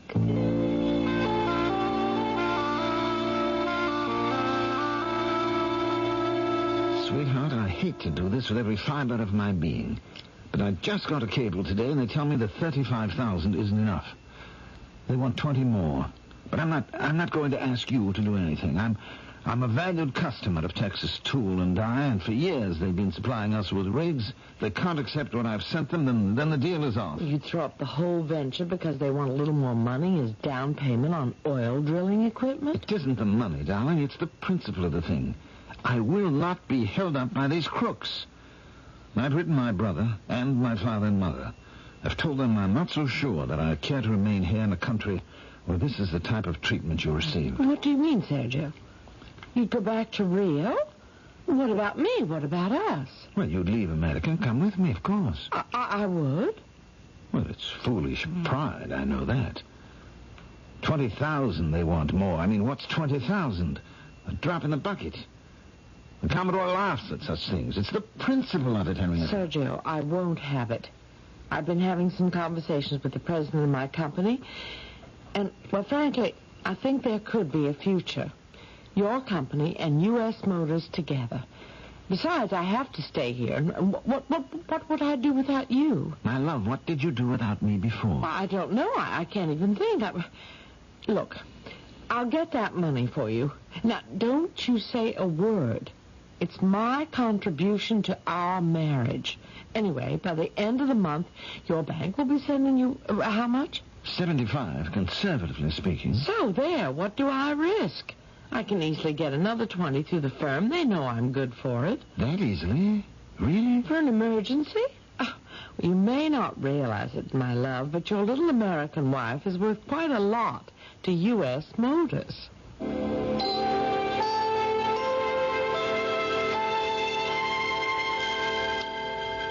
Tom? Yes, boss lady? Has Mr. Eaton returned my call yet? His secretary just hung up. I was coming in with a message. Oh, come in then. I got a call from Rosemary, and she said Mr. Eaton was a little under the weather and wouldn't be coming in until Monday. Oh, that's bad luck. Was there anything I can do for you? Oh, I'm afraid not. In this particular instance, only Carl himself can help me. Well, if it's something for immediate decision, what about the chairman of the board? I can reach him. He's in Detroit all this week. No, that won't do. Get me my husband on the phone, will you? Yeah, I'll put it through from my desk.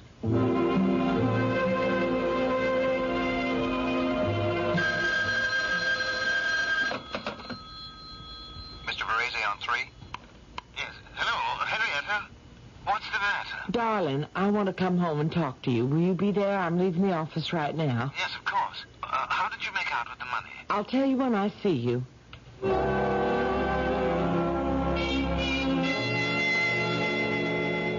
Now, darling, Look, don't be angry, and try not to be disappointed. My boss, Mr. Eaton, is sick. He won't be back in the office before Monday. I need his approval before I can apply for a loan. Now, can it wait until Monday? Let's forget it, shall we? Everything. Cancel the order for the drilling rigs. I'm not having you put to such trouble waiting on this man for permission to borrow money. It's demeaning. And I can't allow my wife to do it, and that's final. Well, I can't do that. Do you? Look, I know, but I will get to the chairman of the board. By Friday, you will have everything, the whole $35,000 you wanted. Don't you understand? Sergio, darling, I love you, and I don't want you to be unhappy.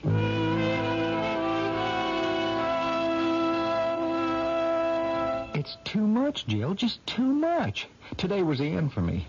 She got the chairman of the board to authorize a $35,000 loan against next year's salary and bonuses. Well, I thought she already gave her husband $35,000. She did, out of her savings. He said 70 altogether. I made out the checks, 3 last time and 2 this time, 1 for 15 and 1 for 20. I asked myself, why? Oh, he's paying someone off. You think so? Well, you're the detective. I believe you. But how she doesn't see she's being taken, I don't know. And she's only been Mrs. Sergio Varese for 3 weeks. If she's that. I never thought of that. If they're really married, you mean? How can we find out? Well, we have a distributor in Rio called Rafael. Look, I'll give him a call, first on company business, and then ask him to check into this Sergio character. Jill, I never thought I'd ever do anything behind Henrietta's back, but somebody's got to protect her.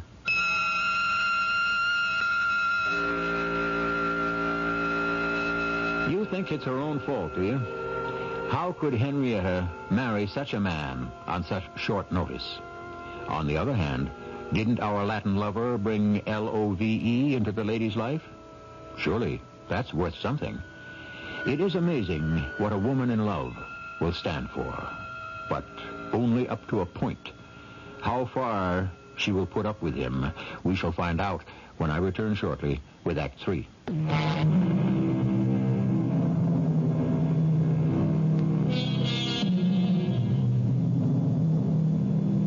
As I stand here in the wings of our Mystery Theater, I remember something Will Shakespeare said of a heroine of his. If thou rememberest not the slightest folly that ever love did make thee into, thou hast not loved. Will Henrietta remember these days as folly? She's within 30 seconds of opening her apartment door. Inside, her husband is on the phone. Fritz, can you hear me? Yes, Sergio, I can. I got your letter today with its 25 enclosures. Good, that's why I called, just to make sure. We're all right then, we're all paid up. Where are you calling from? Savannah, Georgia, in America. Sergio? What? Darling? I'm home. Fritz, I've got to hang up now. I'll see you. Oh, hi, darling. You home all day? Well, trying to run an international business by telephone is not too satisfactory. Did you make any plans for dinner tonight? Matter of fact, I did, my darling. The Commodore is cooking for his lady tonight. Now, I never asked you, but do you like Brazilian dishes? I never had any. We have a drink first, no? We have a drink first, yes. Oh, it smells divine. What is it? It's a dish of my mother's, feijoada. It is to us what your Thanksgiving turkey is to you. Here you are, darling. Here's your drink. And here is to your mother. I telephoned her today. Darling, she's very, very ill. I must go to see her. Oh, I'm sorry. Well, of course you must go. And you must come with me. Oh, I wish I could, darling, but how could I? Well, you must. She's very anxious to meet you. Well, I can't. I've just had 3 weeks off. Well, 1 more week won't matter to your United States Motors, but it could matter a great deal to my mother. Why so? Can't we go see her in the spring? Well, as soon as she hung up, I called her doctor in Rio. He told me it was touch and go. What's wrong with her? Oh, many things.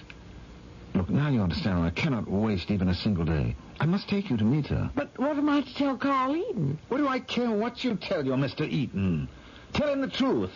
That your husband's mother's in Rio, that she's dying, and she wants to meet you before she dies. And just who do you think you are, talking to me in that tone of voice? You are my wife, that's who. Oh. You have certain obligations, and it's about time you found out what they are. I'm sorry, your mother isn't well. In my country, we respect our parents.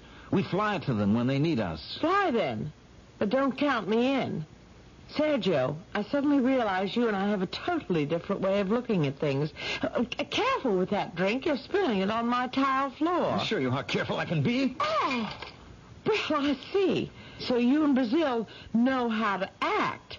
Throw temper tantrums, break glasses. You pick up what you threw down, Sergio, every broken piece, and mop up the floor. In my country, the woman cleans the house. That was one of my best crystal glasses. You picked that up. I'll pick up nothing for you. I must have been crazy to become involved with an American. Oh. Ha. So Carl was right. It's true what he said. What's true? Never mind. I want to know what has been said about me. You're twisting my arm. I won't tell you anything. You think force is the way to treat people? I'll show you.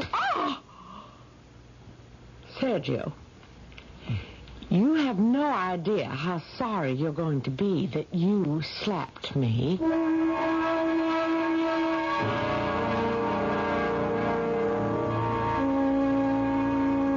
What do you mean, Tom, that Henrietta just up and left for Rio? Mr. Eaton, I'm trying to explain. I talked to her husband. He said his mother was very ill, and they decided to go to Rio and see her. But Henrietta just took 3 weeks off. Now, why didn't she call me and say something? It's just not like her. I've been worried for days, Mr. Eaton. So I called Mr. Raphael in Rio. I asked him to check Varese out. I was just bringing you his cable. Yeah, I see that. Confirmation. There is a Mr. and Mrs. Sergio Varese listed in the Rio directory. Raphael. Well, is that him and a wife? Or his mother and father? Well, just what I was wondering. Well, Tom, tell you what I want you to do. I want you to follow up on this any way you can. Don't care what you do, how you split your time between investigating and work here or whatever it costs. Well, my fiancée is with the police department. I know that. I mean, since Henrietta's married, she's just not the same girl. It's too valuable to the corporation for us not to keep track of her.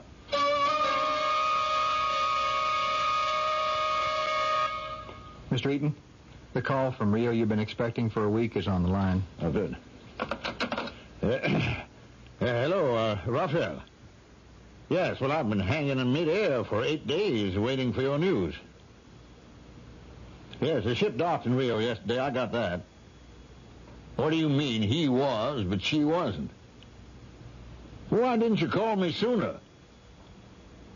Look, don't pay any attention to directors' meetings. My wife never does. They did? This morning? All right, fine. Goodbye, Raphael, and thanks. Ship got into Rio. The Varese character disembarked, but Henrietta didn't. She wasn't in her cabin. The next day, the ship started back for Savannah. Varese got on alone. Well, I don't know how he did it, but he took $70,000 of her money, and then he... Well, I don't dare say what I suspect. What? Tell me, Tom. Well, I hope she didn't discover he was a phony and face him with it, so he had to get her out of the way. Well, if that's true, why would he come back to the States? When does that ship get back here? Hey, look, Tom, check the line. When it docks, you'll be there. I certainly will, Mr. Eaton.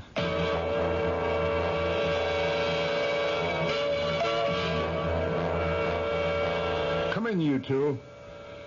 Kramer, is this your boyfriend? Yes, Captain, Tom Hayward. And he's just as determined to get to the bottom of the Henrietta Tufts mystery as we are. The woman who married the foreigner, yeah. And then went off with him to Rio without telling her boss. Well, she's hardly a missing person, Kramer. Now, what'd you want to see me about? Well, the ship got in yesterday morning, but it docked 2 hours before schedule. And when Tom and I got there... no Henrietta. And no Sergio Varese either. Captain, I'd like to request permission to examine the cabin they were booked on. Well, I don't see why not. And I'd like to go back to the apartment Henrietta shared with her husband and search further. If you can get a warrant from a judge, fine. Otherwise, I don't know anything about it. You didn't ask me. Kramer, the more practical experience you can get before they make you a detective, the better. Keep the department posted. Yes, sir.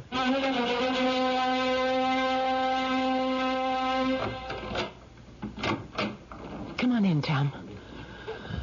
Oh, that sure was a cooperative superintendent. Jill, I'm still shook up over seeing the cabin they were in. You mean because of the porthole? Porthole? It was a full-size window.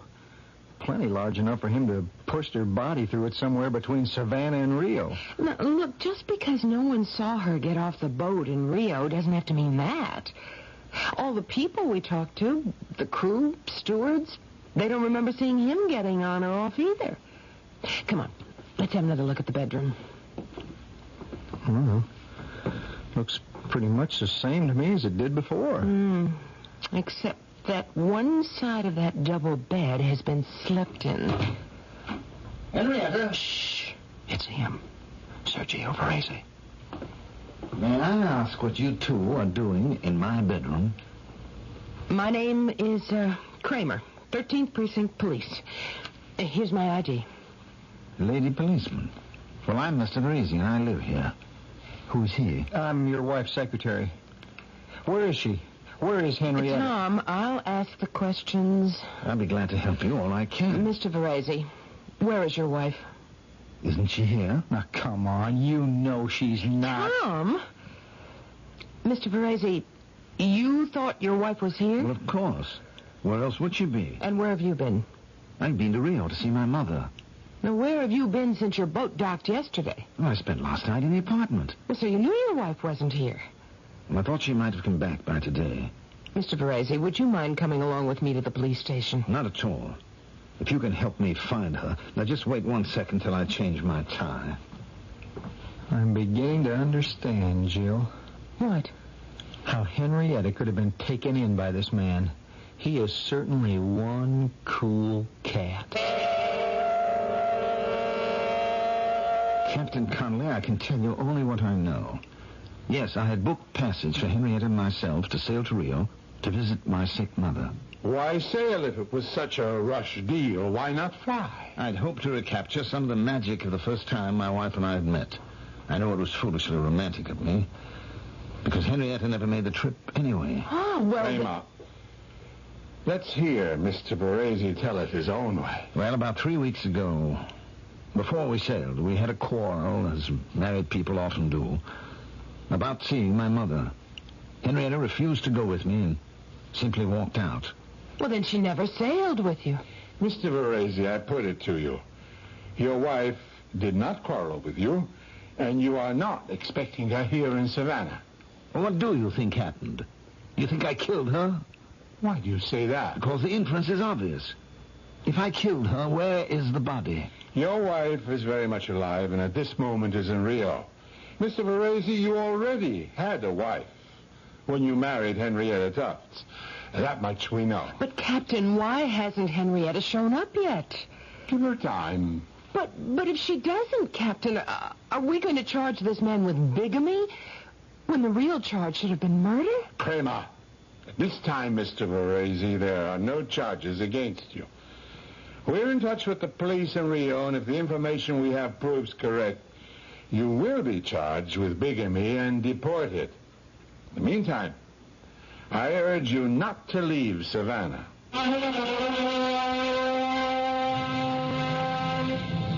You know, Jill, I used to come down to this airport a lot for the company, picking up VIPs, seeing Henrietta off on her business trips, but I never felt as rotten as I do now. Oh, Tom, I can see one of the marshals from here walking back from the plane.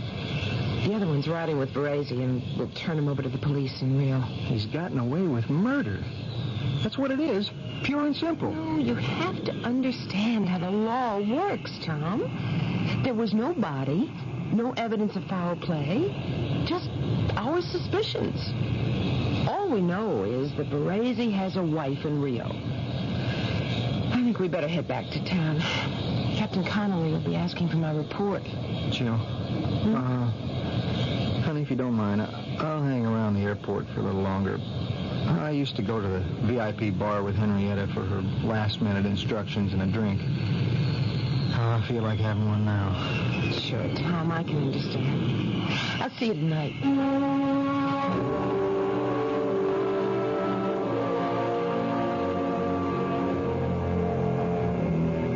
bartender. I'll have another double. And make that a bourbon on the rocks for me. Oh. Hello, Tom. Henrietta. Is that you? You look as white as a sheet, Tom. Well, I always look like that when I see a ghost. Henrietta, you're alive. I have been, all along. It is so good to get out of hiding. You didn't see me at all, did you? Huh? I followed you out here. I wouldn't have missed seeing handcuffs on that louse for anything. Well, where have you been? Wearing this black wig and sunglasses, living in a hotel, and counting the days until they kick Sergio out of the country. I thought someone might think he'd murdered me, so I called Carl, and he said he'd keep it quiet, which reminds me, Tom. Carl is waiting for the news. Let's get over there. Henrietta, you're a sight for sore eyes. I'm sorry I couldn't see you right away, but a call just came in from Rafael in Rio. And what did he say? Well, he was at the airport when the marshals unloaded the man you thought you were married to. I tell you, that Sergio character is in big trouble. Seems he mailed $25,000 to pay off a gambling debt. The Brazilian customs checked it, resealed the envelope, and then picked up the addressee, big-time gambler who thought he'd been set up. He gave their cops a list of Sergio's wives as long as your arm, including his legal wife. Then, when he landed, they found the rest of the $70,000 he took from you, checked the numbers we sent them, got him on bigamy, theft, smuggling currency. Got to be 10 to 20, Raphael says. Oh, yeah, come in, Tom. Henrietta, that reporter from the Trib showed up again. Wanted to know if you'd married a married man. Well, I told her there wasn't an ounce of truth in it, and that she'd just done herself out of an interview. What did I tell you, Carl? Didn't I say Tom Hayward was going places in this company?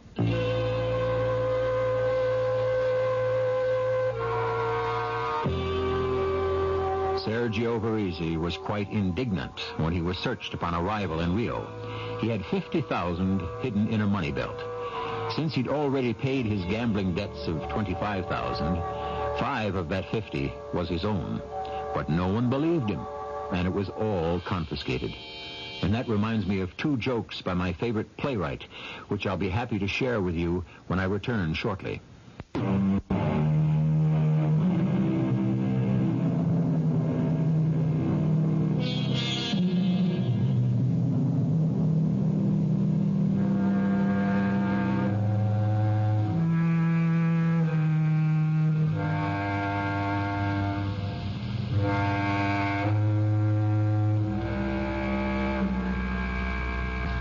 Playwright who often wrote about swindlers and the swindled was William Congreve.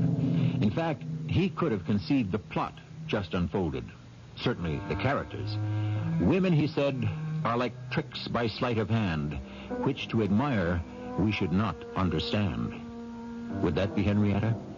As for Sergio, Congreve wrote, "He that first cries, 'Stop, thief,' is often he that has stolen the treasure." Our cast included Patricia Elliott, Joyce Gordon, Bob Caliban, and Mandel Kramer. The entire production was under the direction of Hyman Brown. And now, a preview of our next tale. Did you get rid of the rat? Well, we don't know. We haven't seen it for 2 days. I knew those pellets would do the trick. We're not sure it ate any of them. Oh? It kept pushing them down at us from its nests. Up there. You don't believe me? I believe anything that might happen in this house. So that's him. Staring down from the wall. The old hanging judge himself, eh? That's him. Evil as evil can be, he is. You can tell it to look at him. Curious you should put it that way. What way? You said, he is, not he was. Of course he is. You won't believe his spirit's here ringing that bell, but we know it. And mark me, you're in for a hard lesson, don't I know it? This is E.G. Marshall, inviting you to return to our Mystery Theater for another adventure in the macabre. Until next time, pleasant dreams.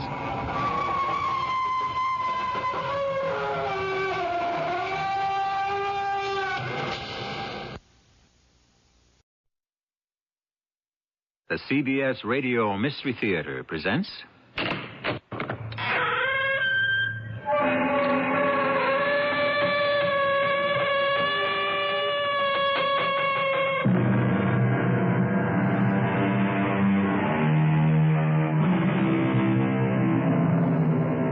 Come in.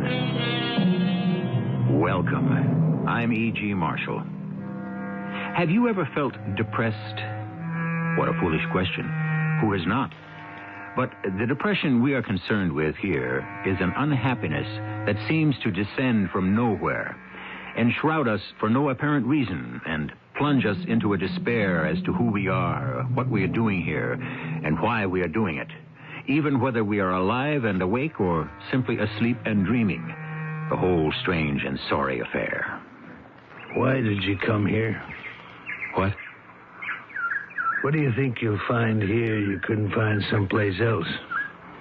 Why, There's nothing here, you know. Absolutely nothing. But that's what appeals to me. The absence of everything. That's what I want. A place where there's nothing. If that's what you want, you got it.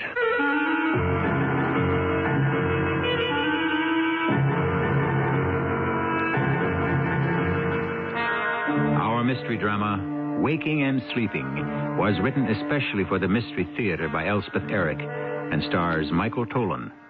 I'll be back shortly with Act One.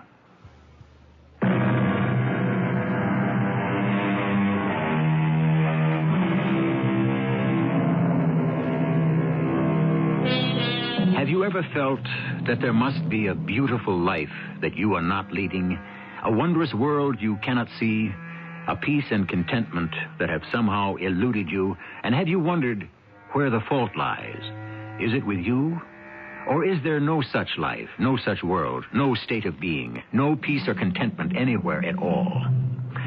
I suspect both things are true in part. The whole truth lies somewhere in between.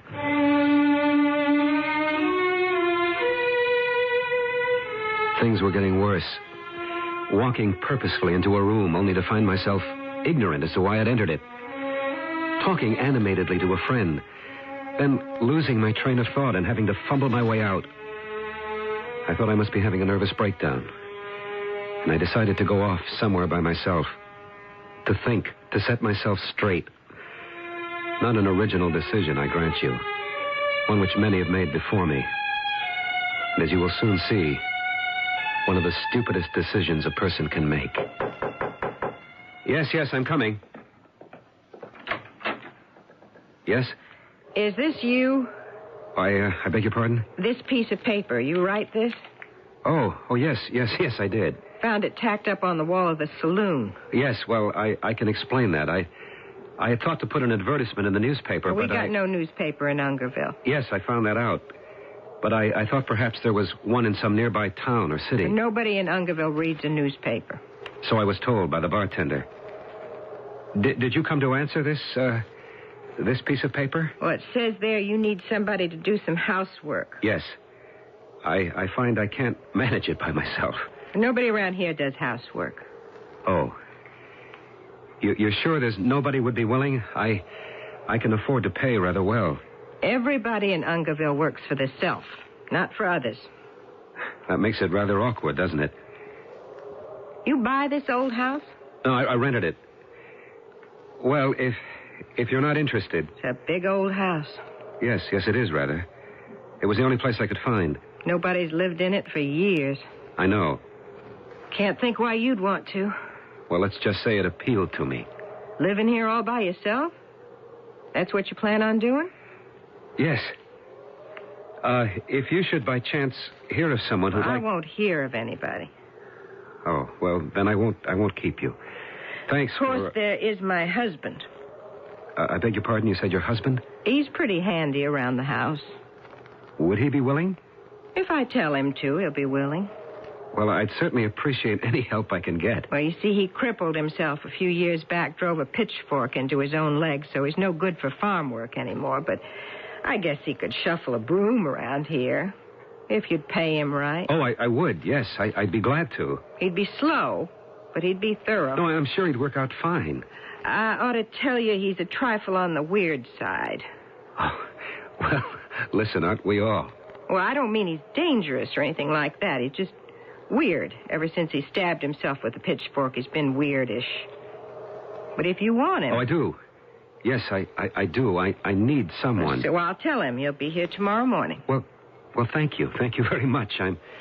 I'm sure he and I will get along splendidly. Well, that remains to be seen, don't it? Yes, I suppose it does. Now, I thought, now I will settle in and start putting myself to rights. Resolve the chaos in my head. Reach an understanding of my misery. Once this big old house was in order, free of the clutter of unwashed dishes, balls of dust, and layers of grime, then and then only could I set about restoring myself to myself. So I was wide awake, washed and shaved when the woman's husband knocked at the door. Yes, I'll be right there. Oh, good morning. Good morning. Come right in. Come, sit down. I'm glad you could make it.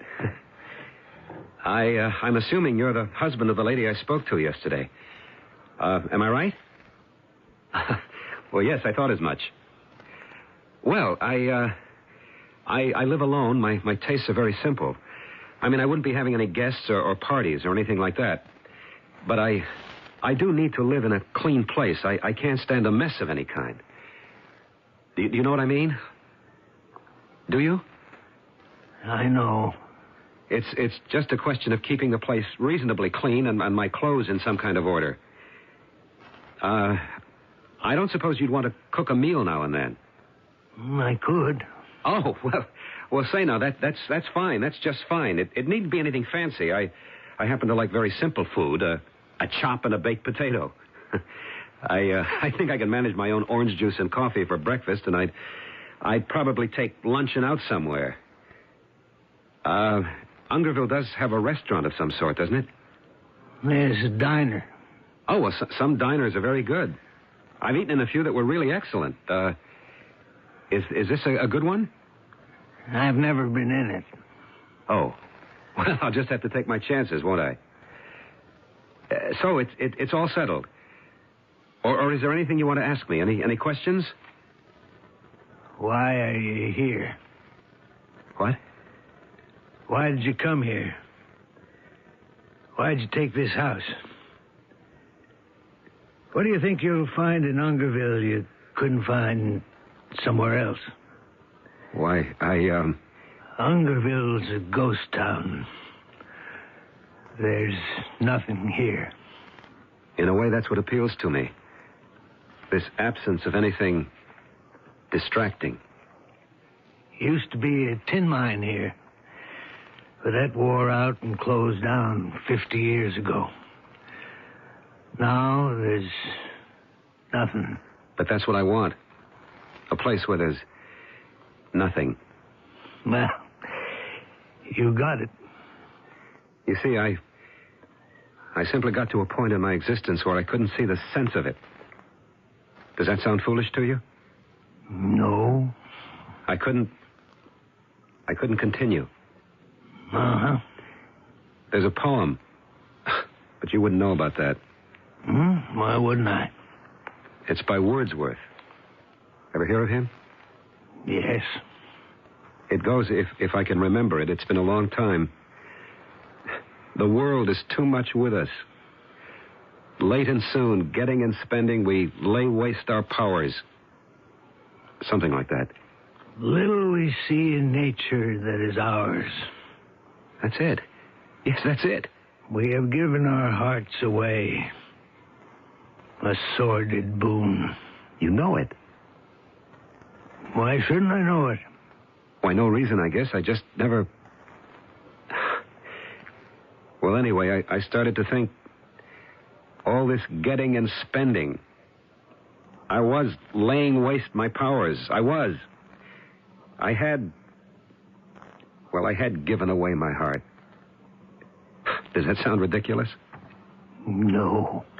I wasn't reacting to anything anymore. All sorts of things were going on around me. Anyway, they seemed to be. But none of it interested me. None of it concerned me. None of it even touched me. I was all alone. All alone by myself. Do you understand what I'm saying? Do you really understand? I think so. It's very important to me that somebody should. Of course. Have you ever felt that way? Of course. What did you do about it? Waited for it to pass. And did it? Sooner or later. How soon? How much later? Sometimes sooner. Sometimes later. Tell me something. Did it ever, get worse? I never went mad, if that's what you mean. I guess that is what I mean. How did you know that was what I meant? I just knew. But how? How did you know?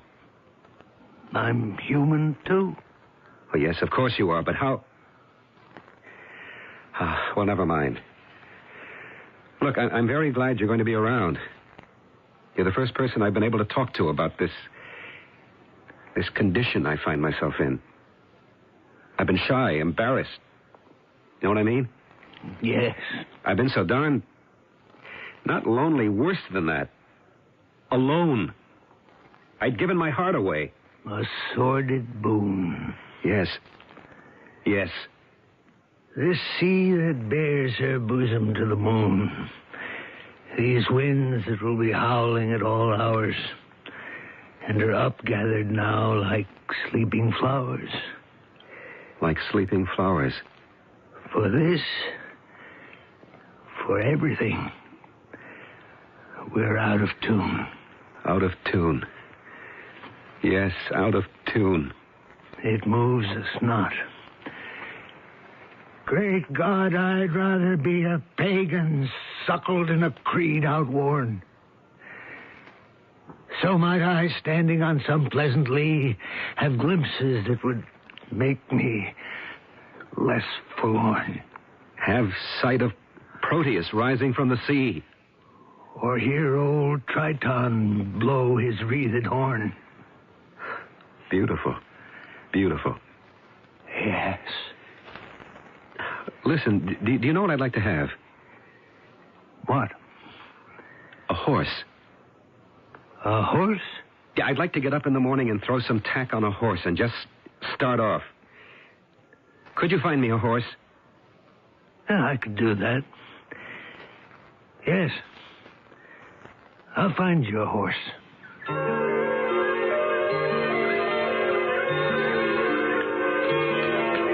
The horse felt good under me.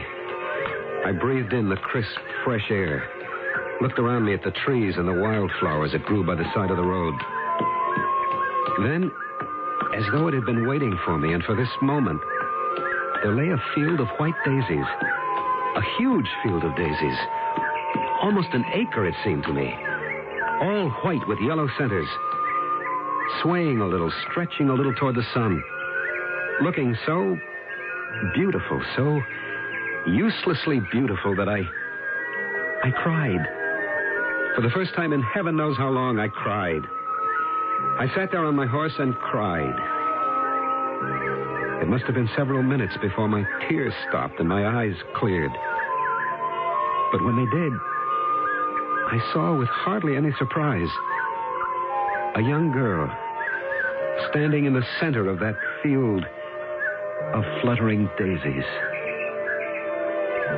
Sudden beauty can do that to us, particularly beauty that has no purpose and no price, beauty that cannot be purchased or possessed, that is simply presented to us by God or by nature, which may eventually turn out to be one and the same thing. I'll be back shortly with Act 2.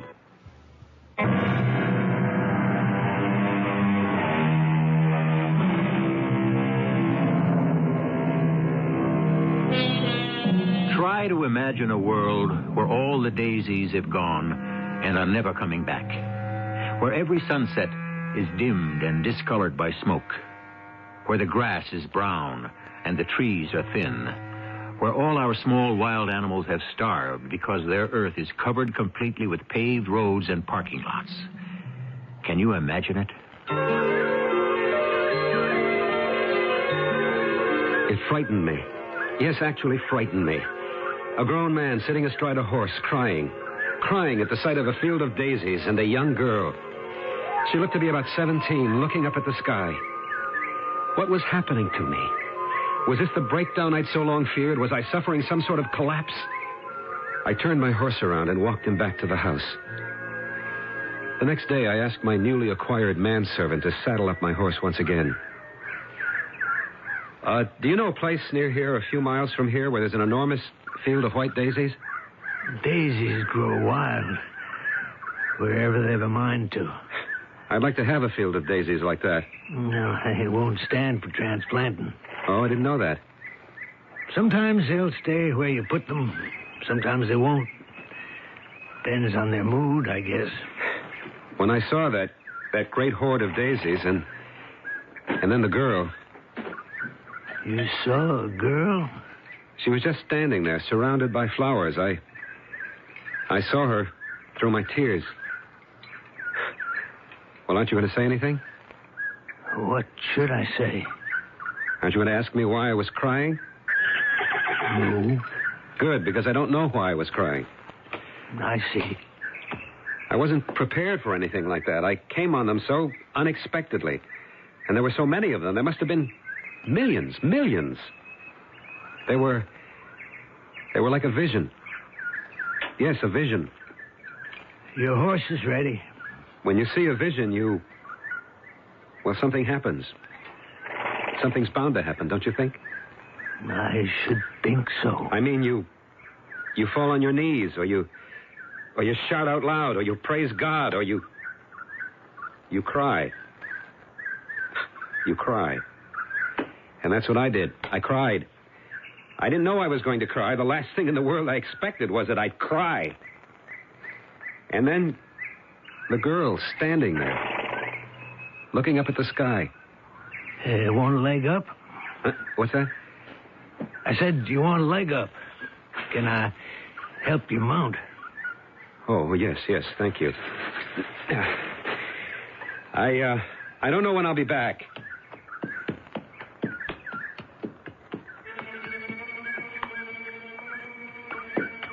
It wasn't the same. The depression hovered over me like a black cloud. Not quite as large as before, but just as threatening. I felt the gnawing anxiety in the pit of my stomach as the horse trotted down the dirt road with the overhanging trees. I was taking the same path I'd followed the day before. And now I knew it was the wide field of daisies I was looking for, like a grail. Just up ahead, beyond the little white deserted church, that was where I'd find it. Just ahead. I reined in my horse and searched wildly. Where were they? My daisies. My field of daisies.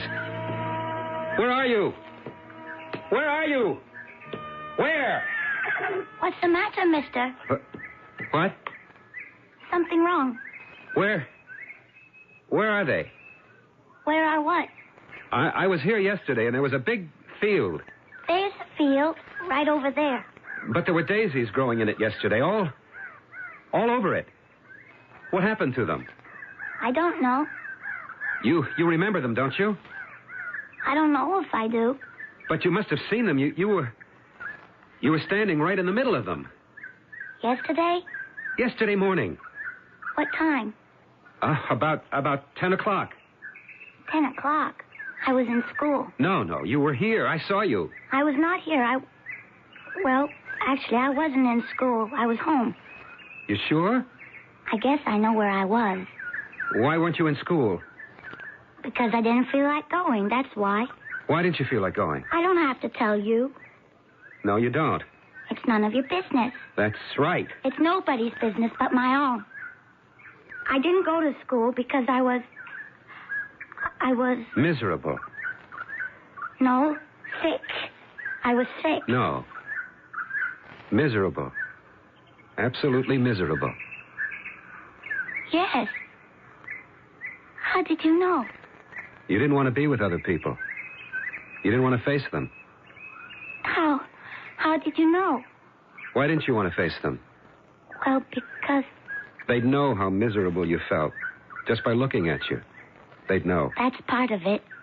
And they'd know why. That's the other part of it. I don't understand you at all. I never even saw you before. I don't know your name. So how does it happen you know all these things about me? I've no idea. My mother doesn't know. My father doesn't know. So how do you? I just do, that's all. Listen, you're still miserable, aren't you? Never mind, I know you are. You think the whole world has stopped, don't you? You think it'll never start up again. Not for you. For other people, maybe, but not for you.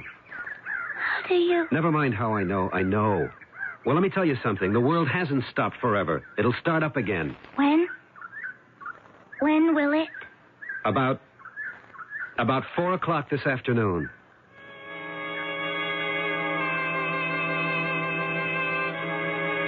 I stayed out almost all day. Everything seemed not pleasant exactly, but not unpleasant either. It simply was. It's hard to describe it, and I find I don't want to describe that day. Describing it might spoil it, and I wouldn't do that for anything in the world, because it was one of the best days of my entire life. I reached my house in time to have a drink before dinner, and that was the end of my almost perfect day. You there, get down off that horse. What? Why? What's the matter? I got a few things to say to you. Well, do you want to come inside? I can say what I've got to say right here. Well, please do. Please say it, whatever's on your mind. What are you trying to do to that girl? What girl? You know what girl. Oh, you How mean... many girls do you know in Ungerville? I don't know any. I met one girl once this morning. What'd you do to her? I didn't do anything. You hypnotized her. What are you talking about? I wouldn't hypnotize anybody. I wouldn't know how. Well, you did something. We had a little talk, that's all. 5, 10 minutes. And what did you say to her? What difference does it make what I said? She thinks you're some kind of god. That's what difference. Well, I didn't say anything to make her think I was a god. We just talked. A friendly conversation. That's all it was. Are you some kind of a magician? Is that it? No. She says you know everything that goes on in people's minds. But I don't. I never said I did. Well, she said so. She said it to me. She's saying it to everybody. It's all over town. Now, you better get out of Ungerville, mister. It ain't healthy for you around here. But I haven't done anything. You've done plenty. You take my advice and you get out. I haven't. I wouldn't. I wouldn't for the world. Want me to take your horse to the stable? What? Oh, what's that? Want me to rub him down? Oh, yes, the horse. Yes, cool him out. Listen, do you know what your wife said just now? Did you hear her? Part of it. Well, all I did, this young girl, all I did, I could see she was unhappy, and I said as much, and she said, yes, it was true, and I said, well, don't be too unhappy because it won't last. It'll stop after a while, and you'll be happy again, and she said, when will it stop? And I said about 4 o'clock this afternoon. That's all I said. Why did you say it, do you think? Why, I don't know. I just said it. It was the first thing that came to my mind. Why do you think it came to your mind? I don't know. I suppose I wanted to make her feel better or something. How do I know why I said it? It just seemed to be the right thing to say. Oh, I see. And now she thinks she's telling people I'm a god or something. Anyway, that's what your wife said. Your wife accused me of being a magician, some kind of weirdo, a freak. She told me to get out of town. I heard it. Shall I cool the horse out now, sir? If he needs it. I brought him home at a slow walk. Hey there! Is that the girl? Yes. I want to talk to you. Look, what have you been saying about me around town? Why, nothing. Except that you were wonderful. You didn't tell anybody I was a god or a magician or anything like that? Oh, I don't think so. I may have said you were like a god or like a magician, and you are. I'm not. And you could get me into a lot of trouble going around saying those things. I wouldn't do that. Well, you may have already done it. How could I have? When you did such a wonderful thing for me. I didn't do anything for you. But you did. Don't you want to hear about it? I'd like very much to hear about it. You remember this morning when you said I was miserable? I didn't know myself that I was miserable till you said it. I kind of knew, but I didn't want to admit it. All right. So what? And then you said that by 4 o'clock this afternoon I wouldn't be miserable anymore. And by 4 o'clock I wasn't. That's all? That's everything. At 3:45, I met my boyfriend and we made up our fight. And I was happy again. That's it? That's the whole thing? The thing is, you knew. When I was talking to you, I thought I'd never be happy again as long as I lived. But you knew that wasn't true. I didn't have to be very bright to know that. But at 4 o'clock, you knew about 4 o'clock. A guess, a wild guess. Oh, no, you knew. You absolutely knew. And I'm so grateful to you. Don't be. Oh, but I am. And I wanted to do something for you. So I went over to where you saw the daisies. You know, the field. And I asked the farmer about the daisies, and he said he cut them down. Cut them down? The whole field? He's going to plant alfalfa or something. Well, it's getting on for dinner time, so I'd better go on home. Maybe I'll see you tomorrow? Maybe. Yes. Probably. Good. I'll be looking forward to it. Me too. At least I think so. What about the horse, sir? What about him? Oh, well, just rub him down and give him a good bran mash. He's had quite a day. And so have I. Okay. Come on now. Hey, wait a second. What do you think of all this? Oh, what? All this falderall. About the girl, me. What your wife said about the talk around town. Well, it could be one of several things. Or a combination of things. Could be mere coincidence that you said 4 o'clock to the girl and she reconciled with her boyfriend at that hour. Or it could be that you put the idea into her head so that when 4 o'clock arrived, she made the reconciliation possible. Or... Yes? Or what? Or it's possible that a true telepathy exists between you and this girl. An actual meeting of the minds. In which case... Yes? I'd take my wife's advice if I were you. And get out of town.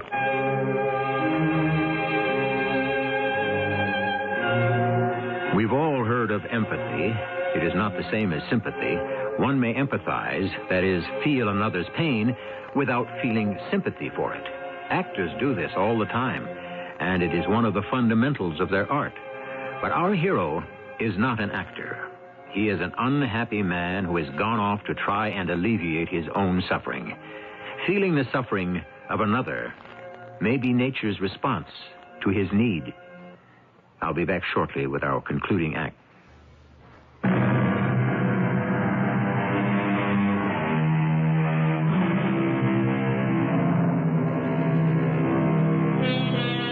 Telepathy between lovers is not uncommon. Telepathy between mother and child, not at all rare. But telepathy between two strangers who have met purely by chance, though not unheard of, is exceptional. If telepathy is really the motivating force behind our story, well, listen to the concluding act and decide for yourself.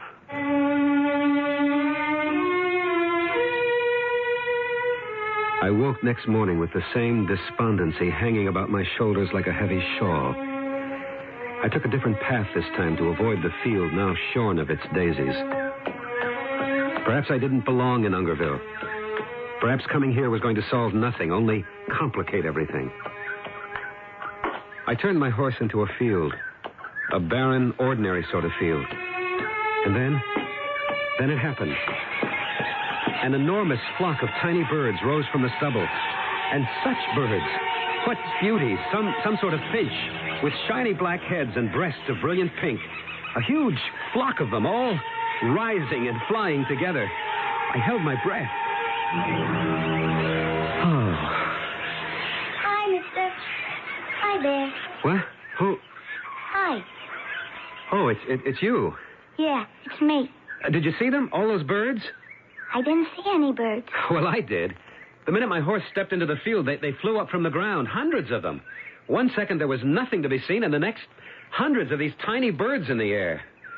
I think they must have been rose-breasted grosbeaks. I don't think we have any of those around here. I suppose they were migrating. Not around here. Well, maybe they lost their way, made a mistake. That can happen. Hey! Look here. What is it? Is this one of your birds? Well, let's see it. Hand it over.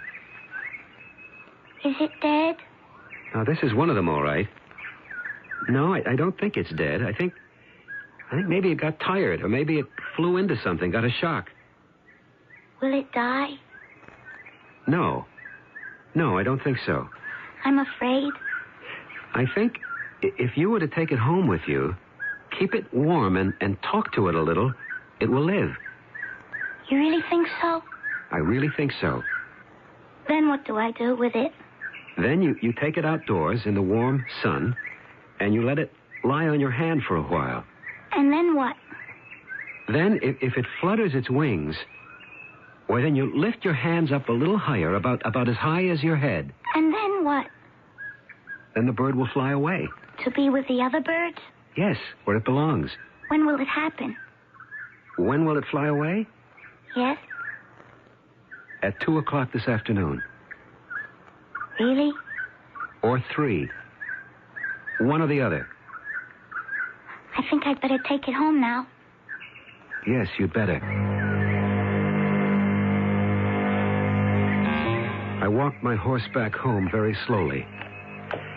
I had no idea why I'd answered the girl's questions the way I did. My knowledge of birds was minimal, and how to care for an ailing one was nil. But the concern I saw in her eyes, her free and ardent desire to be of help to something more helpless than herself, I simply said the first sensible words that came to mind. Through with your ride so soon? Yes. Beautiful day. I ran into that young girl again. Oh? Did you? I started across a barren field, reduced to stumps of clover or grain or something, and a great mass of little birds flew up right in front of me. They'd been resting in the stubble, I suppose. Feeding, probably. They were incredibly beautiful. They must have been migrating and gotten off course. The girl found one left behind. She thought it might be dead, but I held it, and its body was still warm, and I thought I could detect a faint, fast heartbeat. So I told her I thought maybe it had run into something and got a shock. Well, that's possible. So I said, take it home, keep it warm, and talk to it. And after a while, take it outside on the palm of your hand, and if it flutters its wings, hold it up high, and it'll fly away. Uh-huh. Now, why did I say all that? I don't know if that'll happen. For all I know, the bird is dead by now, died before she got it home. Why do I just say whatever comes into my mind lately? I just blurt it out without stopping to think. Just blurt it out. I tell you, something's happening to me. Something I don't understand at all, and I don't much like it either.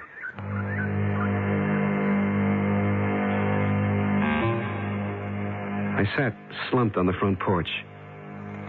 Why did I come here? What had I thought to find? If anything, the mess in my head was more disorderly than ever. Then I saw the girl running up the front walk. It happened. It happened. Just the way you said it would. It happened. What is it? The bird. I did what you said, and it happened. The bird's all right? It flew away. To be with the others. Why, that's marvelous. Isn't it? It's just marvelous. I'm very glad for you. Oh, no. You did it. Just you. You did it. No, wait. I took it home, and everybody said it was dead. Even my father, and he's supposed to be so smart. He said it was dead. I should throw it in the ash can. I got so mad I wanted to kill him. But I took the bird and wrapped it in a piece of flannel left over from a nightgown I had when I was little. And I petted its head very softly, and I kept talking to it, saying, love things, sweet things, things I thought would encourage it. I think I do. That went on for, I don't know, an hour, I guess. More, maybe. Then I thought I felt its head move a little bit, so I took it out in the sun. This was a little after 12, so the sun was straight up practically. And I kept talking and touching its head. And then, you know what? What? Its whole body gave a little wriggle all over. And it looked at me. It looked right at me. You don't say. I almost cried. I got this lump in my throat. Of course you did. And I waited. And I waited, and I talked some more encouraging things, like you would to a baby, And then it happened. What happened? What you said would happen. What did I say? You said it would ruffle its feathers, and it did. And then what? And I lifted it up as high as I could over my head, and it flew. My goodness. First, it flew to the branch of a tree, and it perched there looking around. And then it flew off to join the others. How wonderful. Yes, it was. It was wonderful. It happened just the way you said it would. I wasn't sure it would happen just that way. But it did. It happened just like that. Just like you said. Well, now, that, That's when I knew I loved you. What? I watched the bird flying off, and I knew for certain that I love you. And will always love you. Now, wait. Only you. Forever and ever. Hold on.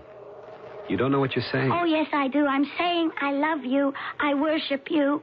And I want to belong to you and spend my life with you and never be away from you for a minute. Now, stop it. You stop it this minute. Just stop that kind of Why talk. should I? Because I tell you to. No, look. Not because I tell you to. Because it's wrong. It's inappropriate. Why is it inappropriate? Little girl, how old are you? 17. And how old am I? I don't know. I'm 62, my dear. I don't care. But you must care. And I must make you care. You're just beginning to live, and I'm beginning to contemplate the end of living. Oh, no, you're not. You'll never be dead. Oh, not today. Probably not this year or the year after, but some year after that, if anyone takes the trouble to look. I won't be there. I don't believe you. But you must. It's very important that you should. I don't see why. I know you don't, because you're very young. And you've lived so little. You don't know much about life or living. Or anything at all. You mean I'm stupid? Oh, no, not stupid, just simple-minded. That goes with being young. I think everybody at age 17 is simple-minded. And is that why you don't want me? Maybe it is. You're terrible. You're a terrible person. I know. I hate you. I never want to see you again. And you shouldn't. You should take all that love and sweetness you have in your heart and give it to someone who will accept it with joy and hold it close and make his life around it. That's what you should do. I know somebody who wants me. Good. Good. As a matter of fact, he's waiting for me right now. Good. So, goodbye. Goodbye. Have a nice life. You too. Oh, dear. Dear me. How's your appetite now? How's that? I brought you your sandwich. Oh. Just set it down. All right. What do you make of all that's happened here? The bird, by the way, recovered and flew off. And on the strength of that, the young girl fancied herself in love with me. There's no doubt there was an affinity between you. Some might call it telepathy. I prefer the word affinity. But why? Why should there have been? Why did I come here in the first place? Please, I'd like your opinion. You know how Ungerville got its name, don't you? I've no idea. From the Danish word ung. It means young. I think you were looking for your youth. Instead, I found my age. Is that it? No. No, that's not it. You're a man of intelligence, sir. And a man of honor. So you never forgot your advanced age. Nevertheless, you were able to recall the moods, the impetuosities, and the infatuations of youth. Very few people who are grown can do that. I don't know when it is they start to forget, but somewhere along the way, most of them do. And this is very hurtful to the young. Oh, I think you're to be congratulated, sir. And admired. That you can remember how difficult it is to be young. Why, thank you. Thank you very much.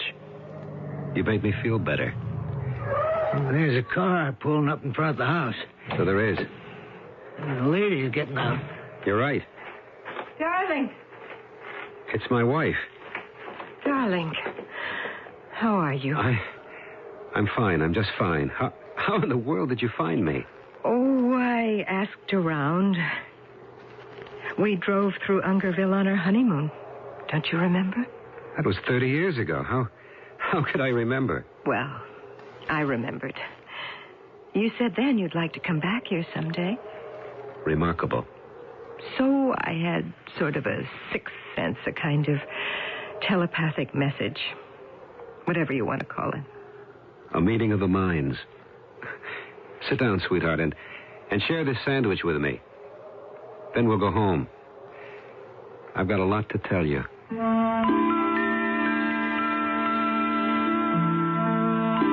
I doubt that there's anyone beyond the age of 30 or 40 or 50 or 60 who does not now and then look back to and long for the early days when everything seemed possible and even simple, even certain.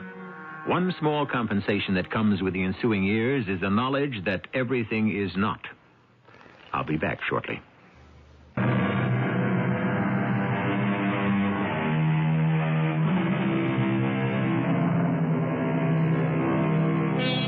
Those of advanced years who have not learned that almost nothing is simple or certain are the ones to be pitied. They are the ones who remain eternally infantile and unsatisfied, a burden to everyone, and most of all, to themselves. Pity them we must, but let's face it, they are a nuisance. Our cast included Michael Tolan, Terry Keane, Robert Dryden, and Amanda Plummer. The entire production was under the direction of Hyman Brown. This is E.G. Marshall, inviting you to return to our Mystery Theater for another adventure in the macabre. Until next time, pleasant dreams.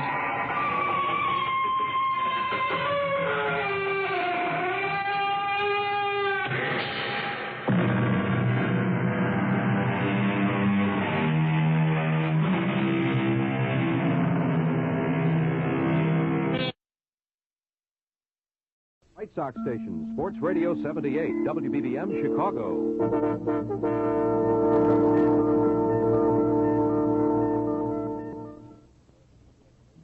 The CBS Radio Mystery Theater presents...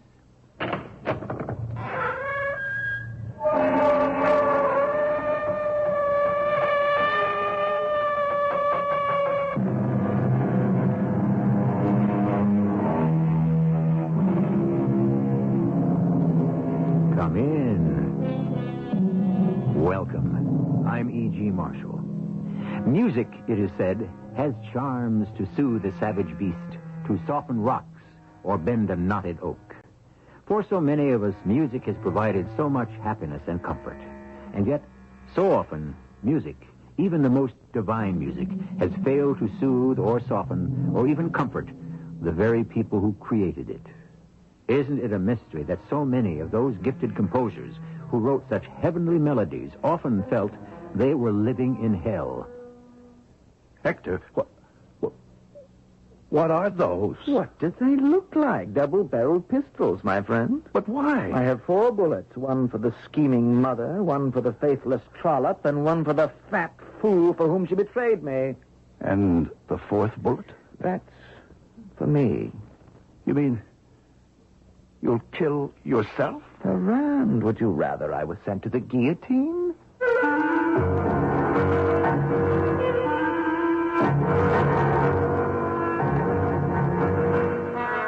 Our mystery drama, The 4th Bullet, was written especially for the Mystery Theater by Sam Dan and stars Russell Horton and Bernie Grant. I'll be back shortly with Act 1.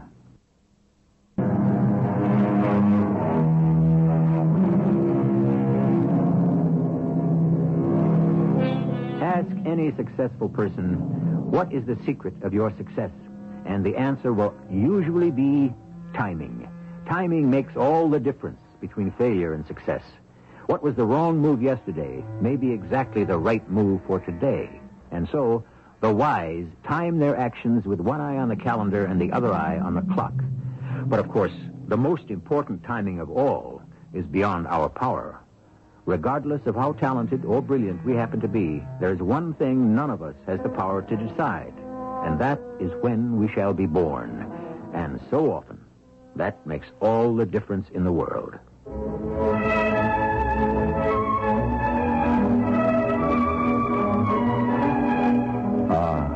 Such divine music. It will live forever, along with everything else he wrote. I'm speaking of my best friend, Hector Berlioz. This is the overture from an opera called The Secret Judges. I wrote the libretto. Hector! Hector! Are you at home? Hector! Ah, Ferrand! What are you doing here? What am I doing here? We had an appointment. Did we? Yes. I finished the libretto. You wanted to see it. What libretto? Oh, that's right. The Secret Judges. Well... Don't tell me you've lost interest. No, my friend, not at all. I'm fascinated more than ever by the whole dramatic idea. This court of secret judges in medieval Germany which dispenses a summary justice of its own. What was it called? The PEM. Yes. And do you know, there are those who say it still exists to this day, even in this enlightened year of 1830. Hector, here it is. Do you want to read it? Oh, I can't at the moment. I'm leaving for Italy. Italy? When? Tonight. The Academy has given me a scholarship to study in Rome. Oh, I didn't know. Congratulations. And the libretto's finished. Good. I shall take it with me and write it in Rome. Rome, the eternal city. Hector, I wanted to talk to you about something. Of course you do. We must have a long discussion. Yes, but when? Tonight. But you're going... I'm not leaving Paris till after dinner. Come with me. I'm going to dine with the Countess Moke. Yes, but I haven't been invited to dine. You're with me. I have to have dinner there tonight. Why? Because I'm in love. Yes, dear friend. I'm going to marry the Countess's daughter, Camille. And what made you fall in love with Camille Moke? When I heard her play a rhapsody by Franz Liszt. So the sense of what you're saying, then, is that you fell out of love with one and in love with the other. Exactly, my friend. But how do you know you're not in love with the music? Oh, Ferrand, look at the divine face of Camille Moke and tell me that.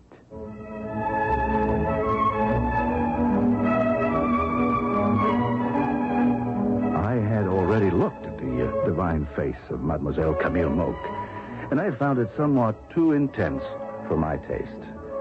The same could be said about her playing, even though she was the latest rage of Paris and all of her concerts were sold out. Yes, the word to describe her would be intense. Also, smoldering, simmering, seething. If you ask me, if these two ever were married, they would go up in flames. But nobody ever did ask me. After dinner, Camille played a little music for us.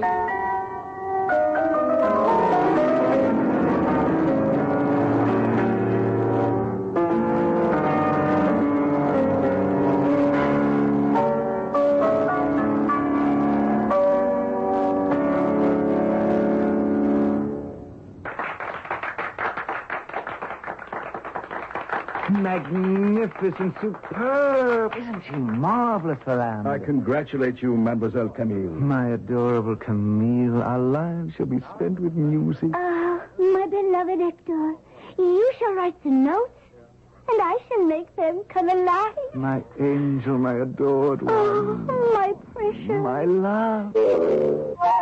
These exchanges continued despite the fact that they were not alone in the room. Oh, I didn't count. To Hector, I was more or less like another piece of furniture. But among others, there were the Countess Moke and a thin gentleman called Ignaz Pleyel. Monsieur Pleyel seemed quite upset, and obviously the Countess wasn't giving him very much comfort. Are they not the most adorable looking couple? Oh, Don't you think he is the most handsome gentleman in Paris, Monsieur Pleyel? He has the most magnificent brow. Truly, a creative artist's forehead. But of course, he leaves for Italy tonight. Did you know that? He will be away for a year. Who knows what can happen? Especially when a girl is young and impetuous. Ah, look at her, monsieur. She is a flower that must be constantly nourished by love. Have you the heart to leave her to languish on the vine? Seize the day, the hour, the moment. Remember, absence makes the heart go wander. Direct that searching heart toward yourself.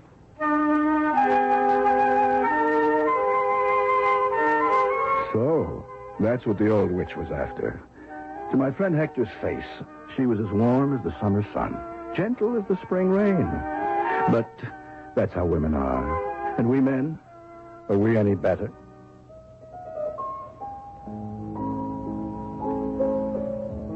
How brilliantly she plays, Countess.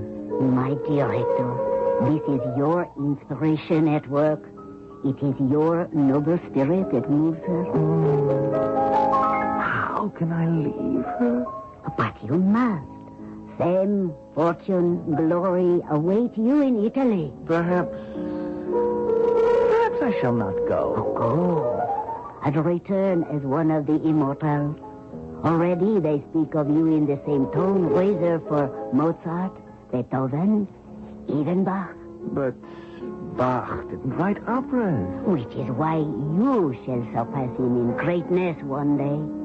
Ah, how proud I shall be to call you my son. And so when the evening drew to its reluctant conclusion, there were tearful, almost heart-rending farewells. Camille swore that she would be faithful to Hector forever. And 3 weeks later, she announced her engagement to Pleyel. Somehow, I felt I'd better be there when Hector received the news. So I decided to go to Rome immediately and tell him myself. What? It's Ferrand. Hello, Hector. What good wind blew you to Rome? Come in, come in. I'm so happy to see you. I'm not even one bit disappointed. Disappointed? Oh, that you're not the post. I've been waiting all these days, all these weeks for a letter. Oh? Any special letter? Special? It's the only one in the world. From my darling Camille. I see. Why is my beloved Camille so cruel to me? Why doesn't she write? Well, the fact is, perhaps it's because she no longer has anything to write about. Well, how can that be? Now that your engagement is broken... Well, even if our engagement is broken, how could that affect the plans for our... What did you say? Did you say our engagement is broken? Hector, believe me, it's for the best. She broke our engagement? Her mother wanted someone like Pleyel. Someone who was harmless and could be handled. I want to be alone. So they used you to make him jealous, to force his hand. I must be by myself. Oh, Hector, if there's anything I can do... There is. Walk out that door. I was frightened. I had expected fireworks, but I wasn't prepared for a quiet, subdued Hector Berlioz. What would he do? But there was no help for it. I went outside. I remained near the house to watch, to wait. What are you doing here? Hector. You're spying on me. Oh, I'm worried. About what? About the engagement. I was afraid you might do something violent to yourself. Where are you going? I must perform a few errands. Come dine with me this evening. Oh, why don't I come with you now? It would be best if you were not involved in this particular aspect of my activity. Till dinner, then? But, if you try to follow me, I shall never speak to you again. More fruit? No, thank you. I've had enough of everything. Except an explanation. Hector Berlioz, what are you up to? Permit me to open this wooden box. This may explain. What are those? Well, what do they look like? Pistols. 2 double-barreled pistols. That's because 4 shots are needed. 4 shots? One for the evil genius behind the plan, the mother. The second for the perfidious daughter. The third for Monsieur Pleyel. I've been wounded by these vulgar people. I have every right to restore my honor. But murder, Hector. I'm willing to pay the price. What price? I have 2 double-barreled pistols, 4 shots. 2 for the women, 1 for the man, and the 4th one for me.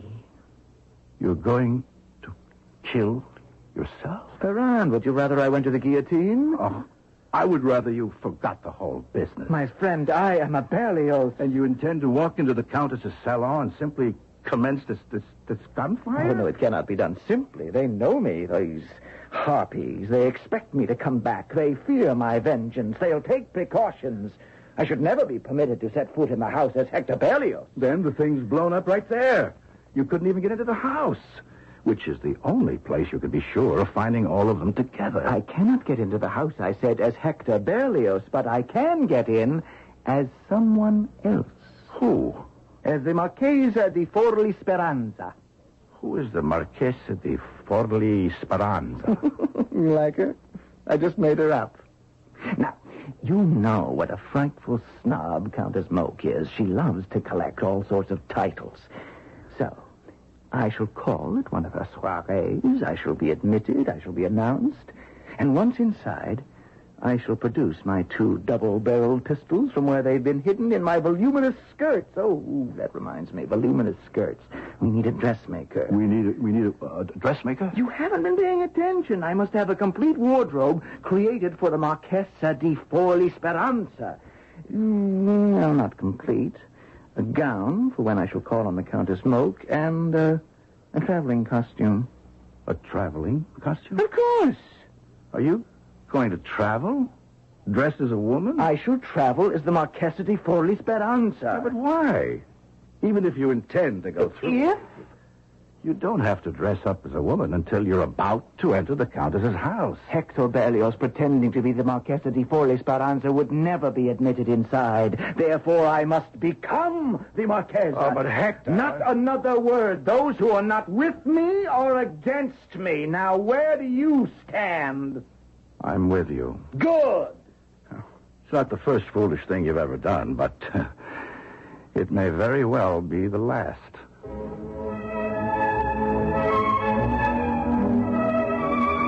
And so the plot thickens and the pace quickens. Revenge for an insult. Loaded pistols. Disguising oneself as a woman. It has all the time-honored ingredients of grand opera. And why shouldn't it? Isn't it all being conceived by one of the great operatic composers himself? We shall return with Act 2 shortly.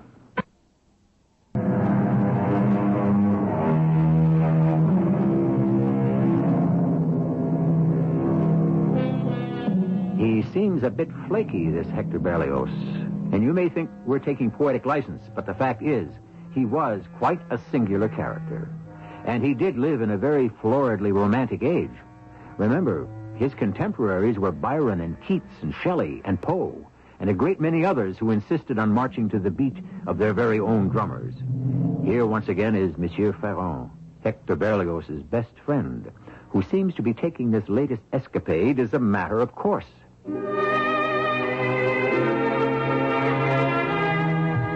Yes, well, he had every intention of disguising himself as a woman and traveling to Paris to kill 3 people, and then himself. So you might ask yourself, why didn't I try to stop him? My answer? How could I? My only hope was to humor him and to pray that over the course of what would be quite a long journey, something might come along to distract him. I must become letter perfect as the Marchesa di Forli Speranza. Yes, Hector. Who is she? Think. What sort of woman? What are her tastes? Oh, Hector, after all, how... We are creating a character, my good Ferrand. You talk as if this were theater. Well, of course it is. When I present myself to the major domo at Countess Moke's establishment as the Marchesa di Forli Speranza, shall I not be playing a part? And unless I believe in the character, as every good actor must, my audience will not believe me. Now, to begin, I must shave closely. Now, then, I shall be posing as a woman of 30. What colors suit my personality? What is my personality? You would think he was composing an opera. Well, whether he knew it or not, he was. Of course, it would have an ending unlike anything in the theater. The people who would be shot in the final scene would remain dead forever. I kept hoping for something to turn up, but every day saw the plot advance further. Finally, it was time for wardrobe. We went to the finest shop in Rome, naturally. Only the best for Hector. And how may I be of help, Signor? Ah, Signora, we wish to purchase several outfits for a young lady. Ah, I shall be happy to serve you. What does the young lady need? Everything. Oh, I see. Particularly a traveling costume. Yes. Also, a formal gown and all of the required undergarments. I understand. Can it be done quickly, Senora? As quickly as you can bring the young lady in for her fittings? Oh, well, that may present us with a difficulty. It's not convenient for the young lady to come here. In that case, perhaps you could supply me with her measurements. Her measurements? Or would that also be inconvenient? No. As a matter of fact, we could do that right away. Do you happen to have them with you? Actually, you might say that I have them on me. Signor? You see, the young lady and myself, by a coincidence, happen to have the same measurements. Exactly? The same measurements? You might add an inch or two, or perhaps 3 to certain parts of the basic costume. Oh, yes. I suppose I could. Good. Shall we begin?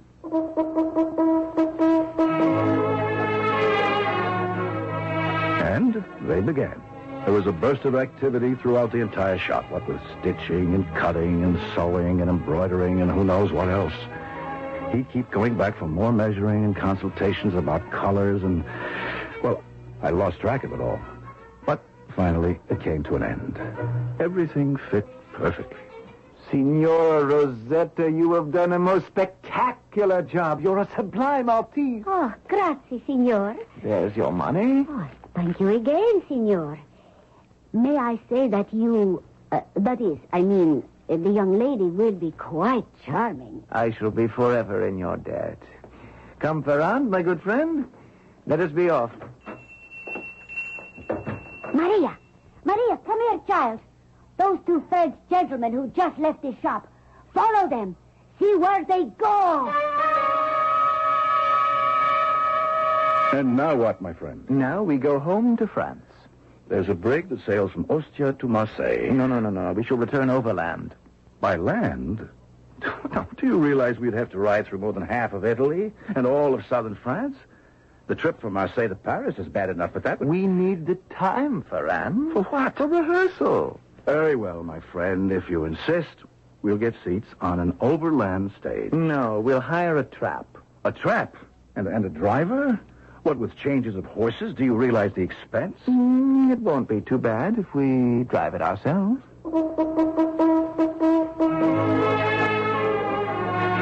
What was the use? He would have his way. We hired a trap. It was small, it was uncomfortable. The roads were narrow and needed repair, deserted for the most part. And we could never make real time because we had to keep stopping to rehearse. Now, let us play the entire scene again. Go ahead. The major domo opens the door. I tell him I am the Marchesa di Forli Speranza.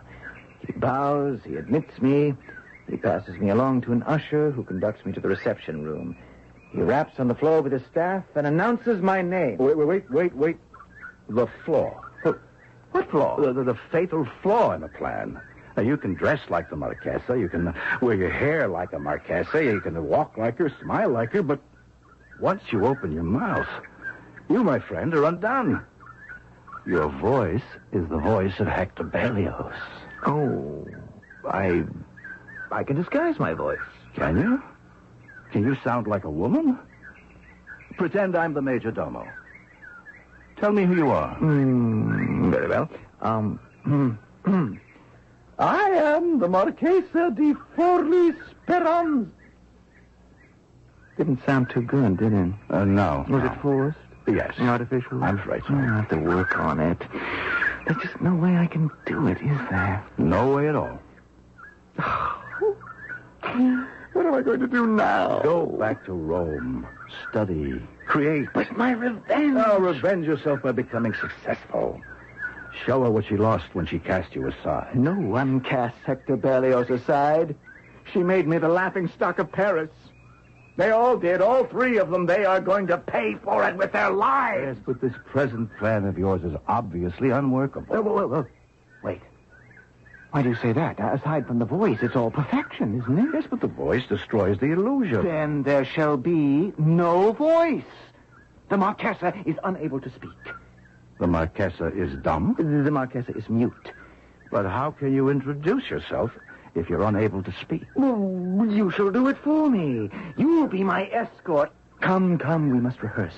We're arm in arm at the door of the Countess's house. Here is the butler. Now, what do you say? Monsieur Ferrand and the Marchesa di Forli Speranza. You need more confidence, more authority. Well, I'm sorry. I've never been a person of very much confidence or authority. You'll get it in rehearsal, my friend. Never fear. Now, come along. We're ushered into the salon. There they are, this despicable trio, the Countess, Camille, and Monsieur Pleyel. Now, don't stand there. Introduce me. May I present the Marchesa di Forli Speranza? We can smooth all that out. Now, everyone smiles, and I produce the pistols. Everyone is shocked. No one can move. I fire the first barrel. The Countess falls, a ball through her scheming head. I fire the second barrel. Camille falls with a bullet through her perfidious heart. I drop the first pistol. I bring the second to bear. I pull the trigger. Foolish Pleyel falls mortally wounded. And now, as everyone watches in horrified silence, I simply kill myself. Now, let's do it again.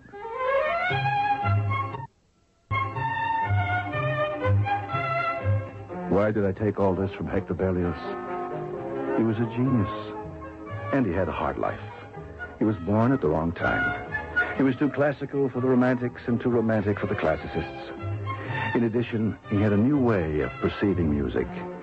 Innovators in art always have a difficult time of it. Of course, I was having a difficult trip. My back was killing me. Wake up, Ferrand. Wake up. Oh, no. Oh, Hector, why did you do that? I was lucky enough to doze off. Why couldn't you just let me sleep? Time to rehearse. Oh, no, not again. We'll stop here. Whoa. Whoa, I said. Oh, these nags are as hard to conduct as the musicians at the Paris Opera. Now, then, Ferrand, let us begin. Hector, look back there. What is it? All I can see is a cloud of dust, but seems to be coming this way very quickly. Well, obviously, people are coming, but that's no affair of ours. I just hope that we're no affair of theirs. Hector. Why must we run? I have my 2 double-barreled pistols. Are you mad? Uncap those weapons. Then hide them under the seat. Quickly. I am a Berlioz. I shall never refuse a fight. Hector, listen to me. I learned all about bandits in Sardinia.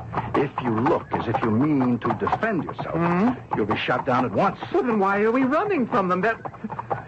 They're gaining on us. Why not get it over with? They like the excitement of a good chase. Ferrand, are you sure they won't shoot us anyhow? Hector, in this world, how can one be sure of anything? You can be sure, at least, of this. There's going to be a third act to our story. Hector Berlioz is headed for Paris, where he intends to take drastic and fatal revenge on 3 people who have made him appear ridiculous. That is, he will if he can ever get there. Act 3 will be upon us shortly.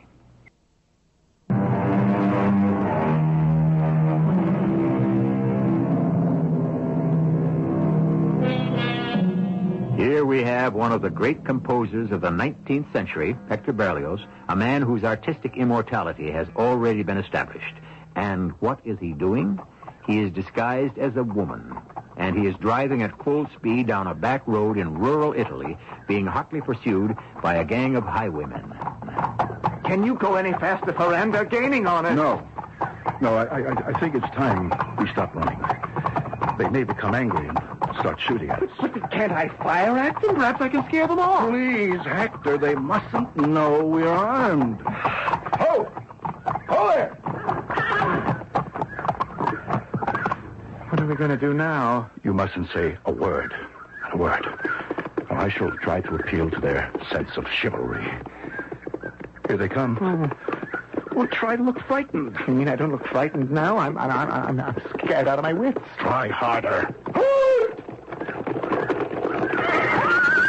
Well, what have we here? Good day to you, senor. A better one to you.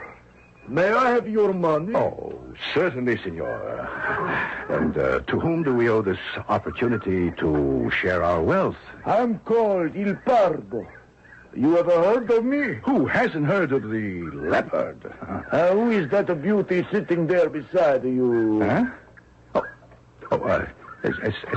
It's my wife. What is your name, my exquisite signora? She cannot speak. She cannot speak? For what reason? She suffers from an illness. That's why we're on the road. We are hurrying toward Florence. Yes, I see how pale she is. Yes, there's a famous doctor there. Perhaps he will cure her. And perhaps he will kill her with his infamous pills and potions. My friend, there is no need to travel all the way to Florence to see this quack. Oh, but we do I have... myself can cure her. Oh, how pale she is. Yes, she suffers. She suffers from living in the dirty, dusty, crowded city. She suffers from lack of fresh air to breathe, spring water to drink. Although this is a rather delicate subject, it should be obvious she is withering away because of lack of affection. But we can remedy all these deficiencies here in our healthful mountains. What does that mean? It means that the woman pleases me, and I intend to have her. But she's my wife. True. So you have 2 choices. You can sell her to me, or you can fight me for her. Fight? But you wouldn't want her. Why not? Oh, because, well, she may not be everything you think she is. She is everything and more. I will have this woman. Come down, my magnificent blossom. Let me sweep you into my saddle. We shall ride to paradise together. But you wish to be paid? Very well. I shall let you keep your money, your baggage, your horses. Fair enough? More than fair. And now, beloved, come to me. Soldiers, run! Dogs! They sniffed me out. Another time, my angel. We shall meet again. Head across the fields, men! Saved. Oh, we're saved, Ferrand. Yes. We've been delivered from these brigands. Doesn't this prove that Providence is with us? We are destined to succeed. Oh, sir, I want to thank you for saving our lives. Don't thank me so quickly. You may have been better off with the bandits. You are under arrest. Arrest? What's the charge? Espionage. But we're not spies. Silence! You will be given a fair trial before we hang you. It was a long, slow, terrifying journey back to Rome. We weren't permitted to say a word, not even to each other. We were taken to a grim-looking building. We were surrounded by serious-faced soldiers. Bring in the woman. The woman! If only you would allow us to explain. Silence. You are the Signora Rosetta. Yes, Colonel. And these are the men. Oh, these are the men. And that is my dress he is wearing. I didn't steal it. I paid for it. Silence. Continue. Why should a man wish to dress as a woman? I asked myself. Suddenly, the answer became clear. He must be a spy in the service of the King of France. But that isn't true. Basta, Signor. You will be given your opportunity. Now, do you deny that you are a Frenchman? I proclaim it. Therefore, does it not stand to reason that you are a spy? Why does that stand to reason? All Frenchmen are spies. But I, sir, am Hector Berlioz. Who is Hector Berlioz? Oh, I am a composer. I never heard of you. Ask at the Academy. I don't know anyone at the Academy. I don't hold much with composers. But you could ask Paganini. My instinct tells me that you are an agent. Hold. Did you say Paganini? Ah, now there is a musician for you. Well, ask him. He'll identify me. Very well. But if you are not who you say you are, you can expect to be looking at a firing squad in the morning. A firing squad? Would you rather be hanged? Send for Signor Niccolo Paganini. And so they finally ran him down. And Signor Paganini came in as diabolical-looking and sardonic as ever. They said he was in league with the devil. Only Satan could teach a man to play a violin at such speed. And he looked at Hector without blinking an eye, as if it were absolutely normal for anyone to go about dressed as a woman. Yes, this is Berlioz. You are certain? Yes, I commissioned him to write a viola concerto for me. It wasn't much good. That's a lie. It was excellent. You're complaining because your part wasn't big enough. What am I supposed to do during a half of it? Fall asleep? Colonel, it's called Harold in Italy. It's magnificent. It is a trap. It's ahead of its time. Charlatan. Gypsy fiddler. Get out of here, the bug of you. Madmen. Lunatics. What is this? An insane asylum? And so the days went by. We crossed the border into France. We drew closer and closer to Paris. Nothing occurred to me. The colonel was right. Berlioz was a madman. He would go through with this. And how could I stop him? And we would pause in some deserted field and rehearse constantly. And now I produce my pair of pistols. The first bullet for the Countess. The second for Camille. The third for the fool. And the fourth for me. Very good. Let us ride on, my friend. Hector, I was hoping... For what? For a return of reason. Are you saying I've lost my reason? Well, I thought this long ride might have made you reconsider. Never. I'm resolved, Ferrand. There's a slogan in the Berlioz family. The stain of an insult can only be washed away by blood. But then, what washes away the stain of the blood itself? I am not concerned with that. Why didn't I report him to the police? What can I say? I was completely under his spell. I knew him as the greatest genius of his time. I prayed with all my heart that something at the last second would turn up to avert this tragedy. But we arrived in Paris, and we went to the house of the Countess Moke, and we were admitted. as Monsieur Ferrand and the Marchesa di Forli Speranza. She's always at the piano, the minx. Hector. Quiet. Soon she'll be finished. And her mother and that oaf will join her. And then you will present me. Hector, for the last time, please. My mind is made up even more strongly than ever. You hear? She finishes. Found her. She does play well.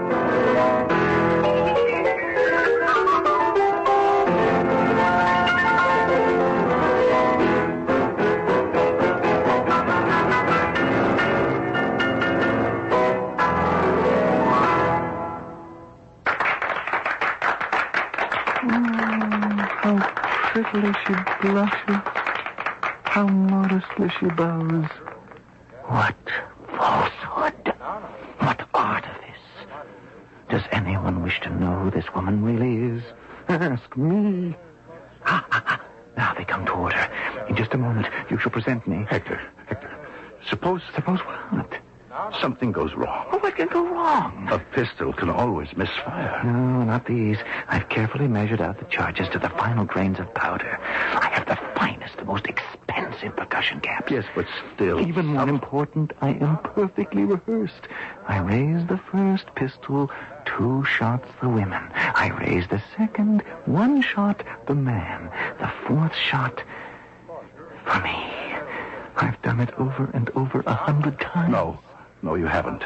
You haven't even done it once. Are you mad? How many times have I fired? You've only fired 3 shots. Never, not even once, have you fired the 4th. Oh. Well, that's because... Yes? Because? Oh, hang it all. I can only kill myself once. How do you know you can even kill yourself at all? Well, because... To kill the 3 would be a source of immense gratification.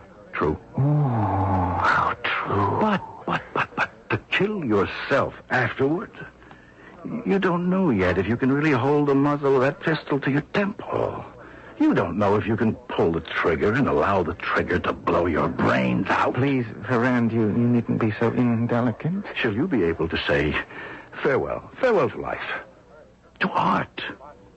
Shall you murder not only the 4 of you, but also the great works that are still in your head, waiting to be released?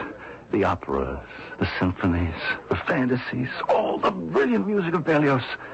Shall most of it die unborn? Now, Ferrand, you must not try to weaken my resolve. But how strong is it? Can you turn that pistol on yourself? Have you ever rehearsed? Do not try to swerve me from my purpose. Die or don't die. Hector, I wash my hands of it. I am leaving. Farewell, Hector. Goodbye forever. Wait, Ferrand, wait! For what? Looking at her, getting up from the piano with that simpering smile? This is your queen of beauty? Your angel of delight? What can I do? I love her still. After what she said. Remember what she said last time we were in this house? My darling Hector, she said, you shall write the notes, and I shall make them come alive. She said that? She will breathe life into my divine music?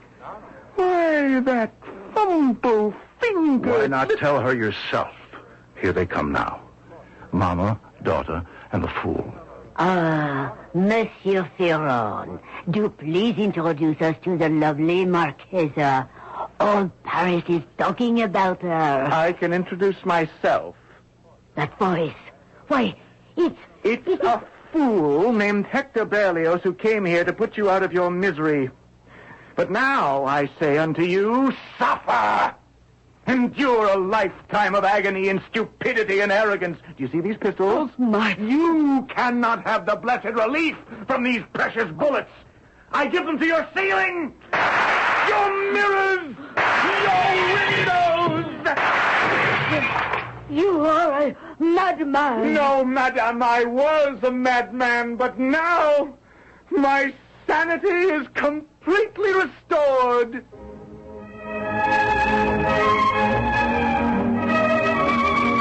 remark might have inspired differences of opinion among his contemporaries, but then again, if you were to rate sanity on a scale of 1 to 10, where would most of us place? And what did our story prove? Quite possibly that these illustrious people whom we tend to set up on pedestals have feet of clay, just like the rest of us. However, my feet, even if of clay, shall bring me back here shortly. You've got it.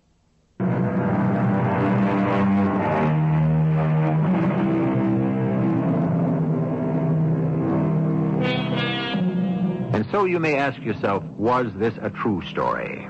Of course. The incidents are selected from the memoirs of Hector Berlioz himself. So if it's fiction, it's his fiction, not ours. Of course, we have juggled a scene here and there, adjusted the timing a bit. But when dealing with composers and poets, one is always entitled to take a bit of poetic license, no? Our cast included Russell Horton, Bernie Grant, Evie Juster, and Ian Martin. The entire production was under the direction of Hyman Brown. This is E.G. Marshall, inviting you to return to our Mystery Theater for another adventure in the macabre. Until next time, pleasant dreams.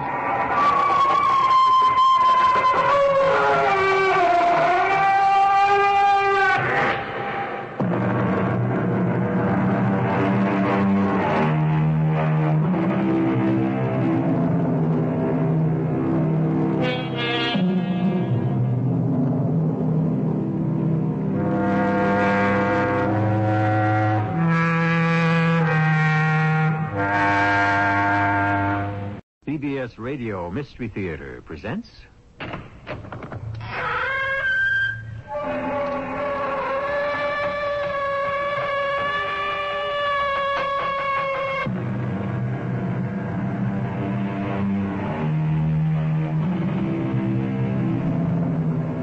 Come in. Welcome. I'm E.G. Marshall. Personality is a very individual thing. You are who you are, and you're usually quite sure of it. When you awake in the morning, you don't sit up wondering who you are. You know right away that you're John Jones or Edna Smith. But in the story about to unfold, that isn't exactly the case. You'll see what I mean when our tale gets underway. I don't want to give it away. We'll let the drama speak for itself as we go inside a large metropolitan hospital to a room on the 10th floor. George? Darling? How are you feeling? Hello. You're looking much better. Thanks. It's nice of you to visit. Has anyone called my wife? It's all right, dear. I'm right here. I'm your wife, darling. Please, call my wife. She ought to know about the accident.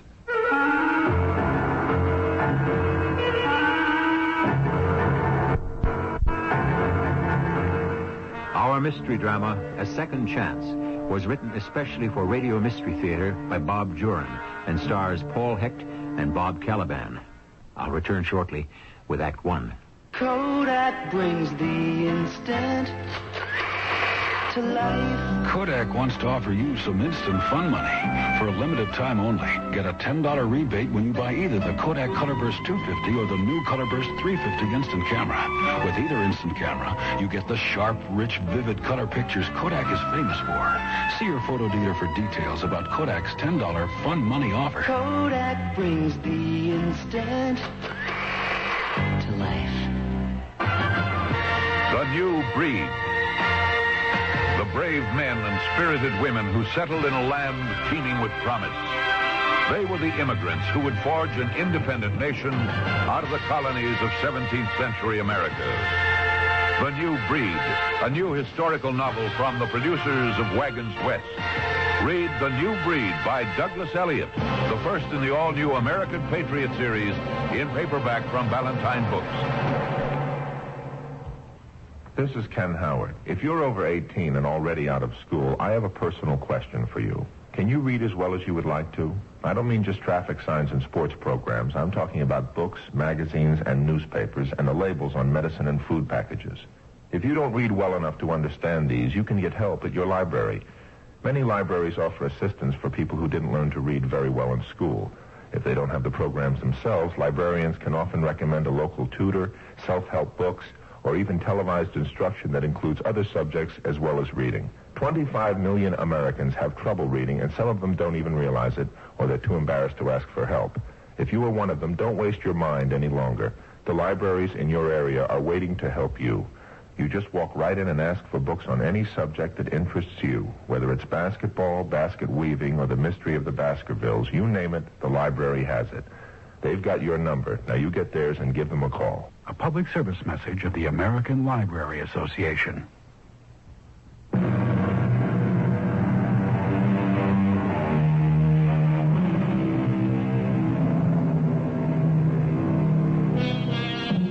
The marvels of medical science are amazing. The number of lives that have been saved in emergency rooms all over the country are almost countless. Today, a man's chances of surviving a heart attack are greater than ever because of new knowledge, quick action, and modern machinery. George Carswell was playing cards with his wife and friends when he was hit with a sudden blow to the chest. He was rushed to the emergency room of the local hospital. Manual compression first. Get that tube down his throat, nurse. Shall we get ready for shock, Doctor? Have it ready, nurse. Anything on that monitor? No heartbeat at all. More oxygen. We're ready for shock, Dr. Hall.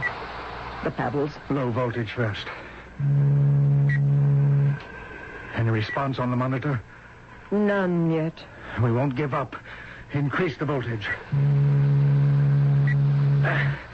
Who is he, do you know? Mr. George Carswell. Overweight, smell of alcohol and tobacco on him. When will they learn? Anything yet, nurse? Nothing, Doctor. Adrenaline. He's clinically dead right now, but I'm not giving up. Is somebody there? I think somebody's there. I am. Who are you? I'm funny. I'm trying to think. I don't know what happened to me. Yes, I'm George Carswell. How long have you been here? I don't know. I can't figure it out. I don't know where we are. Something's coming back to me. Marlin. Yeah, the name Marlin. Henry Marlin. That's who I am. But that's all I remember. I know my name, but nothing else. What happened to you? I don't know. I can't see you. I can't see you. I wonder why. I can hear you. Or rather, I can feel your presence. How did you get here? Do you know? No. I don't remember a thing. Mine's a blank. I feel awfully peaceful, though. I seem to remember something now. Cards. Playing cards. I don't remember a thing. I wonder how we got here. I wonder where we are. You feel a sort of tugging sensation? No. It's like I was being pulled somewhere. Hey, don't leave. I don't want to be left alone here. I can't seem to do anything about it. A force. Hey. Pulling. Please. Pulling. Please, don't go. I can't help it. I don't want to be left here alone. Another minute and it'll be too late. Still not breathing. It's been 7 minutes, Doctor. I'll keep at it. I won't give up. Get another syringe ready. Dr. Hall, there's a pulse. Faint. Come on. Beat. It's there. A definite pulse. Blips on the monitor. There it goes. Oh, look at that beat. We've got him back.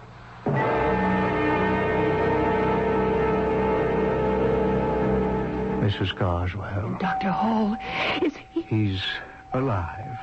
Oh, thank you. And thank God. Please, sit down. Your husband had a very close call. He was clinically dead for 7 minutes. He's critical. Will be for some time, but he is alive. And I give him a pretty good chance. He had no history of heart disease. No, he was never sick a day in his life. We were playing bridge with the Maxwells, and suddenly George just dropped his cards. He tried to stand up, and he collapsed over the table. Uh-huh. May I see him? For a moment. He's unconscious. You can look in on him, but don't speak. Sometimes the subconscious will respond, and I want complete rest and quiet. He's in intensive care now. Why don't you go home? I'll call you when he comes to. Oh, no. I would rather stay, no matter how long it is. I'd go crazy at home. I'll be back around 10 in the morning. They know where to reach me if there's any change.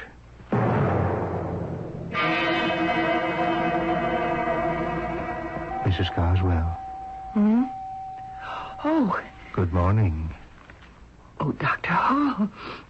I've been here all night. Mr. Carswell's awake. He hasn't said anything, but I think you can see him now. Just for a moment. Oh, thank you.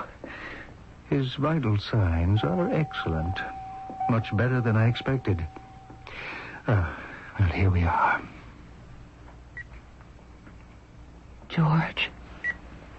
Darling. Don't try to speak. I'm here. He's frowning. He's heavily sedated. But he recognizes you. George, you're going to be all right. You're going to get well. Who? Hush, hush, dear. You mustn't move. You'll have to rest. Who are... Mrs. Carswell, step outside with me for a moment, please. There might be some brain damage. Oh, no. He was clinically dead, you see, and when the brain is deprived of oxygen... Yes, I know. I've read about that. Oh, do you think... I can't say anything until we've run some tests, and that will be a while. We've got to build up his strength first. Well, of course. I'll have you taken home and have that good cry. You've been under a terrible strain. Let the tension go.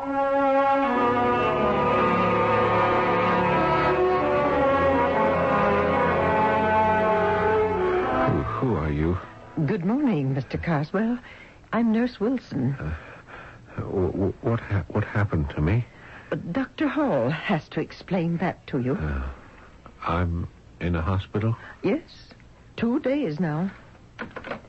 Nancy, page Dr. Hall and send him to intensive care. Mr. Carswell is awake. Your wrist, please. How long have I been here? You were admitted the day before yesterday. Oh, then I wasn't killed. Oh, no, sir. You're very much alive. Weak, but alive. I'm trying to remember... Don't try now. Put everything out of your mind. The doctor is on his way. I was practically outside the door when I heard the page. He's awake, Doctor. Well, how do you feel, Mr. Carswell? I think you've got the wrong patient, Doctor. I'm not... Who is this Carswell? That's you, Mr. Carswell. Oh, I never heard of him. My name's Marlin. Henry Marlin.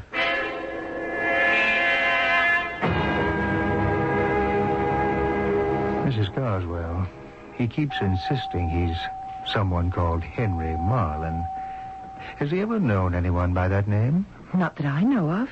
I've never heard the name. His confusion is natural enough after what he's been through, but this is the first time I've had a patient come out of it thinking he was someone else. They're sometimes vague, can't remember. Talk to him carefully, Mrs. Carswell. Try not to get him excited. I'll try. Someone to see you. George, how are you feeling? Hello. You're looking much better. Thanks. It's nice of you to visit. Has anyone called my wife? It's all right, George. I'm here. She ought to know about the accident. You'll be all right soon. Who are you? Why do you keep calling me George? Oh, dear. One moment, Mrs. Carswell. Oh, if only I could get up. It's too weak. Please call my wife. Where? Where can we reach her? There's my wallet. Identification. Oh, I don't know. Maybe it was lost. In the accident. What accident, Mr. Marlin? Well, that's why I'm here, isn't it? The motorcycle accident. A blinding light. A car, I think. I can't seem to remember it all. You think you had a motorcycle accident? No, I don't know. I'm confused. Yes, I was riding my motorcycle. I don't know why. I was going somewhere. George doesn't have a motorcycle. Where do you live, Mr. Marlin? I'm trying to live. Spring Street, I think. Spring Street. Where? Well, here. Right here in St. Louis. You will call my wife, Doctor. We'll do the best we can. You rest now. Yeah, her name is Grace. Grace Marlin. She'd better know about my accident. We'll try. I'll have Miss Wilson bring you a sedative. Just rest, and we'll do all we can. Come, Mrs. Carswell. Please, call my wife. This is very hard to take. I'm sure it's temporary. He's a whole different personality. It's not just what he says, but the way he says it. He's just not George. He thinks he's in St. Louis. This Marlin must be someone he's had dealings with in the past, even though he's never talked about him to you. Will he stay this way? I don't know. When he's strong enough, we'll put him into psychotherapy. Try to draw him back to reality.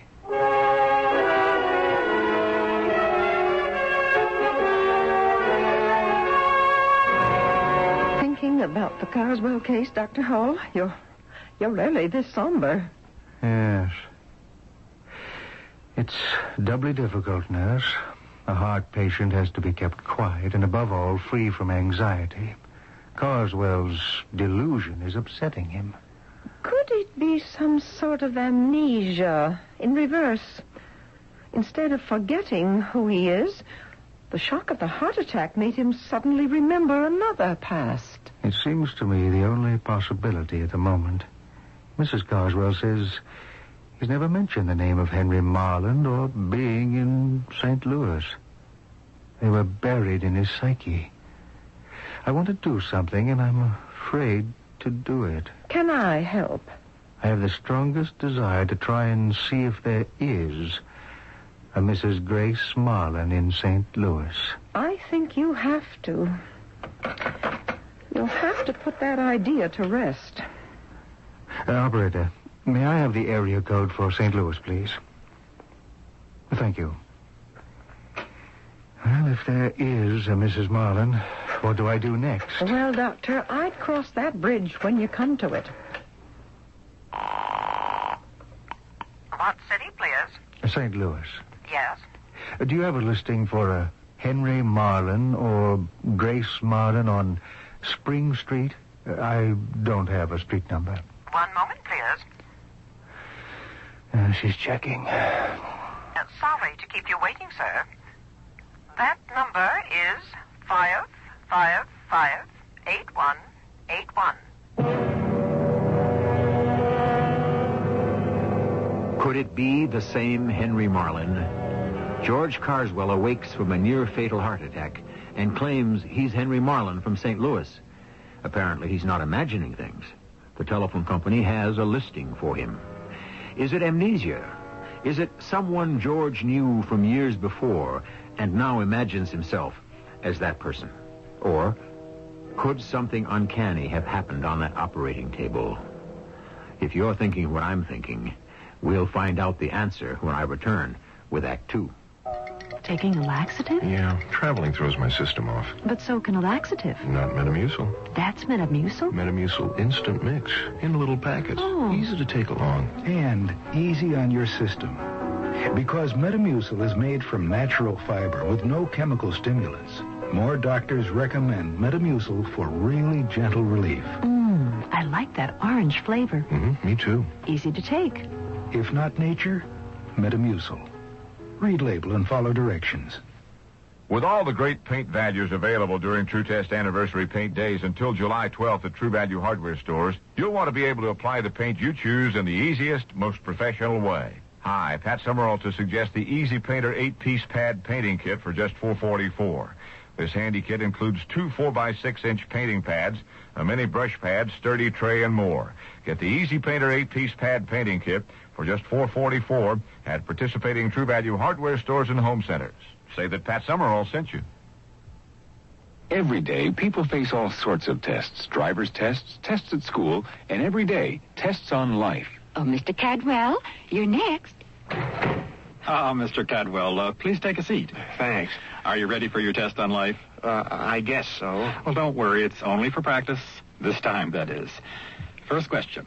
If your son broke your favorite fishing rod, would you, A, be understanding, or B, yell at him? Was it really my favorite fishing rod? Oh, Mr. Cadwell. Would you stab someone in the back to get a promotion? How big a promotion? I'm come, Mr. Cadwell. Well, gee, I don't know. Well, you can find the answers at your local house of worship. That's where you and your family can learn about handling the everyday problems we all face. Religion in American life, Mr. Cadwell. We need it. A message from Religion in American Life, the Ad Council, and this station. Yeah.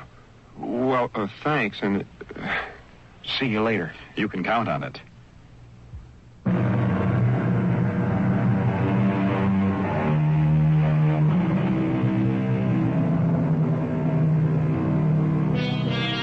A doctor has a difficult decision to make. The man he saved from a near-fatal heart attack claims to be someone else.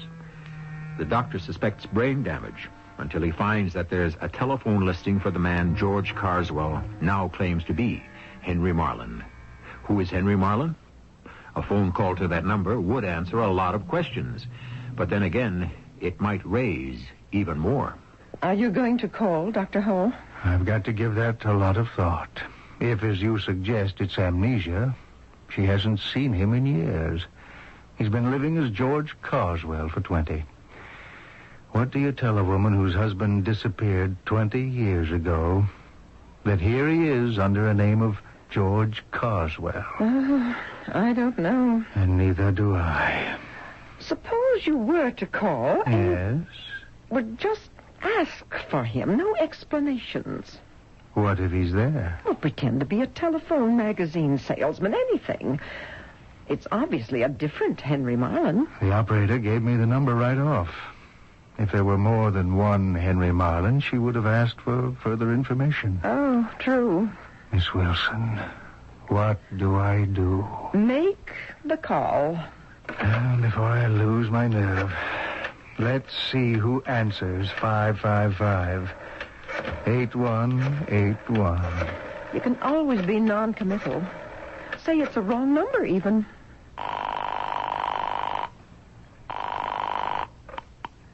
Hello? Yes, is this the Henry Marlin residence? Yes? Is Mr. Marlin there by any chance? Henry? Mr. Marlin died 3 days ago. Died? 3 days ago? Who is this, please? I'm Mrs. Marlin. Could you tell me how he died? Are you a friend of his? Not exactly.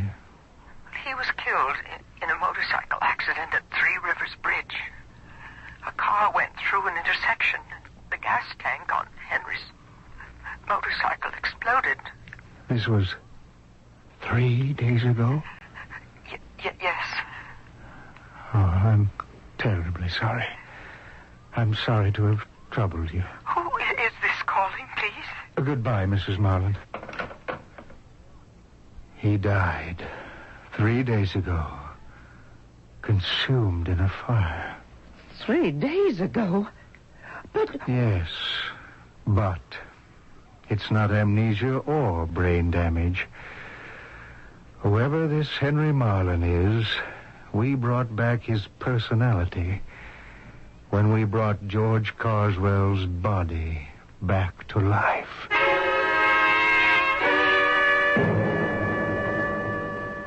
Good morning.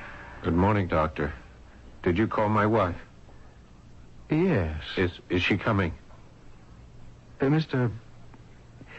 Marlin. Well, I'm glad you finally know who I am. Do you remember an accident? Oh, yes. I was riding my motorcycle and then out of a side street, a car... Well, that's why I'm in the hospital, isn't it? That car clobbered me. Yes. Your wife told me you were in a motorcycle accident. Well, then she knows. Well, why hasn't she come to see me? Doctor, what's going on? I wish to heaven I knew. Well, what does that mean? Let me try to soften this. A man named George Carswell was brought into the emergency room of this hospital 3 days ago. He suffered a heart attack. Yeah. That's the guy you keep thinking I am. We worked on him for an hour. For 7 minutes, he was clinically dead. We literally brought his body back to life. Oh, I'm glad for his sake. We brought George Carswell's body back to life, but here you are. You're telling me that... I'm going to give you a mirror. Tell me what, or rather, who you see. Black hair, mustache, a small scar on the chin. A face I've never seen before. George Carswell. No. What are you all doing to me? Nurse, I'm getting out of here. I don't know what this is. You've made me up to look like someone else. Nurse! Yes, Doctor? Syringe, quick. Right away. You've got to lie back. Mr. Your heart won't take this. There's nothing wrong with my heart. I was in a motorcycle accident. You, Doctor? You won't bring my wife in to see me?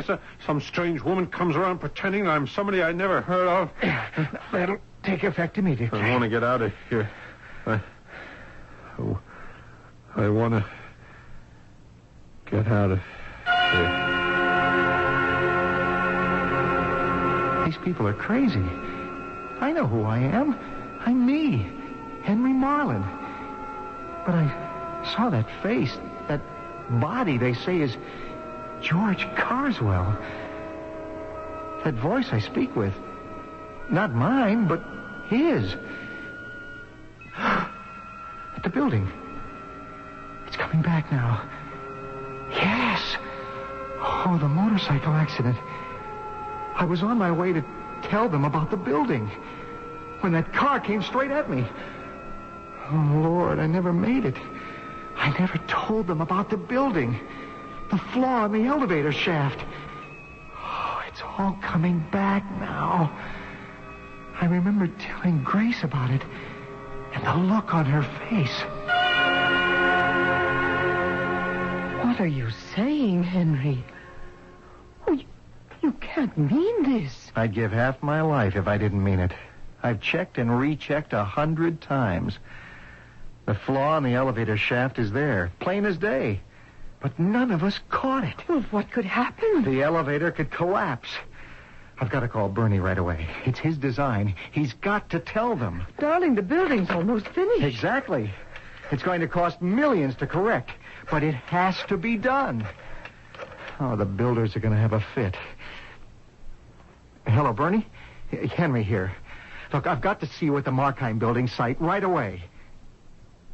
What's that? Yes, I just discovered it. Well, how long have you known about it? And you never said anything? Well, Well, I know the spot we're in, but we can't do anything else. I'm going straight to the construction site right now. Henry, what will this do to the firm? It's liable to ruin us. After 17 years of struggle. If only he'd spoken up. We could have corrected it weeks ago with little expense. We've got to admit our mistake and stand part of the financial loss. There's no other way. And I never made it. Just as I approached the building site, a car. I didn't see it come out of that intersection, and now, here I am. A second chance? A second chance to tell them I'm alive. In another body. Oh, wait a minute. I've got to figure this out. To everyone else, I'm George Carswell. Maybe I've got to be George Carswell to pull this off. Yeah. Bernie won't recognize me. To him, Henry Marlin's dead.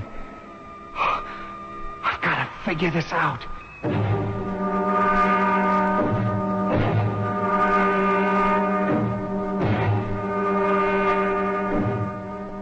Good morning. Hello, Doctor. Nurse tells me you had a quiet night. Now, look, Doctor, I got to get out of here right away. That's impossible. I must. It's something I have to do, and I can't do it by phone. You've got months of recuperation ahead of you. We can't take chances with that heart. You mean his heart? Well, it's yours now. Doctor, what would happen if I got out of bed? You could die. What's so important to get up for? It's personal. Look, Doctor, Mrs. Carswell, what's her first name? Janet. Janet. She still thinks I'm her husband with brain damage, huh? Yes. She's had enough of a shock.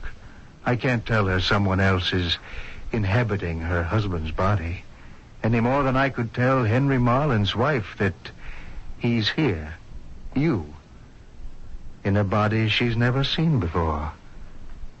Which one of them do you think you belong to? Well, Grace, of course. If I can just get my head together and get used to this. Oh, I have a perfect disguise. I've got to get back to St. Louis. I know I'm taking a chance with this weak heart that guy Carswell had, but it's a chance I'll have to take. Oh, what am I going to use for money?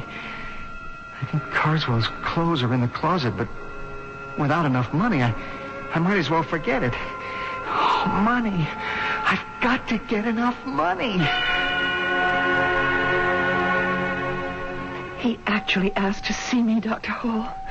Oh, that's such a good sign. Yes, it could be.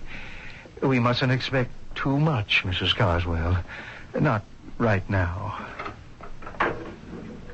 George? Hi, Janet. Oh, George. Don't stay too long, Mrs. Carswell. You look so much better today, dear. I feel a little better. George, you do know me now, don't you? Oh, yes. Yes, you're Janet. Oh, darling. You're going to get well. I just know it. Yes. Oh, Janet. What? The money for the hospital, the doctors. Well, that's all taken care of by your insurance, darling. You know that. Now, don't you worry for a second. Yes. If you need anything, you do have the credit cards. All of them? George, don't upset yourself over things like that. Just keep thinking about getting well. Janet, would you ask the nurse if I could have some ginger ale? I'd like some ginger ale. I'll get it right away. I've only got a minute. Act fast. I can just reach her purse. There. Wallet. Oh, good. Oh, the credit card, she said. The credit card. And his signature on it. Oh, what luck. That's all I need. And $30 cash. Oh, she's coming back. I must get the purse back. Here you are, dear. There's no ice, I'm afraid. The nurse said nothing too cold. Oh, that's okay. Now, is there anything you'd like from home, George? No, I don't think so. What happened to my clothes? They're in the closet here, I think. Oh. Yeah. Here they are. I'm feeling tired. If you don't mind, I'd like to try and sleep, huh? Well, of course. I'll be back tonight. Clothes in the closet. Credit card. First get a cab to the airport and a flight to St. Louis. I've got to try to sit up. Oh, yeah. Not so bad. Little tinge where the stitches are. I wonder how tall this guy Carswell was. Or is. There. Standing up. Oh, a little groggy, but that's from a week in bed. More than a week now. I'll be able to make it. But getting out of here without being seen, that's the big problem. How am I gonna do that? Good evening, Mrs. Carswell. Visiting hours are almost over. I know, nurse. I won't stay long. I just want to say good night. Well, it's all right. Take a few extra minutes, if he's awake. Oh, he ate well this evening. I'm glad to hear that. I won't tire him. Miss Wilson? Miss Wilson! What is it? He's not in his bed. What? He's not in the room. What? Well, that's impossible. There's been a nurse at this station all evening. Where could he go? He's not supposed to get out of bed. They're gone. What? His clothes. They were here this afternoon. He asked me about them. His clothes are gone. Well, he managed it. Henry Marlin, in the person of George Carswell, has apparently gotten out of bed and left the hospital. A neat trick and a dangerous one, considering that heart condition. But Henry Marlin is so desperate to return to St. Louis, he'll take any chance, it seems. How he managed to leave that hospital unnoticed and what happens to him next, we'll learn when I return shortly with Act 3. WBBM Chicago News Radio 78. Families all gathered, summertime is here. Volleyball and barbecuing, it's that time of year. Working up a thirst, just sitting in the shade. Nothing's finer than the taste of good old-fashioned lemonade. Country time, tastes like good old-fashioned lemonade. Made with natural lemon flavor, so it's not too tart, not too sweet. Country Time lemonade flavored drink. Tastes like good old-fashioned lemonade. The South. The end of the Civil War and the beginning of a new life for those who survived its bloodshed. From this turbulent era of our great American heritage emerges the proud, passionate saga of one family, their plantation, and their dreams. Windhaven's Crisis by Marie Desjardins, the 8th book in the best-selling Windhaven saga, Windhaven's Crisis, new from Pinnacle Books, wherever paperbacks are sold. For the hungry of the world, life can be worse than death. Because living with hunger means living with disease, blindness, mental retardation. They're crying out for help. Please don't turn away from me. You're the caring one I need. With your help, I know I'll grow. You will give me hope. 1/4 of the world's people lives with hunger every day. But there is hope. Right now, Protestant, Catholic, and Jewish relief and development agencies are working with people in 90 countries. Please, help them. They're getting food to the children and bringing life-giving skills to the adults so the hungry of the world will learn to grow their own food. Send your tax-deductible contributions to the Interfaith Hunger Appeal, P.O. Box 1000, New York 10150. You are the hope of the hungry. Please give. A public service of the Interfaith Hunger Appeal and Advertising Council.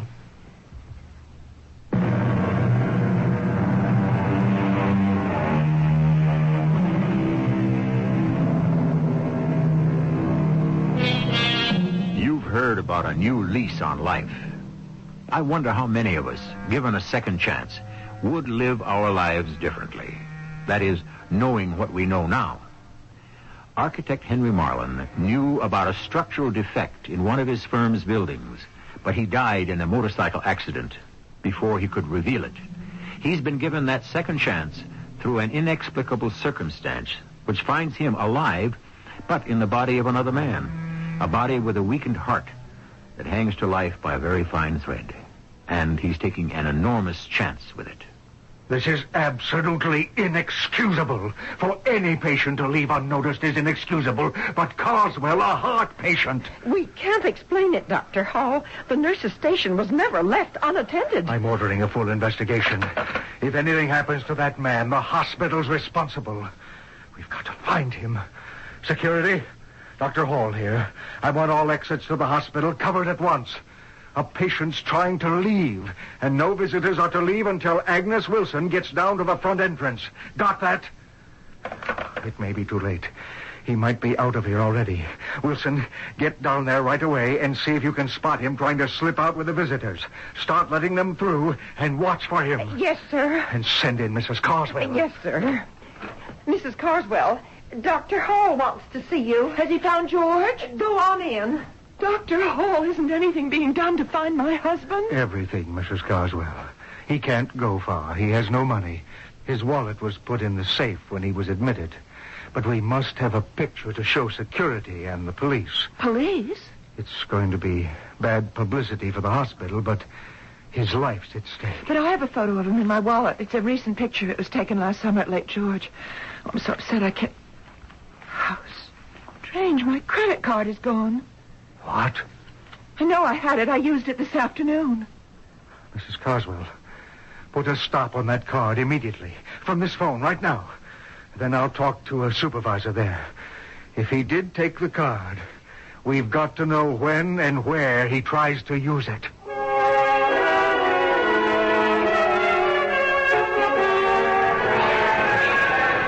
Yes, sir? St. Louis, please. One way. When's the next flight? 10:50, sir. Let me see if there's space available. Yes. I can book you on that flight. Name, sir? Carswell. George Carswell. All right, Mr. Carswell. That will be $186.75, including tax. Yeah, here you are. Credit charge. Very well, Mr. Carswell.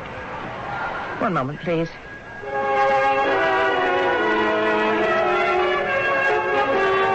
All right, Mr. Carswell. Everything's in order. If you'll sign here, I'll ticket your flight. Gate 12 at 10:50. I just don't understand, Doctor.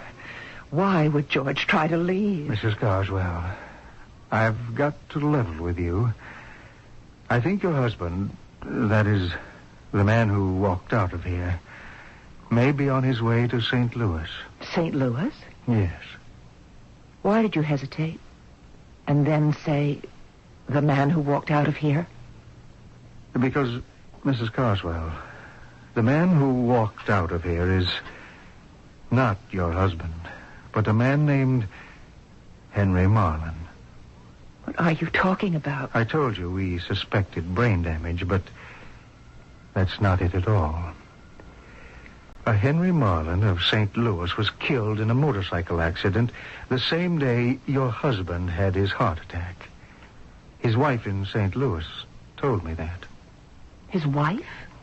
Henry Marlin's soul, personality, mind, call it whatever you want, is in the body of your husband. I think you've gone mad. When we brought your husband's body back to life, we brought back another man. A man I believe is on his way home. At least to the home he knows as Henry Marlin. You're dreaming up fantasies and lies. You think the truth is easy for me? Dr. Hall, I'll accept for the moment that what you say is true, if impossible. But then where does that leave George and me if you find him and he recovers physically? With a man who doesn't know you. And her in St. Louis. With a man she doesn't know.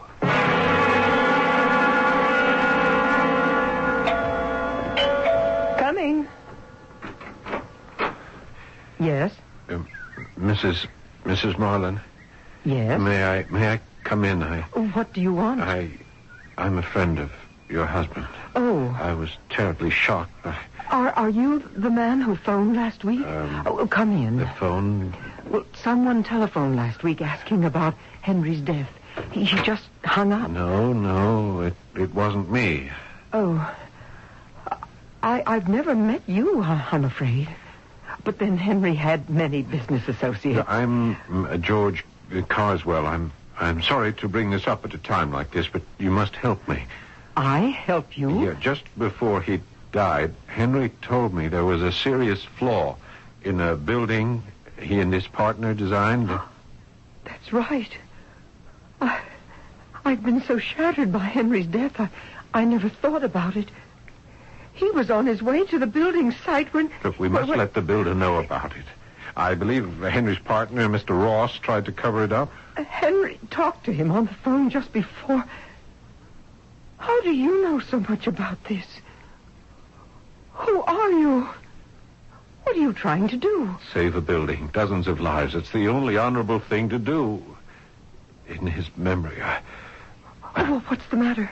I'll be all right. Sudden attacks like this, Look, I must get to the construction site. I'll come with you.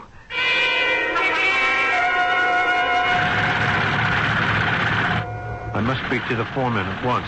That's me, Charlie Chuck. You gotta listen to me. I was a friend of Henry Marlin's, the architect. Come on inside the trailer.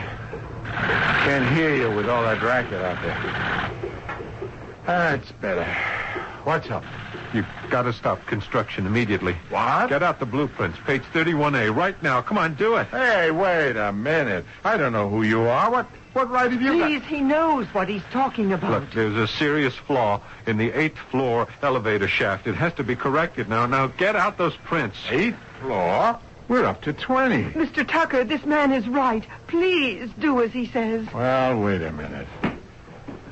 Yeah. That's the book. Yeah, that's it. It's a page 31A. There, you see? Hey, you're right. Something here doesn't match. I better get Mr. Ross right away. No, call the builders. Tell them first. Hey, you don't look so good. It's all right. I'll be okay. Tell them first. Do it now.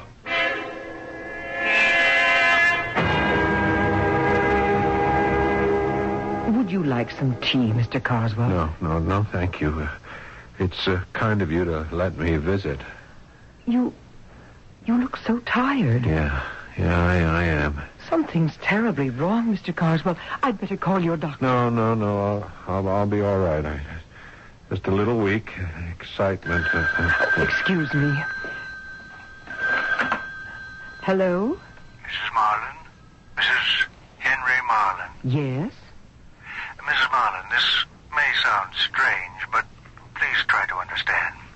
I'm Dr. Willard Hall at the Medical Center in Houston. I have reason to believe that a man named George Carswell might try to contact you. Why, he's here now. He is? Yes. He told me he was a friend of my late husband. May I speak with him, please? Oh, you're his doctor. You know, it's most providential you called. He doesn't look at all well. Can he come to the phone? Just a moment. Mr. Carswell, it's your doctor from... Mr. Carswell? Oh, no. Mr. Carswell.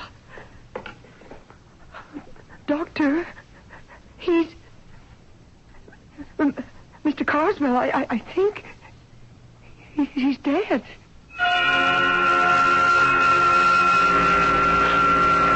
Is somebody there? I think there's somebody there. Hello?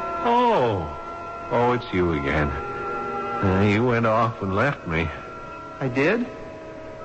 I'm sorry, but I couldn't help it. Something pulled me back. Oh? Back where?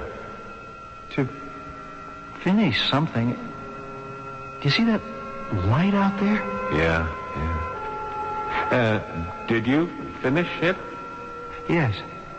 Yes, I did. Oh, that's good. The light's getting closer. I still wonder where we are.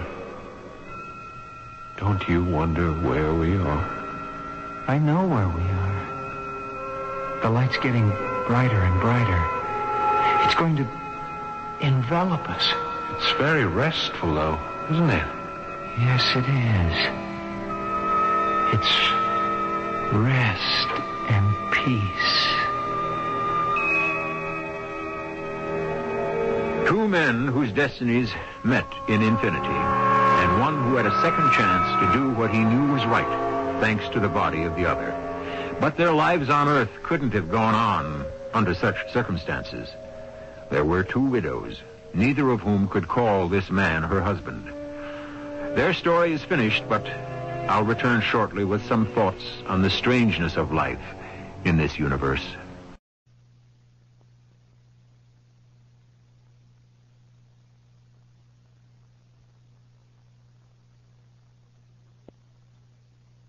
Marshall, what is Mr. Shakespeare's famous line? Something like, who steals my purse steals trash, but he who filches from me my good name robs me of that which enriches him not. And we can end the quote right there. Because the bard wrote those lines before these days of copyrights and licensing and franchises, and even so today, if you steal someone's good or even bad name, it can enrich you considerably. The truth is, you're a butterfly. How can you say that? It's a fact. Look at yourself. What's wrong with me? What do you do all day? Like a butterfly, you flit about all day chasing after what? Well, you have to keep active. Like a butterfly. You just move around without apparent aim or purpose. And like a butterfly, you're going to be dead by nightfall.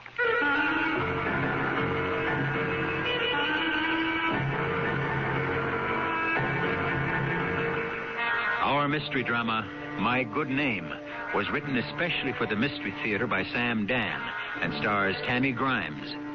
I'll be back shortly with Act One. A message from CBS Television. Hello, this is Walter Cronkite. And that is the Atlantic Ocean and some of its inhabitants. We also live in a kind of ocean, an ocean of air, resonant with the sounds and cries of a strangely beautiful music. The first movement, perhaps, of a perpetually unfinished symphony. It's the universe, and it's my new assignment. Walter Cronkite's Universe, Tuesday at 8, 7 Central and Mountain on CBS Television.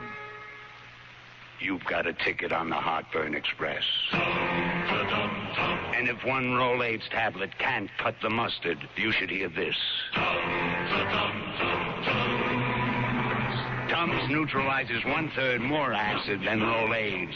So when you eat more, feel more, and your stomach churns out 1/3 more acid, remember. Tums neutralizes 1/3 more acid than Rolaids.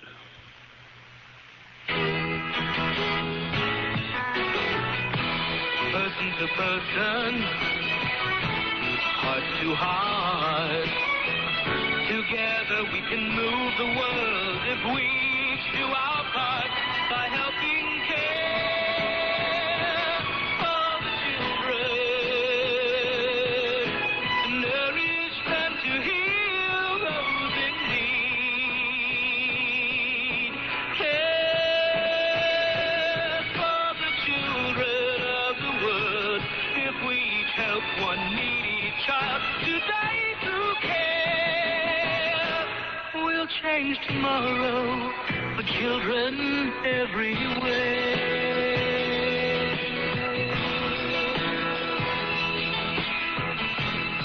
Please send your check or money order to CARE, Box 576, New York 10156, or local care office.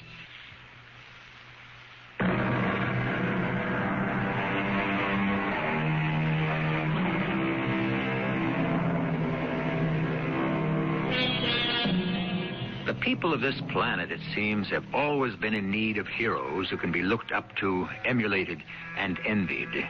In the past, our heroes were usually roaring lions who lived forever. Today, it appears, we are obsessed with flitting butterflies who have their brief day in the sun and are soon forgotten.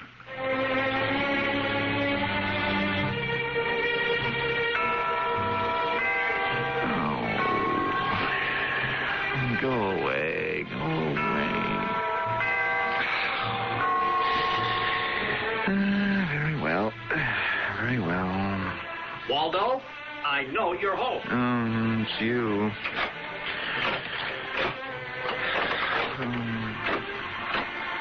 Well, I must say, Waldo, you've made this place a fortress. Come in if you want to, and hurry. You can't tell who may be lurking about on the street at this hour. Or any hour. There's absolutely no question about it, Jerry. Crime is simply out of hand. Why, just the other day... Will you shut up for a minute, will you, Waldo? Now, you didn't mean what you said. About what? I say so many things. About just walking away from everything. Oh, that. Yes, I'm through with it, Jerry. Schluss, concludio, la commedia è finita. You can't be serious. Oh, really? Why not? Well, nobody walks away from $10 million. Ooh, I'm not walking. I'm running. But you can't do it. Why not? It's my $10 million, isn't it? No. No? Well, it's not exactly $10 million. Well, that is just a nice round sum we use for publicity purposes. Just tell me how much money I could put into my pocket right this minute if I wanted to. Well, not an awful lot. Really?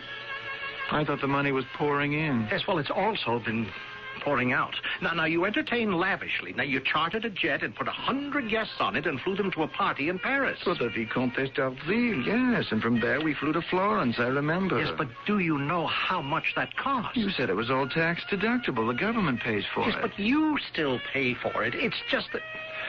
Oh, now what's the use? At any rate, those days are over. I shall disappear from sight. Well, what are you going to do? Find me some remote island in the South Seas. Just paint.